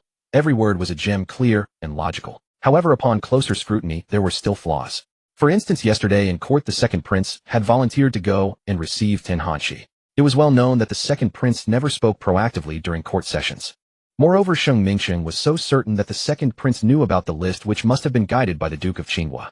Sheng Mingsheng was foolish, and he might have misunderstood the second prince's meaning. But would an old fox like the Duke of Qinghua make such a blunder in a matter of life and death? From Sheng Mingsheng's words, the Duke of Qinghua had placed his bets on the second prince with absolute certainty. Now everything depended on the emperor's attitude. If the emperor were willing to investigate deeply, he would naturally be able to trace the faintest clues of the second prince's treasonous intentions. But if the emperor harbored thoughts of covering it up, then this evidence would be pushed aside by the emperor without a flicker of emotion, as if it were offered right to his lips. Emperor Yong pondered for a moment and slowly spoke. "This matter is full of doubts and cannot be judged rashly." Qiao Jiaojiao felt a chill run through his heart upon hearing this. Then he heard Emperor Yong continue, "Second son, even if you are innocent, since Sheng Mingsheng accuses you, there must be something amiss in your conduct. Otherwise, with so many officials in the court, why would he throw this dirt only at you? Until this matter is fully investigated, you shall remain in your Chonghua palace." This was the meaning of house arrest. Upon hearing this, Qiao Jiaojiao felt as though a bucket of cold water had been poured over his head. His heart was utterly chilled toward Emperor Yong. Just as Jiaojiao had said, Emperor Yong loved Princess Yulio to the bone and protected his son to the extreme, even willing to hand over the vast empire of Daong to the second prince. At this moment, standing in the splendid imperial study, Qiao Jiaojiao realized with absolute clarity that the true enemy, who would bring about the destruction of the entire Qiao family, was the emperor seated upon the throne. "Enough, everyone dismiss. Huang Pei, you personally escort Sheng Mingsheng to the imperial prison and have him thoroughly interrogated." Huang Pei received the order and quickly had the whimpering and shouting Sheng Mingsheng dragged away. The second prince knew how to play his part to the end. He suddenly bowed and knelt, raising his voice to say, "Father Emperor Sheng Mingsheng has been apprehended. Now Miss Sheng is still hiding outside. I wish to request a favor for her." Emperor Yong looked at his son with a hint of scrutiny and suddenly asked, "Do you truly pity her?" The second prince did not hesitate and nodded. A trace of difficulty appeared on Emperor Yong's face. Sheng Xiuran had originally been promised to the crown prince as a concubine. Now with the Duke of Qinghua in trouble, Sheng Xiuran was in no position to enter the imperial family. However, his own second son was just like him, a man of deep affection. Having been unable to spend his life with the one he loved, he could not bear to let his second son endure the same pain. Thinking of this, Emperor Yong cast a pointed glance at the crown prince. The selections for crown princess and the crown prince's concubines had not yet been announced. He had merely mentioned it to the crown prince. Surely the crown prince did not harbor deep feelings for that Miss Sheng, did he? An indescribable chill froze the crown prince's heart. Intelligent as he was, he could not fail to understand the emperor's gaze. This was an indication that the emperor intended to bestow Sheng Xiuran upon the second prince. He naturally did not care about that Sheng Xiuran. However, his father emperor's blatant favoritism toward his younger brother shattered his filial devotion to fragments. The crown prince nodded slightly toward Emperor Yong. This small gesture seemed to cost him great effort. Seeing this, a look of satisfaction floated across Emperor Yong's brows. He immediately spoke. Shang Xiuran is already the daughter of a criminal minister. She is in no position to enter the imperial genealogical records. If you truly cherish her, you may let her enter your Chonghua palace as a concubine. Upon hearing this, a look of struggle immediately appeared on the second prince's face, as though he could not bear to see the woman he loved reduced to merely a concubine. But in an instant he seemed to come to terms with it, his face filled with grateful gratitude as he said, "Thank you, Father Emperor, for your fulfillment." In this way the performance was complete. Emperor Yong waved his hand, and the crown prince, the second prince, and Qiao Jiaojiao respectfully withdrew. In front of the crown prince, the second prince spoke once more with apparent sincerity. Naturally, the crown prince wore an expression of forgiveness and gently comforted his younger brother. Qiao Jiaojiao's expression remained calm. He bowed to the crown prince and the second prince and was about to withdraw when he spotted eunuch Huang hurrying back from a distance. Qiao Jiaojiao's eyes flickered slightly. Eunuch Huang, being the emperor's most trusted servant, had seen all sorts of storms. How could he possibly show such a flustered expression now? He had just been ordered by the emperor to escort Sheng Mingsheng to the imperial prison. Was there someone special in the imperial prison? As these thoughts crossed his mind, Qiao Jiaojiao was suddenly understood. Could it concern that Di Ziying? According to Jiaojiao, that Di Ziying was Princess Yuliu's true beloved. Unfortunately, Qiao Jiaojiao could not linger any longer. He brushed past eunuch Huang and headed toward the palace gate. Inside the imperial study, Emperor Yong was staring blankly at the wall. Yuliu Bayer has grown up. He has his own beloved now. However, that Miss Sheng is the daughter of a criminal minister and can only remain by Bayer's side without any formal title. But it does not matter. There are countless fine girls in the capital. I will surely choose a maiden of impeccable family and character to match with Bayer. It is a pity that the Qiao family has no marriageable daughter. Otherwise, given Qiao Jiaojiao's ability and prestige, I would have been very willing for Bayer to have such a father-in-law to support him. Yuliu, I am truly conflicted in my heart. I wish to give my child the very best in this world. However, the crown prince is so capable. As the heir apparent, he has committed not a single fault throughout all these years. Now Bayer is showing signs of ambition as well. He wishes to compete and seize. Whom should I choose? Emperor Yong murmured to himself, his face revealing an expression of profound turmoil. At this moment a voice came from outside the door, respectful yet urgent. Your Majesty, this humble servant has important matters to report. Emperor Yong's brows furrowed slightly, a look of dissatisfaction appearing on his face. Enter. Huang Pei entered the imperial study in a hurry. Walking beside Emperor Yong, he lowered his voice and said, Your Majesty, it appears that Di Ziying is on his deathbed. Emperor Yong waved his hand impatiently. Such a trivial matter, why report it? Huang Pei's heart tightened suddenly. He knelt down cautiously and said, Your Majesty, it is truly that Di Ziying has acted in a most treasonous manner. In his delirium, he has been shouting. Shouting? Shouting what?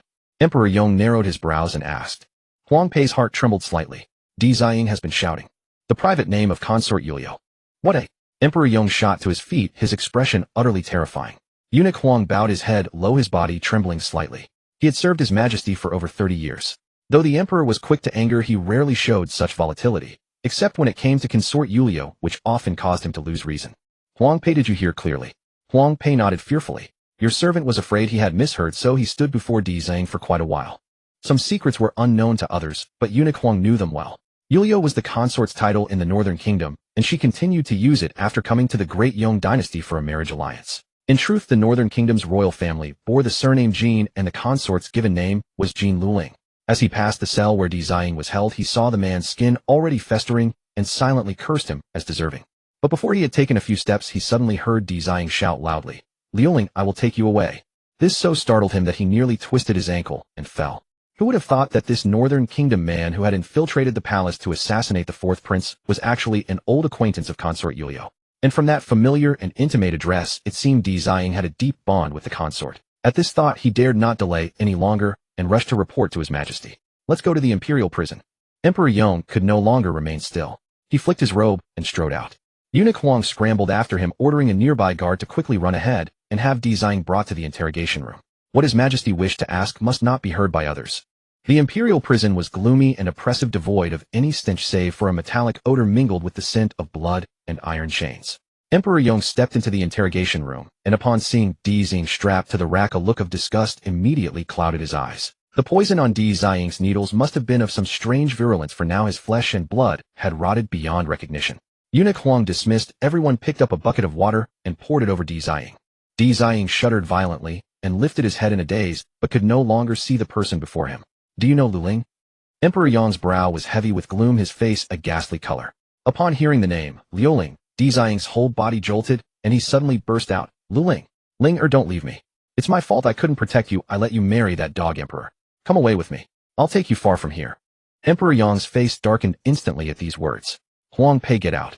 Eunuch Huang shivered and withdrew without hesitation.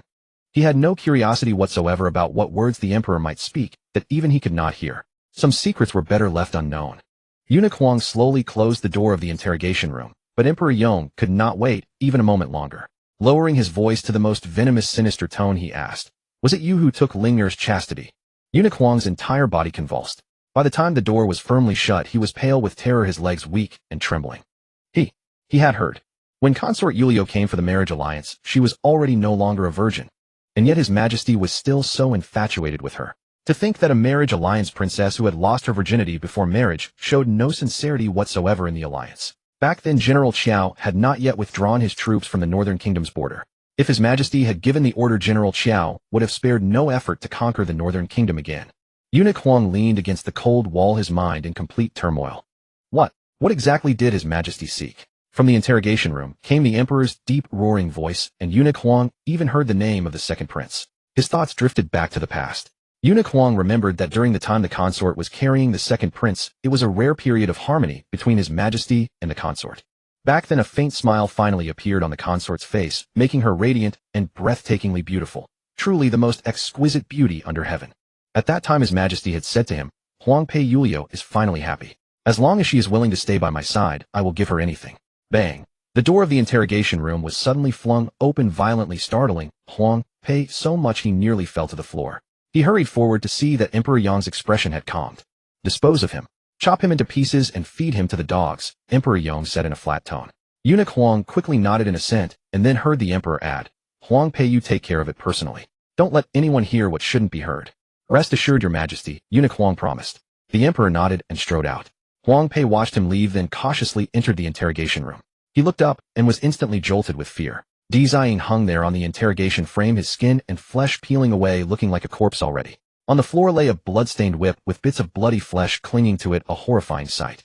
Eunuch Huang took a deep breath. Having survived in the palace for so many years, he had lost count of how many times he had killed for Emperor Yong. He would make sure the job was clean and swift. He crept forward on silent feet, took a dagger from the rack, and stealthily approached Dizaying. He preferred a swift surprise strike, for then the prey would not struggle and no blood would spatter onto him. Eunuch Huang stood soundlessly before Dizaying, just raising the dagger, when he suddenly heard a low chuckle rising from Dizaying's throat. Ha ha ha ha. Ha ha ha. Dizaying had heard the emperor's footsteps retreating and thought he was alone. He knew he was doomed, and in this rare moment of clarity, despite the excruciating pain, he felt a wild exhilaration and could not help but laugh out loud. The dog emperor had just asked him whether he had seen Yulio after she entered the palace for the marriage alliance. He shook his head, he denied it. He knew what the dog emperor was suspecting. If the dog emperor hadn't asked today, he wouldn't have even dared to think in that direction. Laughing, Dizaying began to cry. He could no longer shed tears, and a sobbing sound churned in his mouth. Liuling, oh Liuling, you fooled the dog emperor, and you fooled me too. We met on that soft plush bed, we merged together, freely pouring out our longing for each other. But for the sake of the northern kingdom you refused to come with me, and you imprisoned yourself beside the dog emperor. Why didn't you tell me? Otherwise I would have risked my life to find a chance to see him. Too late. Too late. But it doesn't matter. As long as he lives, well, that fool of a dog emperor will cherish him. Bye. Bye. Dizaying murmured, grinding the two syllables between his lips and tongue. Eunuch Huang's eyes went wide at these words, his expression twisting slightly, as if he had guessed some earth-shattering secret. The next moment, he hesitated no longer. He raised the dagger and plunged it deep into Dizaying's heart, swift and fierce, not a single drop of blood spilling out. Eunuch Huang had handled everything properly, and even went back to bathe specially. When he returned to the imperial study, Emperor Yong was reviewing memorials. Hunched over, he entered and reported in a low voice, Your Majesty, everything is settled. As he said this, Eunuch Huang carefully observed Emperor Yong's expression. Emperor Yong nodded nonchalantly, then suddenly recalled something, and instructed in a calm tone, After the Sheng girl enters the palace, send her directly to the Chonghua Palace. Although the second prince is under house arrest, we must not let him feel wronged. Privately deliver some gifts on my behalf. Eunuch Huang bowed his head deeply, his mind flooded with thoughts. On his way to the imperial study, he had racked his brain, and indeed recalled many past events. In the month before Consort Yulio was diagnosed as pregnant, she had indeed attended to the emperor's bed frequently. As a princess from an enemy state who came for a peace marriage by custom, she was not allowed to bear the emperor's offspring. But His Majesty doted on Consort Yuliu and never allowed her to drink the contraceptive broth. During that time, Consort Yuliu was also docile, no longer resistant and cold-faced, as when she first arrived. His Majesty was so pleased that he for the first time awarded him an Eastern Pearl. But from the dying words of Di Ziying, just now it seemed he was certain that the second prince was his offspring. Eunuch Huang pondered deeply. Who exactly was the second prince's biological father? At this moment, it was truly impossible to tell. With this thought, Eunuch Huang dared not delve further and respectfully acknowledged. Di Ziying was dead, and this matter would forever remain unproven. If he rashly spoke up to remind, given His Majesty's infatuation with Consort Yuliu even after serving the emperor for over 30 years, he would be executed on the spot. At this moment, Eunuch Huang wished he had never heard the murmurs of Di Ziying before his death. Huang Pei passed down the order. Once the spring examination rankings are verified, proceed immediately to the palace examination. This matter has been delayed long enough. Emperor Yong spoke in a deep voice. That Tan Hanqi is a talented man. I need to consider where to place him. Zhenghua Palace. The second prince, dressed in a white robe, sat upright behind a long desk, holding a book in his hand. Although under house arrest, there was no anger on his face. He looked extremely calm. Beside him stood a palace maid in court attire. Although her appearance was ordinary, her back was straight and her gaze sharp, clearly not an ordinary person. Reporting to Your Highness, the palace has sent someone to fetch Miss Sheng. According to Sheng Mingxing, after the siblings fainted, they woke up at the eastern suburb villa. Upon hearing this, Shen Yuanbai put down the book and tapped his fingers lightly on the desk, as if in thought. The maid hesitated for a moment, then asked, Your Highness, after Miss Sheng arrives, where shall she be placed? Shen Yuanbai's brows furrowed with impatience. Just arrange her in the side hall. Since we're using her as a shield, we must at least put up a pretense. Her daily needs will be your responsibility. On ordinary days, don't let her step out of the side hall. At that moment, Uncle Zhou walked in from outside the hall carrying a tray with a pot of hot soup. Shen Yuanbai frowned immediately upon seeing this. Uncle Zhou, I've told you you don't need to do these chores. Uncle Zhou had accompanied his mother from the Northern Kingdom as a personal guard and was truly devoted to him. Although Uncle Zhou had messed up during the last Lantern Festival, causing him to lose the Zhucue pavilion, Shen Yuanbai ultimately couldn't bear to reprimand him harshly. After all, when he was young and struggling in the palace, it was Uncle Zhou who risked his life to care for him, allowing him to grow up safely. Your Highness, I cannot rest easy if I entrust your daily meals and living to others. Uncle Zhou smiled as he walked to the desk about to set down the tray, when the maid beside him continued, Your Highness, there is another matter. That Northern Kingdom man Di Ziying who attempted to assassinate the fourth prince a few days ago was today ordered by His Majesty to be chopped up and fed to dogs. With a crash, Uncle Zhou suddenly trembled uncontrollably and even failed to steady the tray, causing the pot of hot soup to spill onto the floor, shattering into several pieces. Uncle Zhou. Shen Yuanbai abruptly stood up and hurriedly helped Uncle Zhou aside. But what shocked Shen Yuanbai was that Uncle Zhou was trembling violently, his lips turning white. Shen Yuanbai was greatly alarmed and was about to call for a physician, but Uncle Zhou suddenly grabbed his hand. Stiffly turning around, he asked the maid in a trembling voice, Liu Yun, what did you say that Northern Kingdom man's name was? Liu Yun, a bit frightened, repeated in a low voice, His name is Di Ziying. He was hired by His Majesty as the fourth prince's tutor. But a few days ago, he suddenly acted out, attempting to assassinate the fourth prince and Miss Qiao. The crown prince arrived in time and captured him. Uncle Zhou swayed, overcome with grief. It was him. After more than 10 years, how did he enter the palace again? How could he be so foolish? Shen Yuanbai noticed the tears in Uncle Zhou's eyes, and his expression turned solemn. Uncle Zhou, is that Di Ziying an old acquaintance of yours? Upon hearing this, Uncle Zhou abruptly looked up at Shen Yuanbai and asked urgently, Your Highness, have you seen him? Have you ever seen him? Shen Yuanbai shook his head in confusion. He had long stopped attending the imperial study, so naturally, he had never seen this Di Ziying. Uncle Zhou closed his eyes tightly, feeling dizzy. Never seen. They never even met once. If the princess knew in the underworld, how heartbroken and regretful she would be. Uncle Zhou, what's wrong? Uncle Zhou rarely showed such panic, making Shen Yuanbai, who cared deeply for him, anxious. Uncle Zhou knew Shen Yuanbai was clever, and fearing he would send someone to investigate privately, he concocted a lie. Your Highness, that is an old acquaintance of mine from the Northern Kingdom, a close friend. Hearing the sudden tragic news, I cannot calm my heart. He truly couldn't bear to let His Highness know the truth. It would be too cruel for His Highness. Your Highness, this old servant is really fine. I'll be better after resting. Shen Yuanbai didn't have much suspicion, because Uncle Zhou's feelings for the Northern Kingdom were indeed deep. When Uncle Lu, who came with him, died of illness, Uncle Zhou was also grief-stricken for a long time. He sighed softly. Uncle Zhou, please accept my condolences. Uncle Zhou's body trembled violently at these words, and tears streamed down his aged face. The scenes of those years were still vivid before his eyes. After the princess married Emperor Yong, she was always unhappy. He and Lu Shi and others discussed and risking execution, bribed their way through many barriers to secretly bring Di Ziying in. That night they were all on tenterhooks, but the hall was brightly lit with lamps. He knew full well what was happening inside, and only wished for the princess's happiness. Not long after the princess became pregnant. Although before that the damned emperor had forced the princess several times, all of them firmly believed the child was Di Ziying's. That was the first time the princess showed a smile in the palace of Yong Kingdom. He felt heartache, but also immense relief. At that time he thought everything would be fine and the princess could live happily. Uncle Zhou, let me help you back to rest. Shen Yuanbai's words interrupted Uncle Zhou's memories. He squeezed Shen Yuanbai's hand, burying all the pain deep in his heart. No need, Your Highness. You are busy. This old servant will be fine tomorrow. Uncle Zhou released Shen Yuanbai's hand and walked out unsteadily. Shen Yuanbai watched silently for a moment, then turned and coldly ordered Liu Yun, from now on don't bring up anything in front of Uncle Zhou. Liu Yun was terrified and quickly knelt down. This servant obeys. When Qiao Jiaojiao returned to his residence, he found his entire family awaiting him. A surge of warmth filled his heart, and he broke into a genuine smile.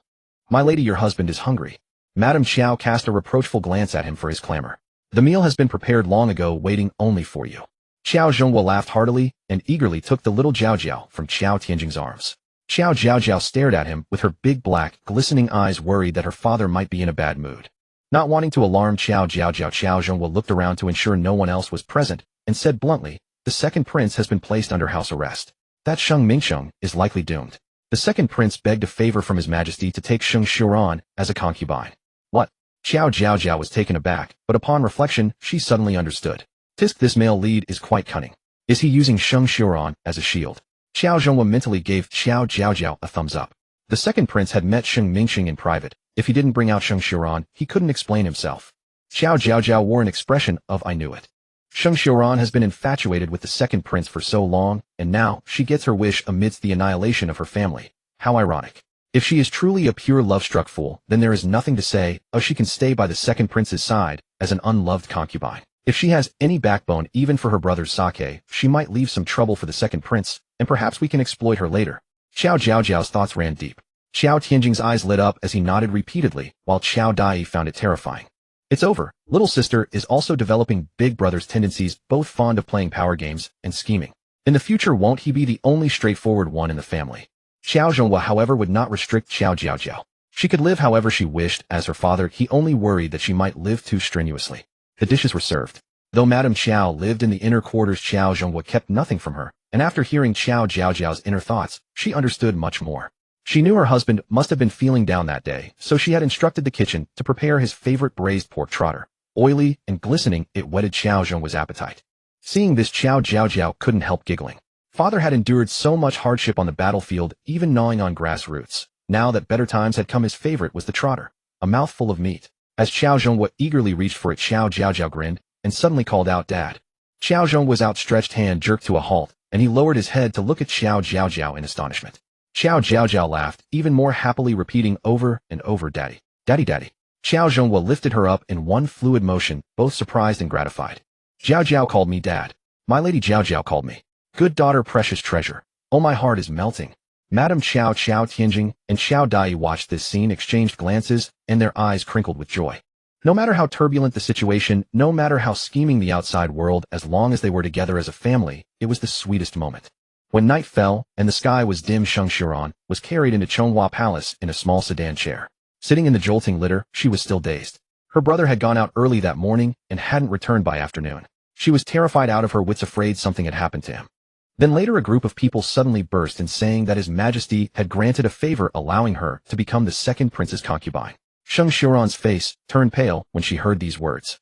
She was, after all, the legitimate daughter of the Duke of Qinghua, tutored by a female teacher hired by her grandfather, well-versed in propriety, righteousness, music, chess, calligraphy, and painting. Since ancient times, a wife was noble, a concubine lowly, and a mere bedmate the basest. She had wanted to be the second prince's lawful wife, not a bedmate without even a title, no better than a plaything. But the guards would not accept her refusal. They roughly shoved her into a carriage. She wanted to ask about her brother's whereabouts, but no one would speak to her. Miss Sheng, please step down. A female voice outside the sedan brought Sheng Xiuran back to her senses. Her face pale, she lifted the curtain and saw a plain-looking but tall maid. This? Where's this? Sheng Xiuran asked timidly. The maid replied flatly, Miss Sheng, this servant is named Liu Yun, and I will be serving you from now on. This is the second prince's Chonghua Palace. From today you are His Highness's bedmate. Sheng Xiaoran's legs gave way, and she immediately cried out, "Where is the second prince? I want to see him. I refuse to be a bedmate." A faint mocking smile appeared on Liu Yun's face. She knew this Miss Sheng had always coveted his highness. After all, that heroic rescue was orchestrated by the prince himself, and no woman in the world could resist his highness's charm. Miss Sheng, the Duke of Qinghua's mansion, has been wiped out by execution, and even Master Sheng will be put to death soon. Your being an exception is a favor his highness begged for you. If you are grateful, stay quietly in Chenghua Palace. His highness will not be stingy with your food and clothing. Sheng Xiaoran felt the world spin around her. What? You say? You say my brother? At the mention of Sheng Mingqing, Liu Yun's face turned cold and harsh. Young Master Sheng was bewitched into going to the Dengguan drum court to accuse his highness of baseless charges, causing his highness to be confined by his majesty. Even if he were executed 100 times, it would not be enough. Liu Yun should not have said so much, but as she herself had said, no woman in the world could resist the second prince, and that included herself. That dog Sheng Mingqing had dared to speak disrespectfully to his highness and nearly harmed him. She had long wished for Sheng Mingqing's death. So Miss Sheng, this servant advises you to be obedient.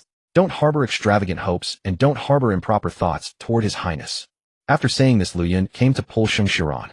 She appeared thin and weak, but her strength was surprisingly great, and she dragged the dazed Sheng Xiaoran straight into the side hall. Sheng Xiaoran was thrown onto the bed, and the dull pain in her wrist jolted her awake. She suddenly screamed, "I want to see his highness. My brother cannot die. Take me to see his highness. I beg him to save my brother." Liu Yun sneered inwardly, what a fool. Miss Sheng, rest well. There will be guards at the door at all times. I advise you not to try any tricks. After the food was delivered, Sheng Xiaoran, famished beyond endurance, wolfed down her meal, and then repeatedly begged to see the second prince. At the door stood 2 towering guards who turned her away no matter what she said. Watching the sky darken outside, Sheng Xiaoran felt both terror and despair. Her brother was about to be executed. The brother who doted on her to the bone, who had cared for her since childhood and could not bear to see her suffer the slightest harm. In truth, Sheng Xiaoran had already seen through it. The second prince held no affection for her whatsoever, otherwise he would not have allowed a mere maidservant to look down on her, nor would he have confined her in this side hall. Her romantic illusions shattered, she no longer sought the second prince's favor, only wishing to save her brother. Seeing that the guards at the door remained unmoved, Sheng Xiaoran turned her gaze toward the window at the rear of the hall. As the legitimate daughter of a prestigious family, she had never done anything as improper as climbing through a window, but to see the prince she could not afford to care. With that thought, Sheng Xiaoran dragged over a soft stool, opened the window, and laboriously climbed out. Behind the side hall lay a gloomy little grove. Though her heart was trembling with fear, she groped her way toward the faint light. Suddenly, she heard a sobbing, whimpering cry. Her hair stood on end with fright, and she froze in place, not daring to move. The crying rose and fell, mingled with hoarse muttering, and a peculiar smell of burning spirit money drifted on the wind. Sheng Xiaoran was taken aback. She knew there was a rule against private memorial rites in the palace. Who in Chenghua Palace would dare commit such a flagrant violation? Never mind, she was just worrying about having no one to show her the way. With that, Sheng Xiaoran crept forward, crouching low, and finally spotted a flicker of firelight. It was a secluded, half-enclosed rockery, and she vaguely discerned an aged figure from behind. Drawing closer, Sheng Xiaoran could make out the old man's murmured words. "Why are you so foolish? Didn't I tell you to flee far away back then? I heard your bones were never found. How am I to even collect your remains for burial? You were so loyal and righteous, yet I, an old bag of bones, have lived on in shame." At this, his sobbing suddenly grew louder, then was immediately suppressed. "Once you go below, may you reunite with the princess soon. Rest assured I will take care of the prince. It's only a pity you never got to see each other one last time." Sheng Xiaoran listened in confusion, having no idea who the old man was mourning. But she vaguely gathered that the princess he mentioned was likely the late Lady Yuliu, the former princess of the Northern Kingdom. Hearing that the old man truly knew the prince, Sheng Xiaoran was overjoyed. Since he was privately conducting memorial rites in violation of palace rules at night, she could use this to leverage him and learn where the prince's private chambers were. With that in mind, Sheng Xiaoran cautiously approached the rockery. But at that moment, the old man suddenly spoke in an extremely hushed tone. "Forgive me, I truly cannot tell the prince the truth. Ziying, please forgive me. If the prince were to learn that his birth father died so tragically, without even a final farewell, he would truly break down." "I'm sorry, Ziying, truly sorry." Sheng Xiaoran's step halted abruptly. Her eyes flew wide open, and all the blood in her body seemed to freeze instantly. What had she heard? Such a secret falling upon her ears made Sheng Xiaoran tremble with terror, as if plunged into an icy abyss. The second prince's birth father was actually someone else. If the emperor were to discover this, not only the second prince, but even she as a witness would die. Sheng Xiaoran was not stupid, she was merely infatuated with the second prince. She had long understood the intricate scheming within the inner quarters. At that moment, only one thought occupied Sheng Xiaoran's mind: no, she must not be discovered by this old man. If she died, there would be no one left to save her brother. With that, Shang Xiran retreated even more carefully than she had come, step by step, avoiding the twigs on the ground by the flickering firelight, and silently slipped back into the grove. As she retreated, she silently prayed not to be discovered. Only when she was far from the light and surrounded by darkness did she collapse to the ground, tears streaming down her face. Why had things come to this? Just yesterday she had still possessed a noble status, boundless wealth and honor, and a loving family. Why had she been forced to endure all this? Shang Xiran dared not sob aloud, but she could only cover her mouth, desperately trembling in the darkness like a helpless young beast. After a while she staggered to her feet and continued in another direction. She had to see the second prince, she had to save her brother. When the second prince heard Li Yun's report that Shang Xiran had gone missing, he was just stepping out of his bath. He frowned and said, "Search for her. Don't let her leave Chonghua Palace." Li Yun's face showed a trace of hesitation. Xin Yuanbai dressed as he said, "What else? Speak." Since childhood, he had been averse to women's company, so he never used maidservants for bathing or daily needs. Liu Yun, skilled in martial arts and convenient in the palace, was the only exception at his side. "Your Highness, that Miss Sheng seems unwilling to give up without seeing you. What shall we do?" Xin Yuanbai's expression darkened slightly. "Then bring her here. She merely wishes to save Sheng Mingxing. Let her abandon that hope." Liu Yun, receiving clear instructions, relaxed his brow slightly and immediately withdrew. With the entire palace mobilized, Shang Xiran was quickly found. In the pitch darkness, she had nearly groped her way to the main gate of Chonghua Palace. When she was caught, Shang Xiran was still struggling violently, but when Liu Yun said the second prince was willing to see her, she immediately calmed down. When she saw the second prince in the brightly lit main hall, Shang Xiran's eyes were stung sharply. He was still as noble and handsome as ever, having appeared countless times in her sweet maidenly dreams. Shang Xiran dropped to her knees with a thud and cried out, "Your Highness, I beg you to save my brother. I no longer dare to hope for anything with you. If only you release my brother, we siblings will flee to the ends of the earth and never appear before you again. Your Highness, I have only my brother left. Please take pity on me." Shang Xiran had never begged anyone like this before, but while stumbling through the darkness earlier, she had come to a realization. Her brother was her only remaining kin, nothing else mattered. She only wanted her brother to live. Xin Yuanbai lowered his eyes, slightly gazing coldly at Shang Xiran as she kowtowed desperately and said flatly, "The Duke Qing's mansion was already sentenced to execution of the entire family. Moreover, Sheng Mingxing recklessly struck the petition drum, slandered a prince, and stirred public sentiment. He has been thrown into the imperial prison by His Majesty, who has ordered his execution tomorrow. No one can change that." At the words, "execution tomorrow," Shang Xiran's body went limp and tears instantly streamed down. "Your Highness, please intercede for me one more time. I'll do anything, I'll be your beast of burden. You are a prince, the emperor will listen to you." Thump thump thump. Shang Xiran knocked her head loudly, and soon blood appeared on her forehead. Xin Yuanbai showed not the slightest sign of emotion upon seeing this, but instead felt that Shang Xiran appeared utterly filthy, making him deeply uncomfortable. "Miss Xing, your brother wronged me first. Why do you assume I would repay evil with good and risk my life to save him? Because of his wild accusations, I am still under house arrest, even now. Sheng Mingxing must die? If you wish to live, stay quietly in this Chonghua Palace. If you wish to die, choose from white silk poison or swallowing gold." Xin Yuanbai spoke coldly, then rose impatiently. He felt the urge to bathe again. Seeing Shang Xiran in such a filthy state made him feel his earlier washing had been in vain. Shang Xiran looked up in despair, catching the repulsion on Xin Yuanbai's face. Her heart shuddered violently, 1,000 thoughts churning together, leaving her filled with regret and resentment. Her brother had always insisted that the second prince had harmed their Duke Qing's mansion, yet she had clung to a faint hope, unable to believe that a man as godlike as him could possess such a venomous heart. Seeing the second prince already stepping away, she screamed out her final question. "At the Hubwa Temple in the southern outskirts half a year ago, did you truly save me out of sincerity, or was it a deliberate scheme?" The second prince didn't even bother to turn his head, merely replying softly, "Haven't you already known the answer in your heart?" Upon hearing this, Shang Xiran's forward-leaning body suddenly sagged, and in that instant all strength seemed to drain from her, causing her to collapse heavily to the ground. She let out a few low sobs, then could no longer hold back and burst into loud wailing. False. All of it was false. He had deliberately approached her for the power of the Duke Qing's mansion. Such a heartless and cold man had deceived her sincere affections and caused the entire Duke Qing's mansion to be executed. Brother is beyond saving. She had no family left. Shang Xiran cried louder and louder, and as Xin Yuanbai's figure was about to vanish into the shadows, she suddenly opened her mouth wide, wanting to vengefully shout out everything she had heard on the rockery. "You are not the emperor's son at all. You are a bastard. You are the bastard of Princess Yulio and some lowborn man." Shang Xiran reached out her hand, wishing she could drag Xin Yuanbai back and hurl those words into his face, to see him suffer the same heart-wrenching agony she felt. But her remaining rationality told her not to act rashly. She had already lost everything. If she shouted here, she would surely die, while the second prince would remain untouched, still the revered second prince. No, she had to live, she had to take revenge. She would wait for the most opportune moment to strike the deadliest blow at this heartless and despicable man. Sheng Xiuran's once radiant face twisted in the candlelight, and as tears streamed down, they carried away her last trace of tenderness and innocence. Brother, I can't save you, but I will avenge our entire Duke Qing's mansion. On the 20th day of the third month, all rankings in the spring examination were verified, including Tan Hanxi Sheng Qishan and Xian Ruiji had audaciously bought and sold 13 positions. Of those aside from Tan Hanxi, all 12 other candidates met with disaster, not a single one survived. The emperor was furious, consoling and compensating the families of those 12 candidates, and then severely punishing all buyers of the rankings, including the immensely wealthy Gu family of Qingzhou. In addition, at the crown prince's suggestion, the emperor issued the letter to all provincial candidates, openly informing the world of this spring examination fraud, and even remarkably admitted the court's wrongdoing.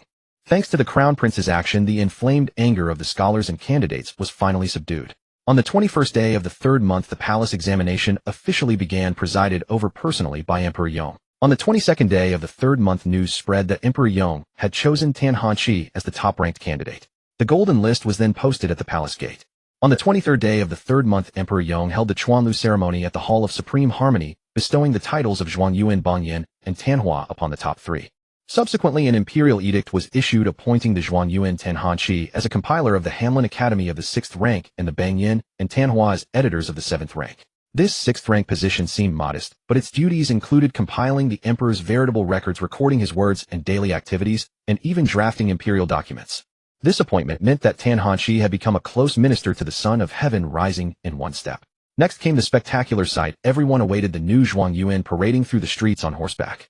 Qiao Jiaojiao, held by Qiao Dai, was already seated in the largest private room of the grandest restaurant on Putian Street, leaning over the window with eager expectation. When the royal procession reached Putian Street, the commoners waiting on both sides burst into cheers. Everyone made way for the central road, jostling and squeezing each other, the clamor nearly tearing the sky apart. Second brother, let me lean out a bit more. Hey, I see the red placard. It's almost here. Qiao Jiaojiao babbled, loudly cheering and rejoicing along with the crowd.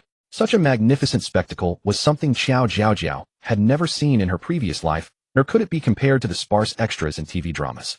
The great Yong dynasty valued both martial arts and literature, and a new Zhuang Yuan like Tan Hanxi was a figure admired by scholars throughout the realm. The adoring cheers from the crowd nearly ruptured Qiao Jiaojiao's eardrums. Amidst the clamor of gongs and drums and firecrackers clearing the way, she finally caught sight of Tan Hanxi. He rode a tall horse adorned with feathered wings on his hat, dressed in brocade robes draped with a red cross sash, and holding a golden threaded riding crop. Utterly handsome and extraordinary. It was no exaggeration. Qiao Jiaojiao heard waves of women's screams. She smiled and narrowed her eyes, genuinely happy for Tan Hanxi from the depths of her heart. Such glory was what Tan Hanxi rightfully deserved. In the original story, he had been schemed against by the Duke Qing and exploited by the second prince, casting his brilliance into shadow. Now he had finally achieved his wish. Tan Hanxi, you're amazing. Qiao Jiaojiao babbled excitedly, while Tan Hanxi, seated on his tall horse and basking in everyone's adoration, was filled with deep emotion. He swept his gaze across the crowd, looking toward the restaurants and tea houses on both sides, and unexpectedly spotted two familiar faces. It was second brother Qiao and the young Miss Qiao. At that moment, Tan Hanxi's face finally broke into a hearty, brilliant smile. Everything Tan Hanxi had achieved today was entirely thanks to the Qiao family's help, and also Miss Qiao. Had it not been for her extraordinary abilities, the 30 strokes of the board at the Dengwen drum court that day would have cost him half his life, let alone his persistence to the golden throne to plead his case before the emperor. The Qiao family's great kindness was something Tan Hanxi would never forget. In this life, he would surely repay it with utmost gratitude. With this thought, Tan Hanxi clasped his hands and bowed in all directions, deliberately pausing slightly in the direction of Qiao Dai and Qiao Jiaojiao. Qiao Dai understood tacitly and flashed a mouthful of white teeth at Tan Hanxi, smiling with utmost sincerity. Now that brother Tan had become a close minister to the emperor, the Qiao family could no longer afford to appear overly intimate with him. Such a frank and intelligent man as brother Tan. What a pity they could no longer often share wine and hearty conversations. Qiao Jiaojiao, seeing this, smiled with her eyes curved like crescent moons. She knew Tan Hanxi was no weather vane. He was loyal and righteous, and he would stand with their Qiao family for the rest of his life. Gained a great strategist. One more formidable general added to our team to defy fate and change destiny. Qiao Jiaojiao was just gloating when her big eyes rolled around, and unexpectedly, she spotted a familiar figure in the tea house across the street. Wait, isn't that Ant on the opposite building? Though she only caught a glimpse, Qiao Jiaojiao was certain she couldn't be mistaken. Her aunt had just appeared before the window. Qiao Dai heard this and followed Qiao Jiaojiao's gaze, then his brow slightly relaxed. Isn't that Cousin Anning? Leaning by the window on the second floor of the tea house opposite was a girl wearing a veil. She wore a light purple short jacket, gazing down at the top scholar riding past on horseback, her expression filled with earnestness and curiosity. Qiao Jiaojiao was slightly startled. So this was Zui Anning. She had later visited the Duke of Yan's mansion several times, but because her aunt and mother had already fallen out, she had never met her cousin Zui Anning. Now from afar she could only make out her fair skin and delicate features. Could Anne have also brought Cousin Anning out to watch the excitement? It was precisely because Lady Zua in the original novel was a key figure in the downfall of the Qiao family that Qiao Jiaojiao couldn't help but pay extra attention to her. She was terrified that she might stir up some trouble again. No, I still can't rest easy. Seeing Qiao Jiaojiao's anxiety, Qiao Dai simply raised his hand and called out Cousin Anning. Zui Anning was also 15, but a few months younger than Qiao Dai. This call was loud and clear, landing right in the ears of Tan Hanshi, who was passing below. He instinctively followed Qiao Dai's gaze and looked up, catching sight of a veiled, graceful maiden by the second-floor window. One glance was enough for Tan Hanshi to realize it was improper, and he quickly averted his eyes. Hearing someone call her name Zua, Anning looked around curiously. When her eyes met Qiao Dai's, she instantly flushed crimson. She had long known about the rift between her mother and her aunt, for cousin Qiao had not favored her and had chosen a daughter from the Han family as his wife. That was nothing unusual. Marriage might have failed, but blood ties remained. Yet her mother had assured her that her future husband would surely be cousin Qiao, planting expectations in her heart that gave rise to improper thoughts. When those hopes were dashed, she could not help but weep, and her mother subsequently brought the matter to her aunt, leaving her utterly ashamed. Still, since cousin Qiao had taken the initiative to greet her, she had to return the courtesy despite her shyness. A noble lady could not shout in public, so Zui Anning stepped back slightly and bowed to Qiao Dai. Qiao Jiaojiao roughly understood Zui Anning's feelings at that moment.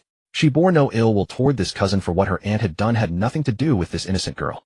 Cousin Zua is actually a rare, clear-headed person.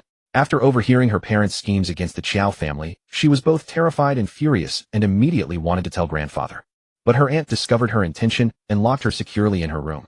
No matter how she begged, the door remained shut, and only after the entire Qiao family had been wiped out was she released. When she learned of her parents' deeds, her heart was filled with grief and pain. In the end, she decided to place righteousness above family loyalty and expose her parents' crimes to grandfather. Seeing that the truth could no longer be hidden, her aunt, taking advantage of grandfather's illness from heartbreak, gave cousin Anning as a concubine to the second prince. And then the second prince turned around and bestowed cousin Anning upon his personal guard. Ah, it's so painful. Hearing this, Qiao Dai gripped the window frame fiercely, his whole body trembling with rage. Monstrous. Her uncle and aunt were utterly monstrous. Brother, you greeted cousin Anning, but aunt didn't even peek out. Could it be she's not in the private room now? But I clearly saw her just now. Qiao Jiaojiao was puzzling over this when Qiao Dai called out, Cousin Anning, I'll come over to you. Whether aunt was there or not, they would find out by going over. Qiao Jiaojiao truly admired Qiao Dai's decisiveness, straightforward and efficient. Qiao Dai acted on his words, carrying Qiao Jiaojiao downstairs, crossing the street, entering the tea house, climbing the stairs, and knocking on the quiet room where Zui Anning was. Qiao Dai and Zui Anning were first cousins, so there was no need for them to be as cautious as strangers. Zui Anning opened the door, her face warm and still looking quite embarrassed. Qiao Jiaojiao immediately looked around the room, finding only Zui Anning and a maidservant. Aunt isn't here. Could I have been mistaken? Qiao Jiaojiao muttered to herself, and seeing Zui Anning's awkward demeanor, she gave her a sweet smile. Cousin Anning is embarrassed, but eldest brother's matter really has nothing to do with her. Besides, mother still likes cousin Anning very much. Just recently, she was wondering what kind of family would be a good match for such a fine girl. Qiao Dai was also well-mannered. Even though they were cousins, he did not approach too closely, but said with a smile, Cousin Anning, we haven't seen each other for a long time. Mother was just talking about you. Do come and visit us when you have time. Zui Anning was both surprised and delighted at these words, for her mother had said many bad things about her aunt and claimed that her aunt had forbidden her from visiting. Qiao Dai saw Zui Anning's hesitation and gave a hearty laugh. Cousin Anning, the grudges of the older generation have nothing to do with us younger ones. Mother still thinks of you dearly. If you're worried about aunt scolding you, just come secretly. I promise to come and meet you. Hearing this, Zui Anning couldn't help but chuckle, finally dispelling the shame on her face. Second cousin, you haven't changed a bit. Qiao Dai grinned innocently, then asked curiously, Cousin Anning, did you come out alone? It's too dangerous with so many people today. Zui Anning quickly waved her hand. No, mother brought me out. But she ran into an old acquaintance just now and went to chat. Look, it's the room at the end of the corridor. An old acquaintance. A bad premonition stirred in Qiao Jiaojiao's mind. Damn, could it be what I'm thinking? Qiao Dai instantly shared the same thought as Qiao Jiaojiao. After all, since the family had confessed and could hear her little sister's thoughts, they had shared everything. An aunt was a major hidden danger. With this in mind, Qiao Dai immediately said with a smile, even though mother and aunt don't visit each other, we younger ones must not forget our manners. We should still pay our respects. Aunt's friend must be a prominent lady of the capital. It's only proper to greet her as well. Cousin Anning, please take me to knock on the door. Zui Anning naturally hoped that her mother and aunt could mend their relationship. Besides, according to etiquette, she should also pay respects to her mother's old friend. With that thought, Zui Anning nodded gently. Second cousin, follow me. Zui Anning led Qiao Dai to stand before the quiet room at the end of the corridor. Qiao Jiaojiao felt excited. Don't look at my second brother's rough and clumsy ways and his usual lack of thinking, but at crucial moments he is truly dependable. This courtesy was thorough and watertight, easily bringing them to the aunt's presence. Qiao Dai puffed out his chest upon hearing this. Of course, with such a clever elder brother ahead, he had been spoiled into laziness. But when something truly required him, he was not incapable. Knock, knock, knock. Zui Anning knocked on the door. Mother, it's me. I ran into second cousin, and he wants to see you. Bang, bang. Suddenly the sound of furniture colliding came from the room, sounding extremely flustered. Zui Anning's heart tightened. Mother, what's wrong? Qiao Dai's ears perked up slightly, and his face immediately turned solemn. The sounds from the room were unusual. And it's Dai. What's wrong? I'm coming in. As soon as he said that, Qiao Dai pushed open the door without hesitation. Qiao Jiaojiao eagerly looked up and saw her aunt standing slightly bent by the table, eyes red as she gazed at them with a look of panic that she hadn't had time to hide. Meanwhile, the window in the quiet room creaked and squeaked, particularly eerie in the silence. Qiao Jiaojiao narrowed her eyes slightly. There was only aunt in the room. Why did the window keep creaking? Mother, why are you crying? Zui Anning hurried forward, seeing the tear traces on Lady Zhu's face, her heart full of sympathy. Lady Zhu looked flustered, pressing a handkerchief to the corner of her eye, and said with feigned calmness, I just recalled some sad matters and couldn't help it. Ninger, don't worry. Zui Anning looked around and couldn't help asking with a puzzled expression, Mother, where is the old friend you mentioned? I haven't met that lady yet. Lady Zhu's expression stiffened slightly, then she squeezed out a smile from the corner of her mouth. She left just now saying she had matters at home and left in a hurry, so I didn't call you. Hearing this, Qiao Jiaojiao already had an idea. This old friend is none other than Li Shuxing, right? Aunt used the excuse of bringing cousin Ning out to watch the top scholars parade to secretly meet Li Shuxing. The two poured out their hearts here, and when words went deep, they were moved and couldn't help shedding tears. That's definitely it. Li Shuxing is highly skilled in martial arts. He must have jumped out of the window and fled in a hurry. Tisk, what must come has come. Aunt has already connected with Li Shuxing so quickly. Qiao Dai stepped forward to greet Lady Zhu, respectfully calling her aunt. Feeling guilty, Lady Zhu couldn't put on a cold face, so she smiled and responded, what a coincidence, second young master is here too. Qiao Dai nodded respectfully and walked toward the window while exchanging pleasantries. Yes, aunt. Today the top scholar parades through the streets. A rare occasion, and I wouldn't want to miss it. Luckily, I spotted cousin Ning from the building opposite, so I came eagerly. Let me see where the top scholar has gotten to. Saying this, Qiao Dai naturally leaned half his body out of the window. Qiao Jiaojiao leaned on Qiao Dai's shoulder, stealing glances at Lady Zhu's expression, seeing her clutching the handkerchief tightly, looking extremely nervous. Confirmed. Aunt was definitely meeting Li Shuxing. That male lead really can't stay idle. Even under house arrest, he still plays these sly tricks. He must be starting to pay attention to our Qiao family. After our family's reorganization, we are now as solid as iron. He can't plant spies, so he takes a roundabout route starting from the Yangwu Duke's mansion. What a dog. Qiao Dai swept his gaze across the street, seeing no suspicious figures, and turned back with a smile. We've almost reached the end of Putian Street. It seems today's excitement is over. Seeing this, Lady Zhu's whole body relaxed suddenly, and she finally forced a smile. I already saw it when I came downstairs. Seeing more is just the same. Qiao Dai nodded in deep agreement, exchanged a few more pleasantries with Lady Zhu, and then took his leave politely. On the way back to the Qiao mansion, Qiao Jiaojiao held a small biscuit, munching away while chattering endlessly in her heart. Tsk, tisk, Li Shuxing really moves fast. Does he even know why his Li family suffered disaster back then? He doesn't think it was the Yangwu Duke's mansion that did it, does he? That would be treating grandfather and uncle as fools. But it's also possible that Li Shuxing knew all along it was Aunt's family who did it, but for the second prince's great cause he decided to swallow his pride and coax Aunt, making her serve the second prince. This guess makes more sense. Now that Aunt has broken with our family, she can't easily enter the Qiao mansion, but she remains a hidden threat. We can't just sit and wait for this, better to counterattack. For example, let Aunt gain their trust, then secretly feed some false information at critical points, giving the second prince a mix of truth and falsehood, catching him off guard. Thinking of this, Qiao Jiaojiao excitedly waved her hands, and the biscuit flew out with a bayou. Wah, my biscuit. My favorite flavor. Wah wah wah. Qiao Dai. Split to split. Just now she was analyzing with such logic, her shrewdness matching that of the eldest brother, and now she's crying over a small biscuit. Little sister, be good. Second brother will get you lots of biscuits when we go back. Qiao Dai held Qiao Jiaojiao in his arms with pity, gently rocking her back and forth. Qiao Jiaojiao felt that being a baby for so long had truly regressed her mental state. She liked to act coquettish and have everyone comfort her, feeling happy and content. Seeing that Qiao Dai's usually hearty voice had turned soft, she couldn't help grinning. Second brother loves me the most. I want grape flavor. The one with dried fruit. After returning to the Qiao mansion, Qiao Jiaojiao soon fell asleep. She had been too excited cheering while watching Tanhanshi's parade, and her little body was already exhausted.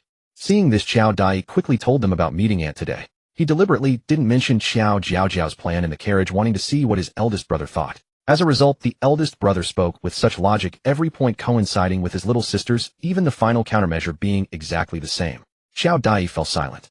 They were all children of the Qiao family. Why was he the only stupid one? He looked at his father with a resentful expression. Qiao Zhongguo raised an eyebrow. What's with that bitter-faced boy? Have I shorted you food or drink? Qiao Dai said with a wronged face. Why does the eldest brother look like mother, but I have to look like father? Qiao Zhongguo continued to raise an eyebrow. Isn't it good to look like your old man? Qiao Dai shook his head. Honestly, no, because I'm not smart. Qiao Zhongguo was stunned for a moment, then suddenly jumped up furiously. You brat, are you calling your old man stupid in roundabout ways? Don't move. I'll break your legs. The place was thrown into chaos. Lady Qiao and Xiao Tianjing took it in stride, mother and son continuing to eat gracefully peaceful as ever. Who resembles whom is as clear as day. Before Qiao Jiaojiao was born, Madame Qiao went to the Hugua temple in the southern suburbs to make a vow, praying to heaven to grant their Qiao family a precious daughter. After Qiao Jiaojiao's full moon, Madame Qiao went to the Hugua temple to fulfill her vow. Now Qiao Jiaojiao had safely grown to 7 months old. Madame Qiao was always worried about Qiao Jiaojiao's mention of dying young at 3 years old, so she decided to take advantage of the fine weather today to bring Qiao Jiaojiao to burn incense again. Qiao Dai held a minor official post. He could return home after completing his drills in the camp. So today he escorted the mother and daughter out. After exiting the southern city gate, the official road was wide and smooth. Qiao Jiaojiao sat alone on a soft cushion, nibbling on small biscuits. Madame Qiao looked at her with loving affection, occasionally taking out a handkerchief to wipe her little face. Nanny Lu lifted a corner of the curtain and looked outside, then suddenly whispered, Madam, not far ahead is the relief hall. I have been sending silver on time every month through a servant. The old mother at the relief hall is very grateful to you. Would you like to go and have a look? At the mention of the relief hall, Qiao Jiaojiao suddenly stopped her chewing. In her previous life, she had been an orphan raised in an orphanage. Mother Zhang from the orphanage told her that she had been left at the orphanage door on a winter day. She was wearing a red padded jacket, and in her arms was a slip of paper with a hastily written birth time, not even a name. Mother Zhang took her in and even reported to the police station, but until her untimely death, she never found her biological parents. There must be many orphan children in the relief hall too. How pitiful. Mother Zhang loved her too, but she had to share her love among many children. Mom, let's go and have a look. Qiao Jiaojiao couldn't speak complex words yet as she just called out Mom and tugged at Madame Qiao's sleeve. Madame Qiao knew that Qiao Jiaojiao had also been an orphan in her previous life. With a face full of tender love, she picked up Qiao Jiaojiao and said softly, Nanny Lu, let's go and have a look.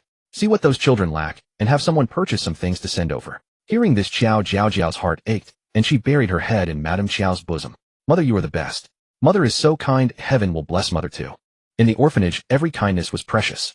She had been able to go to school thanks to the support of kind-hearted people, and out of gratitude, she tried her best to help others within her ability. Perhaps this is what it means that good deeds bear good fruit. Madame Qiao gently patted Qiao Jiaojiao's back, her gaze as tender as water. Jiaojiao, mother only hopes that heaven will bestow all its blessings upon you, so that our Jiaojiao can grow up safely. Hearing that Madame Qiao had arrived, the old mother of the relief hall was both flustered and delighted and hurried to the door to welcome her. Madame Qiao got off the carriage holding Qiao Jiaojiao, and seeing the old mother bowing to her, she quickly stepped forward to support her. Are you Mother Rong? My nanny often mentions you. Please, no need for such formalities. Seeing that Mother Rong insisted, Madame Qiao immediately put on a serious expression. Mother Rong, you are a virtuous person with great merit. I truly cannot accept such a grand bow from you. Qiao Jiaojiao looked up. Mother Rong was a middle-aged woman with a round face, dressed in coarse cotton clothes, her face weathered by the elements, but her round eyes were full of warmth and kindness. So much like Mother Jiang. Qiao Jiaojiao's eyes tingled slightly. Perhaps all kind-hearted people in the world wore a similar benevolent expression. Mother Rong said somewhat cautiously, Madame Qiao, the inside is too humble, please don't find it unworthy. Mother Rong hadn't expected that the Madame Qiao who had been supporting them all along was so bodhisattva-like. Holding Qiao Jiaojiao with one hand, Madame Qiao warmly took Mother Rong's hand with the other. How could that be? Mother Rong, please take me inside to have a look. Seeing Madame Qiao so approachable, Mother Rong's tense expression relaxed slightly, and she finally smiled. Madame Qiao stepped over the threshold of the relief hall. As Mother Rong had said, the interior was very simple with everything visible at a glance, but it was clean and tidy. Inside there were also many matrons, some tending to infants, some washing clothes. The room was full of children chattering and playing. Further inside there was another room much quieter. It housed older children who were not yet able to live independently. They helped with odd jobs to earn a little money to supplement the relief hall. When they heard the commotion, those children looked up. Upon seeing Madame Qiao, their eyes were full of amazement and admiration, as if they had never seen such a beautiful lady. Seeing this, Madame Qiao's heart ached with pain. Qiao Jiao was her precious daughter, the pearl of the Qiao family, doted on since birth. These children before her were also human beings, yet they had to endure countless hardships. Their bodies were so thin, some children, not even as tall as the table, were already trying to thread a needle. Madame Qiao couldn't bear to look anymore, and withdrew with red-rimmed eyes. Mother Rong, the relief hall is even more difficult than I imagined. From now on, I will have Nanny Lu send more silver each month. Also for these children, please compile their measurements into a book and give it to Nanny Lu. I will have several sets of clothes made for them. Upon hearing this, tears immediately welled up in Mother Rong's eyes. Madame Qiao is most benevolent. Thank you, Madame Qiao. Qiao Jiaojiao saw this familiar scene and was deeply touched. Material relief can temporarily ease their survival pressure, but it cannot change their fate. If they are allowed to drift along like this, when they grow up, they will repeat their current lives, still relying on manual labor to make a living. From ancient times to the present, being well educated and skilled in a craft is the best way to change one's destiny. This was the truth Qiao Jiaojiao had realized in the orphanage. So when a kind-hearted person offered to sponsor her education, she seized the opportunity, desperately studied harder than anyone else, and achieved excellent academic results. If she hadn't died young, she might have changed her fate through education. Those children inside are all of school age. If they can be taught according to their aptitude, support those who want to study in school, and for those not interested in school, let them learn a good craft. Perhaps this relief hall will become better and better. Madame Qiao heard this and abruptly stopped in her tracks. She knew in her heart that Qiao Jiao was right. This was the fundamental solution. Too bad I can't talk yet. When I can speak, I will take out all my many private savings and do my best to help you little friends. Hearing this, Madame Qiao's heart became incredibly soft. Qiao Jiao was the kindest and best child. However, this matter needed careful planning. She would go back and discuss with her husband and follow Qiao Jiao's suggestion to arrange a good future for these children.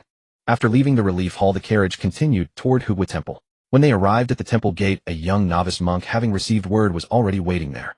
Madame Qiao alighted from the carriage holding Qiao Jiaojiao in her arms. Qiao Jiaojiao looked around curiously and noticed several carriages already parked along the wall not far away. Oh, there are quite a few people here today. Madame Qiao turned her head to look. The young novice monk promptly explained, there are many pilgrims in the temple today. Madame Meng and Madame Xiao arrived just a moment ago.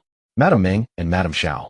That would be Meng Gushua's mother and the mother of the two Mrs. Xiao, right? Setting aside Meng Gushua, I wonder if the second Miss Xiao has come. Mother, you don't know, but the second Miss Xiao is my second sister-in-law. I saw her at the poetry gathering last time. She is lively and cheerful with a strong sense of justice, and she matches second brother perfectly. Madame Xiao's eyes lit up at once. She cast a meaningful glance back at Xiao Dai. Xiao Dai's face for once flushed slightly, but now his expression was more of anticipation. When it comes to matters of the heart, as long as propriety is observed, one can be open and honest. The last time he saw the second Miss Xiao, he was delighted. She rode with a whip, free and spirited, utterly charming. Madame Qiao knew her son well. Seeing Xiao Dai's brows lift with joy, she could not help but feel a surge of hope in her heart.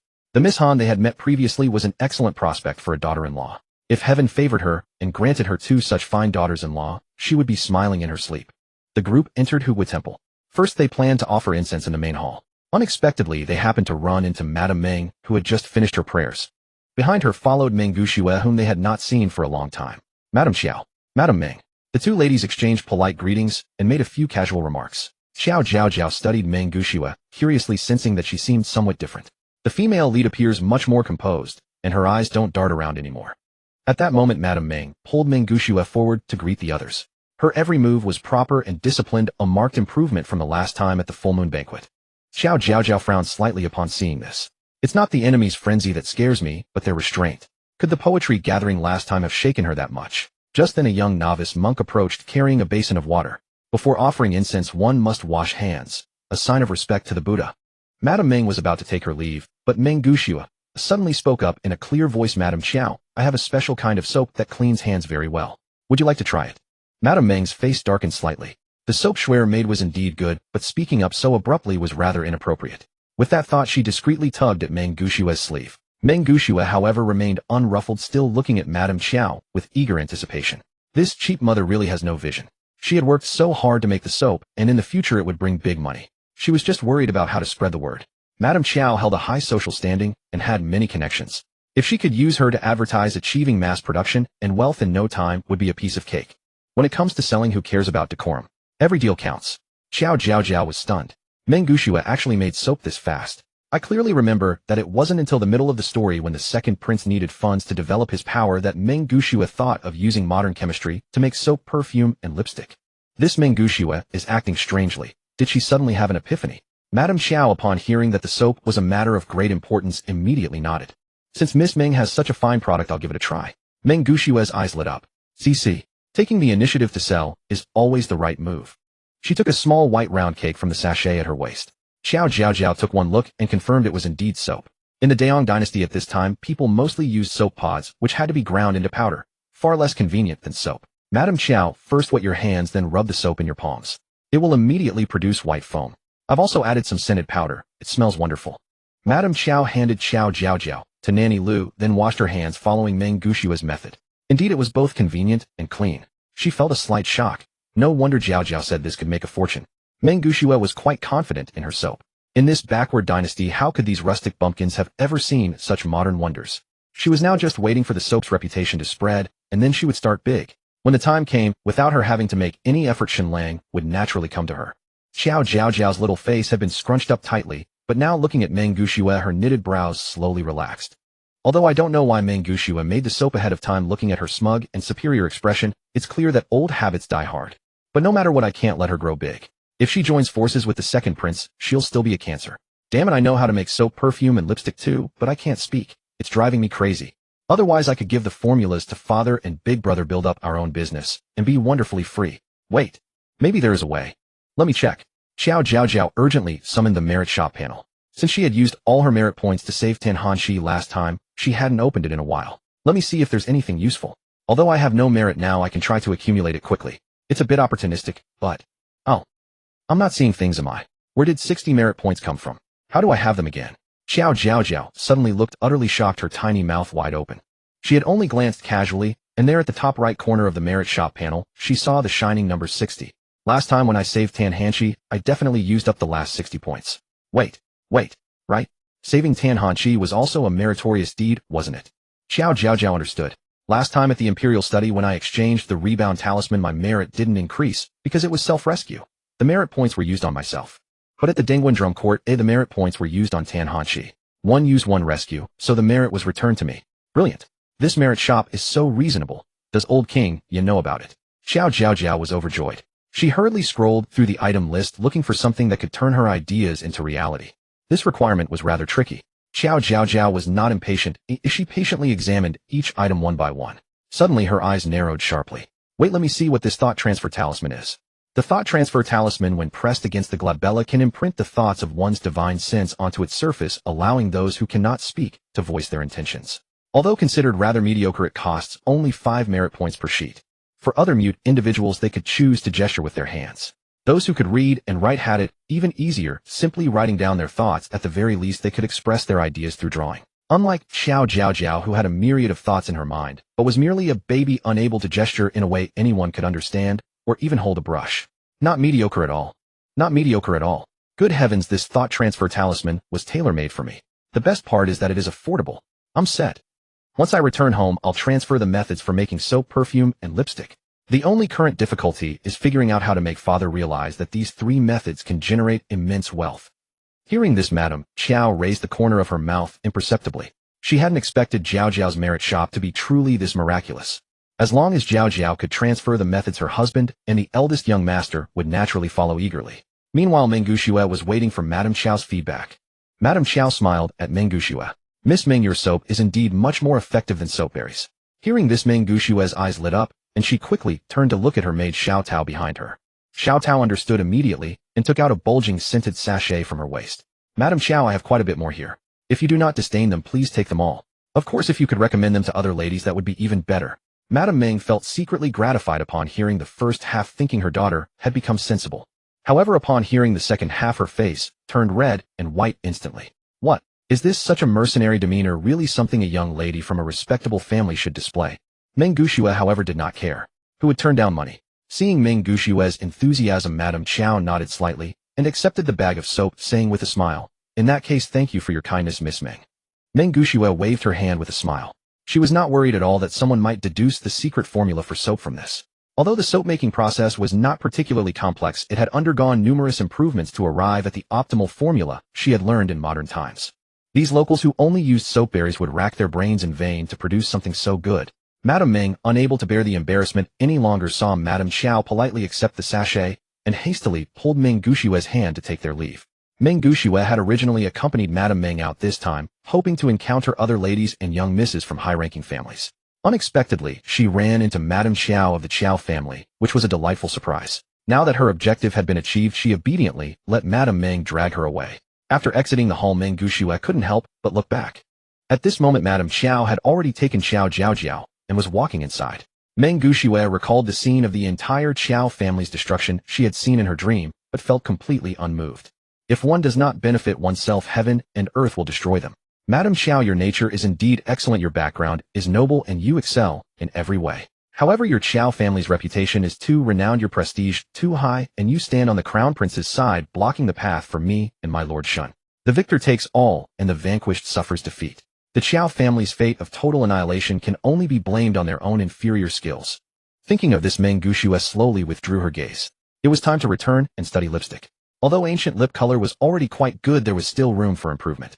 Madame Meng, seeing that no one else was around, dared to lower her voice and reprimand Meng Gushue. Meng Gushue nodded, continuously agreeing with her mouth, but letting the words enter one ear and exit the other. This adoptive mother was actually not bad, on the contrary, she was quite good. It was just that she was short-sighted and obsessed with rules and propriety, which was suffocating. "Alright, mother, I promise I won't act like this next time, okay? Let's go home quickly or father will be dragged away by those vixens in the house again." Madame Meng's eyebrows tightened sharply upon hearing this. "Look at the words you're saying." Meng Gushue pouted. "I mean concubines, mother. I'll call them concubines, alright." Madame Meng sighed inwardly. This girl had grand ambitions, if she truly couldn't control her anymore. She fiddled with bizarre and strange things all day long. Although she appeared to have her own opinions, she had unexpectedly received the Emperor's grace, yet why had she become increasingly disregarding of rules and propriety? No, with time remaining before the Dragon Boat Festival Palace banquet, she must hurry and have Schwerer learn proper etiquette. Otherwise, causing a scene at the banquet could in severe cases cost her life. Thinking of this, Madame Meng fell silent and hurriedly pulled Meng Gushue back home. On the other hand, after Madame Qiao devoutly offered incense, she learned from a young novice monk that Qiao Dai had gone to the back mountain, so she strolled in that direction. When entering the hall earlier, Qiao Dai had spotted Madame Meng from afar and deliberately avoided her. Qiao Jiaojiao rarely saw such mountain scenery and was extremely excited, babbling joyfully. Seeing Qiao Jiaojiao so happy, Madame Qiao walked along, stopping frequently. Nurse Ma teased and chatted beside her. Just then several urgent cries came from not far away. Second miss, where are you?"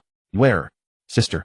Qiao Jiaojiao's waving little hands suddenly paused, and she turned her head to look towards the source of the voices. She saw a group of 6 or 7 people emerge from behind a large tree, each looking around anxiously. Qiao Jiaojiao immediately recognized Xiao Qianlong, dressed in lakewater green. It's elder sister Xiao. From their appearance, they seem to be looking for second Miss Xiao. Madame Qiao immediately approached upon seeing this. Actually, the Qiao and Xiao families did not have close relations, not due to any conflict, but to avoid suspicion. In the Daong dynasty, there was a well-known phrase, Qiao in the north, Xiao in the south. The Qiao family guarded the northern border against the northern kingdom. The Xiao family held the southern frontier, suppressing the Nanli kingdom. The two families served as the left and right arms of the Daong dynasty. Years ago, when the northern kingdom invaded and committed arson, looting, and murder along the northern border, Qiao Zhonghua was appointed in this critical moment. He fought all the way to the northern kingdom's capital, gaining great fame. At the same time, the Nanli kingdom took advantage of the situation and caused small-scale disturbances along the southern border, but all were repelled by General Xiao Hongda. General Zhao's merits to the Daong dynasty were no less than Xiao Zhonghua's, though his fame was not as widespread. For two such prominent military families commanding military power in the south and north respectively, if they were to form an alliance, even Emperor Yong would be unable to sleep or eat in peace. Currently, the southern frontier was still guarded by the Xiao family, but Xiao Zhonghua had long surrendered all his military authority and instead became a civil official. This way, the Qiao family had fewer concerns, which is why Madame Qiao proactively stepped forward. Madame Qiao had only seen Madame Xiao from afar at various banquets in previous years, so she recognized her immediately. She knew that second Miss Xiao of the Xiao family would eventually become her second son's daughter-in-law. Seeing Madame Zhao's anxious and worried demeanor, she couldn't help but feel concerned as well. "Madame Xiao." Upon hearing the soft exclamation, Madame Xiao immediately turned her head and saw a beautiful woman holding a baby of 7 or 8 months in her arms walking toward them. Madame Qiao. Madame Qiao recognized her at a glance. Madame Qiao, once the foremost beauty of the capital and the daughter-in-law of General Qiao, had long been an object of admiration, yet social barriers had kept their interactions limited. Madame Qiao, I heard you calling for the second Miss Qiao. Has something happened? Is there any way I can help? Madame Qiao's expression was sincere as she came to a halt before Madame Qiao. Qiao Jiaojiao immediately looked up to observe Madame Qiao. She was taller than the average woman with a round face, slightly elongated eyes, gently arched brows, and thin lips. Altogether the embodiment of the gentle charm of a Jiangnan beauty. The eldest Miss Qiao bore a strong resemblance to Madame Qiao, only with more delicate features. From this one could infer that General Qiao must have been an exceptionally handsome man. Hearing Madame Qiao's inquiry, a mixture of embarrassment and awkwardness spread across Madame Qiao's face. Madame Qiao, to be honest, my second daughter is quite unruly. She adores martial arts and swordsmanship.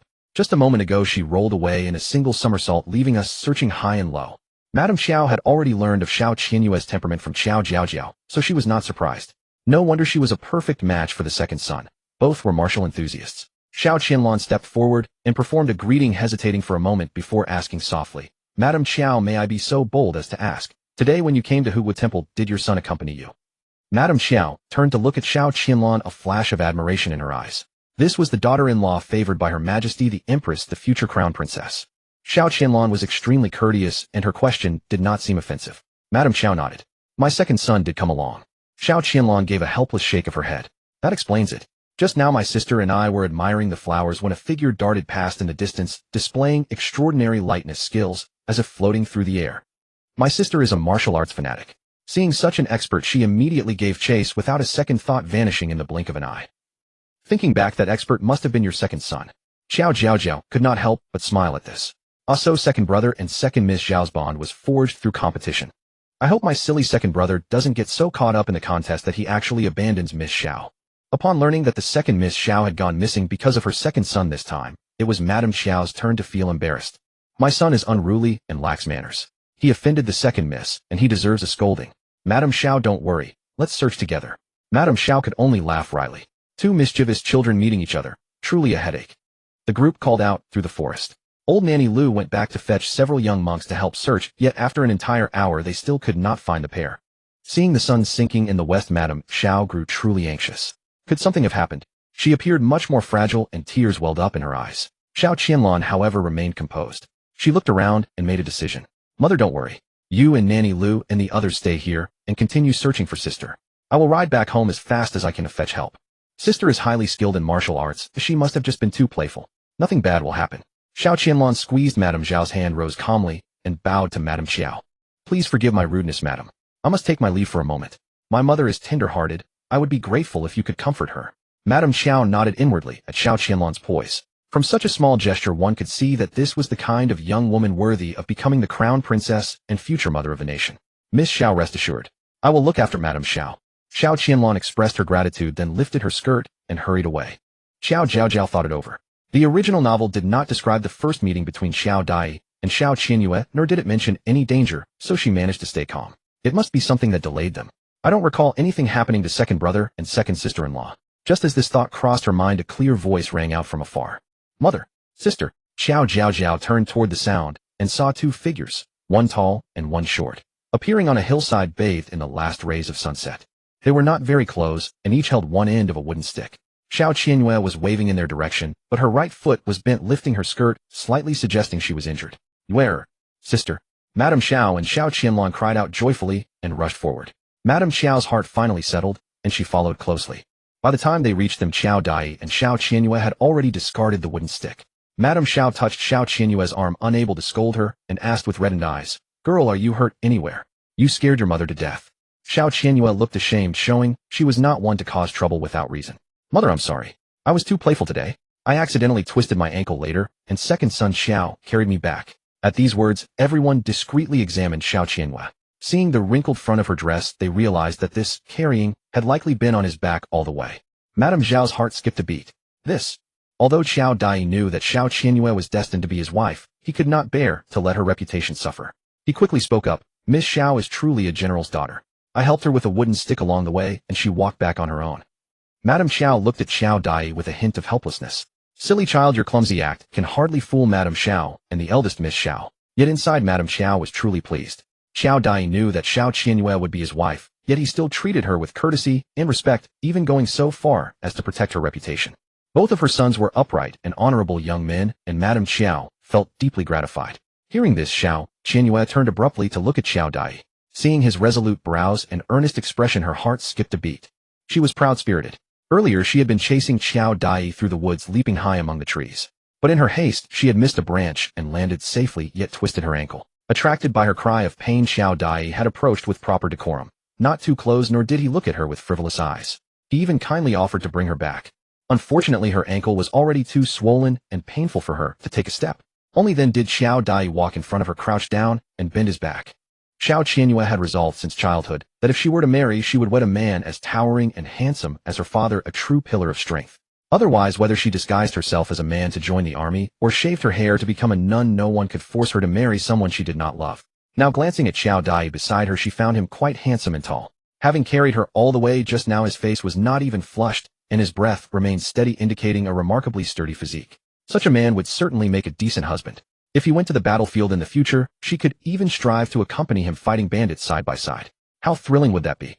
With these thoughts in mind, Xiao Qianyue's eyes suddenly sparkled, and she offered Qiao Dai a sweet, radiant smile. Seeing Xiao Ermis's brows lifted in joy, her face seeming to glow under the sunset, Qiao Dai's face instantly grew warm, and he awkwardly returned a foolish grin. Before their very eyes, the two of them were openly exchanging smiles in front of everyone. Madame Xiao, Madame Xiao, Xiao Qianlong, Qiao Jiaojiao, look at this. It is getting late, we should return. Reminded by Qiao Jiaojiao's inner voice, Madame Xiao quickly spoke up. Madame Xiao seemed to awaken from a dream, pulling Xiao Qianyue to stand between her and Qiao Dai. Yes, it is time to go. As the two families were exchanging polite farewells, a joyful shout suddenly echoed from the distance. Madam, eldest miss, second miss, great news. Everyone turned to look, seeing several servants hurrying towards them, their faces beaming with delight. They were people from the Xiao family. Hearing this, Qiao Jiaojiao's mind flashed with the so-called piece of good news, and she couldn't help but grin widely. Sure enough, the next moment, a middle-aged man resembling a steward among the servants cried out loudly, Madam, an imperial decree has arrived from the palace. They wish to betroth our eldest miss as the crown prince's principal consort. Upon hearing this, even Xiao Qianlong, who was usually composed and dignified, froze on the spot. Qiao Jiaojiao turned to look at Xiao Qianlong, seeing her slowly raise her hand to cover her mouth. A look of disbelief spread across her face, and her entire body trembled slightly. The sunset shone upon that bright and lovely face, and the tears swirling in her eyes seemed to be dyed with magnificent colors, making her look stunningly beautiful. Qiao Jiaojiao couldn't help but smile, feeling genuinely happy for Xiao Qianlong. This woman, who in the original novel shared a deep bond with the crown prince and stood by him through thick and thin, was finally getting her wish fulfilled, becoming the principal wife of the one she loved. She was both gentle and strong. After the crown prince's sudden death, Emperor Yong had already closed the case, yet she disregarded her own life and safety, repeatedly appealing for justice on his behalf. She had died inexplicably at the most beautiful age, never even having time to arrange a future for her and the crown prince's child. This time, everything is different. Fate is now in our hands. Eldest sister Xiao is such a wonderful woman, she deserves the best ending. I will definitely do my utmost to protect the crown prince. Qiao Jiaojiao made a silent resolution in her heart. Madame Qiao, already aware of this news, had eyes brimming with joy as she congratulated Madame Xiao and Xiao Qianlong. Madame Xiao, you should take Miss Xiao back home at once. The imperial decree cannot be delayed. Madame Xiao finally snapped out of her daze. Looking back at her eldest daughter, who was overjoyed to the point of tears, she suddenly understood her daughter's long-held feelings. She had never once said she loved the crown prince. Thinking back now, it was probably to avoid causing her husband distress. After all, Lana had been so sensible since childhood that it broke one's heart. With this thought, Madame Xiao embraced Xiao Qianlong with infinite tenderness and said softly, Lana, let us go home.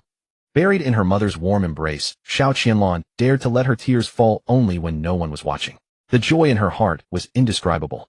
The greatest happiness in life is having one's wishes come true. Madame Qiao took Qiao Jiaojiao back to the Qiao residence. By now, the news of Xiao Qianlong becoming the crown prince's consort had spread throughout the capital. Countless people donned night attire to offer their congratulations, almost wearing down the threshold of the Xiao mansion. The crown prince sat upright in Ikuan Palace, sharing an evening meal with the empress and the fourth prince. His manners were elegant, looking no different from usual, yet for some reason, he had forgotten to pick up any food. Brother, why are you just eating? Is today's food not to your liking? I think these bamboo shoots are delicious, you should try them. The fourth prince leaned forward slightly and placed a tender piece of bamboo shoot into the crown prince's bowl. Seeing this, the empress couldn't help but smile, a look of joy coloring her brows, making her complexion appear excellent. The crown prince put down his bowl and chopsticks, somewhat awkwardly reaching out to ruffle the fourth prince's hair. Thank you, little four. Brother is already full. Hearing this, the fourth prince looked at him with innocent confusion. But we just started eating. Brother, did you sneak snacks again without telling me, which is why you can't finish your dinner? Oh, no, I know. Brother is just so happy inside because he has secured eldest sister Qiao that he has no appetite for dinner. Is little four right? Upon hearing this, a flush of heat suddenly rose to the crown prince's face. Mother, this child wishes to take a walk. The empress understood immediately, yet she also looked at the crown prince with a touch of novelty. As a mother, it was the first time she had seen such shyness on the crown prince's face. Go ahead. If you get hungry tonight, call someone to prepare some more food. The crown prince rose and stepped out. The fourth prince, acting like a little adult, chuckled mischievously. I guessed it right. Brother ran away because he's shy. The empress burst out laughing at this. Little four, stop teasing your brother. When you grow up, you will also feel this kind of joy. The fourth prince shook his head seriously. Mother, you are wrong. I have always been joyful in my heart because my future princess consort has already been chosen. It is the miss from the Qiao family. The empress was slightly startled, then smiled gently. You have quite discerning taste, my child. Your Qiao family's daughter will surely be a fairy-like figure in the future, and she may not necessarily end up with you. The fourth prince picked up a bite of tender bamboo shoot, chewing it without arguing. Miss Qiao is naturally a little fairy, who I am just young now, but I will grow up to be worthy of her. The empress also couldn't help but think of the Qiao family at this moment. If it were not for Madame Qiao's words back, then she would not have found the courage to contradict the emperor and firmly choose Miss Qiao from the Qiao family as the crown prince's principal consort. The Qiao family were truly rare, loyal, and righteous ministers. On the other side, the Qiao family, who were being discussed by the empress and the fourth prince, were also having their evening meal. Qiao Jiaojiao had finished a bowl of porridge and was comfortably leaning against the nearby soft couch. However, her heart was far from relaxed.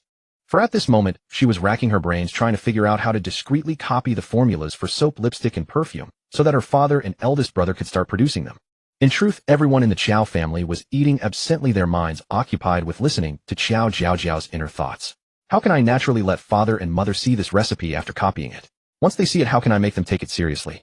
And after they take it seriously, how can I persuade them to try it according to the recipe? I truly don't want to appear too bizarre. Father, mother, and my brothers are the most important to me. I don't want to scare them, nor do I want them to fear me because of this.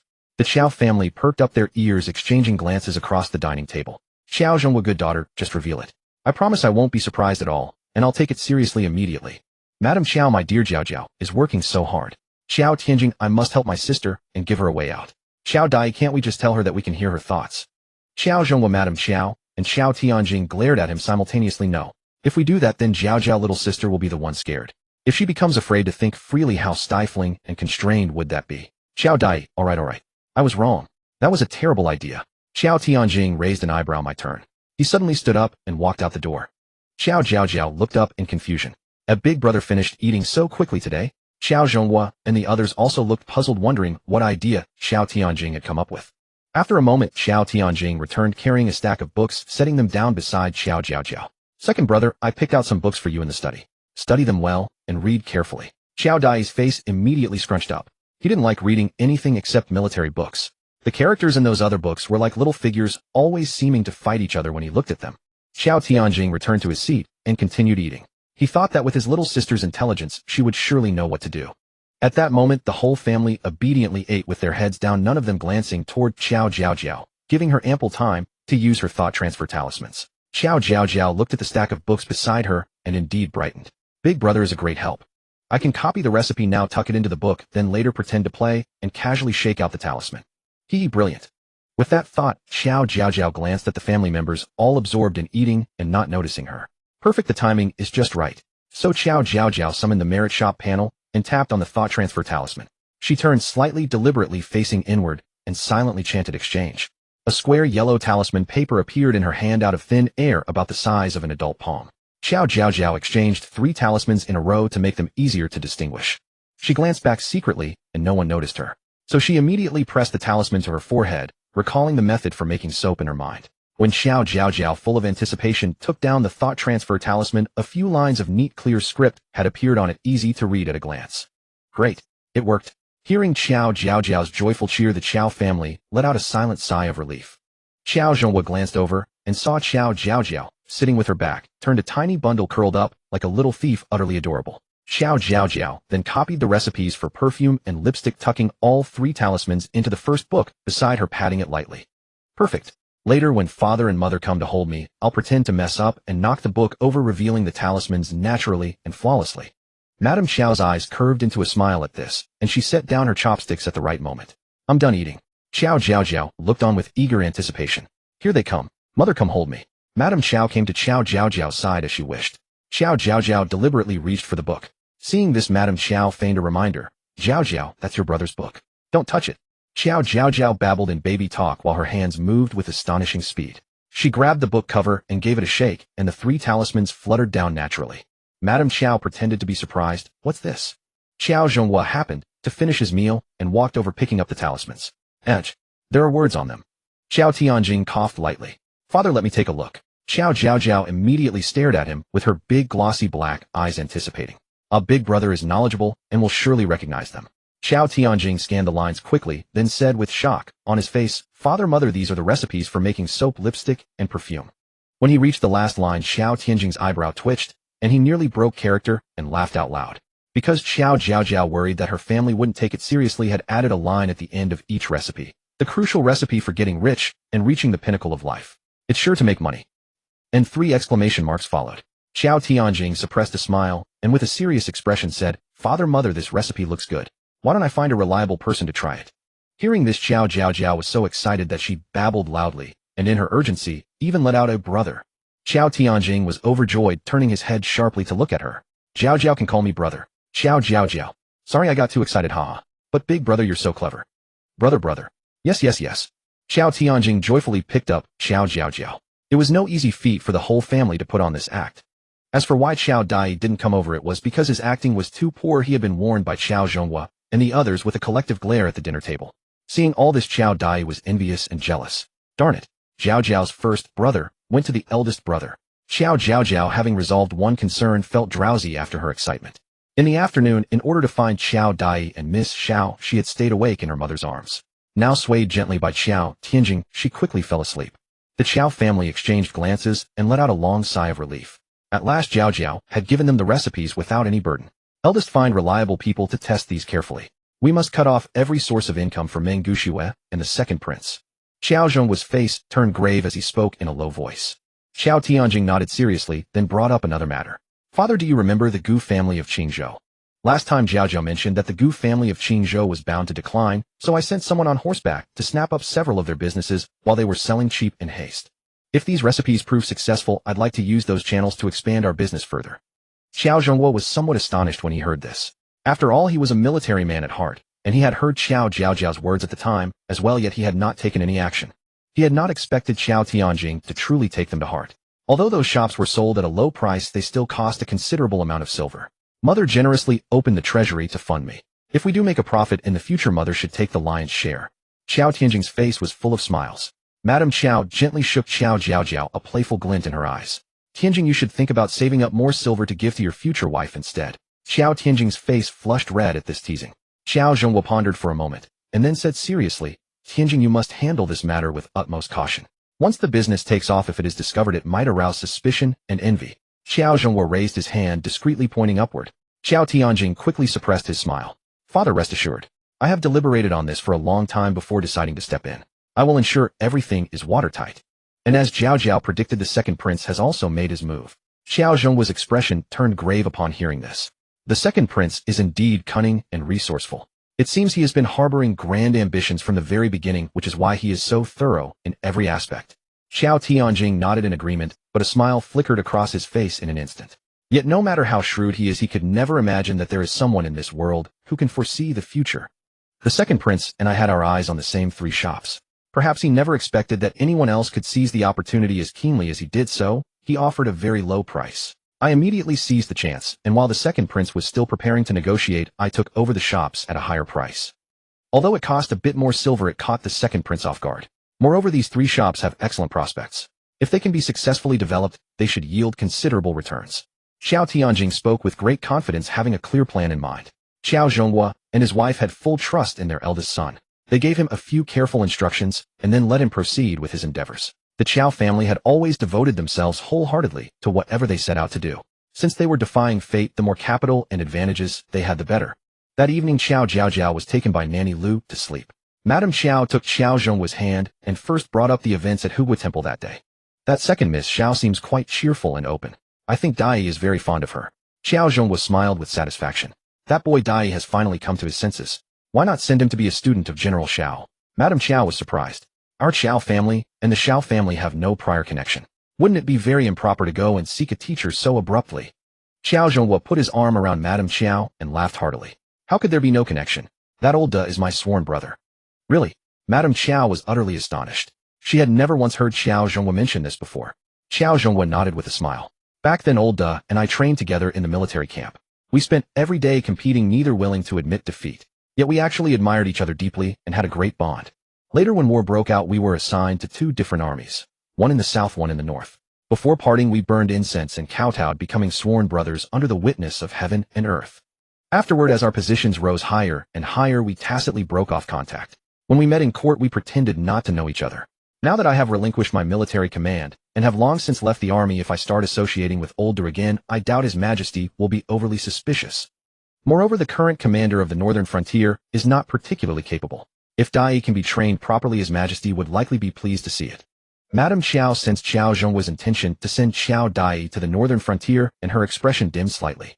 Husband, I truly do not wish for anyone else in our family to go to the battlefield. In the years when Qiao Zhonghua had been away on campaigns, she had spent every day at home in fear and anxiety. The memories still terrified her. Qiao Zhonghua gently wrapped his arm around Madame Qiao's shoulder and said warmly, My dear Dai has a talent for this. You may think he is straightforward, but when it comes to military strategy, he speaks with great eloquence. He is cut out for it. The deceptions and intrigues of the court are not suited to him. If he is allowed to make his way in the northern frontier army, perhaps one day it will be Dai who conquers the northern kingdom and fulfills the unfinished mission I left behind. Years ago, Qiao Zhonghua had already advanced to the gates of the northern kingdom's capital when Emperor Yong ordered a retreat. 6 imperial decrees in succession had halted the iron cavalry of the Qiao family army. This was the regret of Qiao Zhonghua's lifetime.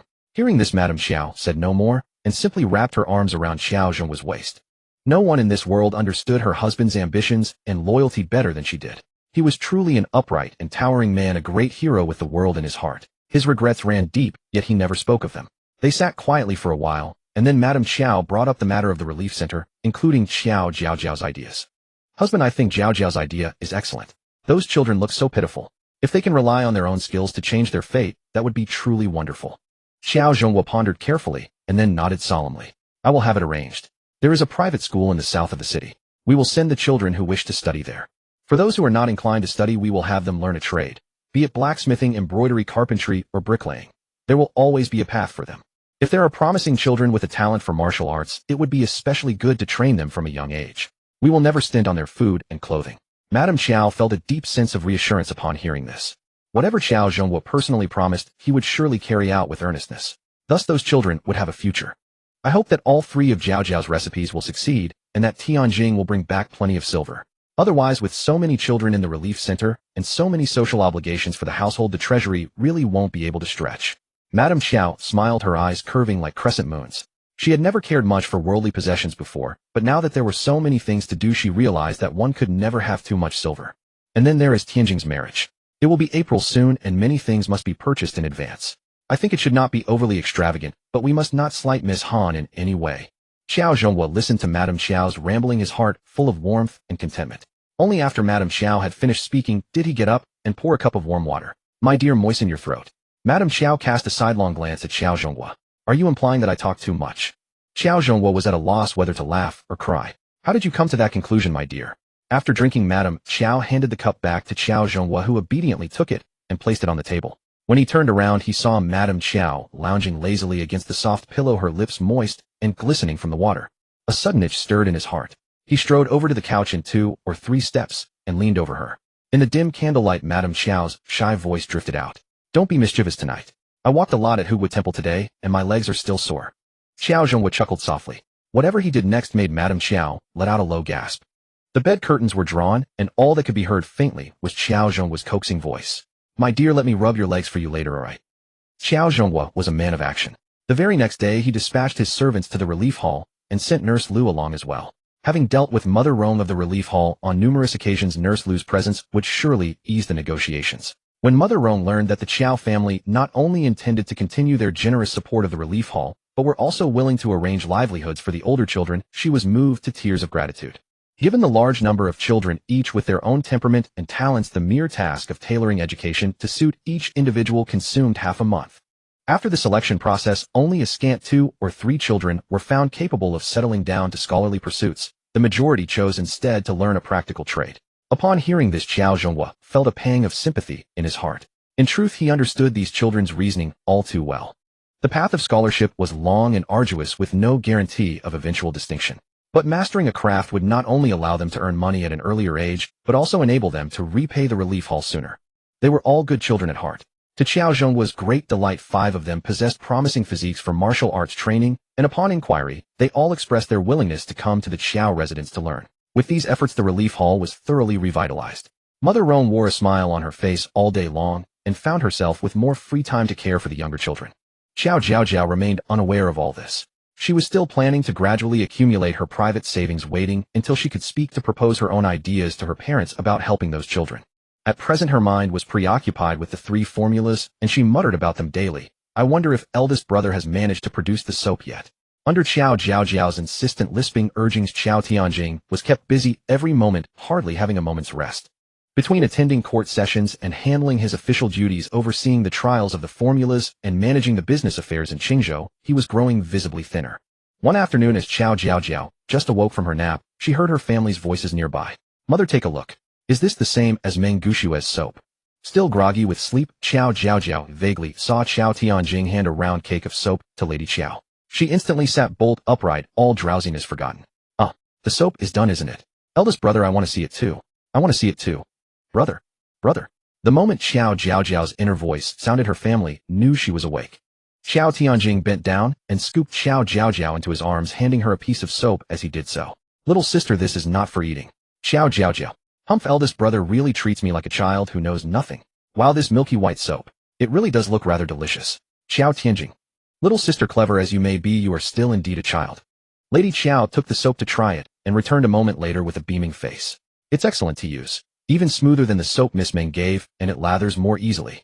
Hearing this, a smile spread across Qiao Tianjing's face. In truth, the soap had been produced a few days earlier, but being a perfectionist, he'd had the artisans run further trials until the formula was perfected before presenting it to his parents. In that case, we can begin preparations for large-scale production. Mother, please take a look at these 2 items as well. Qiao Tianjing reached into his robe and produced 2 small porcelain jars. A fragrant aroma immediately reached Qiao Jiaojiao's nose. Mother, this is the lipstick described in the formula. Please see how it differs from the traditional rouge. As for this perfume, making it wasn't difficult. The real challenge lies in its preservation. Lady Qiao, being a woman who appreciated beauty, was immediately intrigued by the lipstick and perfume. She took them to try and returned wearing an even more satisfied expression. These 2 items are certain to be a resounding success, Lady Qiao declared with conviction. If the lipstick came in more shades and the perfume in more varieties, it would be even better. Qiao Jiaojiao couldn't help but grin upon hearing this. As expected, the love of beauty is truly a woman's nature. Mother's words hit the nail on the head. Whether it's shades of lipstick or scents of perfume, the varieties are boundless. These finer details are beyond my knowledge. Eldest brother will have to explore them himself. Qiao Tianjing smiled and replied, I've hired several highly skilled artisans at considerable expense. Work on other colors and scents is already underway, and we've also made the soap in a variety of fragrances. Hearing this, Qiao Jiaojiao nodded in admiration. Who would have thought? My eldest brother truly has a knack for business. If his official career ever doesn't work out, he could just go straight to being a business tycoon. No. A versatile genius like my brother will surely thrive in the official court as well. Though, I do worry about him overworking himself. Look at that handsome face. His features have grown so much more angular. If sister-in-law sees him this thin, she's bound to be heartbroken. At this point, even Lady Qiao couldn't suppress her concern. Dai, you've worked so hard during this period. Your wedding is only a few months away. You mustn't exhaust yourself too much. Qiao Tianjing hurried to reassure his mother and little sister. It's only tiring at the beginning. Once the artisan's skills mature and everything is properly established, things will become much easier. I plan to start this business in Qingzhou first, since the groundwork there is already largely in place. Moreover, Meng Gushue is in the capital, and she gave mother that soap not too long ago. If a superior soap suddenly appears in the capital, I fear she might suspect the Qiao family. Qiao Jiaojiao silently gave her brother a thumbs up in her heart. Exactly, that's what I was thinking too. Although Meng Gushue is a bit simple-minded, she's still the female lead after all. We can't underestimate her. And if these goods gain fame in Qingzhou before spreading to the capital, given the long distance, the prices will have to be marked up even further. Wow, I'm so greedy. Oh, so much money. Qiao Tianjing couldn't help but smile at these words. With his little sister's sharp mind, once she grew up, he could justifiably hand everything over and become a hands-off manager. By then perhaps his little sister would be the wealthiest young lady in all the realm. Time flowed smoothly by amidst the family's collective efforts. Half a month later, unprecedented soaps, lipsticks of various shades, and intoxicatingly fragrant perfumes suddenly appeared on the market in Qingzhou. Due to limited quantities, they were quickly snapped up by the distinguished families and officials of Qingzhou.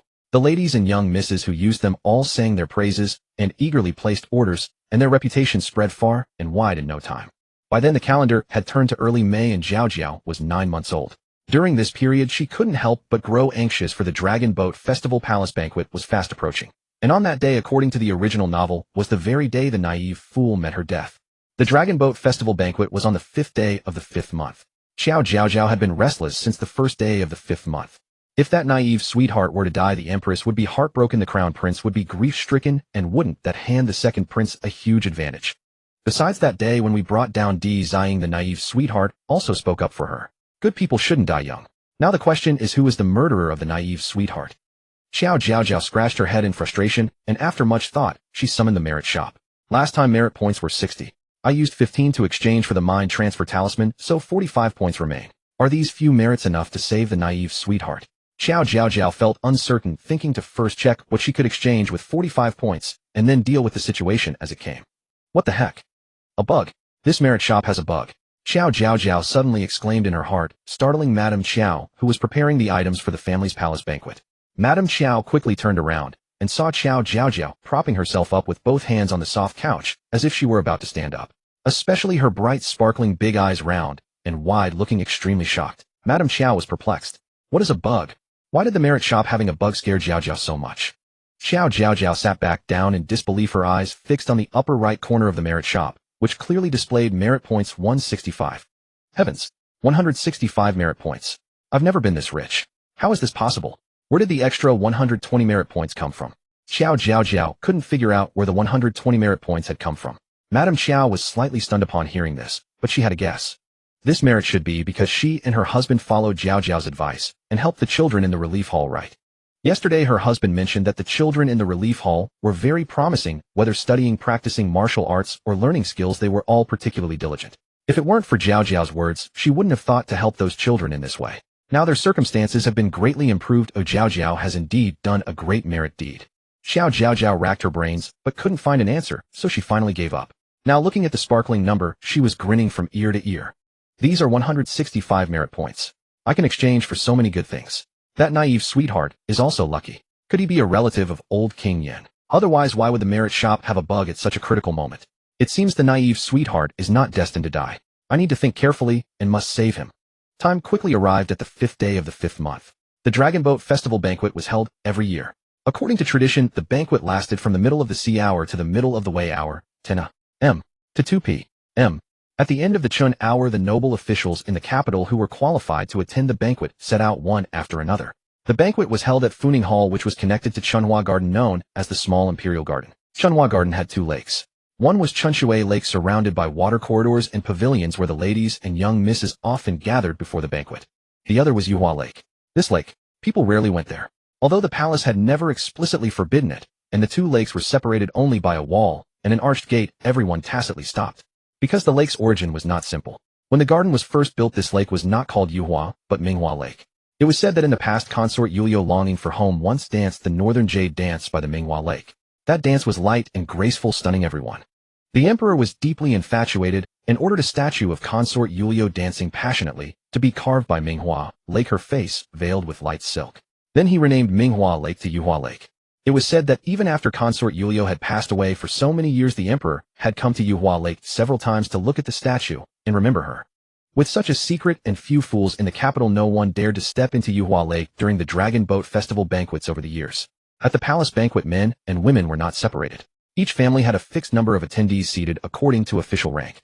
However, there was an exception, such as the Qiao family.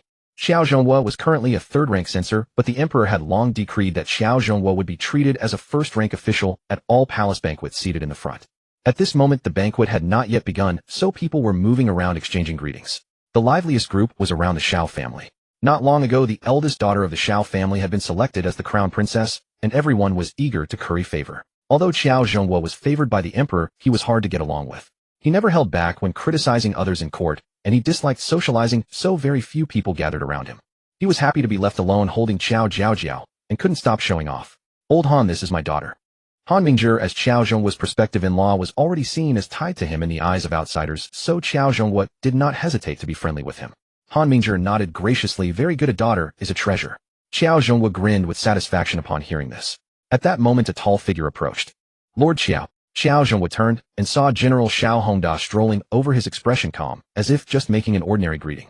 The Nanli kingdom had been peaceful in recent years, so General Xiao didn't need to guard the southern border every month. He spent 2 or 3 months each year in the capital. General Xiao. Qiao Jiaojiao responded with equal courtesy. Their eyes met with a hint of undercurrent. Even the original story never described the friendship between Qiao Jiaojiao and Xiao Hongda, so Qiao Jiaojiao didn't know that this General Xiao was as close as a brother to her father. Wow, General Xiao is indeed handsome. No wonder he has 2 such beautiful daughters. Lord Xiao, regarding the matter at Huguo Temple some time ago, my wife has told me. Thank you for Madame Xiao's help. When Xiao and Xiao met, everyone naturally took notice, intentionally or not. Qiao Jiaojiao waved his hand casually. It was a small favor not worth mentioning. Compared to Xiao Hongda, who exuded a mix of valor and refinement, Qiao Jiaojiao had more of a roguish, rugged charm. Xiao Hongda shook his head. My wife is very grateful for Madame Xiao's help. If you don't mind, would you allow me to host a banquet one day to express our thanks? A glint flashed in Xiao Jiaojiao's eyes, and he said as if casually, if General Xiao truly wishes to thank me, why not take my second son as your student? The court officials who were eavesdropping, why can Xiao Jiaojiao always say things that others find difficult to utter so easily? This is about taking a master. How great a favor is needed to obtain such a mentor? Moreover, General Xiao was now the Grand General of Cavalry, holding military power, and was also the father of the future Crown Princess, the Crown Prince's father-in-law. There were countless people eager to become his disciples. This Qiao Jiaojiao really knows how to use a favor to demand repayment. It seems he's used to throwing tantrums in court, and thinks no one can stop him. General Xiao rarely attended court, and was in a high position with great power. At that moment all the officials had the same thought. General Xiao, please refute Qiao Jiaojiao. Make him utterly ashamed. Amid everyone's expectant gazes, Xiao Hongda nodded gently with a good-natured demeanor. A tiger father does not produce a dog son. I'm sure the second son of the Qiao family is also a remarkable person. Lord Xiao, bring him to me for a look. All the court officials. Upon hearing this, Qiao Jiaojiao's eyes lit up slightly. He called out to Qiao Dai, who was not far away, second brother, come here. Qiao Dai was bewildered. Huh, I've been sitting here obediently. What did I do wrong this time? Before entering the palace, his father and mother had repeatedly instructed him to behave himself. Qiao Dai was indeed obedient. He sat firmly in his place and hadn't even stood up to move. Seeing this, Qiao Jiaojiao couldn't help but grin. Silly second brother, hurry over. Your future father-in-law is inspecting you. Make a good impression. Qiao Dai was not far away. When he heard Qiao Jiaojiao's thoughts, his heart skipped a beat. He immediately shot to his feet and walked squarely over to Qiao Jiaojiao. Qiao Jiaojiao pushed Qiao Dai forward and said, General Xiao, this is my second son. What do you think? Is he qualified? Hearing this, Qiao Dai's heart pounded. He had no idea about the matter of becoming a disciple. He thought Xiao Jiaojiao was truly having General Xiao Hongda assess him as a potential son-in-law, and his face flushed red. A deep smile appeared in Xiao Hongda's eyes. He reached out and pinched Qiao Dai's arm, the corners of his mouth rising slightly. The foundation is excellent. Not bad. Qiao Dai felt dizzy upon hearing this. Was he being accepted as a son-in-law? This fast? Qiao Jiaojiao's lips curved. So General Xiao, do you agree? Xiao Hongda nodded. I am quite satisfied. However, we must still ask for the emperor's opinion. The Xiao family already held military power, and now one of their daughters had become the crown princess. The Qiao family was certainly not ordinary. Whether Qiao Dai could become his student depended on the emperor's will. Qiao Jiaojiao agreed wholeheartedly. General Xiao speaks wisely. I will seek a favor from the emperor shortly. Hearing this, Qiao Dai was completely confused. Wait, did this mean his marriage with the second miss also required the emperor's approval? Seeing Qiao Dai's foolish expression, Qiao Jiaojiao knew he had misunderstood and chuckled softly. Silly second brother, father wants you to become General Xiao's disciple first. This is the advantage of being close to the water to catch the moon first. The opportunity is being fed right to your mouth. But I remember in the original story there was no such thing as becoming a disciple. Perhaps father decided on a whim. However, this might not fail. After all, the damn emperor will soon strip General Xiao of his military power. Since eldest Miss Xiao became the crown princess, the damn emperor would not remain inactive. To compensate General Xiao and avoid hurting an old minister's heart, such a minor request as becoming a disciple would likely not be refused by the damn emperor. Hearing Qiao Jiaojiao say that Emperor Yong was going to strip Xiao Hongda of his military power, Qiao Jiaojiao, although having anticipated this, couldn't help but sigh inwardly. In Jiaojiao's prophecy, the entire Qiao family would meet a terrible end, and the fate of his old brother must also be grim. Just as Qiao Zhonghua had this thought, Qiao Jiaojiao happened to think of the same thing. Among father's generation of loyal officials, many died or were exiled. None had a good ending. After the second prince was pushed onto the throne by the damn emperor, to avoid criticism for wiping out the crown prince's faction, he delayed taking action against the Qiao family. But secretly he stripped their military power and seized their influence without sparing any effort. Finally, when the damn emperor died and the second prince became the new emperor with absolute power, the Qiao family was quickly accused of treason. This General Qiao before us was sentenced to death by Lingxi. Hearing this, Qiao Zhonghua's heart trembled violently, overcome with grief.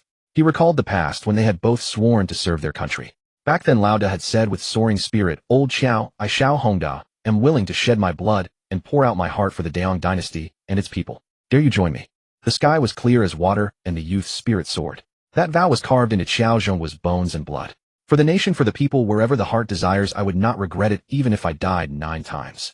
Who would have thought that they brothers in arms would not die on the battlefield, but would perish in the struggles for power and intrigue? Old Qiao, this time defying fate to change destiny, I your brother will give you a hand. Let us live well and witness the prosperity of the Daong dynasty together. Thinking of this, Qiao Zhonghua casually pinched the general's arm while speaking polite words but applied force with his hand. Xiao Hongda sensed it. They exchanged a glance, and although both were emotionally stirred, they buried their feelings deep in their hearts. Unlike Qiao Zhonghua, who was shunned by the crowd, Madame Qiao was very popular among the noble ladies. After all, she was beautiful, kind-hearted, and graceful. Anyone who met her would sincerely praise her. Madame Yang and Madame Qiao were closest, sitting side by side, surrounded by a circle of other ladies. Madame Yang was skilled at socializing. She mysteriously took something out of her handkerchief and said with a smile, "I got a wonderful item a few days ago. Everyone come and take a look." Curious Madame Qiao turned her head to look. She saw Madame Yang unfold the handkerchief layer by layer, revealing an exquisite, small pottery jar. Madame Qiao's heart skipped a beat. This jar looked so familiar. "Madame Yang, what is this?" The other ladies gathered around, craning their necks. Madame Yang smiled and lifted the small lid, revealing the contents inside. "This is a new trend from Qingzhou. They call it lipstick. It's similar to lip tint, but more vibrant, fragrant, and long-lasting. I have a relative in Qingzhou who happened to come to the capital a few days ago and brought this wonderful item for me. I find it works wonderfully." Hearing this, Madame Qiao quickly covered her mouth with her handkerchief to suppress her smile. The other lady's eyes filled with curiosity. "Is it really that useful?" Madame Yang nodded confidently. "If it weren't good, I wouldn't dare show it to you. My relative also said that along with this lipstick, there are also soap and perfume. The soap is still at home. As for the perfume, smell this handkerchief." Saying this, Madame Yang pulled out a cyan handkerchief from her sleeve and waved it. A rich fragrance spread through the air. "How fragrant!" someone exclaimed. "What kind of scent is this? I can't quite identify it." Madame Yang shook her head. "I don't understand either. I only know it smells wonderful. I heard that these 3 items are extremely popular in Qingzhou and are hard to come by nowadays." These words sparked thoughts in many of the ladies present. Such wonderful items would likely enter the capital soon. They must send someone to inquire as soon as possible. Whether given as a gift or kept for personal use, it would be extremely prestigious. Madame Qiao looked at Madame Yang with curved eyebrows and thought to herself, "Sister Chen, you are not only the matchmaker for my eldest son, but also take care of his business. There is no closer confidant in the world than Sister Chen." The ladies were passing around the lipstick, examining it closely. Lady Ming, of lower status, couldn't even squeeze into the circle and could only listen attentively from outside. When the words soap, lipstick, and perfume reached her ears, Lady Ming was greatly alarmed. For she knew well that Meng Gushue had only recently produced soap and was now diligently studying something called lipstick. Lady Ming had also heard Meng Gushue mention the word perfume once. At that time, she had curiously asked Meng Gushue where all these strange and wonderful formulas came from. Meng Gushue replied that she had seen them in a unique ancient text, and she was the only one in the world who knew them. But now not only had these 3 products appeared in Qingzhou, but they had also become a huge success. Thinking of this, Lady Meng feared that Meng Gushue would make a scene when she suddenly heard the news, so she hurriedly turned to look for her daughter. Just as the madams liked to cluster together, the young ladies of noble families also gathered to play and laugh. Looking from afar, Lady Meng saw her daughter sitting alone on the side, looking solitary and somewhat pitiful. Her heart ached slightly, and she hurriedly walked over. "Schwerer." Meng Gushue was somewhat surprised to see her mother approaching. Lady Meng pulled Meng Gushue aside, tenderly tucking a stray strand of hair behind her ear, and asked softly, "Schwerer, why aren't you playing with them? Has someone bullied you?" Meng Gushue shook her head, looking completely indifferent. "I just don't want to play with them. We have nothing in common. These pampered young ladies either talk about whose jewelry is best or whose cosmetics are finest. How boring." This time she had a clear goal in attending the palace banquet. Once she succeeded, these young ladies would naturally flock to her side to curry favor. Seeing Meng Gushue once again display an arrogant expression, Lady Meng frowned, her gentle demeanor dissipating. Swear, what did mother tell you before coming to the palace banquet? Meng Gushue's brows slightly furrowed as she replied helplessly, Mother, I've remembered everything. Aren't I being obedient? Lady Meng studied her daughter carefully, and seeing that she had indeed restrained her expression, felt somewhat relieved. Swear, you told me last time that the formulas for soap and lipstick were known only to you, isn't that so? Meng Gushue didn't understand why her mother suddenly brought this up, but she still nodded. Of course, those were all modern knowledge. Lady Meng's expression turned slightly stern. Just now I heard them say that in Qingzhou soap, lipstick, and perfume have appeared and are selling like hotcakes. What? Meng Gushue was so shocked that she suddenly raised her voice, instantly drawing the attention of those around them. Seeing this, Lady Meng quickly tugged at Meng Gushue and smiled apologetically at the people nearby. But Meng Gushue was already stunned, completely oblivious to the stares around her. She tightly clutched Lady Meng's sleeve and asked urgently, Mother, is what you just said true? Did I hear correctly? Are you sure it's soap, lipstick, and perfume? Lady Meng, extremely embarrassed, hurriedly pulled Meng Gushue toward a less crowded area. Swearer, keep your voice down. Meng Gushue was on the verge of tears. These 3 formulas were her greatest reliance. In that crystal-clear dream, it was precisely these 3 things that had made her and Shun Lang a fortune. She had intended to use these 3 formulas to reveal her hand to Shun Lang today. No one else could possibly know these 3 formulas. At this thought, Meng Gushue suddenly halted in her steps. Could it be that other time traveler who had appeared briefly at the Lantern Festival? After the Lantern Festival, that person had vanished without a trace, and she had almost forgotten about him. Who would have thought that now today that person would steal a march on her again, dealing her a heavy blow? Seeing that they had reached a wall with no one around, Lady Meng finally stopped. But when she turned around, she saw that Meng Gushue's face was pale, as if she had suffered a great shock. Mother, I don't believe it. I want to see for myself. Which madam did you hear it from? I want to ask her personally. Meng Gushue said stubbornly, her face pale. Lady Meng sighed deeply. It's not just hearsay. I saw it with my own eyes. Lady Yang took out a lipstick and passed it around for all the madams to see. I also took a look. It was a red glossy paste, looking shiny and bright. Hearing this, Meng Gushue's heart sank heavily, and she nearly staggered. Why? Why is it that every time I am full of ambition, nothing goes smoothly? Lady Meng, after all, felt sorry for her daughter. Seeing her so dejected, she comforted warmly, Shuer, wouldn't it be better for us not to strive and compete? Mother may be useless, but I will surely find you a good match. Just be a well-behaved young lady. No, no, no. Meng Gushue was somewhat overwhelmed, covering her ears, unwilling to listen further. The daughter of a vice minister at best would marry a young master of a matching family. What she wanted was to be the second prince's consort, the future empress. This was her destiny. She had traveled through time precisely to enjoy all of this. Shuer, keep your voice down. Lady Meng quickly stopped talking and hurriedly grabbed Meng Gushue's arm. Although this place was remote, making a loud noise in the palace would incur punishment. Under Lady Meng's tugging, Meng Gushue took a deep breath and forced herself to calm down. With a dark gaze, she said coldly, Mother, I will not give up.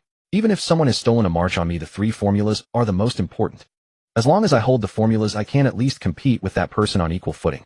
I may not lose. At this thought, Meng Gushue's shattered heart finally found a shred of confidence. If those 3 products were selling well, in Qingzhou, Shun Lang would surely see the appeal of the formulas. In that case, her bargaining chip would be even more persuasive. With this thought, Meng Gushue finally calmed down completely. That's right, she must think positively. She was the destined daughter of this world. No one could defeat her. Mother, let's go back. The palace banquet is about to start. Lady Meng saw the look on Meng Gushue's face and felt a chill, even as her mother. Sometimes she truly felt that her daughter had become completely unfamiliar. Could these ambitious eyes, these endless new tricks, really belong to the obedient and timid daughter of the past? With a troubled heart, Lady Meng quickly followed Meng Gushue away. On the other side of the wall by Yuhua Lake, the second prince, Shin Yuanbai, slowly stood up, his face full of contemplation. Recently, the spring examination fraud case had been settled. Convinced that the Gu family would decline, he immediately sent men on horseback to Qingzhou, intending to take over the Gu family's business outlets. Unexpectedly, someone as shrewd as him had already bought the 3 best outlets at an even higher price. He sent 2 groups to investigate, but neither could find out who the buyer was. Not long ago, those 3 outlets produced new products, soap, lipstick, and perfume, and they sold like wildfire, as if aided by divine intervention. The formulas. The girl on the other side of the wall also knows the formulas. Your Highness, the palace banquet is about to begin. Zhu Feng approached from a distance and respectfully reminded him. The second prince nodded faintly and then ordered, Zhu Feng, go find out which young lady in the capital has the character Shui in her name. Report back as soon as possible. The palace banquet was about to begin. The ministers and their wives and daughters had voluntarily ended their conversations and were seated in groups of 2s and 3s. Qiao Jiaojiao snuggled in Madame Qiao's arms and began nibbling on her biscuits again. This is going to be a gossip feast. I need to eat and drink my fill to have the energy to complain. Everyone was whispering when suddenly a long announcement came from outside the hall. The emperor arrives, the empress arrives, the crown prince arrives. Upon hearing this, everyone in the hall stood up in a flurry and then performed the kowtow. Qiao Jiaojiao, a tiny bundle, was lying on the cushion arranged by Madame Qiao into a position of full prostration. Qiao Jiaojiao. Normally at imperial banquets, such young children were not easily brought except for the young princes and princesses. It was the empress who had specifically issued an edict instructing Madame Qiao to bring Qiao Jiaojiao without fail. Qiao Jiaojiao was grateful in her heart. Fortunately, I've won the empress's favor, otherwise I wouldn't have been able to come to this banquet. The naive sweet girl might have died without knowing why.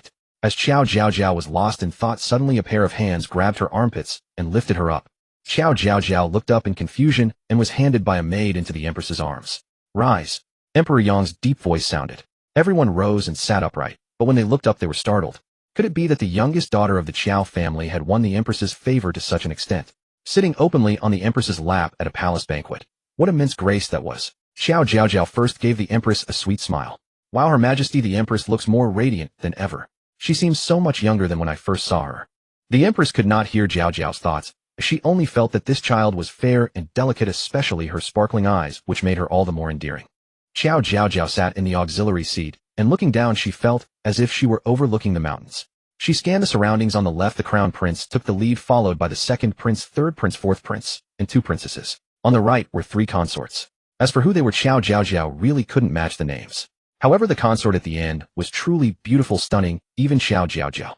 She had a faint guess about the identity of this consort. No hurry, so many people have appeared all at once, let me sort them out carefully. Let's look at the third prince who appears for the first time. The third prince sat to the right of the second prince. He looked pale with insufficient lip color, seeming naturally weak. But there were no ugly people in the imperial family. The third prince was slender with delicate features and a gentle expression, making him a handsome man. The third prince, Shen Yuanjing, and the second princess, Shen Yuanbi, were both born to consort Jing, a rare pair of dragon and phoenix twins. Unfortunately, the third prince was born with deficiencies, extremely weak at birth, and nearly died young.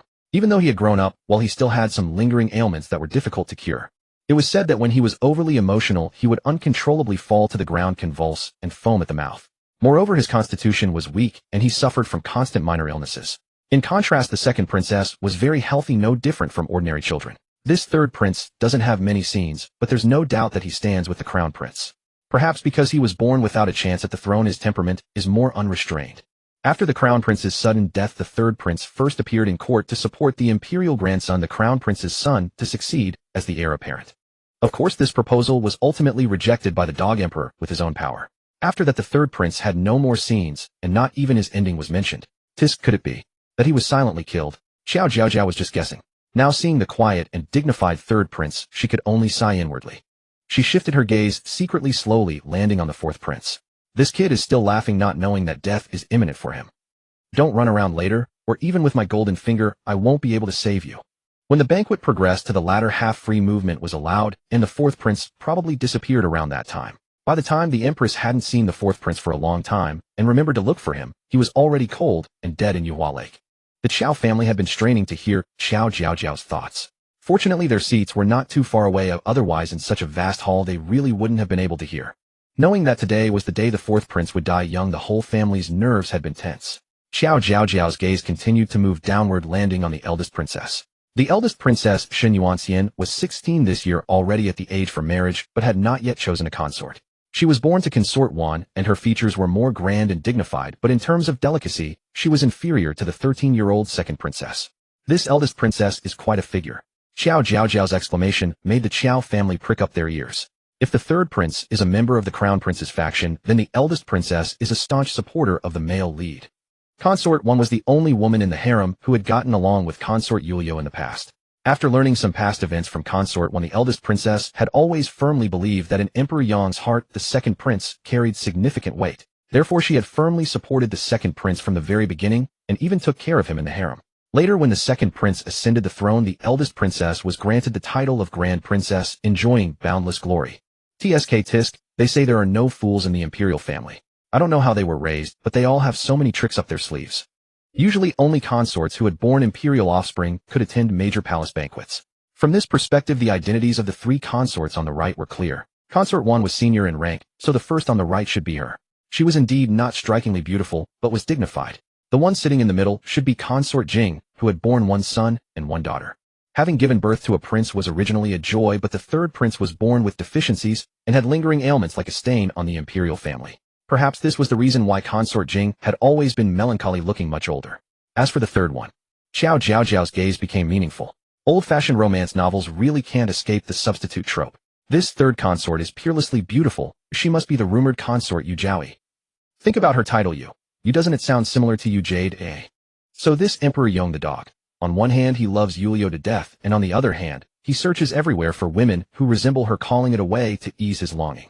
Disgusting.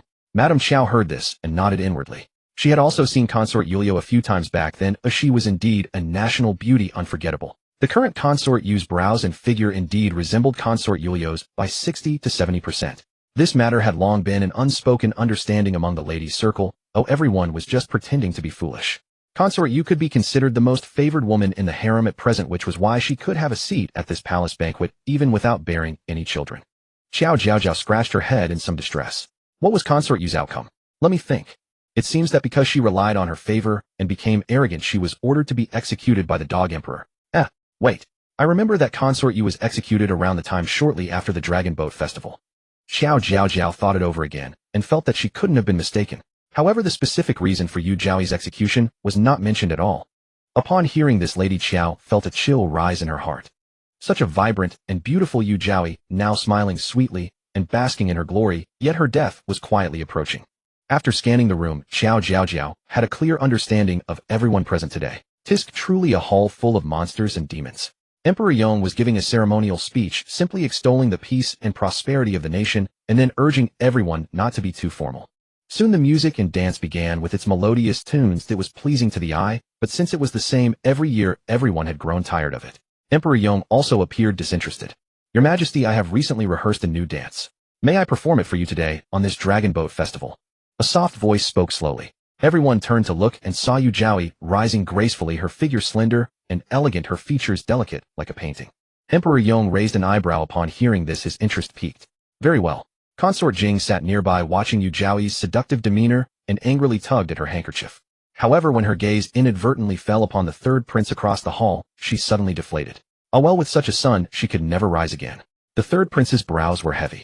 Seeing the look in consort Jing's eyes, though he was long accustomed to the disappointment and disgust within them, the pain in his heart was still unbearable. His breathing quickened slightly, and he hurriedly clenched his fists secretly. He must not disgrace himself at such a moment, otherwise, even without his mother's disdain, he would be utterly ashamed. Then I shall go and change my attire. A refined dance required matching costumes. Now it seemed that Yu Jiaoyi had indeed come prepared. Go ahead. A glimmer of anticipation appeared in Emperor Yong's eyes, and his brow relaxed slightly. The Empress watched this scene, her heart as calm as an ancient well. Her relationship with His Majesty had long been a marriage in name only. As long as the Crown Prince and the fourth prince were well, she was content. As for where a man's heart lay, she had been wounded too deeply back then, and now she no longer cared. Qiao Jiaojiao glanced up and saw the Empress's steady composure and couldn't help but grin. That's right, men are not worth a second thought. The Empress is truly a role model for all women. Yu Jiaoyi retreated gracefully, leaving a trail of fragrant breeze wherever she passed. The court officials lowered their heads in unison, not daring to look. In the side hall, as soon as Yu Jiaoyi entered, a palace maid immediately came forward. Once the door closed, all the softness and submissiveness vanished from Yu Jiaoyi's face. She grabbed the maid's wrist and asked urgently, "How did it go? Did you catch him?" The maid was Yu Jiaoyi's confidant named Lulu. "Your ladyship, we caught him. He's been bound and taken to a hidden place." Yu Jiaoyi's brows relaxed, and she instantly became much more at ease. Good. Lulu frowned with concern. "Your ladyship, you are currently at the height of favor. Isn't this too risky?" Yu Jiaoyi was momentarily stunned. Thinking of something, a trace of obsession appeared on her face. "Lulu, it's worth the risk. Otherwise I will never be resigned." Lulu dared not dissuade her further. "Your ladyship, let's change your clothes first. Everyone is waiting outside." Yu Jiaoyi nodded happily. "I have practiced so hard for so long today, I can finally dance for him." The music and dance in the hall had already stopped. While waiting for Yu Jiaoyi to change, Emperor Yong suddenly asked on a whim, "Where is the daughter of the Meng family?" Upon hearing this, everyone turned to look at the long table at the back. Minister Meng was flattered, and Lady Meng's heart skipped a beat. She quickly tugged at Meng Gushue. Meng Gushue had already stood up respectfully. "Your Majesty, I am Meng Gushue of the Meng family." The second prince, who had been bowing his head in a respectful and silent manner, immediately looked up upon hearing the name Gushue. The young girl had an oval face, fair skin, curved brows, and most striking were her eyes, which sparkled with vivacity. Her name contained snow, and her voice was familiar. This Mengushiue was surely the girl who held the recipes.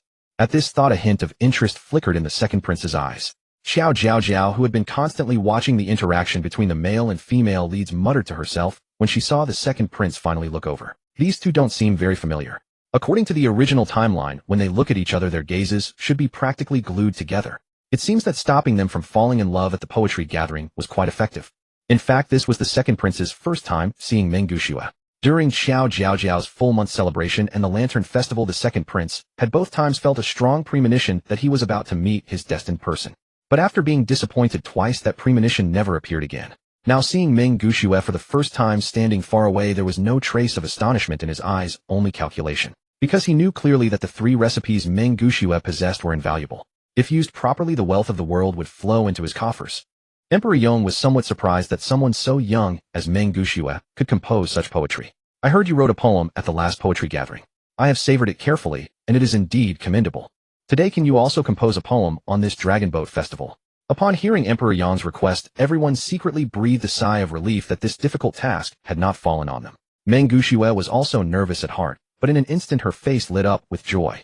Emperor Yong was practically handing her an opportunity to become famous. She had said it long ago, she was the destined daughter of this world, and fate would always favor her. Qiao Jiaojiao shook her head secretly at the sight. A freebie? It's a total freebie. I said we shouldn't underestimate the female lead. She's like an indestructible cockroach, getting up as soon as she gets a chance. Mengushiue suppressed the ecstasy in her heart. Your Majesty, I would venture to try. Upon hearing this, everyone turned to look at her, causing her confidence and vanity to swell rapidly. This is how it should be. She should have been the center of attention long ago. This day had been delayed for too long, but at least she hadn't waited in vain. The next moment, Mengushiue opened her small mouth and plagiarized another poem. The sacred canon marks the auspicious day, the bright departure at noon. 5 stars align with the fire virtue, may 1,000 years continue like heaven's span. Her voice fell crisply. Mengushiue's eyes sparkled, and she felt very pleased with herself. She remembered many poems about the Dragon Boat Festival. This one was not particularly on point, but its auspicious meaning was undeniable, and it subtly flattered Emperor Yong. Everyone savored the poem and was secretly astonished. This daughter of the Meng family indeed had true talent. Emperor Yong was overjoyed and immediately waved his hand. Reward. Mengushiue's elation was indescribable. She bent her knee in a curtsy. Thank you, Your Majesty. Just then the sound of silk and bamboo music arose from outside the hall, followed by a graceful figure approaching leisurely. Mengushiue had just enjoyed the limelight and basked in the adulation of the crowd when Yu Jiaoyi glided in, instantly capturing everyone's attention. Mengushiue secretly fumed. A short-lived concubine dares to join the fun. She had seen Yu Jiaoyi in her dreams at this very palace banquet, only for her to be executed shortly thereafter. In that dream, her relationship with Shenlang had already been deep and close, and she had once asked him about the cause of Yu Jiaoyi's death.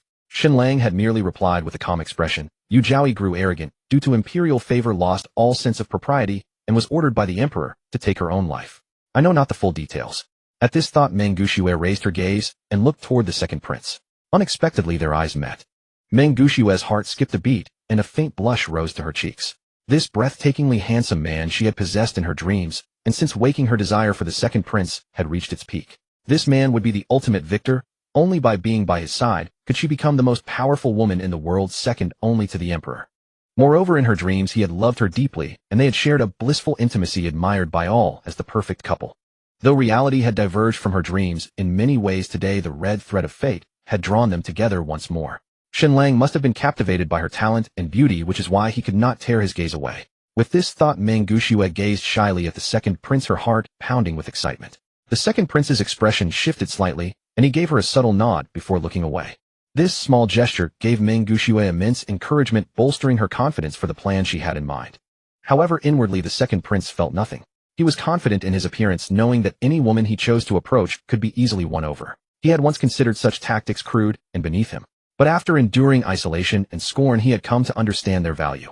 In this man-eating palace, to realize one's ambitions and change one's fate, one must spare no means to increase one's leverage. Women were merely tools for his rise. As for Mengushiue, though she possessed some talent, she appeared arrogant and frivolous. Furthermore, from what he had overheard through the wall, this woman was ambitious and sought much. Such a woman was easy to approach and even easier to exploit. Yu Jiaoyi's dance was graceful and dazzling. Compared to the dignified and restrained movements of the dancers before her waist was supple, her movements bold, and her performance vibrant and free, leaving the audience spellbound. Emperor Yong was in high spirits, tapping his fingers on the long table in rhythm. The court officials dared not look too long, feeling only a light figure dancing before their eyes, so they bowed their heads even lower. Qiao Jiaojiao, however, watched with delight. This concubine certainly has skill. I wonder how her dance compares to Lady Yuliu's jade figure dance. The drumbeats grew dense, making hearts pound. The third prince, sitting close, soon felt his blood surging and a slight dizziness. The second princess kept a close watch on the third prince's condition. Seeing his lips turn pale, her heart tightened. The crown prince was generous to his siblings and knew the third prince's health was frail, so he showed extra concern.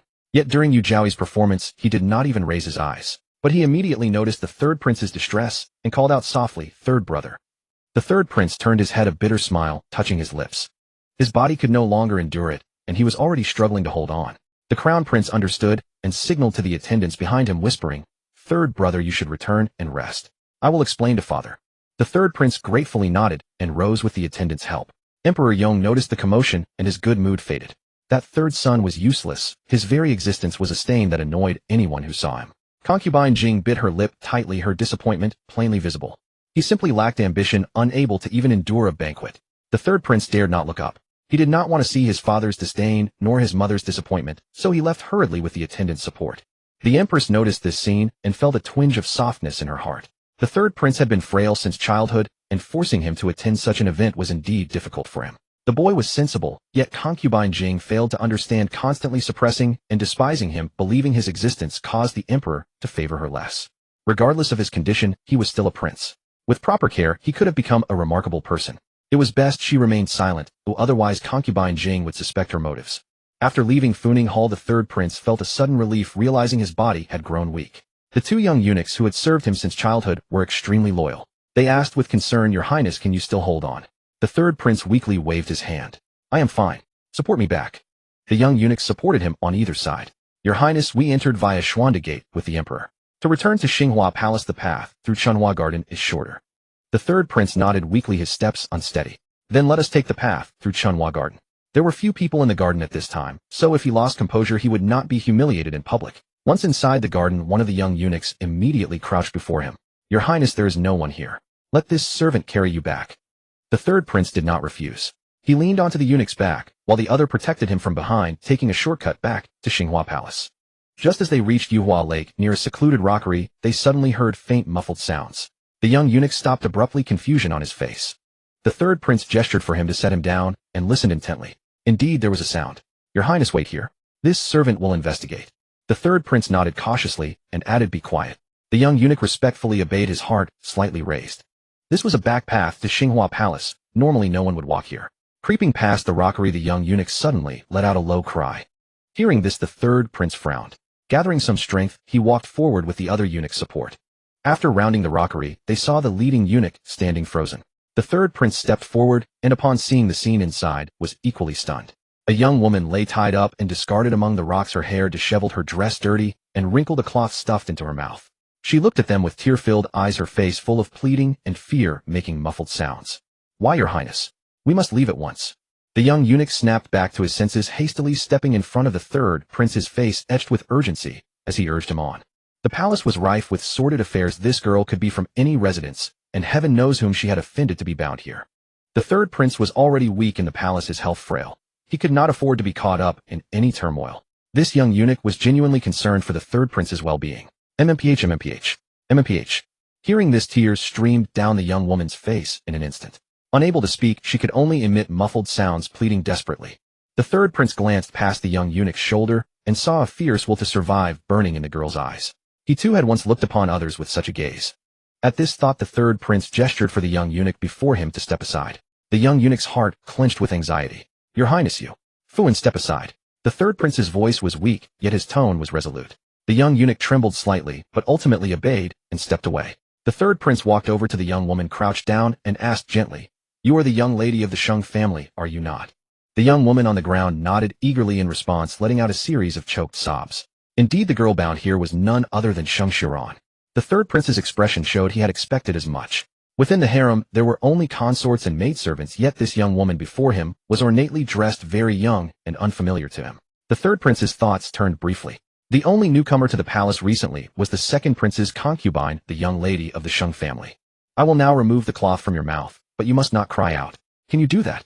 The third prince's face was pale, and his voice carried a hint of feebleness. Sheng Xiuran nodded hastily. She had also deduced that the one addressed as Your Highness who was so frail could only be the congenitally weak third prince. The third prince reached out and removed the cloth from Sheng Xiuran's mouth. The two young eunuchs immediately stepped forward to untie the ropes binding her hands and feet. Freed at last, Sheng Xiuran scrambled to sit up, clutching her own body tightly, clearly having suffered a great shock. The third prince asked gently, "Who bound you here?" Tears flowed uncontrollably down Sheng Xiuran's face. I don't know. I was at Changhua Palace when a maidservant came to say the second prince summoned me. I left without the slightest suspicion. Then out of nowhere a cloth sack was thrown over my head. A sharp pain struck the back of my skull, and I blacked out. When I came to, I was already bound here. The third prince frowned at this. After a moment of contemplation, he said in a low voice, "I shall have someone escort you back to Changhua Palace." At the mere mention of returning to Changhua Palace, Sheng Xiuran shuddered violently, and without thinking seized the third prince's sleeve. "No, Your Highness, I do not wish to return to Changhua Palace. Could you take me away? Even send me out of the palace? I cannot go back." The terror and panic in Sheng Xiuran's eyes were so real that the third prince was taken aback. Hadn't his second brother been deeply enamored with Miss Sheng, even pleading before the emperor for a decree to take her as a concubine? Yet judging by this, it didn't seem to be the case at all. "Your Highness, I beg of you. I would serve you like a beast of burden, anything. Just don't send me back. Whoever bound me here could catch me once, and they could certainly catch me again." The third prince, seeing Sheng Xiuran clinging desperately to his sleeve, found himself with a headache. This was truly something he had not anticipated. Seeing the third prince remain unmoved, Sheng Xiuran bit her lower lip fiercely, then lowered her voice. "Your Highness, I know an earth-shattering secret. I swear it is of grave importance. One you would surely wish to know. Take me away, and as long as I leave the palace safely, I will tell you everything." Sheng Xiuran had no other choice. She had witnessed the second prince's heartlessness firsthand and absolutely could not return. She knew that revealing the secret to the third prince was not a wise move either, but it was her only bargaining chip. She had to risk it. The third prince, however, did not seem particularly intrigued. He had never vied for anything in this palace, unsure how long he would even live. No secret held any appeal to him. Seeing this, Sheng Xiuran gritted her teeth and finally spoke solemnly. "This secret concerns the imperial throne." The two young eunuchs beside them gasped and instinctively covered their mouths. This Miss Sheng had quite the audacity to speak such a colossal lie out of thin air. "Your Highness, you must believe me. I do this only to survive. If you find that I have deceived you, you may take my life at any time." Sheng Xiuran lifted her head, her face etched with sorrow as she pleaded with the third prince, tears falling like beads rolling off a string. This was her last lifeline. The third prince stared at Sheng Xiuran for a long moment, as if weighing his options. Finally, he turned to the young eunuch and said, "Fuin, I cannot walk any further. Send a trusted person back to fetch the sedan chair. Make it as quick as possible." Fuin was startled. His Highness truly intended to take Miss Sheng away. "Your Highness, this. Go now." The third prince's tone grew heavier, and he was seized by a fit of violent coughing. Panic flashed across Fuin's face. Yes, Your Highness. Please don't get agitated. This servant is going at once." Then crouching low, he scurried off in haste. Hearing this, Sheng Xiuran trembled all over and sobbed. "Your Highness, thank you. Thank you." The banquet would last for a long while yet, and this place was rarely visited. The third prince sat quietly, with Sheng Xiuran waiting. Before long, Fuin's voice rang out. "That's far enough. Stop right here. All of you turn around." The third prince knew the sedan had arrived. He turned to Sheng Xiuran and said, "Miss Sheng, I'm afraid you'll have to share the sedan with me for a while. An imposition on you." Sheng Xiuran hastily shook her head. Her once beautiful face was now smeared with dust and tears, yet she still clutched the third prince's sleeve, refusing to let go for dear life. "Xiuran is but the daughter of a disgraced official. Your Highness is of noble birth, a paragon among men. It is I who impose upon you. A paragon among men." The third prince repeated the words with a self-deprecating laugh, then fell silent with a wry smile. "Miss Sheng, let us go." Sheng Xiuran followed closely behind the third prince. As they emerged from the rockery, everyone had already turned their backs and stood at a distance. She carefully stepped into the sedan after the third prince, only to find the space so narrow she could barely move. Sheng Xiuran's face flushed crimson. With the immediate danger past, she suddenly remembered the propriety between men and women. The third prince was also taken aback. He hadn't considered this aspect before, but now. "Never mind. These are desperate measures. Miss Sheng, do squeeze in." As he spoke, the third prince shifted to make room. The sedan was stifling, and Sheng Xiuran's face was so red it seemed ready to bleed. She perched gingerly on the edge, her hands pressed firmly against the sedan's walls. Their sleeves brushed against each other, their bodies pressed closely together in the cramped space. After a long silence, Sheng Xiuran finally spoke in a low voice. "Your Highness, I am still chaste. I say this not for any other reason, but merely to ask that you not find me unclean. The once haughty eldest daughter of the Sheng family, having endured such upheaval and near death, stripped of all her kin, and left only to cling to life, had finally had her edges worn smooth. After saying this, her eyes stung with tears, and she nearly wept. But after a while, even as the sedan was lifted, the third prince's low voice suddenly sounded through the darkness. Others. They all find me unclean too. Within the hall of felicitous tranquility, music and dance reigned in splendor. Consort Yu's dance was passionate and unrestrained, stirring the hearts of all who watched. Yet the Emperor Yong's gaze drifted away, lost in thought. By the Yuhua Lake, separated from the hall of felicitous tranquility by a single garden, she had once danced like this.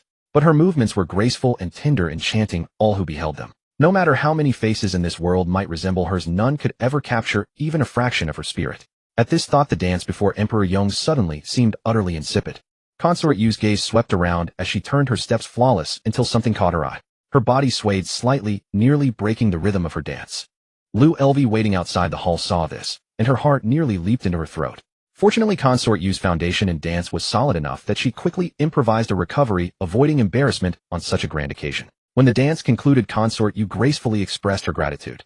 Emperor Yong, having lost his initial enthusiasm, merely curled his lips and offered a few perfunctory praises before casually bestowing some gifts. Consort Yu expressed her thanks profusely, but when she returned to the side chamber to change clothes, her eyes were rimmed with red. As Lu Lv helped her dress, she said with concern, "Your Highness, do not cry and ruin your makeup." Consort Yu's heart was filled with grievance. I rehearsed for this palace banquet for so long, wearing out several pairs of shoes. But Lu Lv, am I not beautiful enough? Did I not dance well enough? Why else would his eyes and heart be set on another?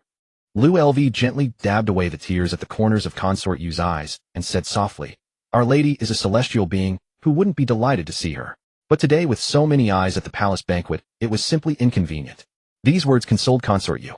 After a moment of thought, she broke into a smile through her tears. Lu Lv speaks sense. Have you made all the arrangements? Lu Lv nodded. Rest assured, Your Highness, everything is set.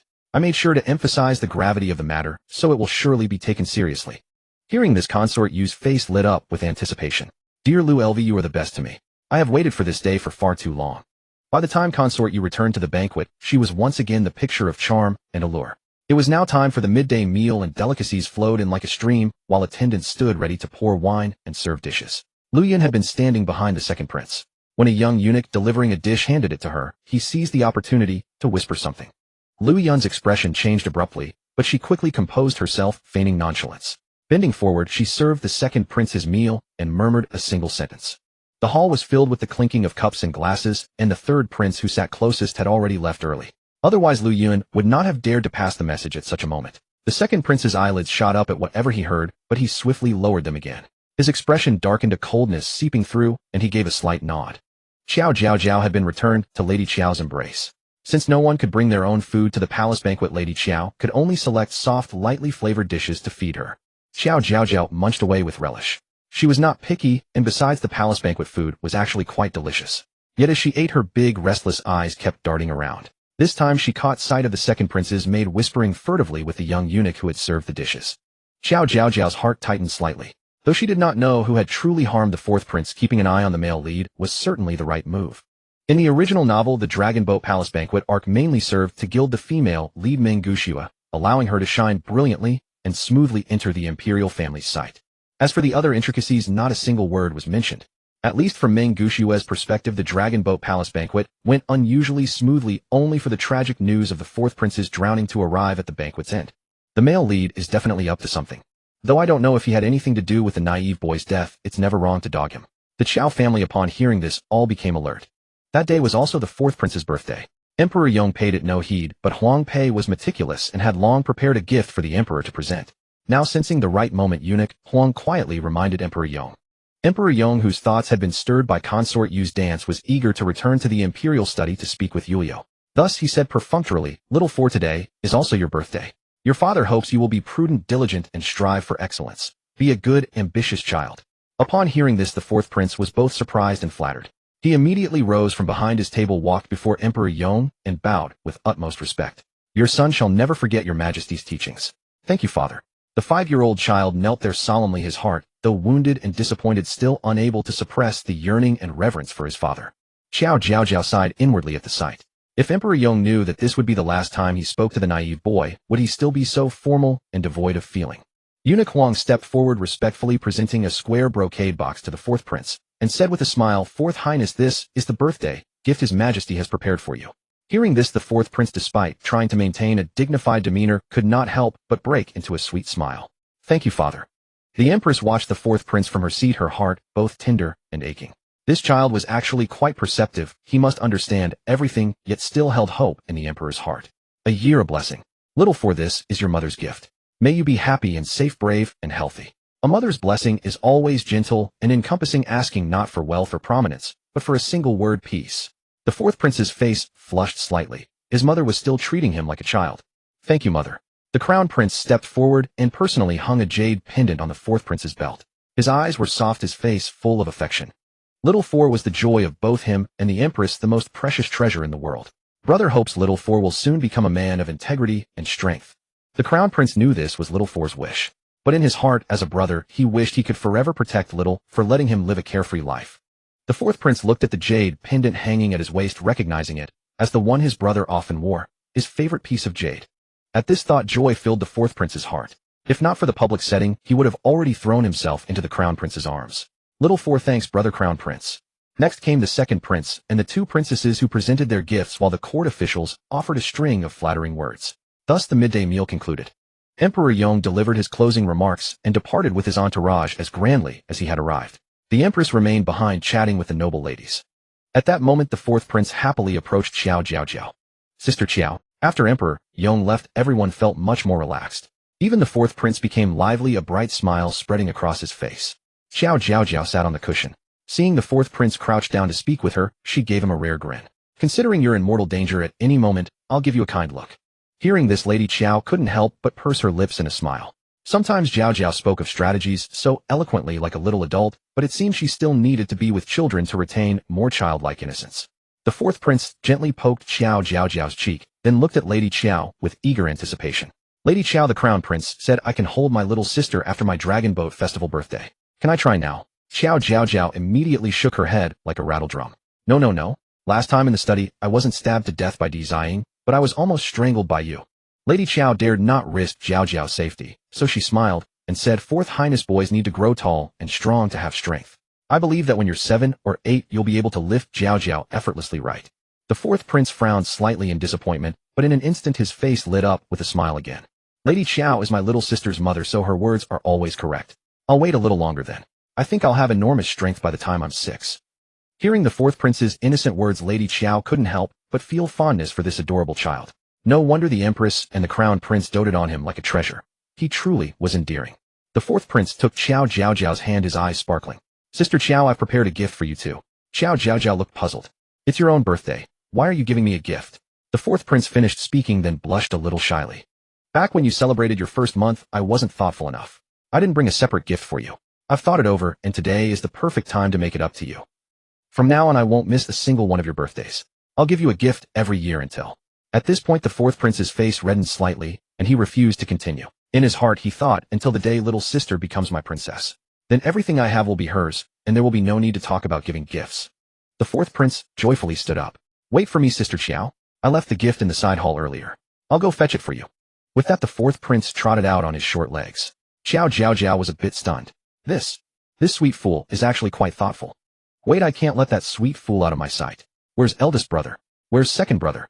Qiao Jiaojiao turned her head and saw that Xiao Tianjing had been pulled away by colleagues, leaving only Qiao Dai sitting obediently, looking simple and honest. Seeing this, Qiao Jiaojiao hurriedly reached out to Qiao Dai, babbling, brother.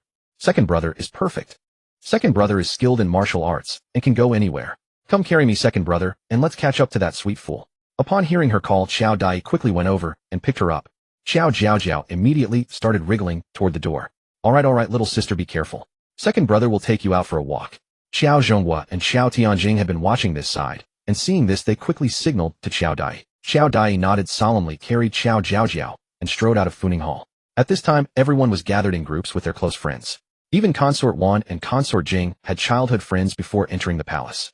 Consort Yu sat quietly in her seat for a while, then suddenly stood up and walked outside. After she left Funing Hall, many people in the hall showed contemptuous expressions. Consort Jing especially detested Consort Yu's coquettish mannerisms. Seizing the opportunity, she complained to her close friend. Look at that vixen. She only got some favor because she resembles someone a bit. Her eyes are always on the top of her head. I sent someone to inquire. She was originally a dancer lowly born and happened to be seen by His Majesty's men and brought in. Look at the dance she performed just now, utterly unsophisticated. Consort Jing had lost favor and was now showing signs of aging, so her heart was full of resentment. The second princess who was accompanying Consort Jing couldn't help but frown upon hearing these words. Consort Yu was currently at the height of favor, and her mother's words were utterly inappropriate. If they reached the emperor's ears, she would surely face a reprimand. Thinking this, she quickly took Consort Jing's arm and said coquettishly, "Mother, my birthday is also coming soon. Have you thought about what gift to prepare for me?" These words successfully diverted Consort Jing's attention, and the second princess breathed a slight sigh of relief. But the words also stirred up her own sorrow. She and her brother were twin dragons and phoenixes, yet her brother, she didn't know how he was doing. His complexion hadn't looked good just now. On the other side, Qiao Dai carrying Qiao Jiaojiao had already reached the side hall entrance. The fourth prince had gone in alone, even sending away the personal eunuch the crown prince had assigned to him, looking very mysterious. Qiao Dai was about to knock on the door when a sharp reprimand came from behind. Who is lurking here? Qiao Dai turned and saw Consort Yu and her maid. He quickly lowered his head and stepped aside. An unrelated man offending a palace consort was a grave crime. Your subject is Qiao Dai, the second son of the Qiao family. I did not intend to offend your highness. Consort Yu snorted lightly and rushed into the side hall without giving him a chance to speak. As the door slammed shut again, Qiao Jiaojiao was dumbfounded. He says my second brother is skulking around, but she, a consort, is in such a hurry. That's even more suspicious. What gift is that sweet fool fetching? He's been gone so long. Logically, he should have met Consort Yu inside by now. Seeing Qiao Jiaojiao so anxious, Qiao Dai had a sudden thought. Could this side hall have a back door? According to his little sister, the fourth prince drowned in the lake. If the side hall had a back door leading directly to Chunhua Garden, that would be dangerous. Thinking this, Qiao Dai quickly walked around the side hall only to be stopped by a wall. He looked around and muttered, if I quietly climb over the wall and no one sees me, it should be fine, right?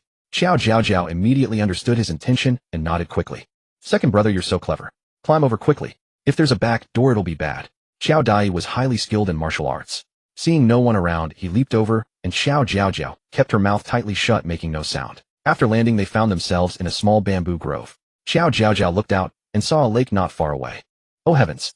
The back door of the side hall indeed leads directly to the spring flower garden.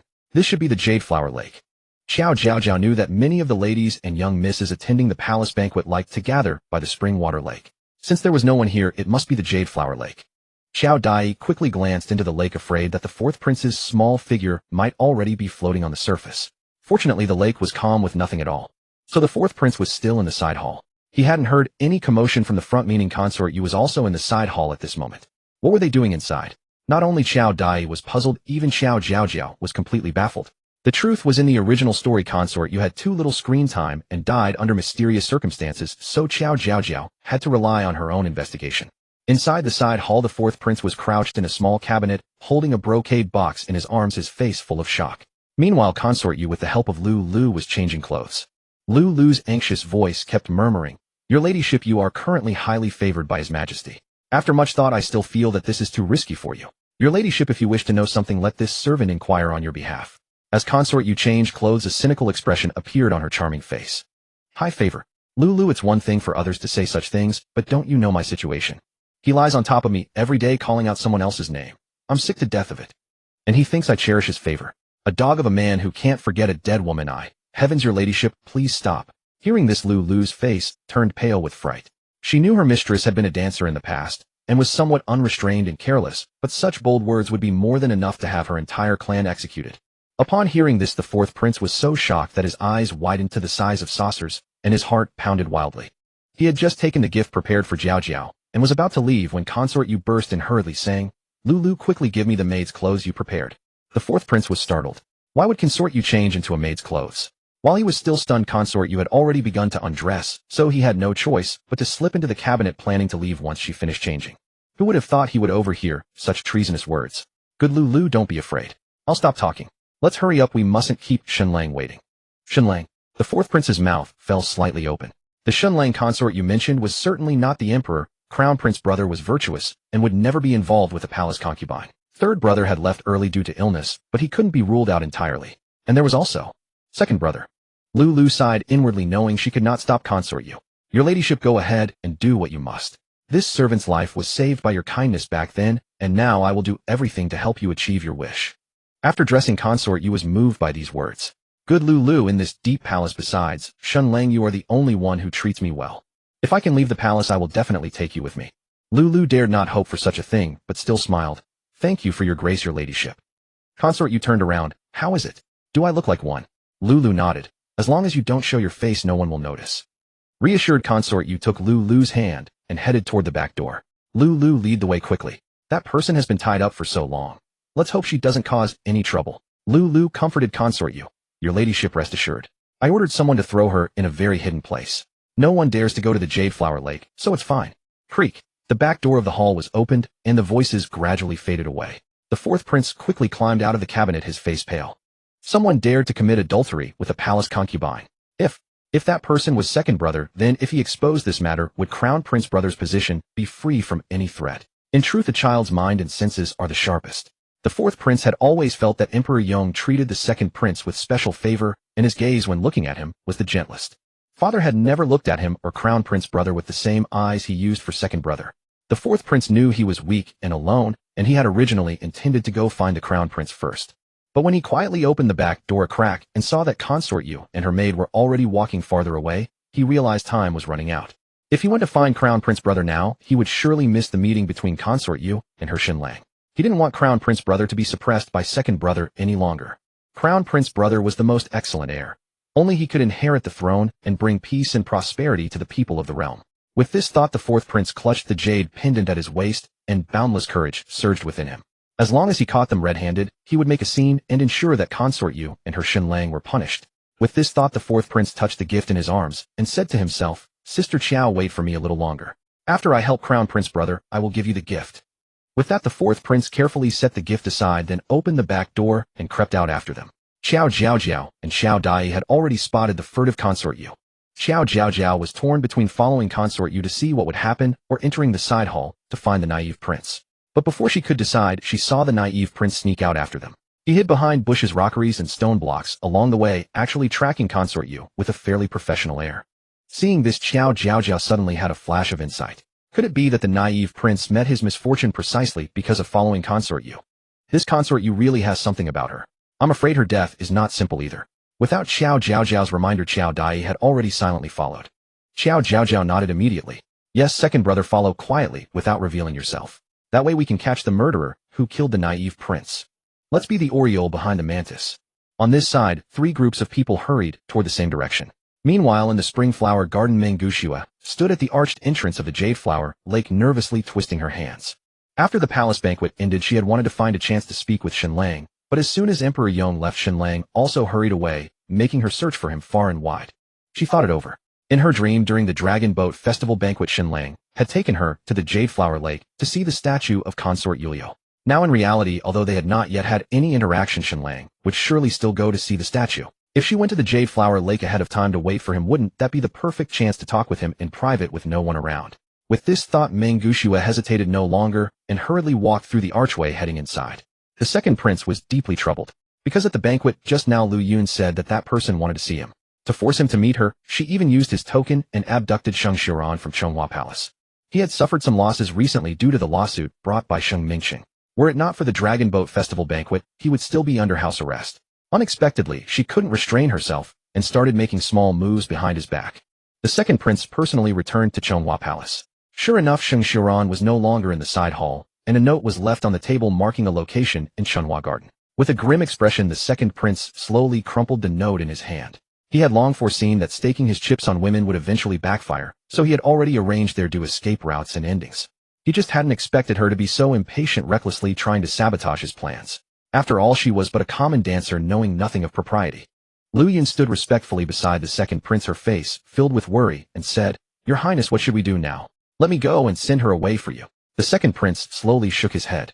"She has made such thorough preparations, she won't give up until she sees me." Lu Yun's worry deepened upon hearing this. "I'm afraid she might do something foolish that could affect your Highness's great plans. After all, she is now a palace consort and quite favored." The second prince squeezed the paper ball in his palm, his expression indifferent, and suddenly asked, "Have you organized all the messages she sent during this period?" Lu Yun nodded solemnly. "All organized. We have fully figured out that person's nightly routine and habits." The second prince nodded in satisfaction and said calmly, "In that case, she is of no further use. Lu Yun, bring me the medicine." Lu Yun trembled slightly upon hearing this, a complex feeling welling up in her heart. That person actually dared to covet his highness, and even schemed to kidnap Shang Xiuran to force him, truly deserving of death. But his highness's ruthless decisiveness also chilled her to the bone. Lu Yun dared not show any abnormality and obediently went to fetch the medicine. When she returned, she handed a small porcelain bottle to the second prince. "Your highness, the medicine is here." The second prince's gaze was cold and clear, and when it fell on Lu Yun it seemed to see through her thoughts. "Lu Yun, you are different. Don't overthink." After saying this, the second prince strode out without any attendants. Lu Yun was instantly stunned, her heart pounding violently. Recalling the second prince's words, her face flushed. She knew she should not harbor improper thoughts, but as long as she could stay by his highness's side, that was enough. The second prince walked from Chonghua Palace to Chunhua Garden, first skirting around Chunshui Lake, then arrived at that arched gate. He rubbed the small porcelain bottle in his sleeve and let out a slight breath. The next moment, following the marked location on the paper, he walked briskly inward. Meng Gushue was sitting on the steps not far from the statue of Lady Yulio, resting her chin on her hands as she waited. There was shade here, making it cooler. Although the weather in May was not yet hot, the sun was already scorching.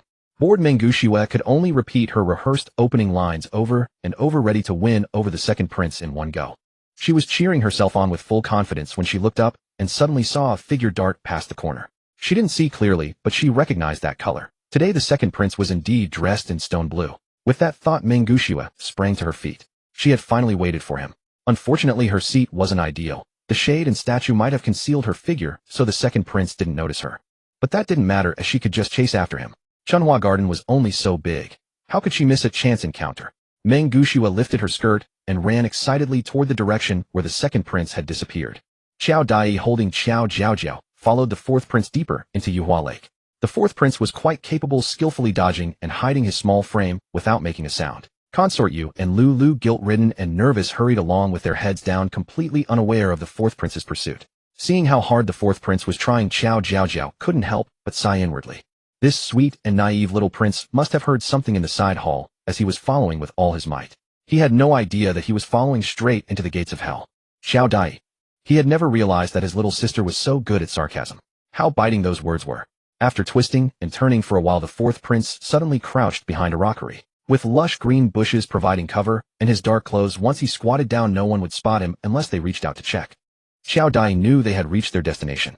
He glanced around, found a lush tree behind the rockery, and leaped lightly onto it. When he landed, not even a branch stirred. Qiao Jiaojiao clicked her tongue inwardly.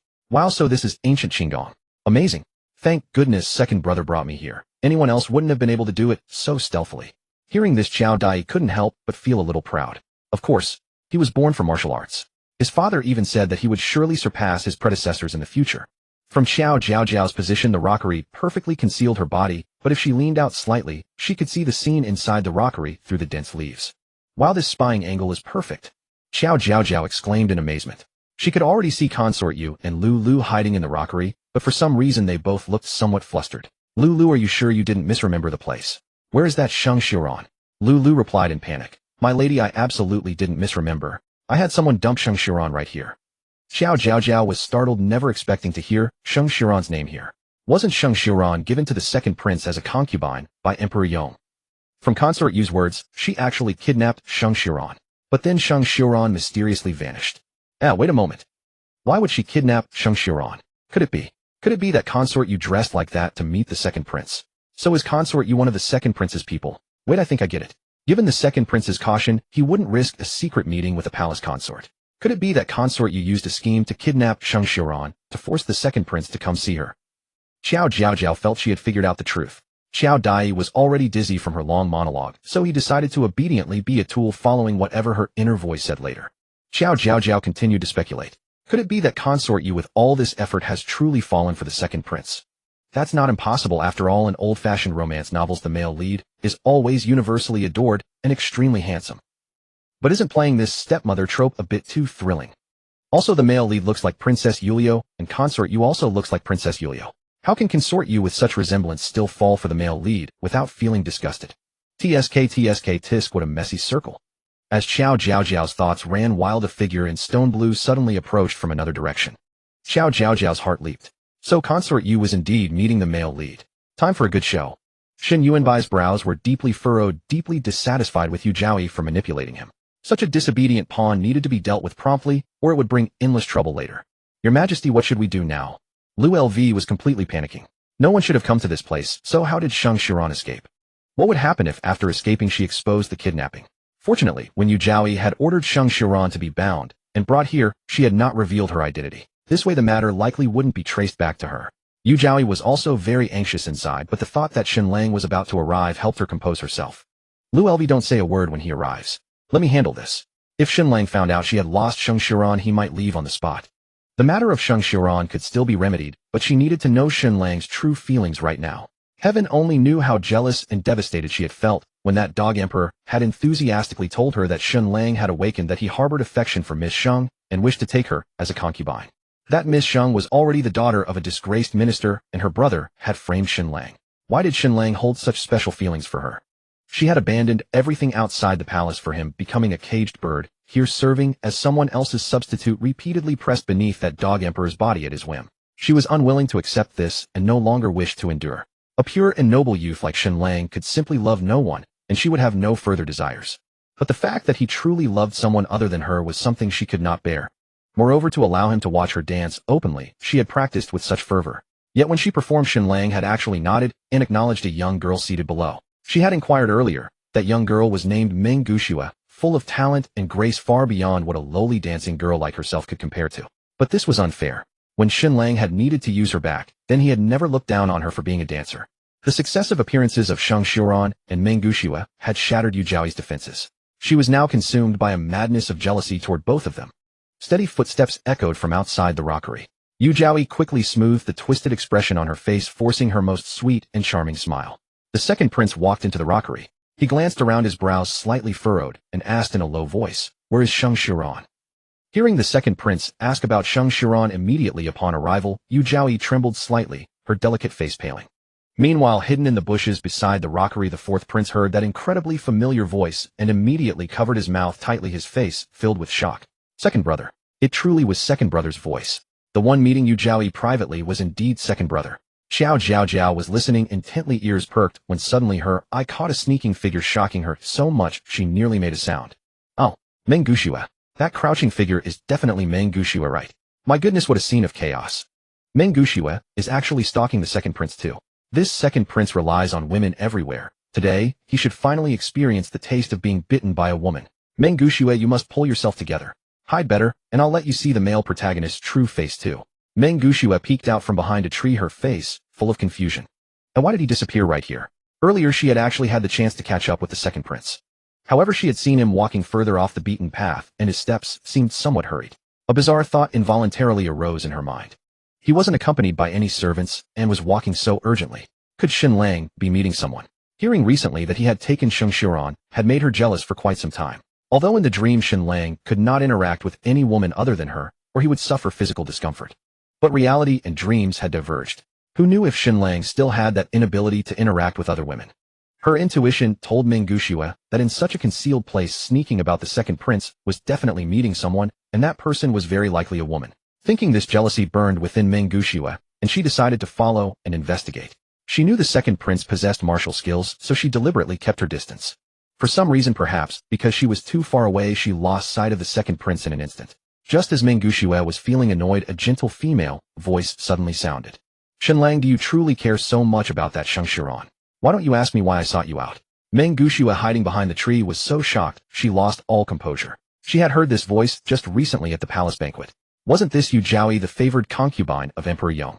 Meng Gushua suddenly broke out in goosebumps, praying inwardly that the Shen Lang mentioned by Yu Jiaoyi was not the second prince. But soon another deep voice shattered her illusion. Shang Xiran was bestowed upon me by the emperor. She cannot go missing without explanation. Meng Gushua felt her body go weak. In this moment, she was suddenly overwhelmed by a sense of confusion, as if her idealized image of the protagonist had shattered. In the dream, Shen Lang was so pure and untainted, never entangling himself with any other woman. She had also asked Shen Lang about Yu Jiaoyi's death in the dream. His expression had been so calm, as if speaking of a stranger. Yet in reality, Shen Lang and Yu Jiaoyi not only knew each other, but their connection seemed profound. Is it merely because she was a gift from the sovereign? But Shen Lang, didn't you seek this grace yourself? Don't you harbor affection for Miss Shang? Yu Jiaoyi's voice continued, tinged with urgency, as if desperate for an answer. The second prince frowned slightly. This pawn had indeed developed inappropriate delusions. That was merely an expedient measure on my part. I harbor no feelings for her. Where did you take her? Hearing this, Yu Jiaoyi's heart relaxed immensely, and she wore a look of relief. That's good, that's good. The next moment she looked up with eager hope and softly said, Shenlang, I no longer wish to serve that dog emperor. Take me away with you, okay? No, I don't dare to hope you can take me away. Just send me out of the palace, okay? As long as you remember, come and see me once in a while. These words were extremely humble, revealing her infatuation with the second prince. After a long silence, the second prince suddenly said coldly, Palace concubines cannot leave the palace unless they are dead. Hearing this, Yu Jiaoyi trembled violently. She urgently grabbed the second prince's sleeve, her eyes full of pleading. Shenlang, isn't there such a thing as a fake death medicine? Let me take one, and then take me away, okay? I really don't want to be anyone's substitute anymore. That dog emperor makes me feel sick. Shenlang, please help me. The second prince restrained himself from pulling his sleeve away from Consort Yu, and his gaze flickered slightly upon hearing her bring up the fake death pill. Do you truly wish to leave? Consort Yu nodded vigorously. She had unhesitatingly given her life and her whole heart to the second prince before her. The second prince pretended to ponder for a moment, then nodded. It is not impossible. These words lit up Consort Yu's eyes. Lord Shen, let us do this as soon as possible, shall we?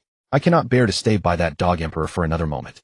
Seeing Consort Yu treat the second prince as her savior, Qiao Jiaojiao shook her head secretly. This foolish woman, does the second prince even have a fake death pill? Even if he did, he would never give it to you. If you dare take his medicine, you will close your eyes and never open them again. Meng Gushue, hearing this, quietly covered her mouth. This Consort Yu was clearly a favored concubine of Emperor Yong, yet she harbored such infatuation for Lord Shen. Would Lord Shen truly rescue her? If Lord Shen kept such a vixen by his side, wouldn't her own position be in grave danger? Even at this moment, Meng Gushue was still entangled in matters of romance. Very well, the second prince replied indifferently. Overjoyed, Consort Yu tugged at Lulu beside her and asked with eager expectation, Lord Shen, Lulu has treated me extremely well. May I take her with us? Lulu had not expected Consort Yu to truly offer to take her along, and a pang of sorrow struck her heart, reddening her eyes. However, she was not infatuated with the second prince, and remained far calmer than Consort Yu.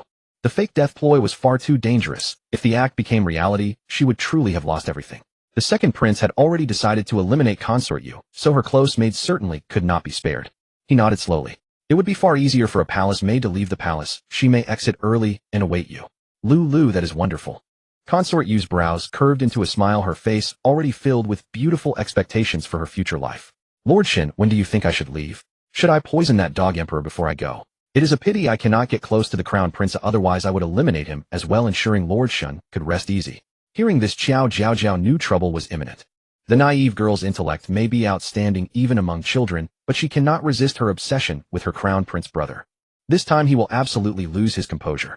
Before Qiao Jiaojiao could finish her thoughts, she heard the cracking sound of a bending branch from the bush where the naive girl was hiding.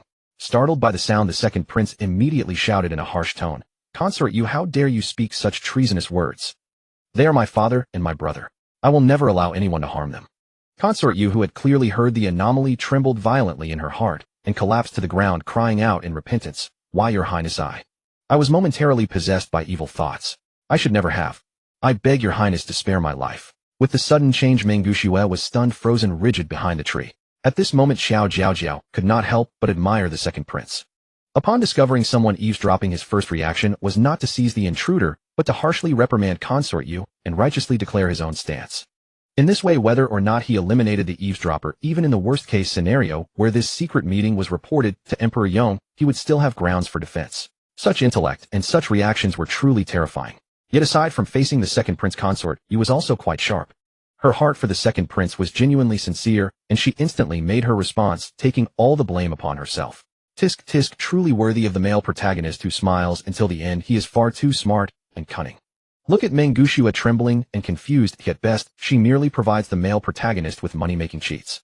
Compared to him, her intellect is simply outmatched. The second prince listened carefully for a while, but there was no further movement in the bushes.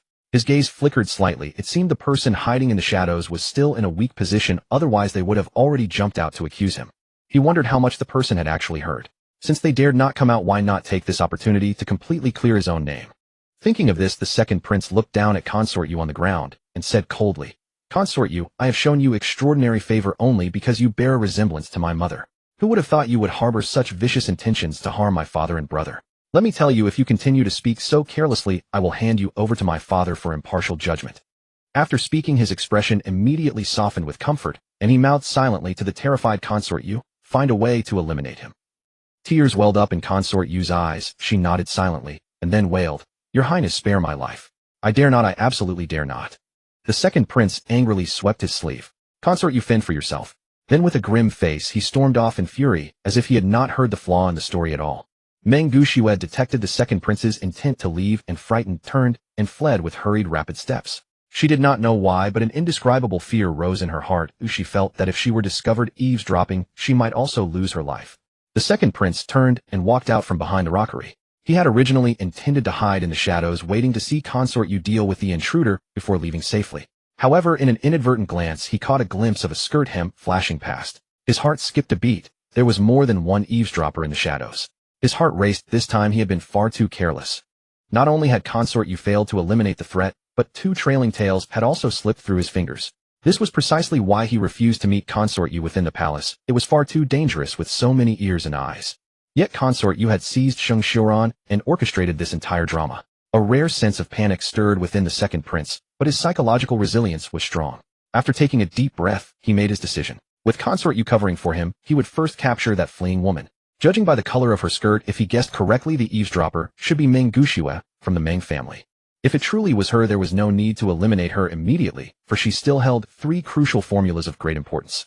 Thinking of this, the second prince slightly quickened his pace and hurried after her. Meanwhile, consort Yu rose with lingering fear. Remembering that someone in the bushes might still threaten her and Lord Shun's lives, her gaze hardened, and a trace of ruthlessness appeared on her face. In the next instant, she suddenly lifted her skirt and deftly ran to the cluster of bushes. She forcefully pushed aside the leaves, revealing a youthful face hidden behind them. Fourth prince. Consort Yu gasped, her face a mixture of panic and astonishment. She had never imagined that the one hiding behind the bushes was the young fourth prince. The fourth prince raised his head, his gaze cold and piercing as he stared at consort Yu, his heart filled with terror. Consort Yu, the bedmate of his imperial father, was secretly enamored with his second brother and even harbored malicious intentions against his father and the crown prince. Such a conspiracy, such a viper's heart. She must not succeed. Though shock and panic raged within him, the fourth prince tightly clutched the jade pendant at his waist, barely managing to maintain a semblance of composure. He could not afford to be harmed. If something happened to him, consort Yu's scheme would never be exposed, and his father and the crown prince would be in grave danger. With that thought, he abruptly rose to his feet, and while consort Yu was still stunned, he lunged forward, ramming his head fiercely into her belly. Caught off guard, consort Yu staggered backward, pain searing through her abdomen, as she nearly fell, saved only by Lu's timely support. Lu was on the verge of tears. The eavesdropper was the fourth prince himself. Both she and her mistress were doomed. "My lady, what are we to do?" Seizing the opportunity, the fourth prince sprinted back the way he came with all his might, shouting loudly, "Help! Someone help!" When Lu heard his cries, her face turned ashen and despair overwhelmed her. "It's over. Truly over." Consort Yu shuddered violently. No longer caring about the pain in her abdomen, she gritted her teeth and gave chase. No, she was but a worthless life, but she must not harm Shenlang.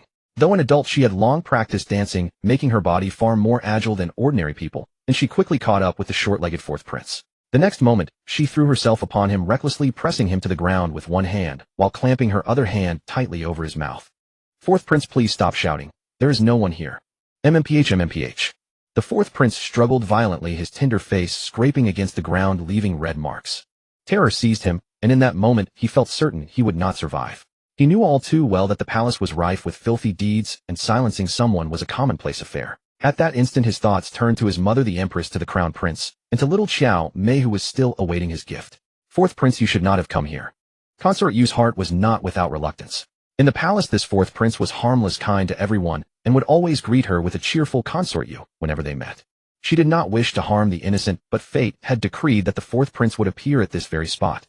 Hearing this, the fourth prince knew escape was impossible. In that moment, the small boy resolved, "No, even if I die, I must leave some clue for the crown prince. If I die, mother will be heartbroken, and if anything happens to the crown prince, as well, mother will not survive." With that thought, he pressed his forehead to the ground, and while consort Yu was taken aback, he opened his mouth wide and bit down hard on her hand. He bit with all his might, only relaxing when he tasted blood in his mouth. Perfect. He had left a deep bite mark on consort Yu's hand. He was still young, and few in the palace had such a mark. His brother was clever enough to trace it back to consort Yu, and then the threat would be eliminated.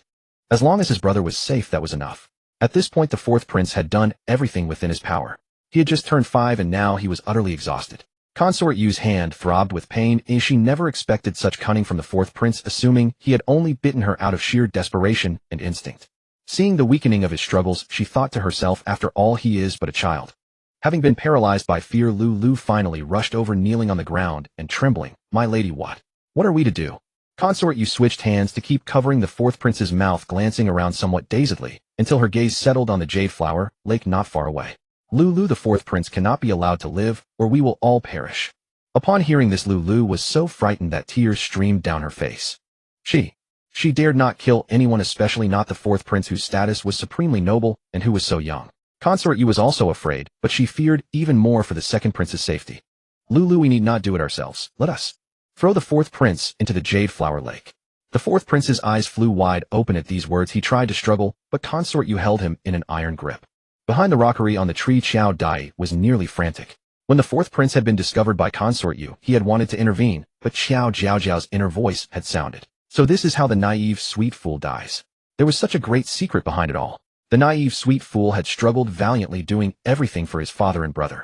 Yet the original novel never mentioned this, reducing him to a trivial supporting character, a tool to advance the plot. No wonder Consort Yu was exposed later. That bite from the naive, sweet fool must have been crucial. But the Dog Emperor's charge against Consort Yu was not harming a prince, but arrogance born of favor. Was it due to insufficient evidence? Or perhaps the Dog Emperor knew this involved his beloved second son, so he would rather leave the dead fourth prince unavenged than risk the second prince's reputation. At this thought, Qiao Jiaojiao's heart turned cold. She felt disgust for the Dog Emperor and sorrow for the naive, sweet fool who had died so young. He was still too young, though remarkably clever and extraordinary, but the protection of the crown prince and empress had made him underestimate the wickedness of human hearts. Had he been more calculating, he would not have revealed himself by brushing against the branches in his emotional agitation. I still hope second brother will act later, though the naive, sweet fool suffers. He must grow quickly. Emperor Yong is even more ruthless than I imagined, otherwise the naive, sweet fool would not have died so insignificantly. Only by truly experiencing a life and death crisis can the naive, sweet fool see the perils of the palace, fully perceive Emperor Yong's favoritism, and cease harboring expectations for him. Woo, suddenly I feel my heart is cruel. Naive, sweet fool, I mean well for you, so don't blame me. I've already found something in the Merit Mall that can save you, and I've made multiple preparations. I will never let you truly meet the king of hell. Qiao Dai, seeing Qiao Jiaojiao's thorough caution, could only suppress his urgency and silently wait for the optimal moment to act. With Lulu's assistance, Consort Yu slowly turned the fourth prince toward the Yuhua Lake. At first the fourth prince struggled, but now he was truly out of strength. A hint of tears glimmered in his eyes. He had never learned to swim, and it seemed he would truly lose his life. If his elder brother and mother learned of his death, how heartbroken they would be. It was his fault, his failure to protect himself. Consort Yu could not bear to look at the fourth prince again. The child was utterly innocent, yet he could not be allowed to live. Qiao Dai's heart was pounding so fiercely it threatened to leap from his throat. Qiao Jiaojiao stared intently at the fourth prince, her expression grim and severe. This was a bloody lesson aimed at nailing Consort Yu irrevocably to the crime of murdering an imperial heir. Consort Yu mustered her courage, and with Lulu's help hardened her heart, and shoved the fourth prince into the Yuhua Lake with a single push. Splash! Water splashed up, and the fourth prince immediately opened his mouth to cry for help, but lake water instantly flooded into his mouth. Help! Help! Help! The fourth prince's voice rose intermittently, emerging above the surface and sinking back down over and over again. After several such cycles, the fourth prince was completely exhausted. Once more he sank, and a few bubbles rose from the water before he never surfaced again. Qiao Dai's palms were soaked with sweat. Seeing this, he couldn't help swallow. Consort Yu and Lulu, noticing the lake was still, their legs gave way. They dared not linger, and supporting each other they fled in panic. With such a grave incident to dispel suspicion, they had to appear before others as quickly as possible and act as if nothing had happened. Lulu, hurry. The faster the better. Consort Yu's voice trembled as she spoke, her skirt billowing like waves with each step, as if something would catch up if she were even a moment slower. Qiao Jiaojiao watched Consort Yu and Lulu disappear around the rockery and was about to shout for help when Qiao Dai had already leaped down from the tree.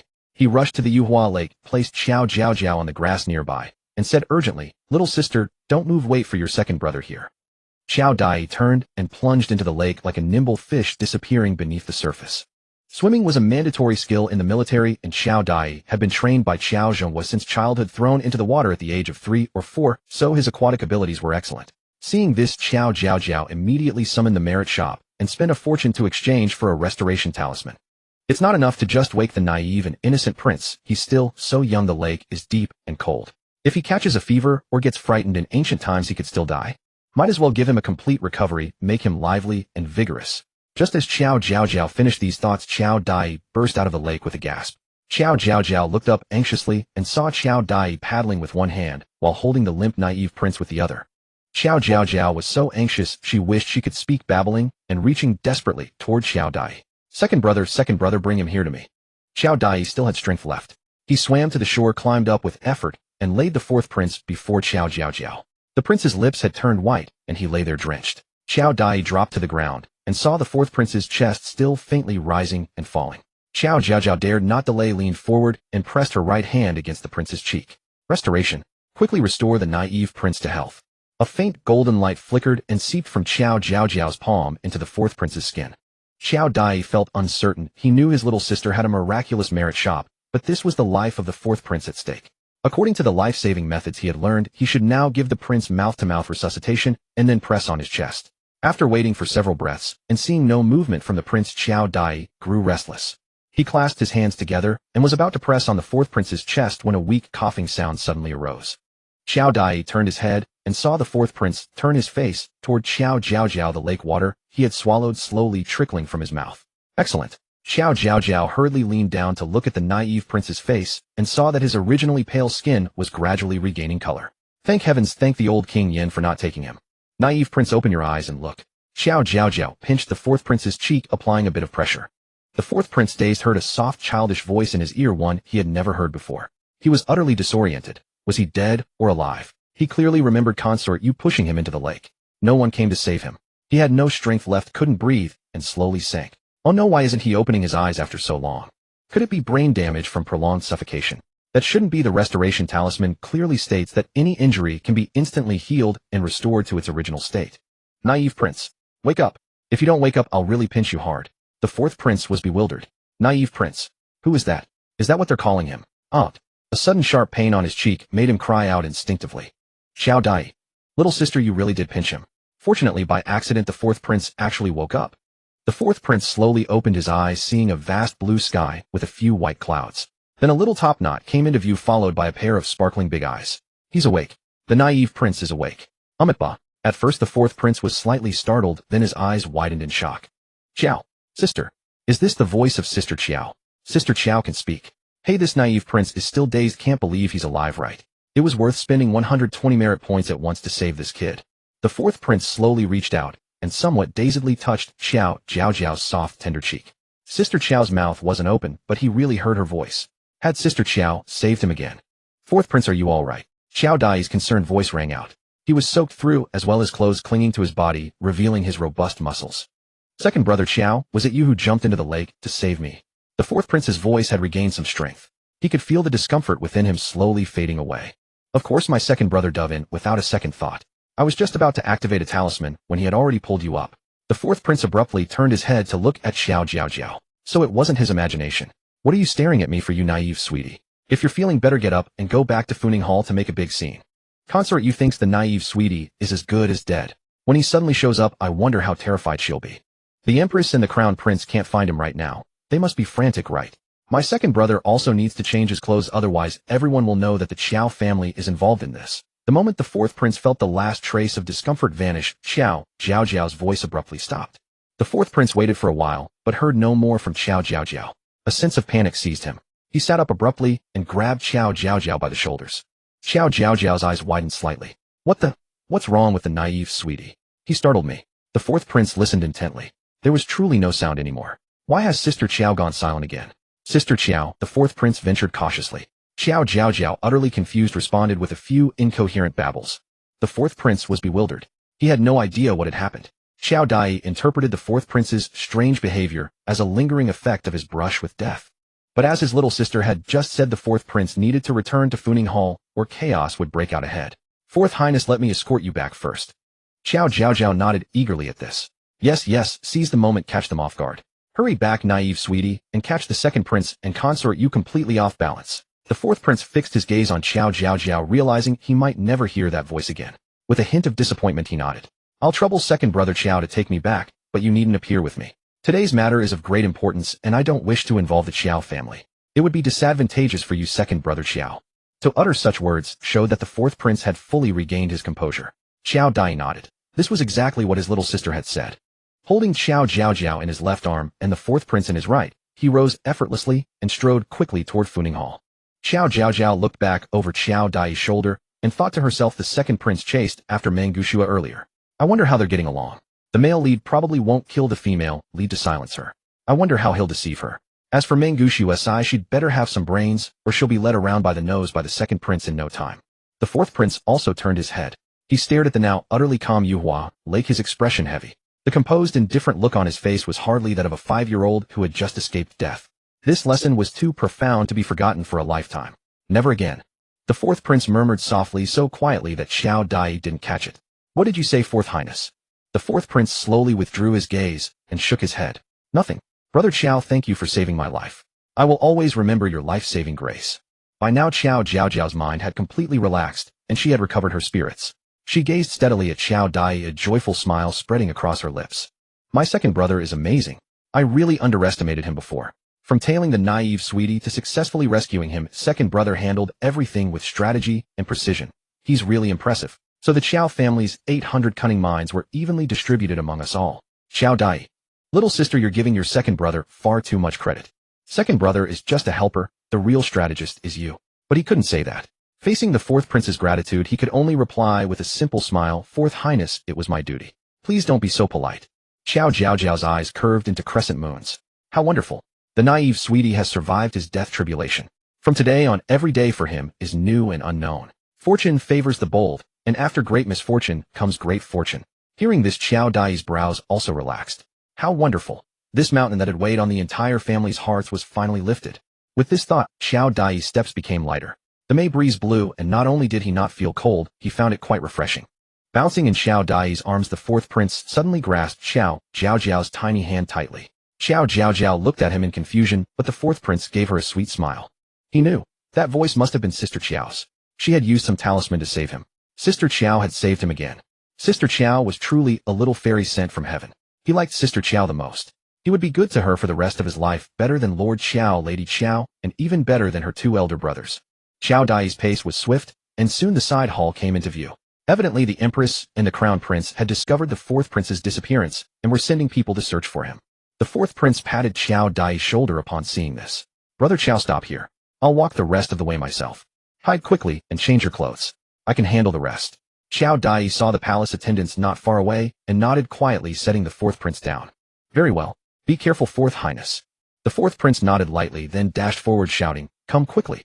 Consort, you try to kill me. The moment the fourth prince appeared, the attendants were overjoyed. But when they saw his disheveled state and heard his cry, they nearly fainted from shock. Had they heard correctly? Qiao Dai looked puzzled. Why didn't the fourth prince mention the second prince? Qiao Jiaojiao, however, nodded inwardly. The naive sweetie is truly clever. Qiao Dai. The second prince had completely cleared himself earlier. If he were to rashly accuse the second prince of adultery with consort Yu, he might well be bitten back. After all, such an accusation involves the face of the imperial family. If it can't be nailed down firmly, the blame would fall on the fourth prince for spreading rumors. It's better to first expose consort Yu. When Emperor Yong interrogates her, the second prince will inevitably be implicated.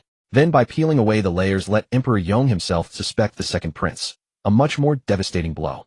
Now it all depends on how much weight Princess Yulio and the second prince carry in Emperor Yong's heart. If that dog emperor can even tolerate the second prince defiling his woman, then fine. The Qiao family will focus all their efforts on finding a way to kill the dog emperor, because otherwise the second prince will stand forever unshakable. If the ruler forces his subject to die, the subject rebels in anger. Well, that's perfectly reasonable. Qiao Dai was left dizzy by all this. Seeing that the fourth prince had departed surrounded by attendants, he took a shortcut to another side hall prepared for ministers, and changed his clothes. Qiao Madam had long known that the fourth prince would drown during the palace banquet. Worried that Qiao Zhonghua or her 2 sons would need to dive in to save him, she had prepared 2 identical sets of clothes for each of them. One set to wear, one as a spare, so that even after changing no one would notice anything amiss. By the time Qiao Dai had changed clothes and reappeared at the entrance of Funing Hall, holding Qiao Jiaojiao, the ministers and their families were gradually taking their leave. Oh, it seems the drama has already begun. They are dismissing everyone, are they? What a pity, I won't be able to watch the show. Qiao Dai, not seeing his parents, flickered his figure and stepped into the hall. Qiao Jiaojiao looked up and happened to see her parents rising to their feet, clearly preparing to leave as well. She hastily cast her gaze toward the seat of honor. The empress, usually gentle, appeared deathly pale, clutching the fourth prince tightly to her side, her expression a mixture of lingering terror and fury. The crown prince stood to the side, his face grim and cold, his eyes slightly lowered as he lost in deep thought.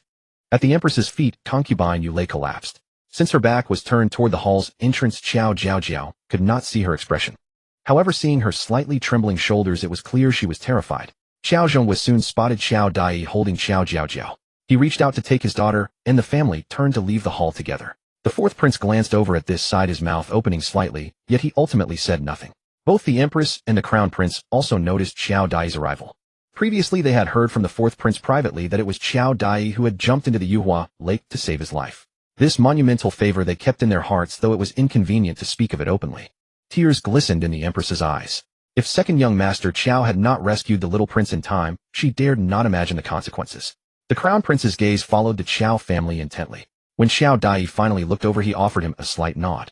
Qiao Dai understood that the crown prince must have already confided in the fourth prince. He responded with a simple, hearty smile, revealing a row of white teeth. A hint of warmth finally appeared on the crown prince's face. Just then a voice echoed from outside the hall, "His Majesty approaches."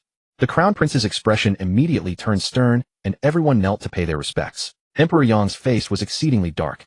He strode through the crowd into the hall, the hem of his bright yellow robes fluttering, betraying his immense anger. Qiao Jiaojiao stole a glance at Emperor Yang. "If you still have any humanity left, do not completely chill the hearts of your lawful wife and your 2 children." Bang! The doors of the Ning Hall closed. "Rise immediately. All non-essential personnel dismiss." Eunuch Huang stood guard at the entrance, his expression grave, urging them aloud. Hearing this, everyone hastily rose and departed. At that moment, Qiao Jiaojiao suddenly noticed Vice Minister Meng and his wife standing frozen in place, their faces drained of color. Qiao Jiaojiao's eyebrows twitched slightly. Meng Gushua hasn't returned yet. The second prince wouldn't kill her, would he? Could it be that they hit it off while chatting? No way, right? Even if Meng Gushua is a hopeless romantic, the second prince certainly isn't. Could the protagonist's halo be attracting them to each other, reverting to a Mary Sue style? This statement was filled with so many modern terms that the Qiao family members found it hard to understand. Qiao Tianjing could somewhat grasp Qiao Jiaojiao's meaning, but he did not agree with this speculation.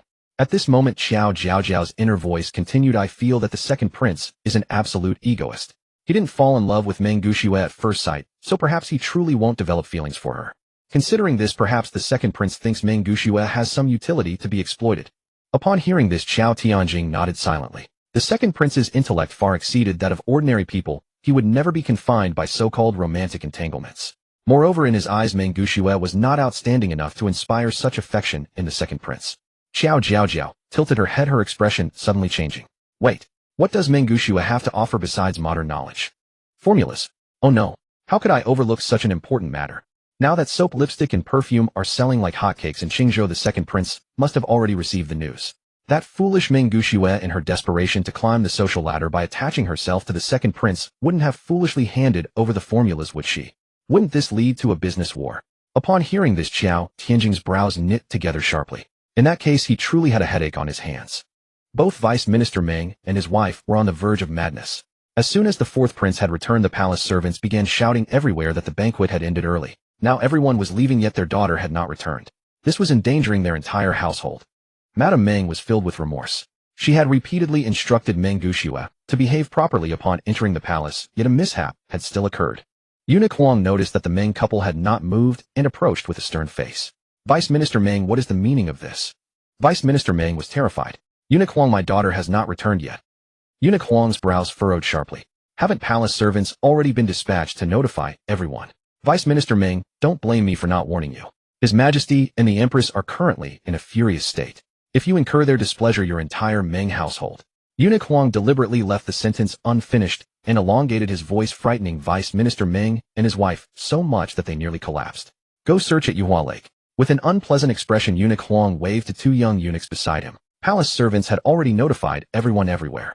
Since she hadn't returned in time, she must not have received the message. Therefore, she could only be at Yuhua Lake. This Miss Meng, relying on her literary talent, was also quite unruly. Was Yuhua Lake a place just anyone could visit? Thinking of this, Eunuch Huang felt a slight displeasure toward Meng Gushua. He lazily lifted his gaze and unexpectedly met the eyes of the departing Qiao family. He quickly changed into a smile. "Master Qiao, farewell." Qiao Zhong smiled and nodded to Eunuch Huang before turning and leaving. Qiao Jiaojiao found it amusing. This Eunuch Huang changes his face so quickly, no wonder he can serve Emperor Yang. He truly has his skills. The moment the Qiao family left, the 2 young eunuchs returned, followed by a hurriedly approaching Meng Gushua.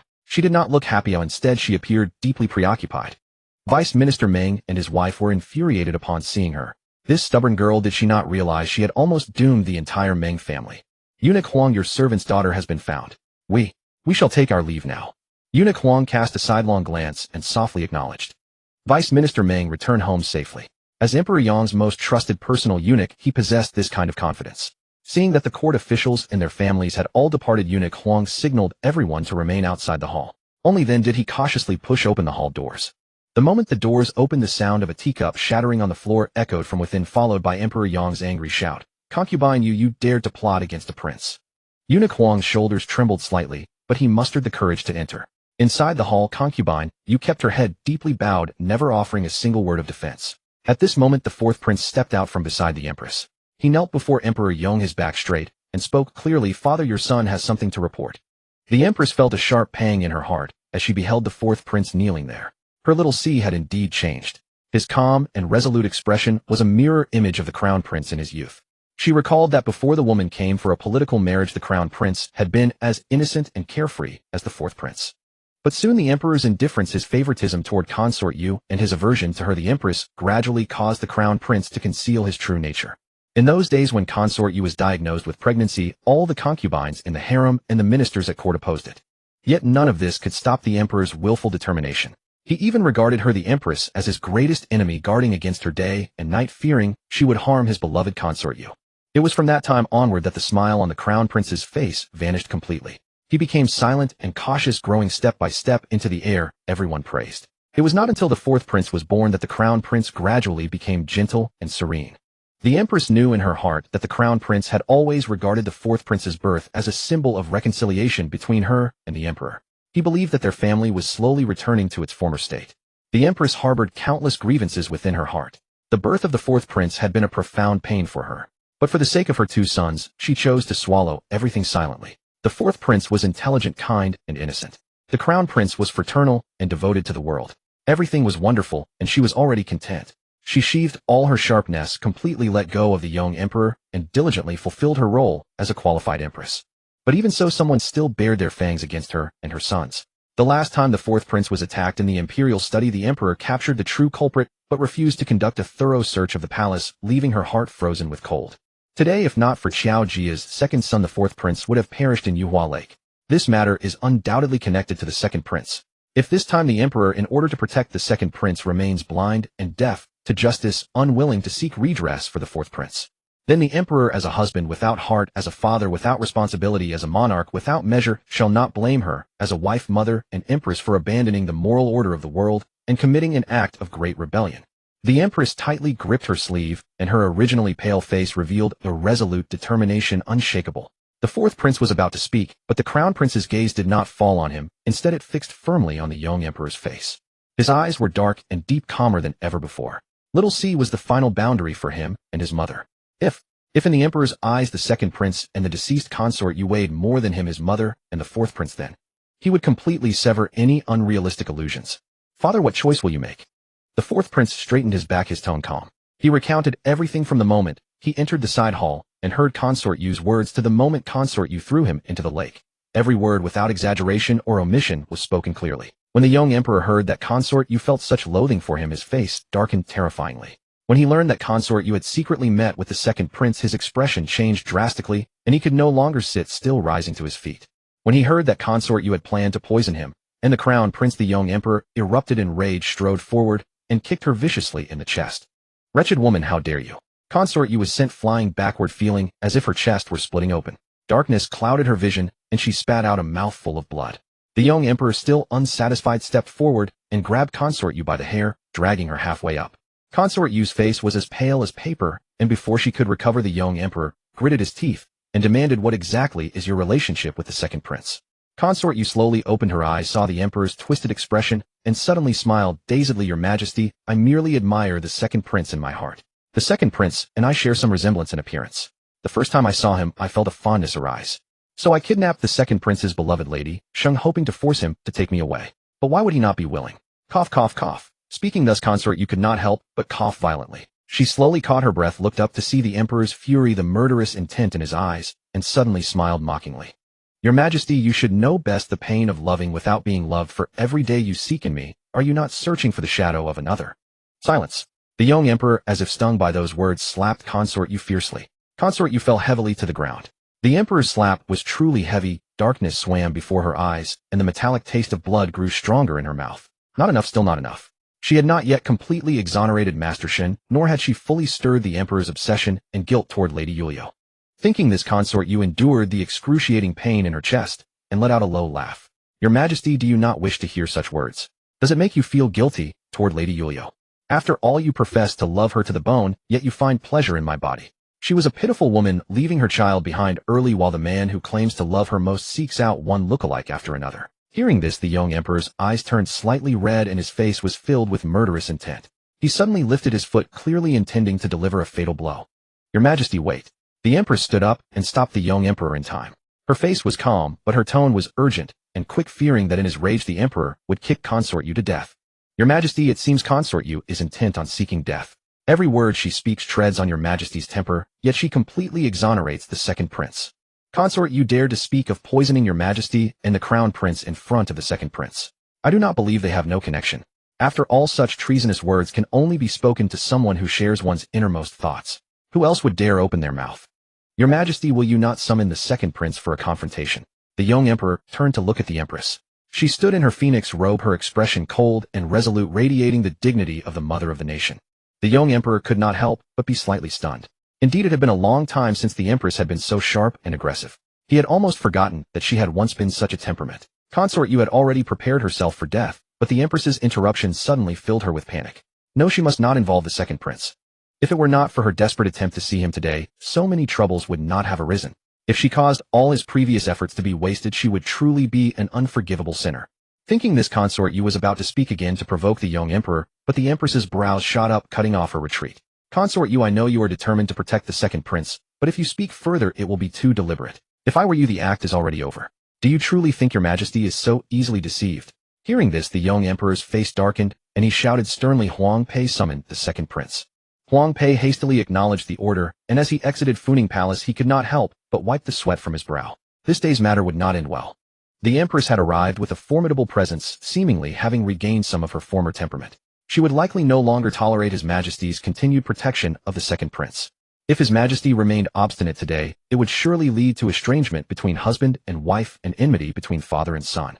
At this thought, Huang Pei shuddered and quickened his pace. He took a shortcut through Chunhua Garden to reach Chunhua Palace, but unexpectedly upon reaching Yuhua Lake, he saw the figure of the second prince from afar. The prince stood alone before the statue of Lady Yuliu, his jade-like face filled with melancholy, evoking pity in any who saw him. Huang Pei's steps suddenly halted. Was the second prince truly moved by emotion and came to commemorate Lady Yuliu, or had he learned of the earlier events and was preparing to play the sentiment card? He dared not ponder further, hurriedly stepping forward and calling out in a low voice, Second Prince, His Majesty urgently summons you. The second prince gave a slight start, as if too absorbed in gazing at the statue, and startled by Huang Pei. Huang Pei quickly apologized, but the second prince waved his hand. Eunuch Huang, what does father wish to see me about? This. Second prince, you had best go to Funing Palace and see for yourself. Huang Pei hesitated for a moment before answering respectfully. The second prince's eyes flickered slightly. This old servant was truly slippery. In an instant he assumed a sorrowful and guilty expression, speaking softly, just as well, I too have something to report to father. After speaking, the second prince strode away, and Eunuch Huang, momentarily stunned, quickly followed. Upon reaching the entrance of Funing Palace, before the door was even opened, the second prince suddenly knelt on both knees and declared loudly, Father, your son has committed a crime. I beg father to punish me. Eunuch Huang's hand about to push open the palace door abruptly halted. Being a seasoned veteran, he instantly understood the second prince's scheme. With that thought, he quickly waved at the surrounding eunuchs and maids. Withdraw. All of you withdraw. The other palace attendants, seeing the second prince kneeling publicly, turned pale with fear and trembled. They did not wish to hear any of this. If it were some secret matter, all of them present would lose their heads. Now that Eunuch Huang had shouted, the attendants felt pardoned and immediately retreated, standing far away. At this moment, the second prince knocked his forehead on the ground and said in a deep voice, Father, today Consort Yu used Xiuran as bait to lure me to a meeting at Yuhua Lake.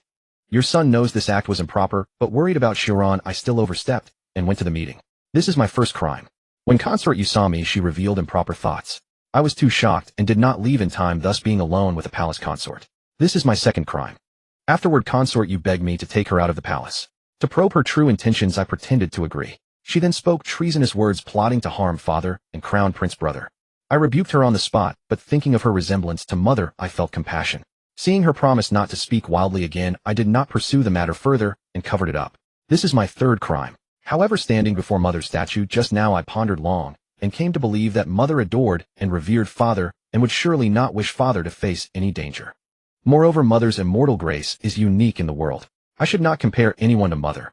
That would be a desecration. If mother knows in the afterlife, how heartbroken she would be.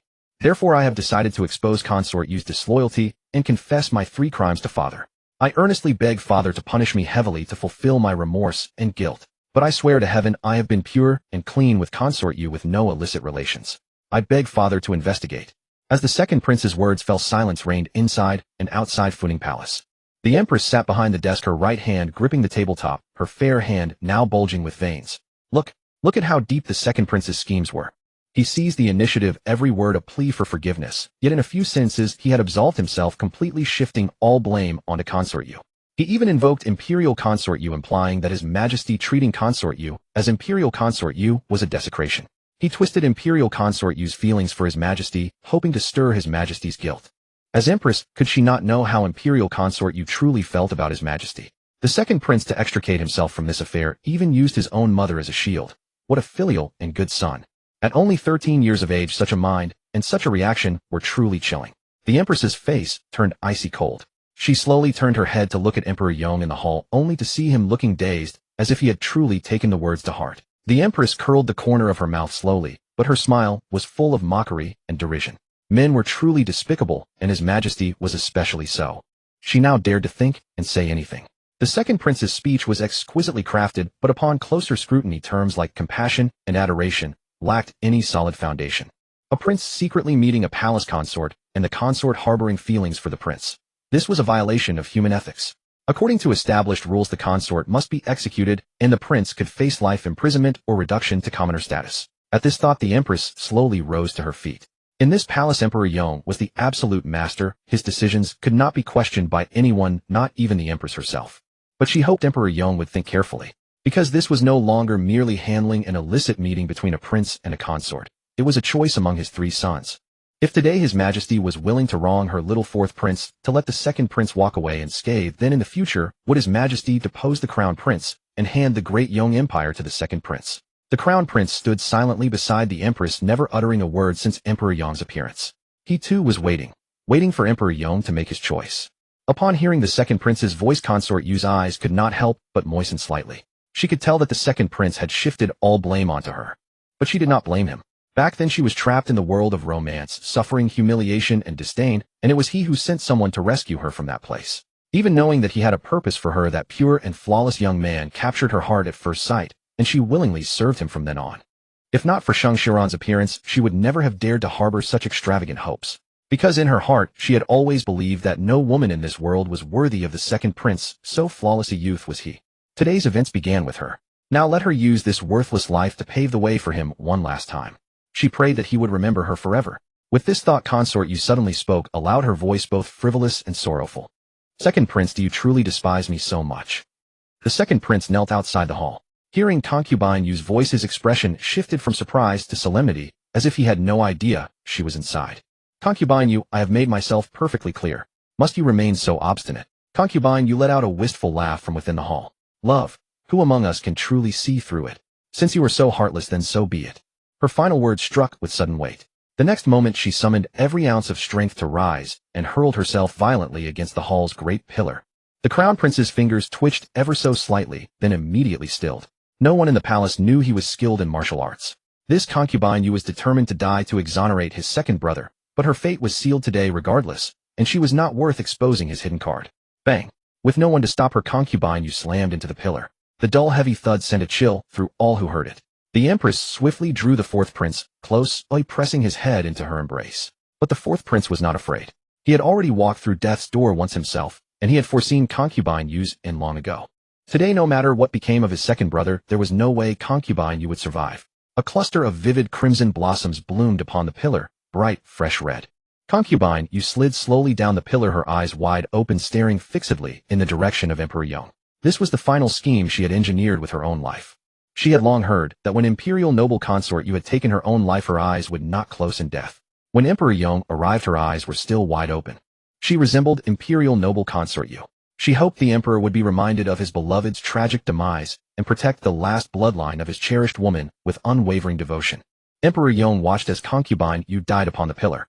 His gaze met hers as the light faded from her eyes, and he suddenly stepped back. That face, that expression, he had seen them countless times in his dreams. In every dream, he could never reach her in time to stop Yu Lu from taking her own life.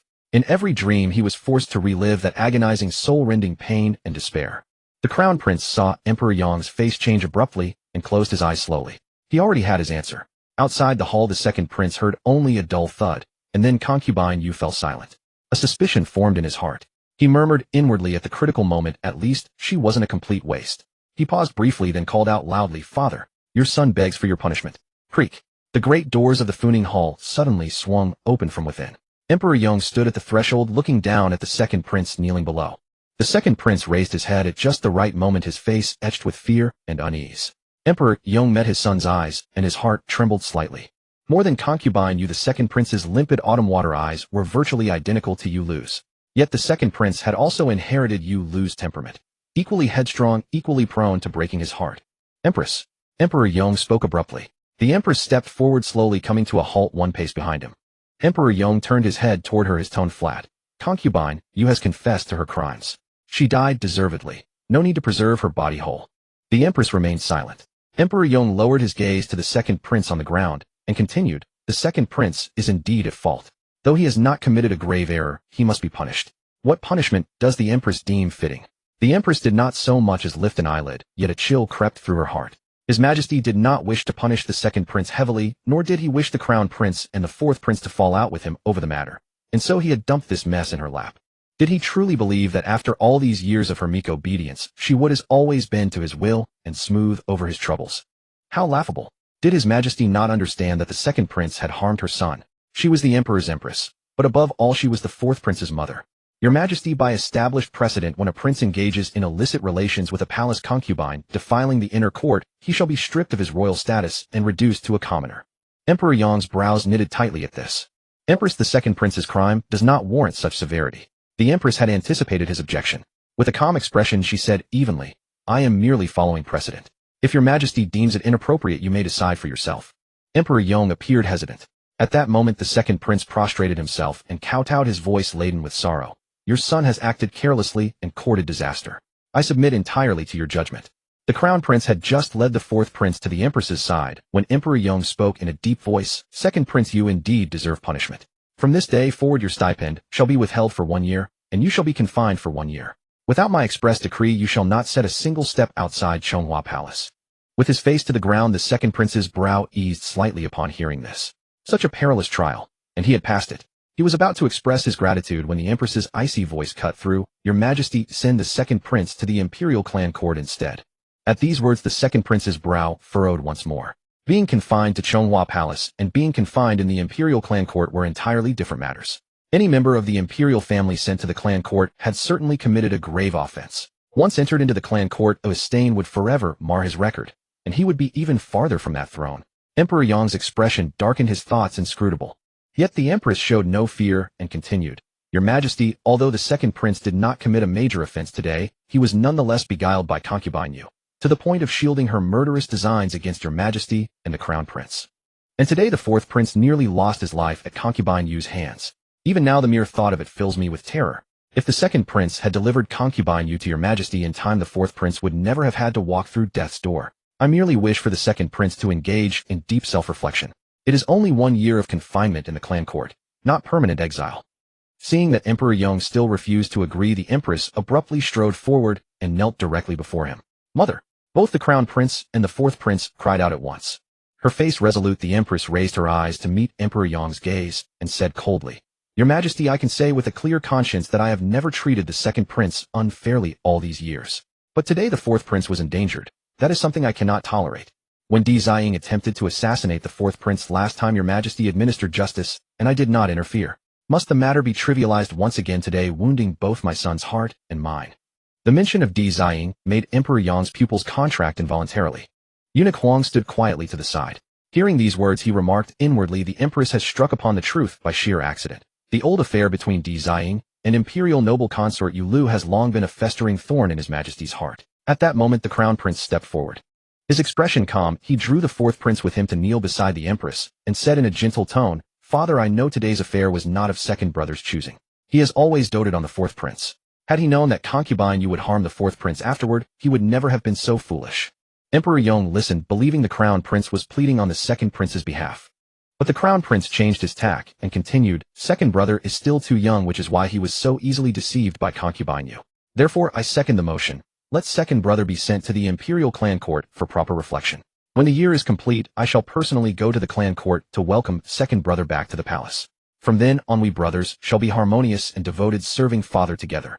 The second prince jerked his head to the side, staring fixedly at the crown prince. In all these years this was the first time the crown prince had openly made a move against him. "Father, what do you think?" The crown prince's gaze was clear as he kept his eyes fixed on Emperor Yong. The second prince, concealed by his sleeve, slowly clenched his hands. He knew that the empress and the crown prince had acted together today, determined to achieve their goal. If he simply waited and forced Emperor Yong to make a choice, it would only exhaust the emperor's affection for his mother. It was better to retreat in order to advance. Emperor Yong would surely appreciate his maturity, feel guilty, and show him more favor. A year in the clan court was nothing. He had plenty of ways to turn things around. With this thought, the second prince knocked his forehead to the ground and declared loudly, "Father, I do bear undeniable responsibility for fourth brother's peril. A year of confinement in the clan court is what I deserve.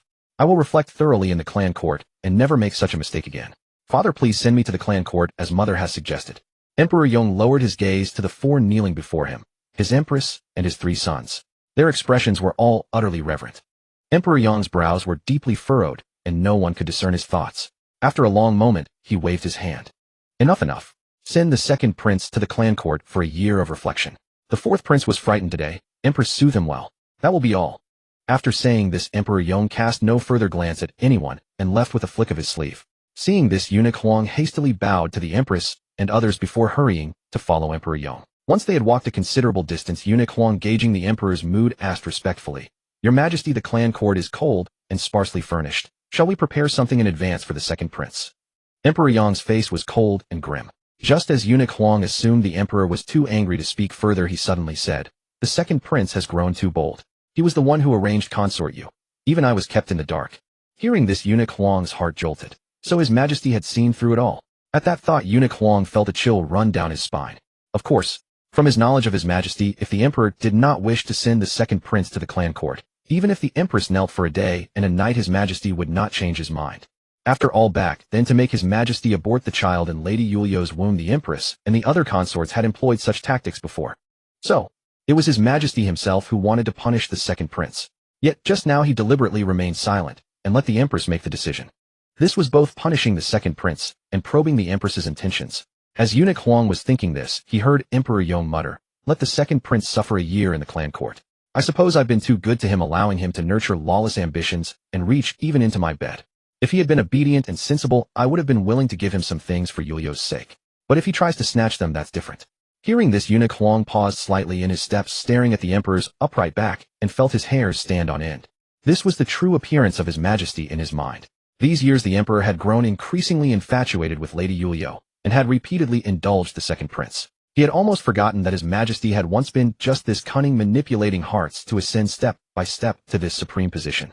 If the second prince had obediently followed His Majesty's arrangements, His Majesty might indeed have acted on his infatuation with Lady Yuliu. But today's incident fully exposed the second prince's ambitions, and His Majesty had finally become wary. Eunuch Huang slowly exhaled and followed Emperor Yong's footsteps with trepidation, not daring to say another word.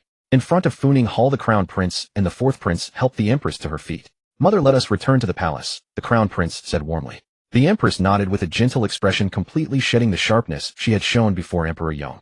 "Let's go, Jean carry little four. He's had a tiring day." The fourth prince quickly shook his head. "Mother, little four doesn't need to be carried.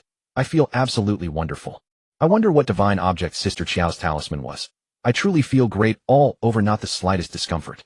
Seeing this, the crown prince fondly ruffled the fourth prince's head. "All right, as you wish." As the mother and her two sons were about to leave, the second prince suddenly spoke in a deep voice, "I bid farewell to mother and crown prince." Hearing this, the crown prince turned slightly and met the second prince's extraordinarily handsome face, offering a gentle smile. Second brother, take good care of yourself in the clan court. We brothers will meet again in a year. The second prince clenched his fists fiercely, yet smiled as well. Thank you for your concern, elder brother.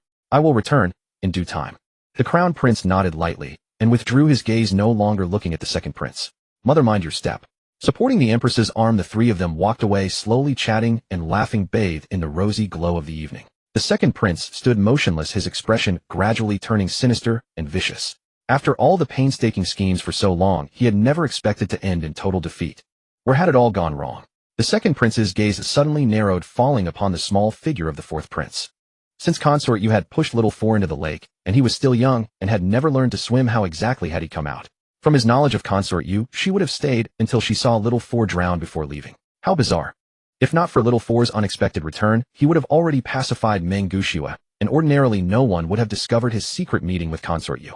Everything would have gone smoothly. But it seemed that since the Lantern Festival this year, everything had become fraught with obstacles, while the Crown Prince seemed divinely aided, crushing his plans time and again. Who was helping the Crown Prince? The second prince could not find an answer, so he clenched his fists in frustration and turned to leave Funing Hall. Since he was to be confined in the clan court for a year, many matters needed to be arranged in advance. And that Mengushua, he wondered if she had heeded his words. She was an indispensable link in his plan. The second prince stepped out of Funing Hall step by step, entering Chunhua Garden, never once looking back at the dead consort Yu.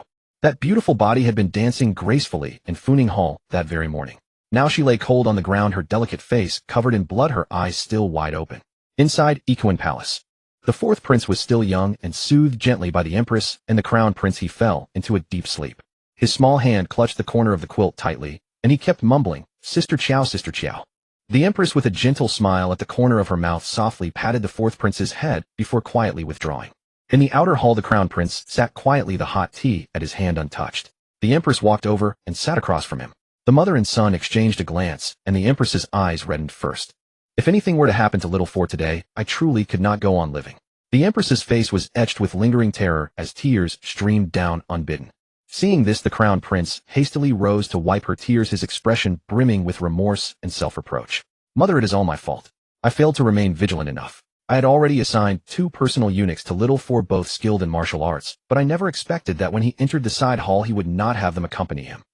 From this day onward, no matter what, little Four must never be left alone.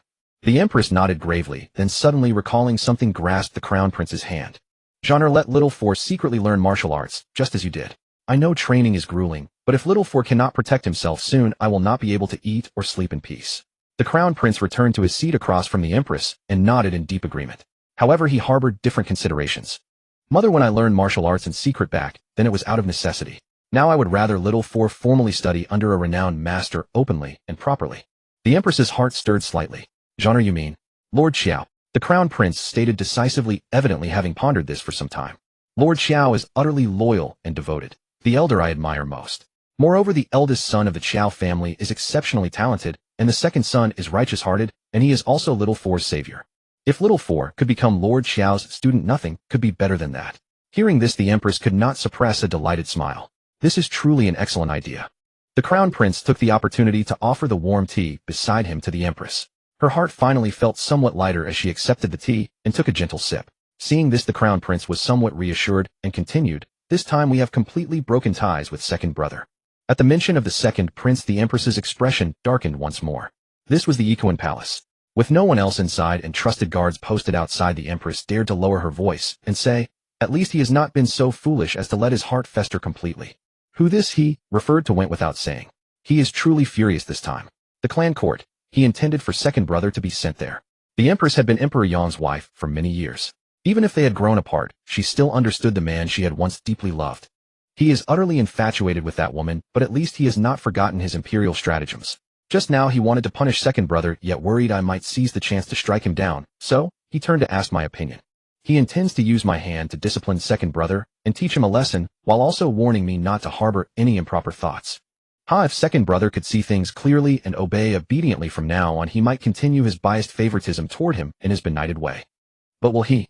His ambition is already plain to see, and he has those old servants who once attended imperial consort Yu by his side. No doubt they have been instilling ambition and hatred into him. Genre, you mark my words. He has always favored the docile and obedient. Now that second brother has bared his fangs, he will come to see the difference between the living and the dead. After finishing, the Empress set the tea back on the table and looked up to find the Crown Prince smiling at her. "Zhana, what are you smiling about?" the Empress asked in confusion. A light shone in the Crown Prince's eyes as he curved his lips and said, "It has been so long since I have seen mother like this. In my childhood memories this was how you were, brimming with wisdom and speaking with such eloquence." The Empress was briefly stunned, but in a moment she too began to laugh, her face full of relief. "Zhana, your mother was wrong before. I was utterly exhausted by the events of those years, body and soul, and grew weary of this life of scheming and intrigue. I thought that with your position secure and little four uncontentious you would both be safe and sound. Now I see I was far too naive. This palace will never lack for strife. Those who do not contend will only become fish on the chopping block. Genre, from this day on do not hold any more expectations for him. Your mother will stand tall and shield you and little four from the wind and rain." Hearing this, the Crown Prince could not help but smile warmly. He opened his mouth as if to speak, but seeing the Empress's spirited determination, he swallowed the words back. What he wanted to say was, "Mother, I have already grown up. In the past you protected little four and me. From now on let me protect little four and you. Mother, you have had a fright today as well. Go rest with little four. There are still some suspicious aspects to today's events and I need to get to the bottom of them." The Empress trusted the Crown Prince completely and nodded gently. "Very well, Genre. Do be careful in everything." When the Crown Prince stepped out of the Equine Palace, the sky outside was already dimming toward dusk. He looked up at the palace lanterns swaying in the wind beneath the eaves, his heart churning with a myriad of thoughts. Earlier, when Little Four had returned to the Fooning Hall soaking wet and pointed his finger at Consort Yu, the Crown Prince had already secretly sent men to arrest Liulu, the maid attending Consort Yu. This witness must be kept safe. Who knows, she might prove to be the perfect finishing touch later. Yet there were still two matters he could not quite fathom. First, there was the matter of the young lady of the Sheng family. Consort Yu had bound her and brought her to the rockery to force a meeting with second brother. How was it that she had inexplicably vanished afterward? Second, he was truly grateful that the second son of the Qiao family had saved Little Four's life, but no ordinary person would ever set foot near Yuhua Lake. How had the second young master of the Qiao family arrived in time to rescue Little Four? The Crown Prince had no answers for the moment. After pondering for a long while, he rose and strode out, heading in the direction of the Chunhua Garden. The Chunhua Palace. The second prince sat behind the desk with a grim countenance, asking in a cold voice, "Neither of them has been found." Lu Yun knelt below in panic, crying out, "This servant is incompetent." The second prince slowly rose to his feet. The candlelight cast a warm glow over his strikingly handsome face, yet it could not conceal the cold cruelty between his brows. On the way back to the Chunhua Palace, he had been pondering Emperor Yang's intentions. By the time he came to his senses, he realized that the maid beside Consort Yu had not been seen earlier. When he had been meeting Consort Yu in secret, that maid had been present throughout. And judging by the closeness between Consort Yu and the maid, it seemed nothing had been kept from her. Such a liability absolutely could not be allowed to live. When he returned to the Chunhua Palace, he discovered that Sheng Xiuran had still not returned. Now that the world believed him and Sheng Xiuran to be a devoted couple, she had to be found. Otherwise, the accusation Sheng Mingcheng had brought against him some time ago might well be dredged up by those with ulterior motives. He dispatched all his attendants searching for Sheng Xiuran and Liulu, both openly and covertly, and yet neither could be found. Now one thing after another had gone wrong. For the first time, the second prince felt a flicker of helpless confusion. "I must depart for the clan court tonight to demonstrate my repentance. Liu Yun, you stay and continue the search. If Sheng Xiuran is found, place her under house arrest in the Chunhua Palace. She is not to take a single step outside and no one is permitted to see her. As for Liulu, show no mercy." Lu Yun bowed her head and kowtowed respectfully, acknowledging the order. How she wished she could accompany His Highness to the clan court. But she knew full well that during the year His Highness would be away from the palace, she would need to relay messages and keep things running. She could not act on her own desires. Seeing Lu Yun so obedient, the second prince's brow relaxed slightly. At least there was still one useful person. At that moment, Zhou Bo rushed in from outside the hall, his face deathly pale. "Your Highness, this old servant will accompany you." The second prince frowned involuntarily at the sight of Zhou Bo's panic-stricken expression. "Zhou Bo, who has been whispering in your ear again? It's only a year's stay in the imperial clan court. Nothing to worry about." "Not worry? How can it not matter?" Zhou Bo, visibly agitated, gripped the second prince's arm tightly. Seeing this, the second prince signaled to Lu Yun with a glance. "Leave and continue the search." Lu Yun respectfully withdrew. Once they were alone, Zhou Bo, eyes reddened, said, "Your Highness, this old servant has long said he is heartless. Years ago he swore before the princess that he would protect you no matter what, yet now he turns around and orders you confined to the imperial clan court. Your Highness, once you enter the imperial clan court, you'll bear a stain of guilt. He is severing your hope of ascending to that position." Zhou Bo gnashed his teeth in hatred toward Emperor Yong. He hated that his iron cavalry had breached the gates of the northern kingdom, hated that he had forced Princess Yulio, and hated even more that he had broken his oath and shown such ruthlessness toward the second prince. The second prince's countenance darkened, yet he spoke calmly. Zhou Bo, don't lose heart. How the historians and officials write is always decided by the ultimate victor. A mere year in the imperial clan court changes nothing. Moreover, having stumbled in both the spring examination and the Dragon Boat Festival Palace banquet, it's time for me to bide my time and fade from the public eye for a while. Seeing that the second prince remained composed despite the great upheaval, Zhou Bo gradually calmed down. But if Emperor Yong could confine the prince to the imperial clan court for a year today, who could say he wouldn't one day resort to murder? He felt some things could no longer wait. Your Highness. Zhou Bo suddenly knelt before the second prince. The prince quickly reached out to support him. Zhou Bo, what are you doing? Zhou Bo looked up, his turbid eyes fixed on the second prince with firm resolve. Your Highness, please punish this old servant. The second prince's brows knitted sharply. Zhou Bo, what have you done now? Zhou Bo gritted his teeth and lowered his voice. Your Highness, a few days ago this old servant met with a man sent by King Jinyu. Zhou Bo. The second prince let out a low shout, a trace of anger rising on his face. Zhou Bo trembled slightly, yet still met the prince's gaze, and said mournfully, Your Highness, I know there are words you don't wish to hear, but I must speak them. That cursed emperor is unreliable. The crown prince's position is now secure. Once he ascends the throne, he will never spare your Highness. Your Highness is exceptionally intelligent and has planned every step carefully, but your power is too weak. Now with repeated setbacks, if this continues, you may lose everything. King Jinyu is the princess's brother, your own maternal uncle. He suffered old battle wounds, and now he has no heir. The court is restless and unrest is brewing. King Jinyu always doted on the princess, and now he is willing to stake everything on you. This old servant knows you were raised in Yong, and you wish no ties with the northern kingdom. But since King Jinyu is willing to offer everything, why not accept his strengths? When that time comes, both Yong and the northern kingdom will be in your Highness's hands, and the people of the realm will live in peace and prosperity. After speaking, Zhou Bo prostrated himself deeply and kowtowed repeatedly to the second prince, refusing to stop, even when the prince tried to lift him up. Seeing blood on the ground, the second prince heaved a deep sigh. Zhou Bo, why must you go to such lengths? Zhou Bo continued, kowtowing, his voice trembling. Because your Highness is the princess's only bloodline, and this old servant has watched you grow up. If your Highness had been born ordinary, I would only wish for your safety. But you are exceptionally brilliant and resourceful. You were born to be a ruler. The candlelight flickered, casting shifting shadows across the second prince's face. In the past, when Zhou Bo spoke such words, he could have refused with confidence, for he had been a master strategist, and everything had gone smoothly.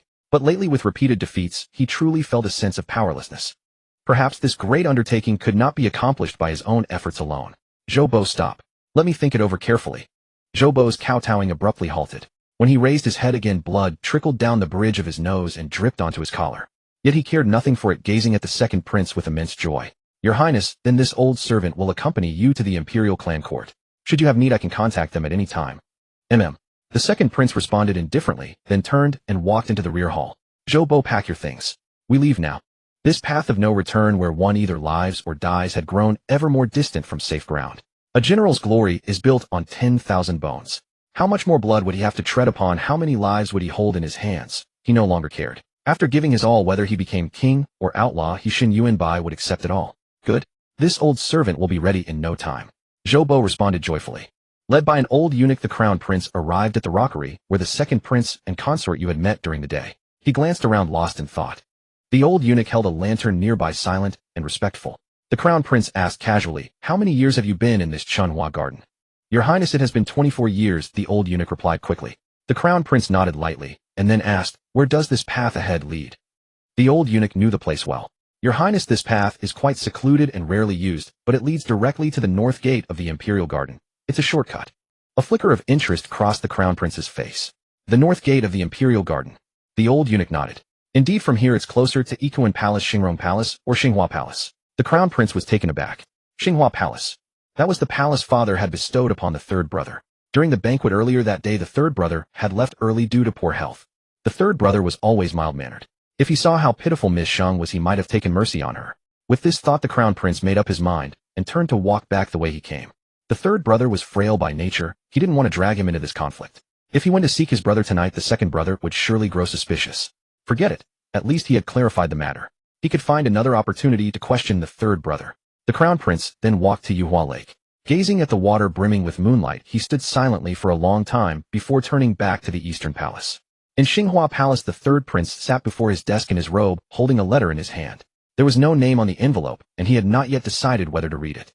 At that moment, Fuan entered with a bowl of medicine. Your Highness, it's time to take your medicine. The third prince nodded, took the bowl, and drank it in one go.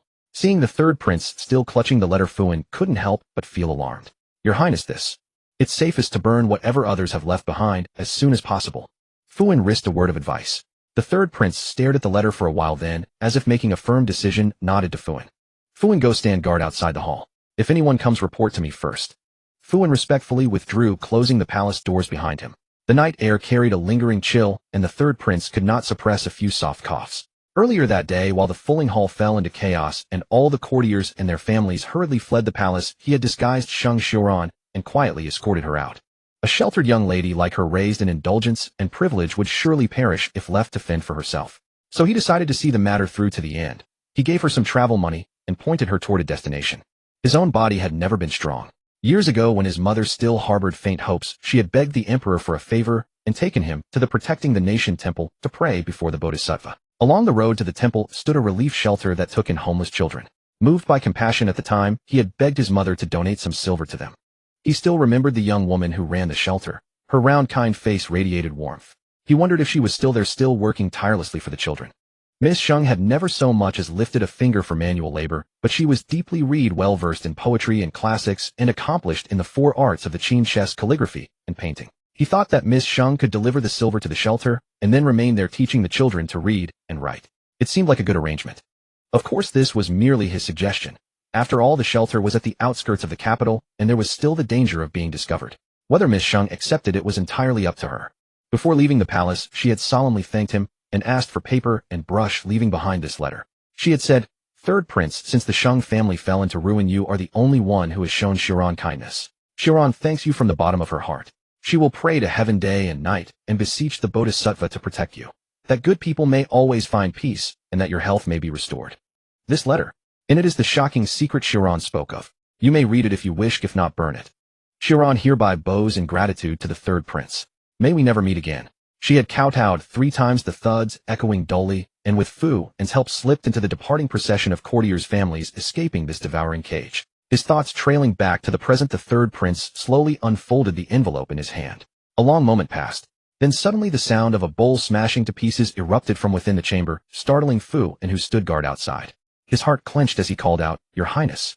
No answer came from within. Fu An's body trembled violently. Throwing caution to the wind, and ignoring the third prince's instructions, he pushed open the doors and rushed in. He peered inside and saw the third prince collapsed on the ground, his body racked with uncontrollable convulsions, white foam spilling from his lips. Not far before him, a scrap of paper had burned to its end, the flames dying down, leaving only a patch of black ash on the floor. "Your Highness." Fu An cried out in panic and rushed into the chamber.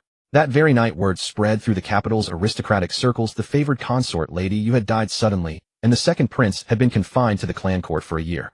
When the ladies of various households heard the news, they could not help but sigh in lamentation. At today's banquet, they had witnessed Lady Yu's graceful dance with their own eyes, and yet in mere hours she had vanished from this world entirely. As for the matter of the second prince's house arrest, the court officials could not help but murmur amongst themselves. What crime had the second prince actually committed? When news reached the Qiao household, Lady Qiao was washing Qiao Jiaojiao's face, preparing to put her to sleep, while Qiao Zheng was sat nearby, meticulously carving a small figurine of his daughter. Qiao Tianjing and Qiao Dai walked in from outside, both beaming with joy. "Father, good heavens, you scared me half to death. I nearly ruined the carving." Qiao Zhonghua had been so absorbed in his carving that Qiao Dai's booming cry nearly made him jump out of his skin. Qiao Jiaojiao peeked her little head out from behind the washcloth, her eyes sparkling with curiosity. "Did news come from the palace?" "Oh, I'm dying of curiosity. It's like a kitten is scratching at my heart. Big brother, second brother, tell me quick." Qiao Tianjing knew his sister was growing impatient, so he wasted no time and said directly, "Father, word has spread. Consort Yu has died suddenly, and the second prince has been confined to the clan court for a year." What? What? The male lead is confined to the clan court for a whole year. Qiao Jiaojiao sat up abruptly, her face a mixture of shock and excitement. In the original novel, the male lead was the chosen one. No matter what he set out to do, even if he encountered minor setbacks in the short term, he would always turn danger into safety and emerge triumphant. A year of house arrest in the clan court might not be decisive, but it was still a rare victory. The young emperor's conscience hasn't been completely devoured by dogs after all. Since he agreed to the house arrest, it means he's grown dissatisfied with the second prince too. And honestly, the male lead brought it on himself, daring to touch his own father's concubine. What man could tolerate that? The entire Qiao family. There she goes again, crude in words but undeniable in logic. The second prince entered the clan court tonight accompanied by a single old servant. The eldest princess, deeply devoted to her brother personally, escorted him to the palace gates before returning. Qiao Tianjing continued relaying the intelligence he had gathered. Qiao Jiaojiao's heart stirred slightly. Old servant. I know, is it? That. Uncle Li. No, wait, I think it's Liu. No, that's not right either. What was his surname? Qiao Jiaojiao furrowed her brow for a moment, then relaxed her expression. Whatever his surname, he's still an important character. That old servant is a loyalist Princess Yulio brought from the Northern Kingdom. He's the bridge connecting the second prince to the Northerners. I remember, he's a devoted old retainer, the kind who'd follow the second prince through hell and high water. During the Lantern Festival, the Northern assassins attempted to kill the crown prince, and all perished. The male lead probably hadn't allied with the Northerners by then. I wonder how far their collaboration has progressed now. Xiao Zhong's brows knitted sharply at this. Even confined in the clan court, the second prince was not to be underestimated. The Northern Kingdom's court was currently embroiled in a succession dispute, and his greatest fear was that King Jinyu would turn his ambitions toward the second prince. Having no sons of his own, the second prince, his nephew by blood, was his closest surviving kin. After all, water never irrigates another's fields. King Jinyu would surely not accept the throne passing to someone outside his lineage. Qiao Tianjing knew well that the Northern Kingdom was a thorn lodged deep in his father's heart. Now that half of the Qiao family shadow guards were at his disposal, he would need to discuss plans with his father carefully, to keep a watchful eye on the second prince. Seeing the outcome, Qiao Jiaojiao felt at ease. In this way, the great hurdle of the original story, the premature death of the naive sweetheart, had been thoroughly overcome. She let out a long yawn and couldn't help thinking to force the second prince into the clan court. The empress and the crown prince must have played a significant part. What a pity I missed such a spectacular confrontation. The crown prince is clever. Once he pieces everything together, he's bound to wonder, how did the second prince happen to rescue the naive sweetheart at just the right moment? At this thought, Qiao Jiaojiao sensed something was amiss. Today the naive sweetheart went to the side hall to fetch a gift. The second prince had no way of knowing she was in danger, so why did he leap over the wall so decisively and rush to the back gate to intercept her? Qiao Dai was utterly dumbfounded. Oh heavens, how was he supposed to explain that one? Qiao Tianjing never expected Qiao Jiaojiao to be so perceptive. Even after the matter had passed, she still managed to uncover the loophole. Seeing how flustered Qiao Dai had become, Qiao Tianjing shook his head helplessly and stepped forward to smooth things over. Second brother, thanks to your timely intervention today to save the fourth prince, otherwise the situation would have truly spiraled out of control. I haven't had the chance to ask you yet. How did you know to follow the fourth prince today? Qiao Dai turned his back to Qiao Jiaojiao, his eyes wide open, silently protesting through his expression. Big brother, why are you making things harder for me? How could I possibly come up with an answer with this thick head of mine? I can't exactly tell little sister that I overheard her inner thoughts and acted on them, can I? Qiao Tianjing subtly turned aside, pulling exaggerated expressions. Second brother, just make up any excuse. Even if it's not entirely reasonable, little sister could never imagine that we can hear her thoughts. Qiao Dai wore a bitter expression. But I can't even come up with an unreasonable excuse. What do I do? Qiao Tianjing. Could my second brother have been reborn? Awakened? Knows the plot. Qiao Jiaojiao suddenly cast a sidelong glance at the back of Qiao Dai's head, her imagination beginning to run wild. Qiao Dai felt like needles were pricking his back. He stammered for a moment, then suddenly stiffened his neck and said, I saw the fourth prince holding a gift and not coming out for a long time. Consort, you went in, but we didn't hear any greeting. It was as if the two parties hadn't even met. I was worried the fourth prince might slip out the back gate to play. He had no eunuch attending him, and at such a young age. Wouldn't that be quite dangerous? I was all a contingency measure. I climbed over the wall purely out of urgency, and who would have thought I'd run into this whole affair? Qiao Dai said all of this in one breath, then looked toward Qiao Tianjing with a nervous expression. Qiao Tianjing gave a faint smile. It seemed his second brother did have some quick wit after all. He nodded in approval. Second brother, if the crown prince asks about this later, you should answer exactly the same way. Qiao Jiaojiao tilted her head upon hearing this. It did sound perfectly reasonable. Sai, I really do overthink things. If second brother knew that he was destined to die tragically on the battlefield, pierced by 1,000 arrows into a sieve, he probably wouldn't be able to smile at all right now. Qiao Dai had just been about to curl his lips into a smile when he heard his answer had passed the test, but after hearing Qiao Jiaojiao's thoughts, the corners of his mouth simply refused to rise. Qiao Dai. Little sister, you really know how to hit where it hurts. Qiao Zhonghua, who had been terrified when Qiao Dai nearly slipped up earlier, felt his heart leap into his throat. Seeing that the conversation was over, he immediately shooed them away. All right, off you go. Jiaojiao needs to sleep. Qiao Jiaojiao's attention was instantly diverted, and sweet little bubbles of delight welled up in her heart. Oh, my adorable little stumbling block is going to be moved away again tonight, isn't it? Father and mother's affection for each other is really wonderful. Even old married couples can be so sweet. Qiao Tianjing and Qiao Dai's ears turned crimson at those words. They made their escape with lightning speed, as if their feet had been oiled. Madame Qiao immediately shot Qiao Jiaojiao an annoyed glare. Why did you have to run your mouth? How embarrassing in front of the boys. Qiao Jiaojiao received his wife's look and wore a sheepish expression. He hadn't expected to shoot himself in the foot. Ahem, Jiaojiao, be good. Daddy will put you to sleep tonight. Qiao Jiaojiao giggled. A well-behaved little kid like me doesn't need to be put to sleep. Daddy, go keep mother company. Madame Qiao simply couldn't withstand Qiao Jiaojiao's teasing any longer. Cheeks flushed, she hurried off into the inner chamber. Qiao Zhonghua and Qiao Jiaojiao were left staring at each other. How had everyone vanished? If Jiaojiao isn't sleepy, keep your father company for a while. Let me finish carving the rest of this piece. Qiao Zhonghua held up the wooden sculpture in his hand. Qiao Jiaojiao babbled and nodded her head. Daddy, Daddy, Daddy. Qiao Zhonghua let out a hearty laugh at the sight.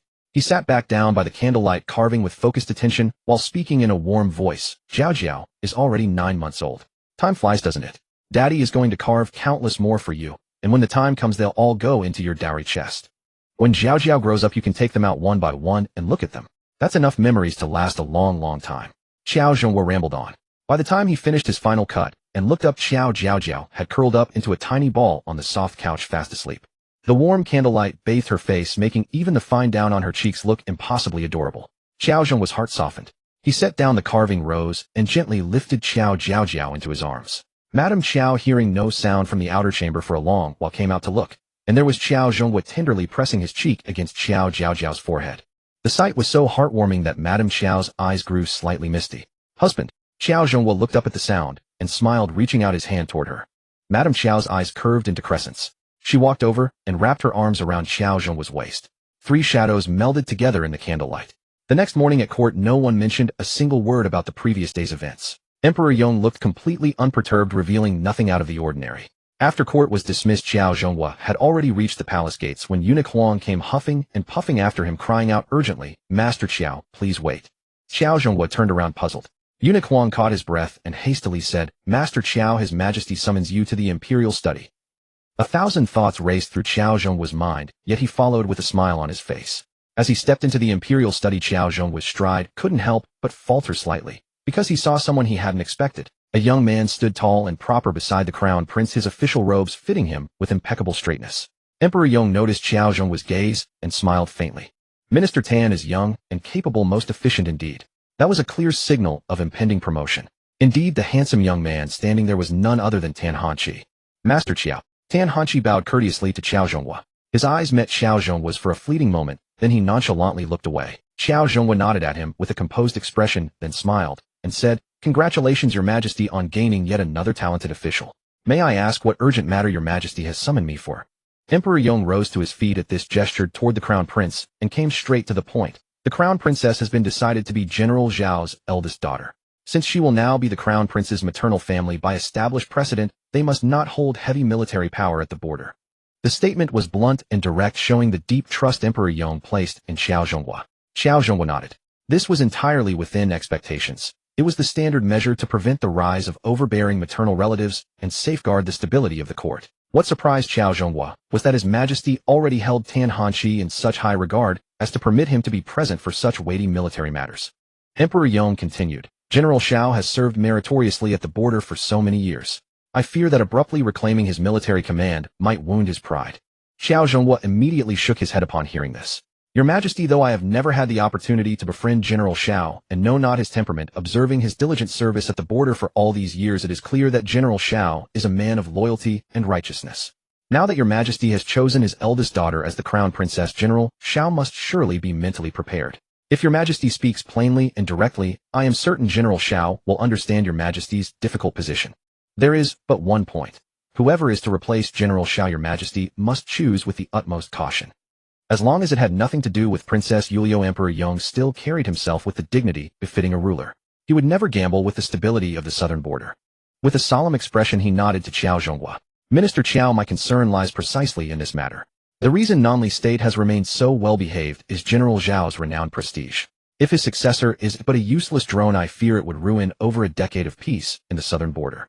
Though Qiao Zhonghua harbored resentment toward Emperor Yong for his bias regarding the second prince, when it came to the welfare of the Yong people, he would withhold nothing. Your Majesty, my stance is simple. Do not employ those you distrust, but once employed, trust them completely. If your majesty has not yet found a suitable candidate, might I suggest that General Qiao recommend a reliable deputy among his subordinates to temporarily assume command.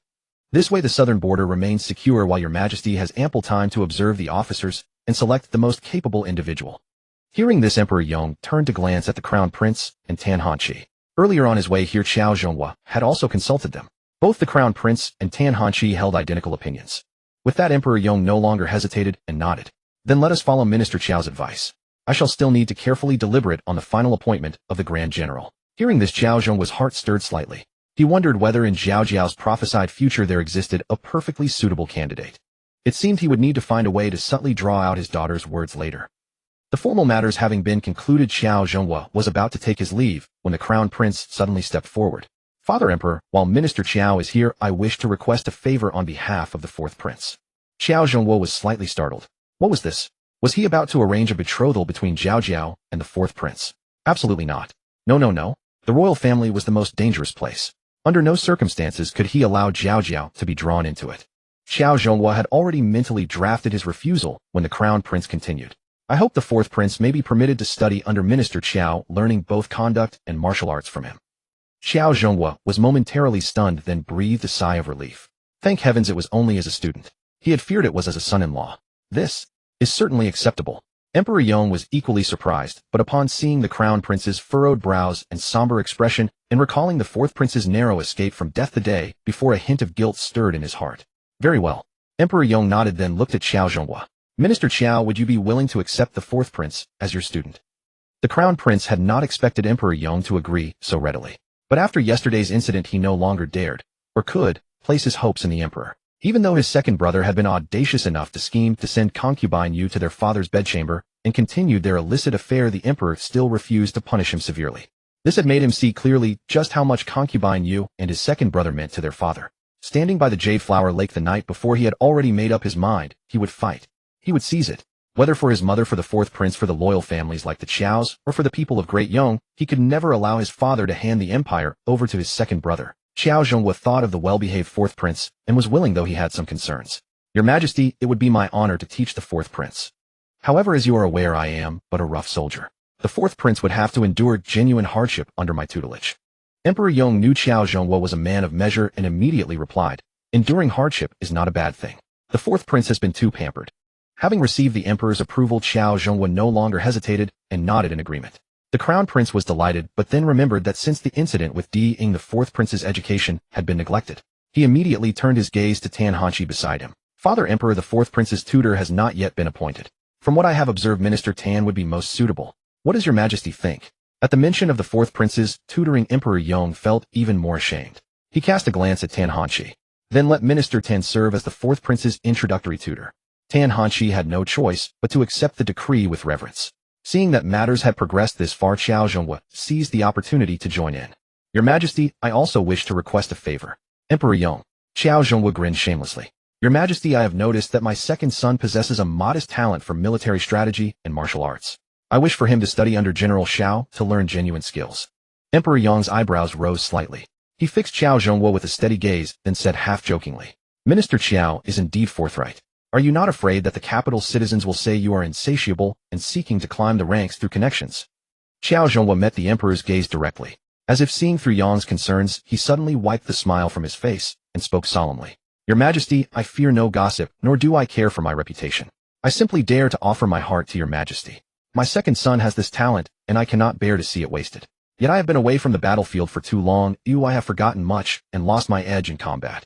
If my son can learn under General Qiao, he will surely be able to share your Majesty's burdens in the future. After speaking, Qiao Jiaojiao bowed deeply to Emperor Yong. Emperor Yong gazed steadily at Qiao Jiaojiao. After a long moment, a hint of emotion appeared on his face. Looking across the entire court, the emperor knew no one else would dare speak such words to him. The Qiao family was already exceedingly prominent. Ordinary people would have kept their heads down and behaved cautiously. Only Qiao Jiaojiao, fully aware that this move might invite suspicion, still chose to speak plainly. At this moment, even Emperor Yong had to admit that Qiao Jiaojiao remained the same man as before, open, composed, with a heart of pure loyalty and solitary courage. Silence fell in the imperial study. The crown prince and Tan Hanqi both felt a surge of admiration. Qiao Jiaojiao was indeed a remarkable man. He never seemed to fear facing difficulties head-on, and this rare frankness was something no emperor could resist. True to form, the next moment Emperor Yong rose from behind his desk and personally helped Qiao Jiaojiao to his feet. Qiao Jiaojiao raised his eyes and met the emperor's gaze, which was unusually gentle. Minister Qiao, I trust you. I hope your second son inherits even half of his father's backbone and courage. In that case, why should I worry about a lack of capable officials? Hearing this, genuine joy spread across Qiao Jiaojiao's face. Thank you, Your Majesty, for your trust. I shall not fail your expectations. After the crown prince and others had withdrawn from the imperial study, Emperor Yong sat motionless before his desk for a long time. Eunuch Huang served nearby, uneasy at the emperor's abnormal behavior. In past years, after attending to state affairs, Emperor Yong would always sit for a while before Princess Yulia's portrait, occasionally speaking to it. Today, however, he had not moved. Your Majesty, would you like to rest for a while? Eunuch Huang asked softly. Emperor Yong slowly raised his head. His expression seemed to carry a mixture of emotions. Huang Pei, what is your opinion of Qiao Jiaojiao? Reading the emperor's mind, Eunuch Huang replied with a cautious smile. Your Majesty, this servant dares not speak rashly, but Minister Qiao does indeed appear to be a rare, loyal, and righteous minister. What he said just now, no one in the entire capital would dare to speak openly before Your Majesty. Emperor Yong nodded slightly and murmured, Qiao Jiaojiao is indeed a man of great ability. I only wonder whether, regarding the campaign against the northern state all those years ago, he still harbors resentment in his heart. Eunuch Huang shivered violently. Whenever matters involving the northern state or Princess Yulia arose, he had to be especially cautious. Emperor Yong did not seem to expect an answer from Huang Pei. He slowly turned his head to gaze at the wall concealing the portrait and spoke heavily. I have imprisoned the second prince in the clan court. I wonder if Yulia will bear a grudge against me. I hope the second prince will reflect properly and no longer wound my heart. Speaking of this, Emperor Yong suddenly rose and walked outward. Eunuch Huang stood frozen, utterly unable to comprehend what was happening. This was the first time in over a decade that the emperor had not opened the secret compartment to view Princess Yulia's portrait. At the clan court, without the Emperor Yong's decree, the court handled matters strictly by the rules, providing the second prince with all items according to the old regulations. The second prince, who suffered from severe misophobia, had not slept a wink the entire night. Now seated behind the desk, he had spread his own outer robe brought from the palace on the floor. Zhou Bo noticed the bloodshot eyes of the second prince's face filled with deep concern. He knew that the tyrant emperor had begun to torment his highness, deliberately confining him to this crude clan court, fully aware that the prince could not tolerate filth the most. The second prince's expression was gloomy, but he uttered no complaints. He merely asked, Zhou Bo, has news from Zhu Feng arrived? Zhou Bo shook his head worriedly, inquiring, Your Highness, is it something of utmost urgency? Shall this old servant go in? No need. The second prince refused without a second thought. Unless absolutely necessary, he did not wish to involve the northern kingdom. The power of King Jinyu could indeed become a great aid, but conversely, if someone were to seize upon it as a handle, he would never be able to regain his footing. The second prince habitually tapped his fingers on the desk surface, but feeling the unfamiliar rough texture, he abruptly withdrew his hand. It seems she has not yet made up her mind, he murmured to himself. Zhou Bo tilted his head in confusion, unsure whom the second prince was referring to. Zhou Bo continued to wait. Do not act rashly. The second prince instructed in a low voice, clearly worried that Zhou Bo would act on his own again. Having learned his lesson from the Lantern Festival incident, Zhou Bo dared not act recklessly any longer and nodded respectfully. At the Meng mansion. After returning to the mansion yesterday, Meng Gushua was severely reprimanded by Lord Meng.